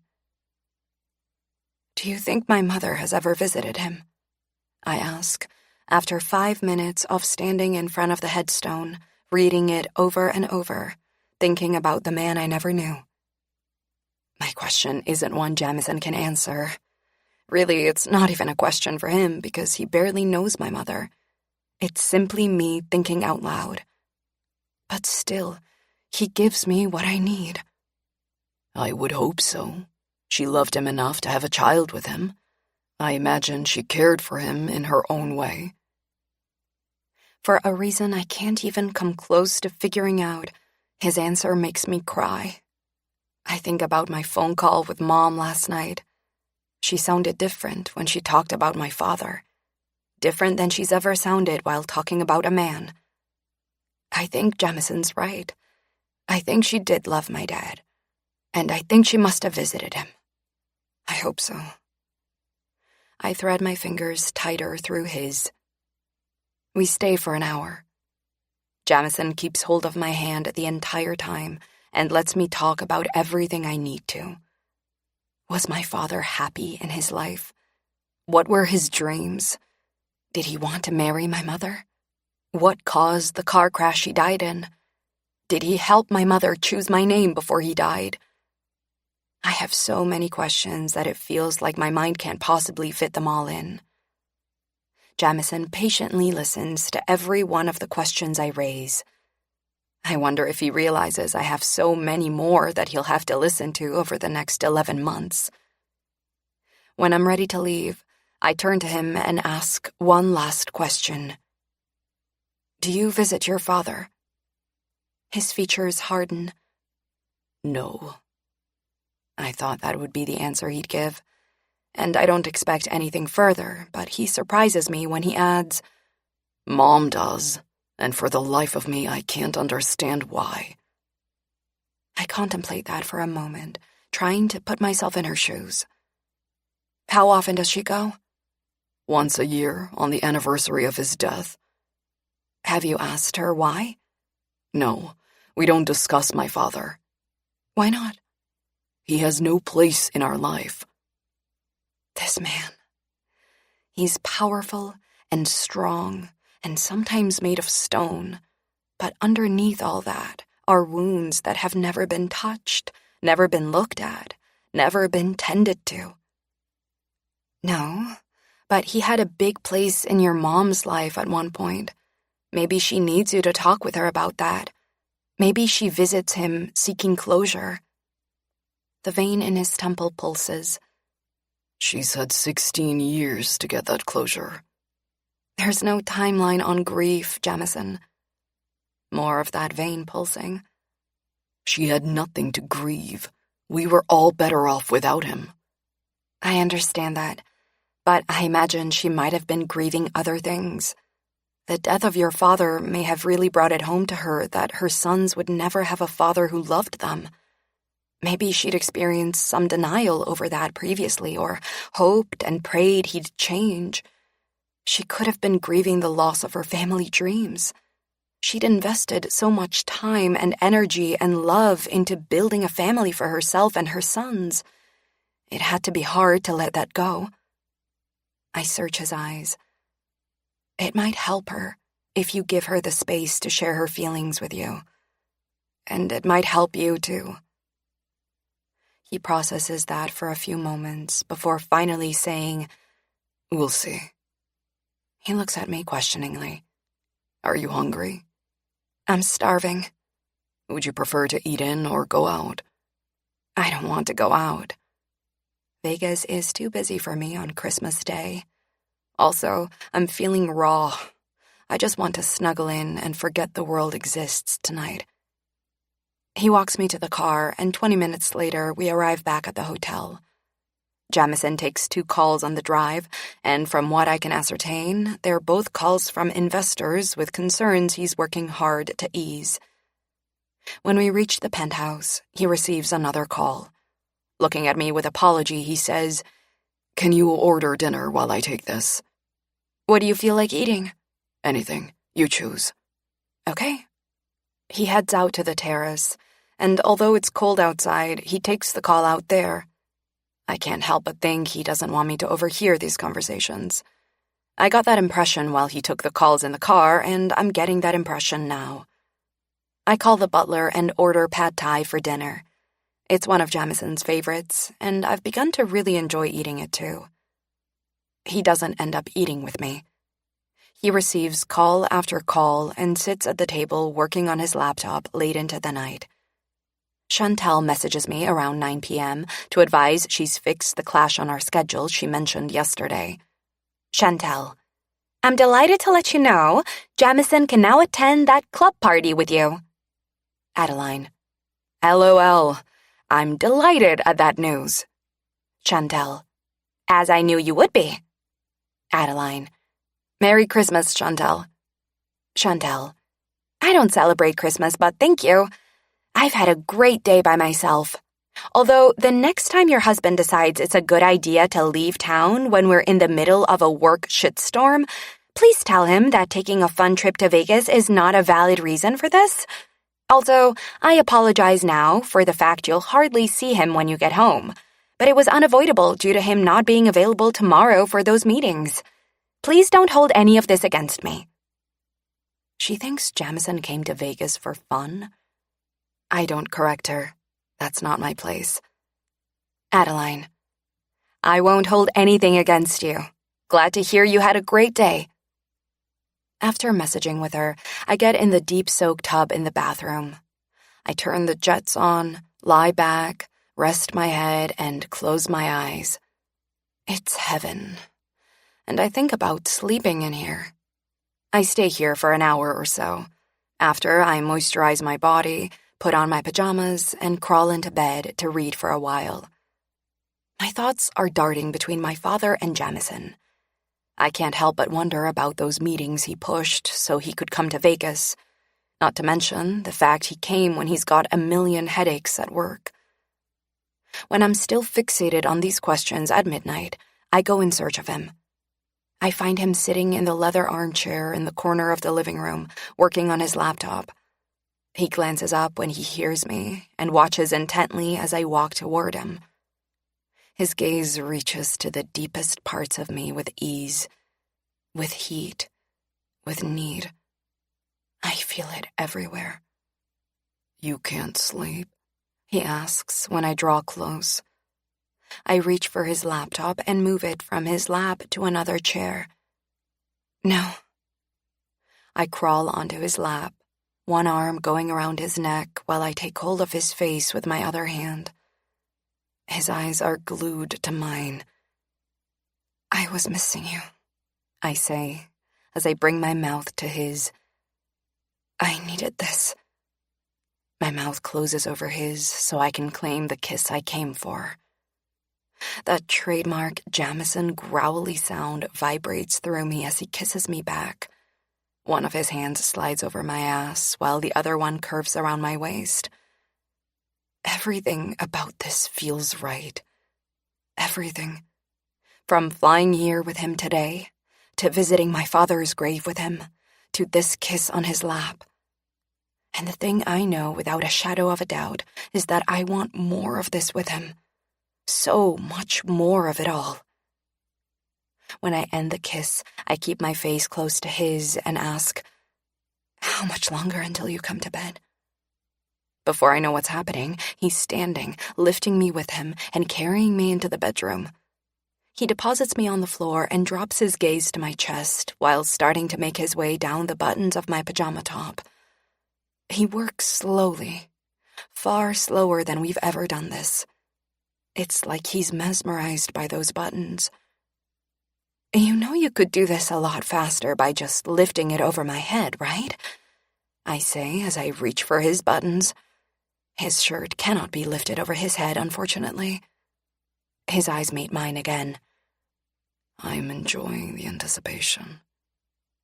Those 4 words curl their way through me in the very best way. As you were, then, I say, while working his buttons, even though what I want to say is, hurry the hell up. His lips curve up in the kind of smile that promises so many good things. Has anyone told you how fucking sexy you are when you're turned on? No, you should tell me. He gives me more of that sexy smile as he finishes with my buttons and discards my top. He moves into me, cupping one breast and reaching his fingers into my hair. Bending his face, he brings his mouth to my ear. You are sexy as hell when you've got my eyes on you.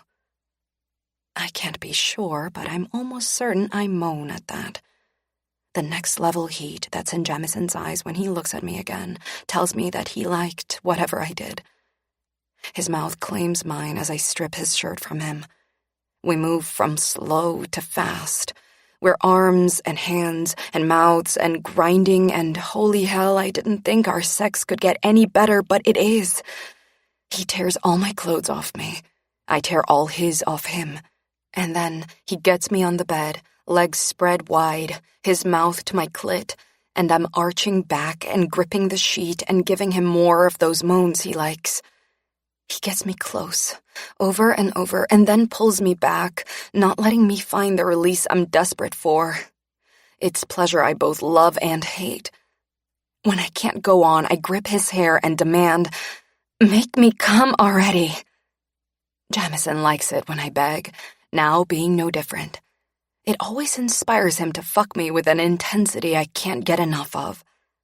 He lifts his face and moves up my body. Taking hold of one of my legs, he raises it and rests it against his shoulder.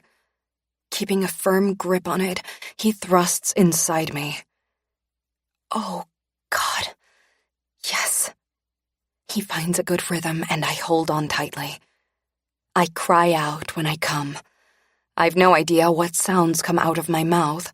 I just know that Jamison fucks me so well that a lot of noise is made. I regret none of that noise. He comes almost straight after me, staying in me for longer than normal. When he finally pulls out, he drops a kiss to my lips, lingering there, eyes searching mine, and says, "So damn sexy," before rolling onto his back and pulling me into his arms. Something he's never done after sex.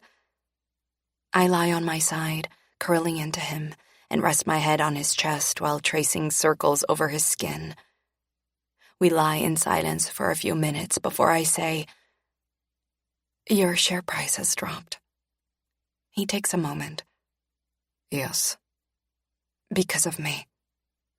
He doesn't take a moment this time.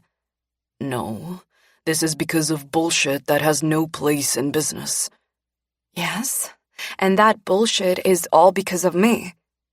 Not all of it has to do with you. Someone in my executive team leaked information that has my investors concerned. But it doesn't help you to be linked to me, does it? No, but I don't want you to worry about this. I'm handling it. His tone tells me he really didn't want to answer that question. Jamison. No, He says so firmly and so finally that I know not to argue with him again. We're not having this conversation. I move so I'm straddling him. Bending, I kiss him before saying softly, "I hate that I'm hurting you." He grips the back of my neck and pulls my mouth back to his. After taking his time kissing me, he says, "This isn't hurting me, Adeline." I stay where I am, keeping my eyes on his, torn between pushing this and letting it go. In the end, I let it go. Thank you for bringing me to Vegas today. I'm not sure I could have done this by myself. You could have. You have more strength than any woman I know. Sometimes even the strong need to lean on someone, Jamison. I'm grateful I had you to lean on today. Something about the look in his eyes and the way he brings me back down to the bed to lie next to him, wrapped tightly around him, makes me think he's affected by this conversation in a way he's not used to being affected. And something about the way my entire being feels cherished makes me think I like this a lot more than I should. Chapter 22. Jamison. Adeline. I thought I might drop by your office on my way to your mom's tonight. Jamison. Because? Adeline. You're working too hard and need a break. I can give you a break. Jamison. I'm already on my way home. Adeline. You're coming to Taco Tuesday? I thought you couldn't make it. Jamison. Yes, but we're going to be late to Mom's since I'm coming home to fuck you. Adeline. I like the way you think. Jamison. I'll be there in 10 minutes. Get yourself ready for me. Adeline. For future reference, those last 5 words work for me. You should use them often. Fuck. She has no idea how often I want to use those words or ones like them. A text comes in from Hudson. Hudson. JRO are targeting our conference accounts. Leroy gave them everything they need to succeed. JRO Hotels is the rival who is still intent on putting us out of business. Leroy is the executive who leaked the information to the Times last week. I fired him when I returned from Vegas. Clearly not soon enough if he's given our rival the kind of information they need to steal our clients. Our conference accounts are worth billions. We can't fucking afford to lose any of those accounts. Jamison. Has Gabriel found anything useful yet? Hudson. He's just checking something. He'll call you in the next half hour. I glance out the window at Manhattan as Max drives me home. My thoughts shift from work back to Adeline. Since our trip to Vegas last week, she's consumed my thoughts. At a time when I should only be thinking of work, I've been dedicating hours to her. She's been moving through her feelings over discovering her mother lied to her about her father, struggling with that. Gabriel gave her the information he found on her father, and she spent time researching him, the schools he went to, the friends he had, the places he worked at, and any other little thing that was in Gabriel's notes. Every night I come home to new thoughts she's had that day about him, about her mother, and about her sister. Some nights I haven't made it home before midnight, and I found her lying in the dark waiting to talk. And fuck if I don't like that. Chantel texts me, interrupting my thoughts. Chantel. You are now the proud owner of Wanton. I never imagined the day we'd own a women's magazine, but here we are. Jamison. Schedule a meeting with the editor-in-chief as soon as possible. Chantel. You are aware of the fact your schedule is already overbooked, right? Jamison. I don't care. I want a meeting with that editor. Chantel. Right. Got it. I shall begin work on a new Jamison, one who can get through twice as much work with no extra effort. As you were. Max pulls into my garage and parks the car. I'm almost at the elevator when Gabriel calls. Tell me you've got something that will fucking end this once and for all, I say when I answer. I thought we'd taken care of this fucking JRO problem, but these assholes just keep coming back at me. Yeah, Huntington is overstating earnings to their shareholders. He's pocketing millions along the way. Huntington is the CEO of JRO Hotels. He's a motherfucker I will take great fucking joy in crushing. Anything else? I've detailed everything in my email. Also, I finally managed to trace the latest gossip about Adeline. It originated from her sister. Jesus. And yet, this doesn't surprise me. We end the call, and I phone Hudson.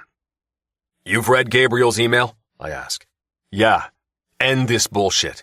Get that information out there. Once the news breaks of the fraud Huntington is committing, it won't take long for JRO to collapse. I'm on it.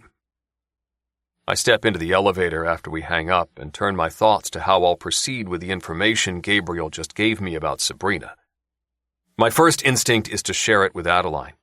In my opinion, the more information a person has in order to decide on a course of action, the better. However, Adeline is in turmoil over her family. She hasn't heard from her sister since Christmas, and I know she's battling thoughts of removing Sabrina from her life. Her sister has broken her heart, and I'm unsure if I want to break it even more. I reach the penthouse, and after speaking with Jeff, I stride down the hallway to the bedroom. I find Adeline in her bathroom, leaning close to the mirror at the vanity, squinting at something on her chin. Moving behind her, I place my hands to her hips and watch her in the mirror. For the life of me, I can't figure out what she's doing with her chin. What are you doing? Her eyes meet mine, widening as she says, I just found a fucking chin hair. Her eyes widen some more. I'm 30. How is this even a thing at this age? My lips quirk. You don't have hair on your chin. More of the eye widening. I do! She jabs at her chin. It's right there. Trust me, you men have no fucking clue about the things women go through. Chin hair! I reach my arms around her to find the button on her jeans. Undoing it, I say, Trust me. I've studied your face enough to know there are no chin hairs. That quietens her. I lower her zip and slide my hand into her panties. The sound she makes when I circle her clit is a sound I never want to not hear. She wraps her hand around my forearm, her grip tightening with each moment I make her wetter. I push 2 fingers inside her. We need to renegotiate our contract. She bites her lip as I reach in deep. Why? I kiss the side of her neck. I never want to see you on a magazine cover again without any clothes on. I had Chantel buy every copy she could find of the issue that went on sale this week. The fact the magazine also sells in digital format did not please me. She bends slightly, drops her head, and places her hands to the vanity to hold herself up. Her breaths are coming faster as she argues with me. I had clothes on. My fingers inside her work faster as I press more kisses to her neck, biting her lightly as I go. You were barely clothed. She grinds her ass back against my dick. Don't be dramatic. I'm not renegotiating anything.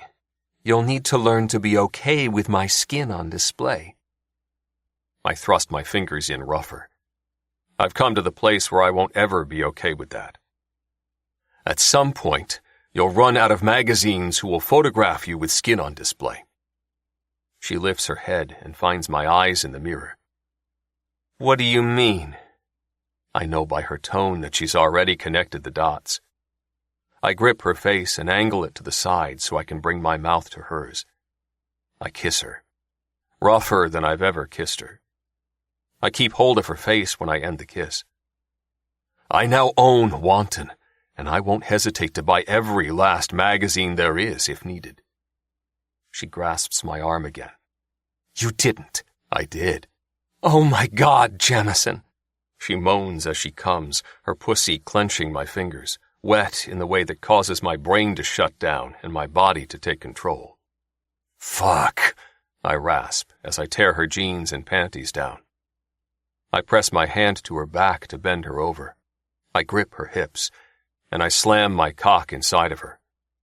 I can't do this fast enough or hard enough. Adeline is all I want. Being inside her, touching her, smelling her, tasting her. It's a need unlike any I've ever known. She fits me so fucking perfectly. The sex, the back and forth, the day-to-day, all of it. Oh, God, she pants. I drive myself deeper inside her and reach for her clit. She orgasms. I keep thrusting. Then, with one last jerk, I come. I stay inside her and drop a kiss to the back of her neck before murmuring, Are you still anticipating that you'll never wear the perfume I gave you? I hear the smile in her voice when she says, Yes. Fuck. I want to always do this with her. I pull out of her and turn her to me. I will find a way to get you to wear it. Her eyes smile as she leans in and kisses me. How long do you anticipate your denial over not being able to boss me into things will continue? I don't deal in denial. A sexy look fills her features. You're even in denial over your denial.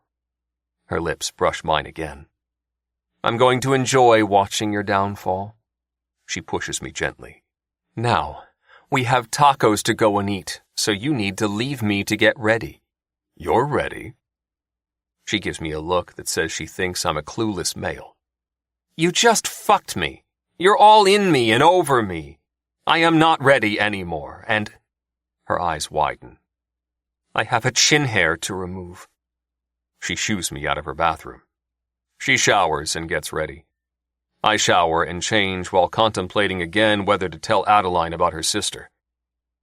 By the time she joins me in the bedroom, I've decided not to tell her unless it becomes necessary to. Can you please help me with my necklace? She asks, coming to me. I take her necklace as she turns around. After I fasten it around her neck, I slide my hands around her waist and lean in close. You look beautiful.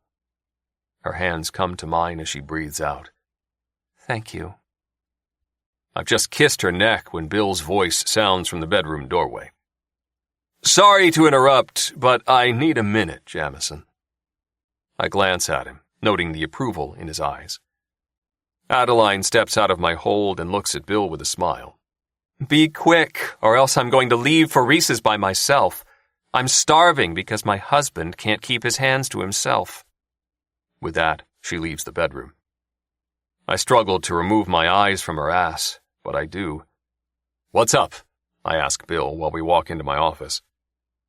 He discusses a new direction he's considering taking his company in, asking for my thoughts on his idea. We talk about this for longer than the minute he asked for. Instead of being focused solely on him like I normally would be, I'm distracted by thoughts of Adeline and the fact she's hungry. Bill stops mid-sentence while detailing something I can't quite keep up with. You want to get back to Adeline. It's not a question, it's an observation. One that is accurate. I nod. Yes. He smiles. We'll talk about this tomorrow. Are you free for lunch? I'll have Chantel move my schedule around so I am. As I walk him out, he places his hand on my shoulder and slows me down. I'm happy for you, son. I don't process that fully until he tells Adeline goodbye and steps into the elevator. The look he gives me as he leaves tells me everything I need to know. Bill doesn't have any doubts about my marriage now. Adeline looks up at me once we're alone. I have to admit I thought you were going too far when you insisted we share a bedroom, but you were right about Bill checking in on that. He's not a man to be underestimated. I know that now. She takes hold of my shirt. Okay, you need to get your ass down to the car and take me to dinner. And maybe if you drive, I'll be persuaded to take some risks with you tonight. The next 2 days are busy with back-to-back meetings, the ones I had to push last week to go to Vegas with Adeline. Late Thursday afternoon, I finish meeting with Ashton Scott and Beckett Pierce, my partners in a hotel and retail development that's given us a great deal of hell since we began work on it. We've recently had some breakthroughs that I'm hopeful signal the end of all the headaches. Let's meet again in 3 months, I say as we finish going over everything. Ashton stands. I can't leave Sydney in April, but I can meet there if you fly out. Beckett looks at his phone. That works for me. I'll bring Jenna. She told me how much she wants to visit Australia. I pull up my calendar. I can make it work. I can also turn it into the honeymoon Adeline and I never had. I make a note to mention it to her. A message comes through from Chantel. Chantel. Adeline is here. Do you have time to see her? She said she needs about 15 minutes if you can spare it. Jamison. Tell her I'll be out in 5 minutes. Chantel. Also, dinner is booked for 8. I've emailed everyone the details. I glance up at Ashton and Beckett. Our dinner reservation is for 8 tonight. Chantel has emailed you both. We finish up, and after they leave, I head into my office where Adeline is waiting. You know, she says when her eyes land on me, I could help you with this office. Help me with what? She gestures at the room. With adding some personal touches. Seriously, Jamison, you're not even in this room. I frown. You're making no sense. I'm making perfect sense. I arch my brows at her. You're going to have to enlighten me. And if we could get to the point fast, that would be good. I'm double booked for some of my hours this afternoon. I don't have time for the 15 minutes she's requested, let alone the extra time we're taking for this. Oh, I see impatient Jamison is in the building today. I do my best to hold my impatience back. Adeline. Fine, she mutters. I'm just saying I'd like to see more touches of you in here. Maybe a photo of your mom, or one of you and Hudson. Maybe a lamp that is one you actually like rather than this boring one you've got that I know you didn't choose. I glance at the lamp. She's right. I didn't choose it, and I don't like it. I meet her gaze again. You select a lamp, and I'll replace this one. No, I'll take you shopping, and you can select one for yourself. Jesus. We're not going shopping. We are. I've just decided. We'll find a new lamp and photo frames. Choosing to ignore that, because this isn't an argument I have time for today, or one she's likely to give up on easily, I say, Why are you here? I wanted to run something by you. When I give her a look that says I'm waiting to hear it, she carries on. My London expansion is moving ahead faster than I anticipated, and my team has suggested I should consider spending more time there throughout this process. That makes sense. Yes. She pauses. When I say more time, I mean they think I should spend the majority of my time there for the next few months. So I wanted to run that by you to make sure it works for the marriage. You want to move there? Yes, just for a few months. I shake my head as I think it through. No, that won't work. Her forehead wrinkles. Why not? Because this marriage only works if we're living together. Okay, so I understand where you're coming from with that, but surely the marriage can still work so long as we're seeing each other regularly. I can fly back to New York to visit you, and you can fly to London to visit me. It's not enough. Bill won't approve. Perhaps we could test that theory. Maybe bring it up in conversation and get a read on him that way. We're not testing that theory. So what? We're back to you being the one who decides how things will happen, and I just have to go along with it? No. But we have to come to decisions that make sense. This decision makes sense, Jamison. You just need to open your mind to it. My mind is open to everything. But Bill has no doubts about the marriage anymore, and I'd like to keep it that way. This plan could fuck with that. Bill knows our work situations. I don't think he'd blink if I traveled for work. You're not talking about traveling. You're talking about moving away for months.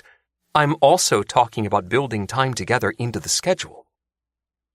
A text comes in for me. I know from the ringtone that it's Chantel. I also know she's prompting me for my next meeting because it's one I really shouldn't be late for.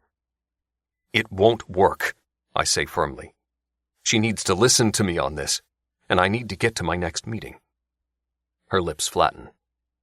I don't appreciate you taking that tone with me, and I don't appreciate you not listening to me. This is important, and I'd like to find a solution.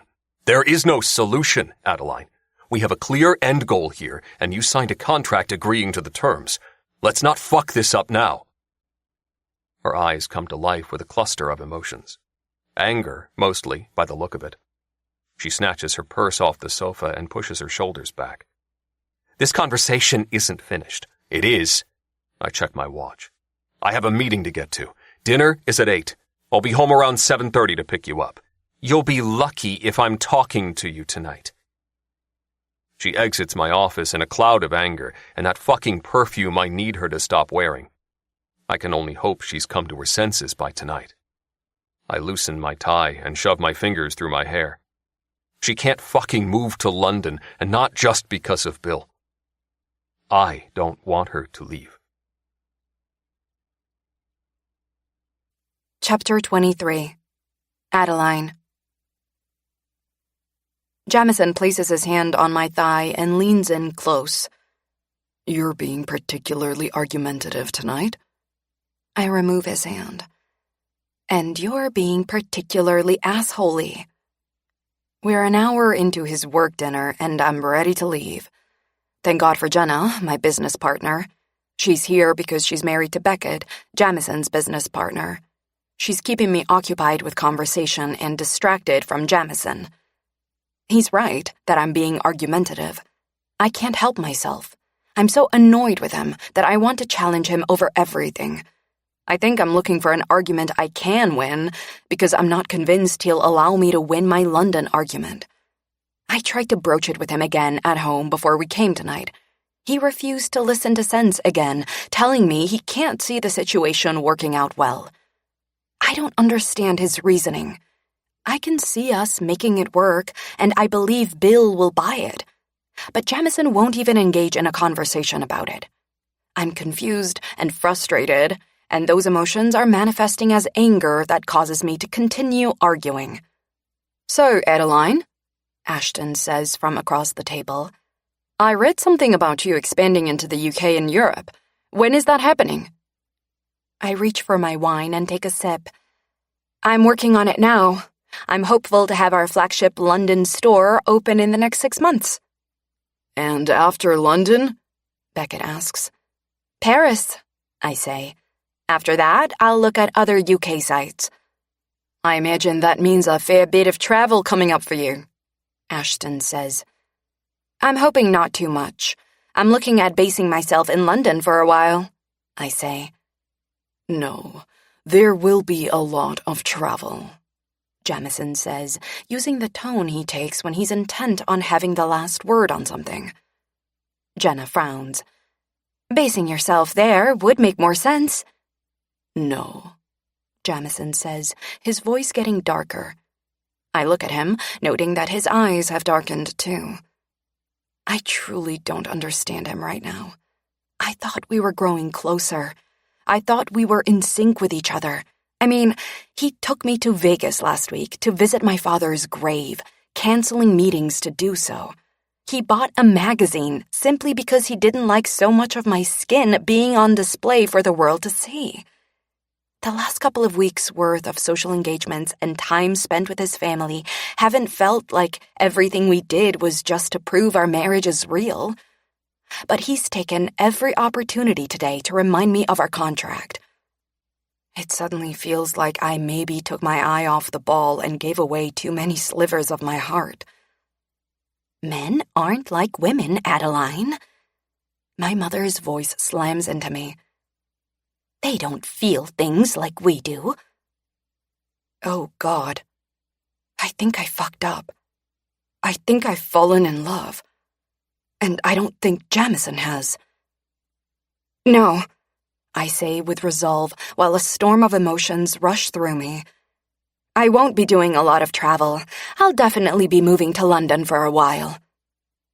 Jamison clenches his jaw, and I know he's working hard to rein his feelings in. That's a good thing, because I'm ready for a fight, and I don't care who witnesses it. And as much as I rationally know I should do everything to avoid a public fight, I'm not thinking too rationally right now. A lot of people told me I'd never succeed when I started my business. They told me models only know how to parade around in clothes, not run businesses. When I lost my first company, they came out and said, "I told you so." I've worked hard and put everything on the line to get where I am today. Expanding overseas is the next step, and I don't want to mess it up. I really need to be in London to oversee everything and ensure it succeeds. I need to protect my company. Losing my first company nearly ruined me. I won't survive losing another one. I also won't survive losing my heart. I swore I'd never give it away again after my first marriage, and here I am, doing just that. Jenna says something about me moving to London, but I can't focus on it. Not when Jamison is looking at me like he wants to order me to do things I don't want to do. "We'll discuss this when we get home," he says quietly enough for only me to hear, but with enough dark energy for me to know how he feels about this. Yes, I agree just as darkly. We will. We make it through the rest of dinner, and I only argue with Jamison over things I really don't care about twice more. I'm that annoyed with him that I can't help myself, and he knows it. By the time we get to the car, we're grating against each other with a kind of angry friction that doesn't end up in a good place. Jamison has to take a call on the drive home. I sit beside him, staring out the window, berating myself for being so stupid. This was always a fake marriage. It wasn't built on love. He has a clear goal and is doing everything to protect that goal. I came into the marriage with a clear goal too, but I got lost along the way. Now, I need to move into preservation mode. We must look after ourselves, Adeline, because a man will never look after us. My mother invades my thoughts again, and I struggle to remove her from my mind. When Max parks the car in Jamison's garage, I get out and walk to the elevator without waiting for Jamison. He's still on his call, so I make it upstairs alone. I go straight to my bathroom and close the door behind me. I need a moment to myself. I get 10 minutes alone before Jamison is on the other side of the bathroom door telling me we need to speak. I open the door and come face to face with him. His face is an intense mask of determination as he orders, "That can never happen again." I stand tall against him. "What can never happen again?" He jabs his finger in the direction of the restaurant we just came from. "That bullshit at dinner. You spend the night arguing with me over everything." "You deserved it." His brows climb his forehead while his nostrils flare. "Why?" "Because you won't let me win the London war. Hell, you won't even let me have a say in it. More flaring of his nostrils. The London War? Yes, the war we're in because you refuse to listen to me when I tell you I have to be in London for my business. And you're refusing to listen to me when I tell you why that can't happen. No, I'm not. I told you we could discuss how to make it happen. I'm open to compromise, but you're doing that thing you do where you just take over and make decisions for us. Someone has to, Adeline, and since you're not thinking straight, it has to be me. I stare at him angrily. God, I think I'd almost forgotten what an asshole you can be. Thank you for the reminder. I'm not being an asshole. I'm being practical. No, you're being an asshole. Trust me on that. Fuck. He pushes out a long breath. I'm not spending the night going around in fucking circles with you on this. I don't have the time to fly back and forth between London to keep up appearances for Bill. And you don't either. End of story. You know what, Jamison? I hate the ends of your stories. You can take that one and stick it somewhere very special. I'm not paying any attention to it. You will pay attention to it, he says, like he's telling me another fucking end of story. No, I won't. He's silent for a moment, and I watch the storm clouds roll in. Finally, he says, We have a contract. I suggest you reread it. You'll find it clearly states why you can't move to London. With that, he stalks out of the bedroom. I stare after him, my heart beating wildly. I'm angry. I'm furious. I'm enraged. But most of all, worst of all, my heart is in shreds, torn apart by the man I should never have allowed to take even one tiny sliver. He doesn't feel anything for me. He only cares about our contract. Jamison claimed my mouth, my body, my soul. He could keep my heart if he wanted it, but since he doesn't, my heart gets lost and confused and bewildered and doesn't know what to do or where to go. She and I have a come-to-Jesus moment. I sit her down and have a big talk with her. I tell her how things are going to work from here on out. I tell her that she must never allow pieces to be stolen again. I tell her to buckle in because she and I are about to cause a commotion. One that Jamison is not going to like. Today? Vanessa says early the next morning when I call her with instructions for what I need from her this morning. You can't be serious. You've got a full day of meetings, and then a full week of more of the same, not to mention red carpet appearances and parties to attend. You can't cancel everything and fly to London. I can, and I am, and you're going to switch all those meetings to Zoom meetings and rearrange my calendar to make this work. I take a deep breath and exhale it. I'm moving to London today, Ness. It's happening.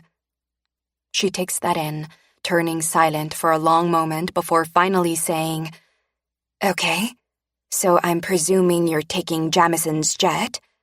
No, you'll need to book me a flight and a hotel. More silence. Doesn't he own hotels all over the place that you could stay in? Please book me the hotel I normally stay in. I've got some things to do at home before I come in. I should be in by lunchtime. Put a few hours aside this afternoon for us to go over how this is going to work. And please book me a car to take me from the office to the airport. She connects the dots that neither Jamison nor his driver will be taking me to the airport. Right, so it's just you flying to London and you're getting to the airport by yourself, correct? Correct. I'll also need security while I'm at the airport and in London. I imagine you do, she says, also putting it together that Jamison's security won't be with me.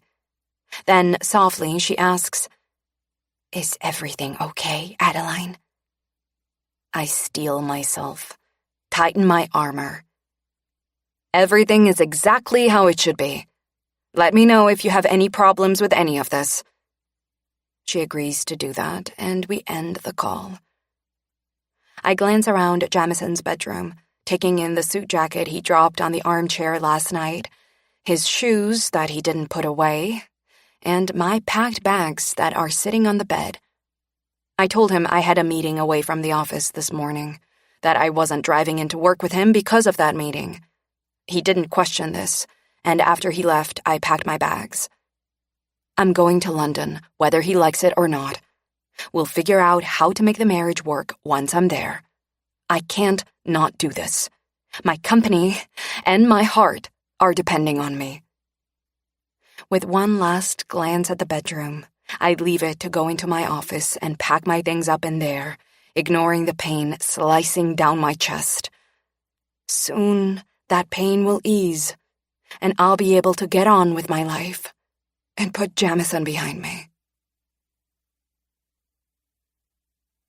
Chapter 24. Jamison. What do you mean she went away? I say to Jeff when I arrive home at 10 p.m. After his daily update, he asked me when I'm expecting Adeline home from her trip. Apparently, she didn't tell him when that would be. Considering I wasn't aware she was going away, I don't have an answer for him. His brows pull together. She left around lunchtime. I gathered from the number of bags she took that she will be gone for a while. A while? Yes, sir. Perhaps a couple of weeks. He appears to be uncomfortable with this conversation, but since he's the only person with the information I need, I continue questioning him. And she didn't say where she was going? No. Fuck. We argued last night, but I didn't expect this. I didn't expect her to walk out, because that's what my gut's telling me she's done. She's left me. Thank you, Jeff, I say before putting my phone to my ear to call her. She doesn't answer any of the 3 calls I make. I leave messages for her to call me, and then I call Trent, the head of my security. With each passing second, my chest is feeling tighter. My anger is building. This can't be good, he says. I yank my tie off. It's not. Where is Adeline? Let me check. He turns silent while he checks his system. He takes longer than I expect. Not a great sign. Adeline canceled her security this morning. We don't know where she is.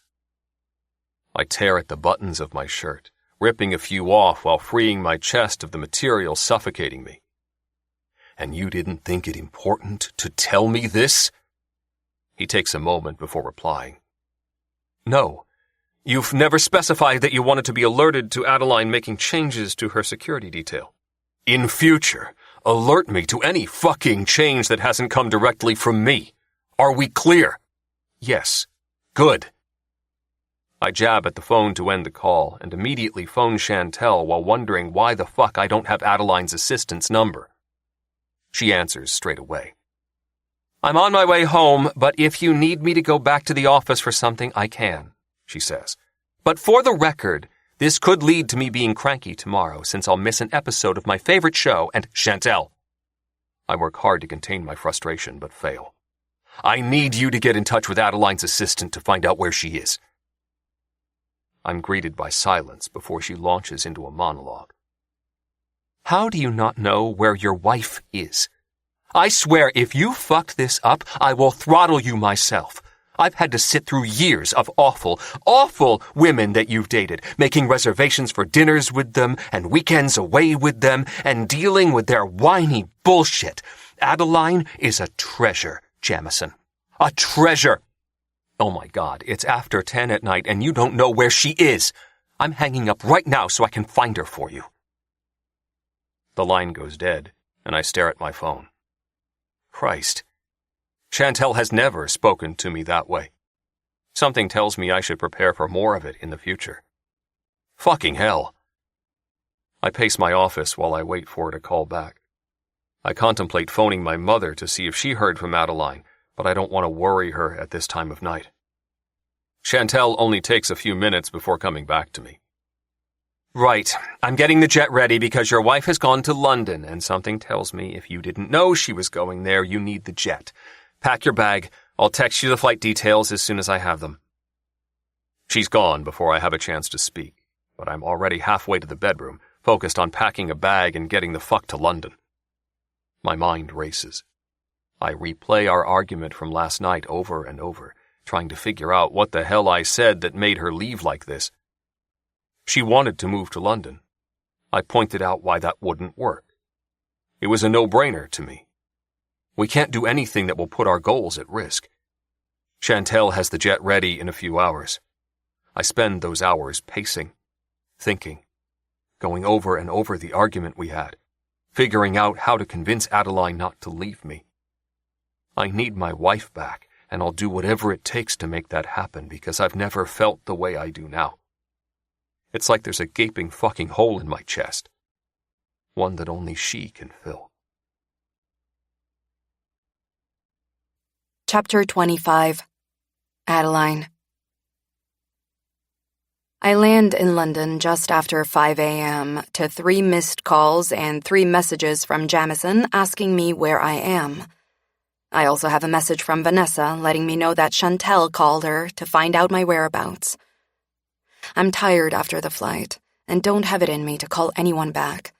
I text them to let them know I've arrived safely and then slip my phone in my pocket to avoid it.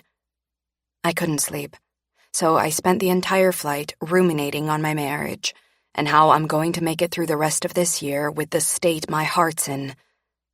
The only conclusion I came to is that I didn't come this far to only come this far. I've dedicated just over 4 months to the marriage. I'm not quitting now. I know I shouldn't have left like I did. I should have talked with Jamison some more about moving to London, but I wasn't thinking straight when I made the decision. I've never been able to think straight when my heart is hurting. I don't know how people manage to do that. I just don't have that level of compartmentalizing in me. I can't box my emotions up separately and put them away when they're not serving me like I know some people can. I experience them all at once and just make the best choices I can in each moment to protect myself. I pull my cap down as I get off the plane and make my way through the airport. The security that Vanessa hired find me quickly, guiding me through the maze of people, many who are trying to get photos and videos of me. Social media and the tabloids are still shining a spotlight on me. Jamison and I sometimes struggle to avoid the cameras when we go out, and today is no different. I'm relieved when I finally make it to my waiting car and the safety and privacy it provides. I go straight to the hotel Vanessa booked. I shower and collapse into bed. I'm taking today off work to sleep and get myself together because it will be full steam ahead from tomorrow. Sleep claims me until lunchtime. It's not great sleep because my mind won't switch off all the thoughts I'm having about Jamison. I decide to go in search of food and am in a tiny coffee shop sipping coffee when Jamison calls. I stare at the screen for long enough that the call ends. I think I need some more time before I talk with him. I'm feeling too raw to listen to him tell me what he thinks of me leaving New York. However, I don't want to jerk him around. This isn't a game I'm playing here. I'm just hurting too much for this right now. I text him instead of returning his call. Adeline, I shouldn't have left without telling you, but I need some space right now. I'll call you later. Jamison. Where are you staying? Adeline. Park Lane. He doesn't reply after that.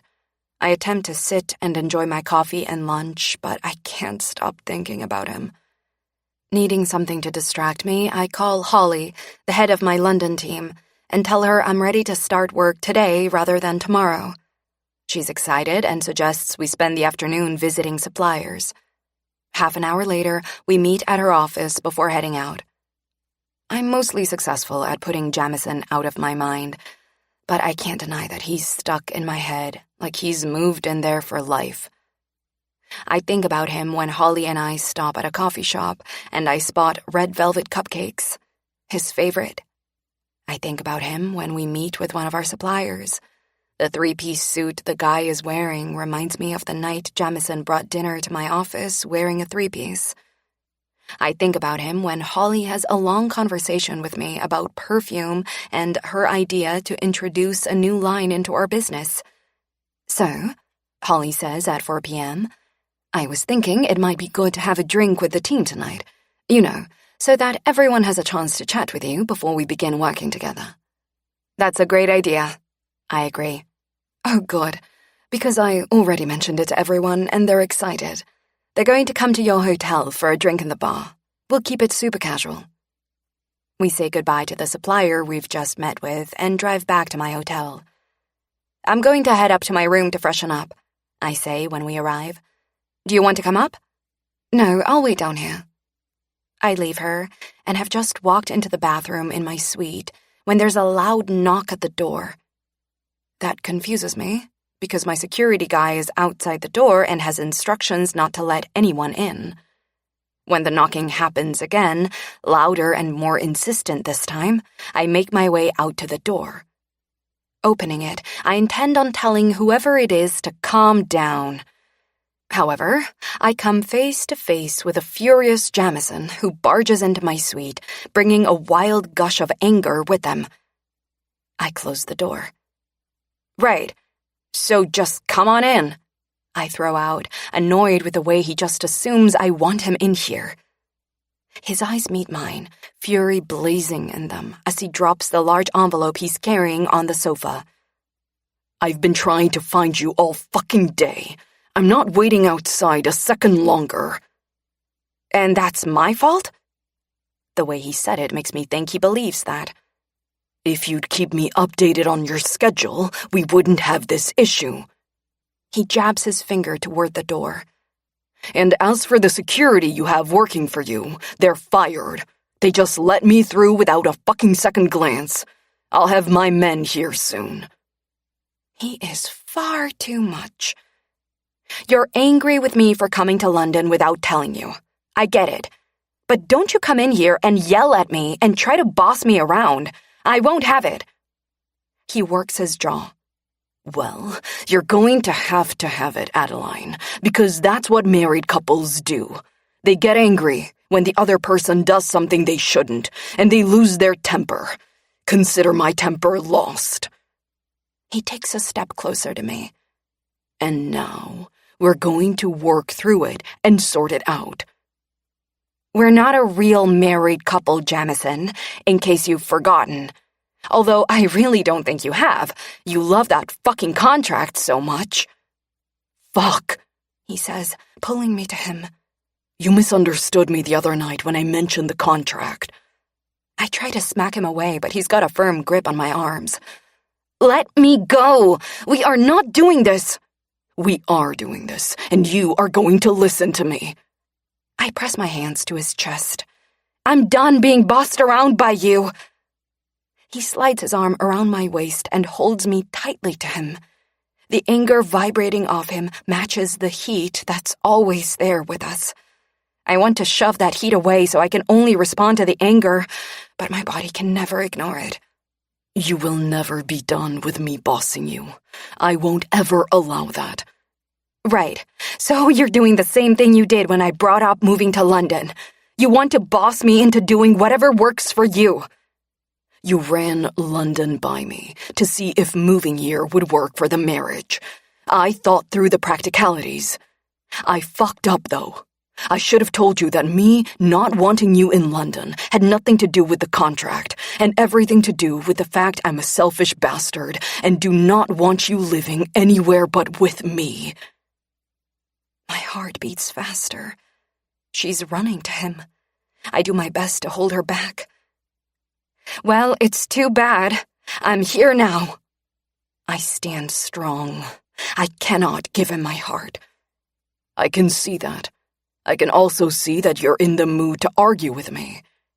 No, I'm done arguing with you. We don't ever have to argue again. Fuck, he rasps, fierce determination raging in his eyes. We will be arguing until the day I die. I try again to remove myself from his hold, and I fail again because he uses his strength to keep me right where I am. I glare at him. For the record, we will not be arguing until the day you die because I will have divorced you long before then. We will never divorce, Adeline. I stare at him while my heart starts galloping toward him. My lungs forget how to manage the normal intake of breath. It's chaos in there while they speed up and then try to slow down and get all out of whack. What? I breathe out. He finally lets me go and moves to the sofa to collect the envelope he brought with him. Pulling documents out, he hands me the first one. Chatoyer is yours. I'm having my shares transferred to you. He hands me the next document. Black Diamond is yours. He then holds up a copy of our marriage contract. And this is done. Our marriage is now real. He tears it in half and hands the torn paper to me. If I thought my lungs didn't know how to work properly a moment ago, they really don't know how to now. I glance down at the paperwork I'm holding, bewildered by it all. You own Black Diamond? They're one of my biggest competitors. I had no idea Jamison owned that company. I took the company over when Gabriel identified they were behind the social media smear campaign against you just after we were married. I frown as I try to make sense of this. Why would you do that? He looks at me like the answer to this question should be clearer than clear. To stop them fucking with you. I look at the paperwork again. I want to let my heart keep galloping his way, but I also want to guard her. Why are you doing this? He moves into me again. Because I love you, and I don't want anything coming between us and confusing you. I want you to know without a shadow of a doubt that I am in this marriage for you, not a company. And if you need to wipe the slate completely clean by telling Bill it was a lie to begin with, we can do that too. I may have married you to inherit a company, but all I want now is you. My arms are around him before I can stop them. Not that I want to stop them. I want everything he wants. I want to argue with him until the day I die. I never want to divorce. And I want nothing between us confusing us. His mouth crashes down onto mine and I kiss him with everything in me. I melt into him. My heart practically forces my chest to open so she can climb out and be with him. With this kiss and that declaration of love and that promise of never divorcing me, Jamison ruins me once and for all. When he finally lets my mouth go, I keep hold of him and say, I love you too. And I hope you're prepared for loving me. There could be many wars ahead. He looks down at me with all that brown warmth that I now know is love. I was built for loving you, baby. Not even war could keep me away. Epilogue. 2 months later. Adeline. The share price is up again this morning, Douglas says over the phone during our weekly chat. And Q1 is on track to meet our predictions. Great news, I say, momentarily distracted by my husband, who has just walked into my office unexpectedly. I've emailed some reports for you to look at regarding London. Everything still looks good. Thank you. I watch as Jamison removes his suit jacket and sits on my sofa. I can't drag my eyes away. Not when he's wearing a 3-piece suit with those arm sleeves rolled up exactly how I like. I'm sorry, Douglas, I have to go. I end the call and stand. I wasn't expecting you today, I say to Jamison as I move to him. He reaches for me and pulls me onto his lap. One hand comes to my neck while the other goes to my waist. His lips find mine and I feel his need for me. Splitting our time between London and New York the last 2 months hasn't been easy. We've spent days and nights apart when we couldn't work our schedules any differently. I don't like being apart from him, but Jamison really doesn't like it. I canceled my meetings in New York, he says after he finishes with my mouth. I'm here for 3 days.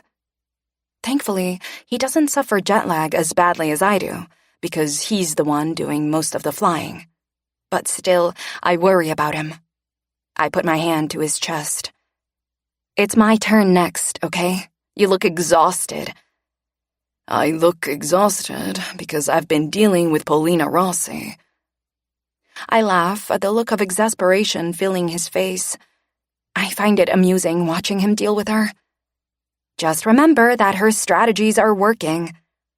His profits are better than before they started dropping.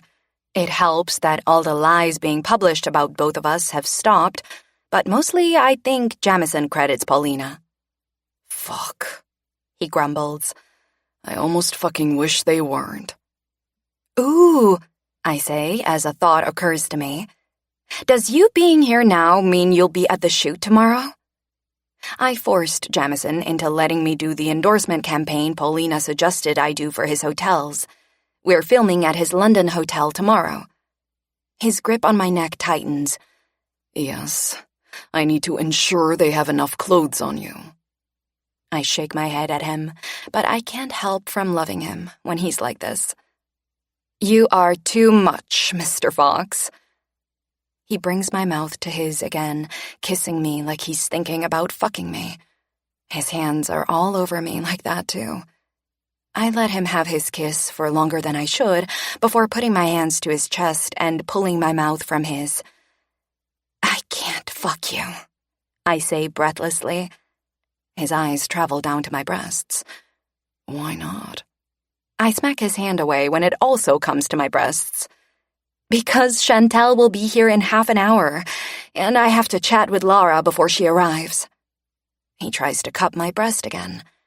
I should never have given her to you. I smack him away again. I appreciate you giving her to me, although giving would imply she could stay with me forever. I do recall you making it clear you expect her back working with you once she's trained my new assistant. He gives me a pointed look.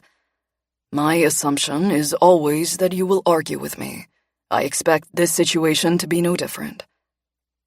When Vanessa resigned as my assistant last month so she could move closer to her mother, it left me in the lurch. February was a huge month for me, with New York, London, and Milan fashion weeks. I didn't have time to find a new assistant. Jamison and Chantel were in London at the time, and Chantel stepped in to help. She's a fast learner and quickly picked up on what I need from an assistant. Jamison asked her if she'd stay in London and work with me until I had time to find and train a new assistant. We're interviewing next week for the position, and then she'll work with them until they know what they're doing. I've loved having her here. It's almost been like having Jamison here, because she often shares stories about him with me. That reminds me, I say as I think about all this.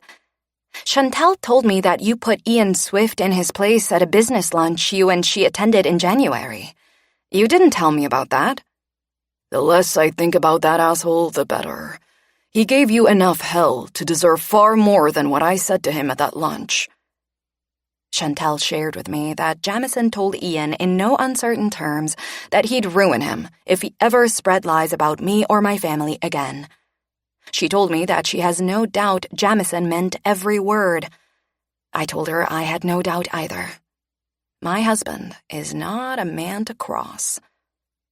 I press a kiss to his lips before going to battle with him to allow me to leave his lap. When he has me like this, he doesn't like to let go.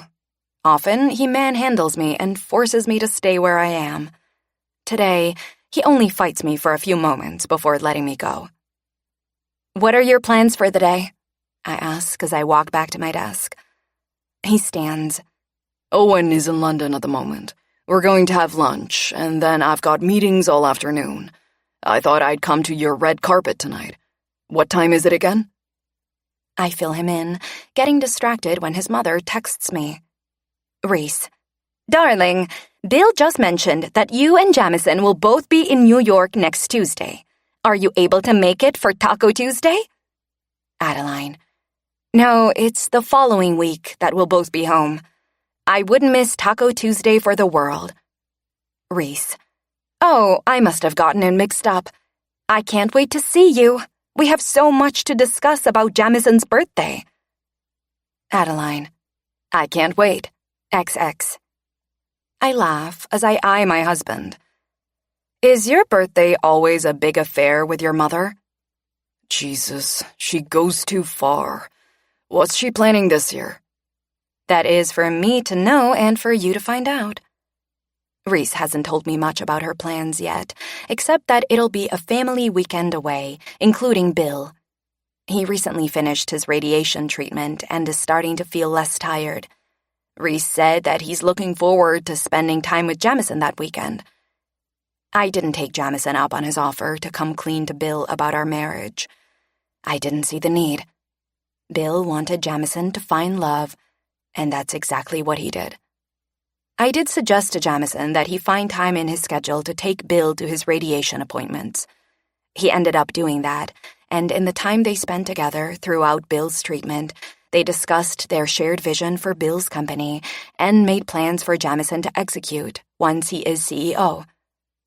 Jamison comes to me, moving behind me and putting his arms around me. Resting his hands on my stomach, he brings his mouth to my ear. You and my mother will be the death of me. I smile as my heart sighs happily.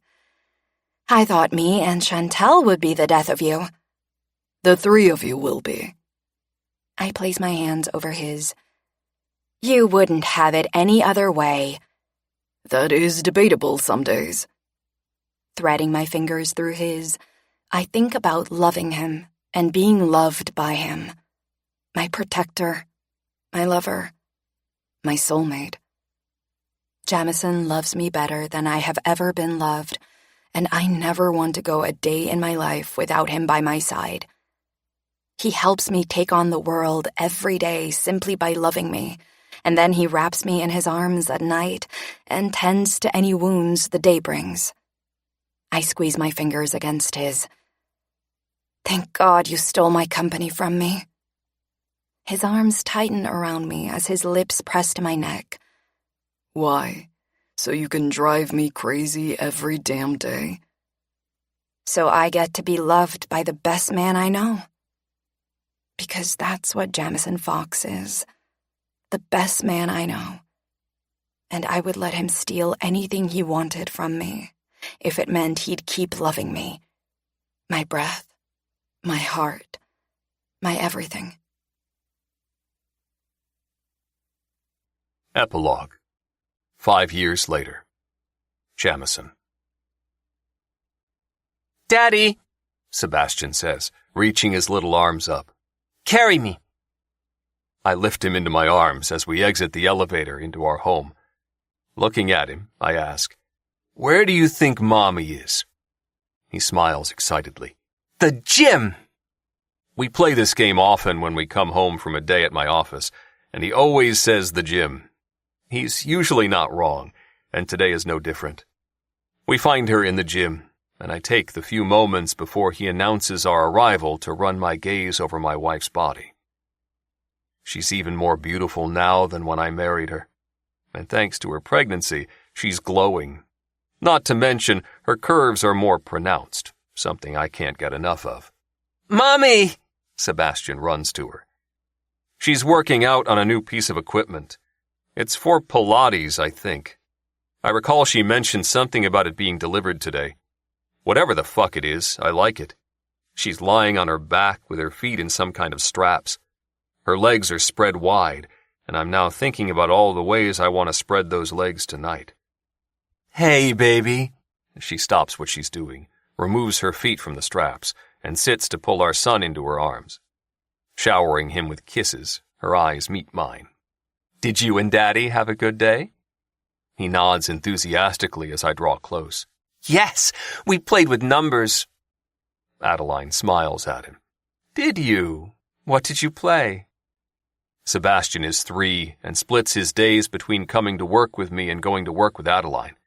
He has a nanny who comes to work with us to help look after him, but as often during the day as we can, Adeline and I spend time with him. We've both cut our hours back so we can do this. Neither of us wanted to have children we don't spend time with. It has worked so well for us that we decided to have another child. Adeline is due to give birth to our daughter in 3 months. Sebastian fills her in on the numbers games he and I played today. He's just finishing his story when my mother joins us. "My darling boys," she says, "you're home." She holds out her arms for Sebastian, who runs into them. He adores his grandmother. Adeline comes to me. She grips my suit jacket and pulls me in for a kiss. She doesn't take anywhere near long enough with this kiss. "Did you have a good day?" I put my arm around her, resting my hand on her ass. I bring my other hand to her belly. "I did. How about you two?" She looks down at her belly before glancing back up at me. "Your daughter is just like her mommy. You should prepare yourself now. She kicked all day long." She moves my hand to her side. "Can you feel her? I swear she knows when you're here. She kicks more. She wants her daddy's attention." I feel her kick. I feel it against my hand and against my heart. Having Sebastian changed me, and I know having Stella will too. I didn't think I could love anyone the way I love Adeline, and while it's a different love, it's the same in that I don't know the lengths I would go to for these three. All I know is that those lengths are immeasurable. "Adeline," Mom says, "I'm going to give Sebastian his bath if that's okay with you." Adeline nods. "Thank you, Reese."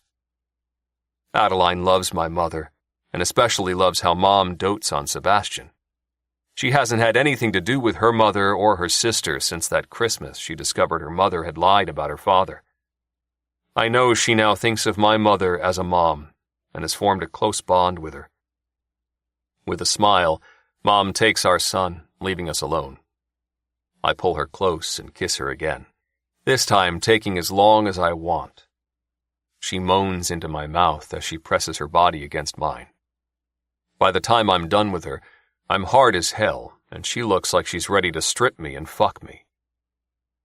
"I'm thinking we should convince your mother to take Sebastian home for a sleepover." It won't take much convincing. My mother would have him every night if she could. Her grip on my jacket tightens. "I am so fucking horny, it isn't funny. Seriously, pregnancy hormones are no joke.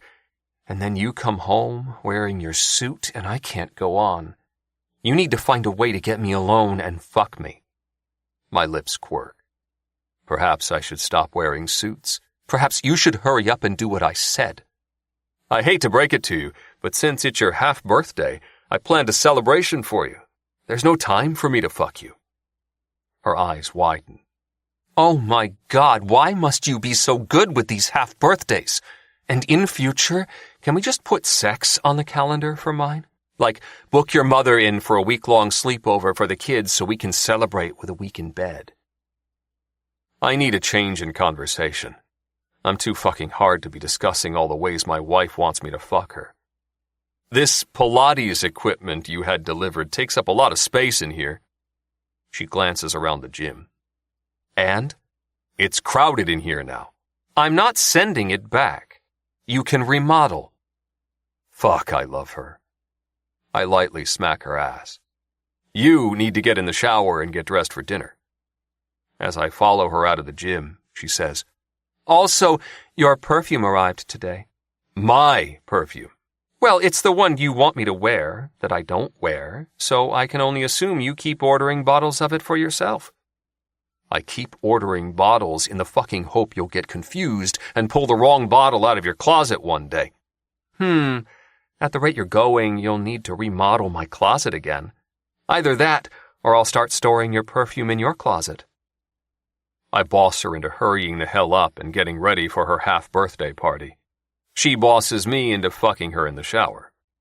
Along the way, we boss each other into 1,000 other little things. I wouldn't have it any other way. I wouldn't have her any other way.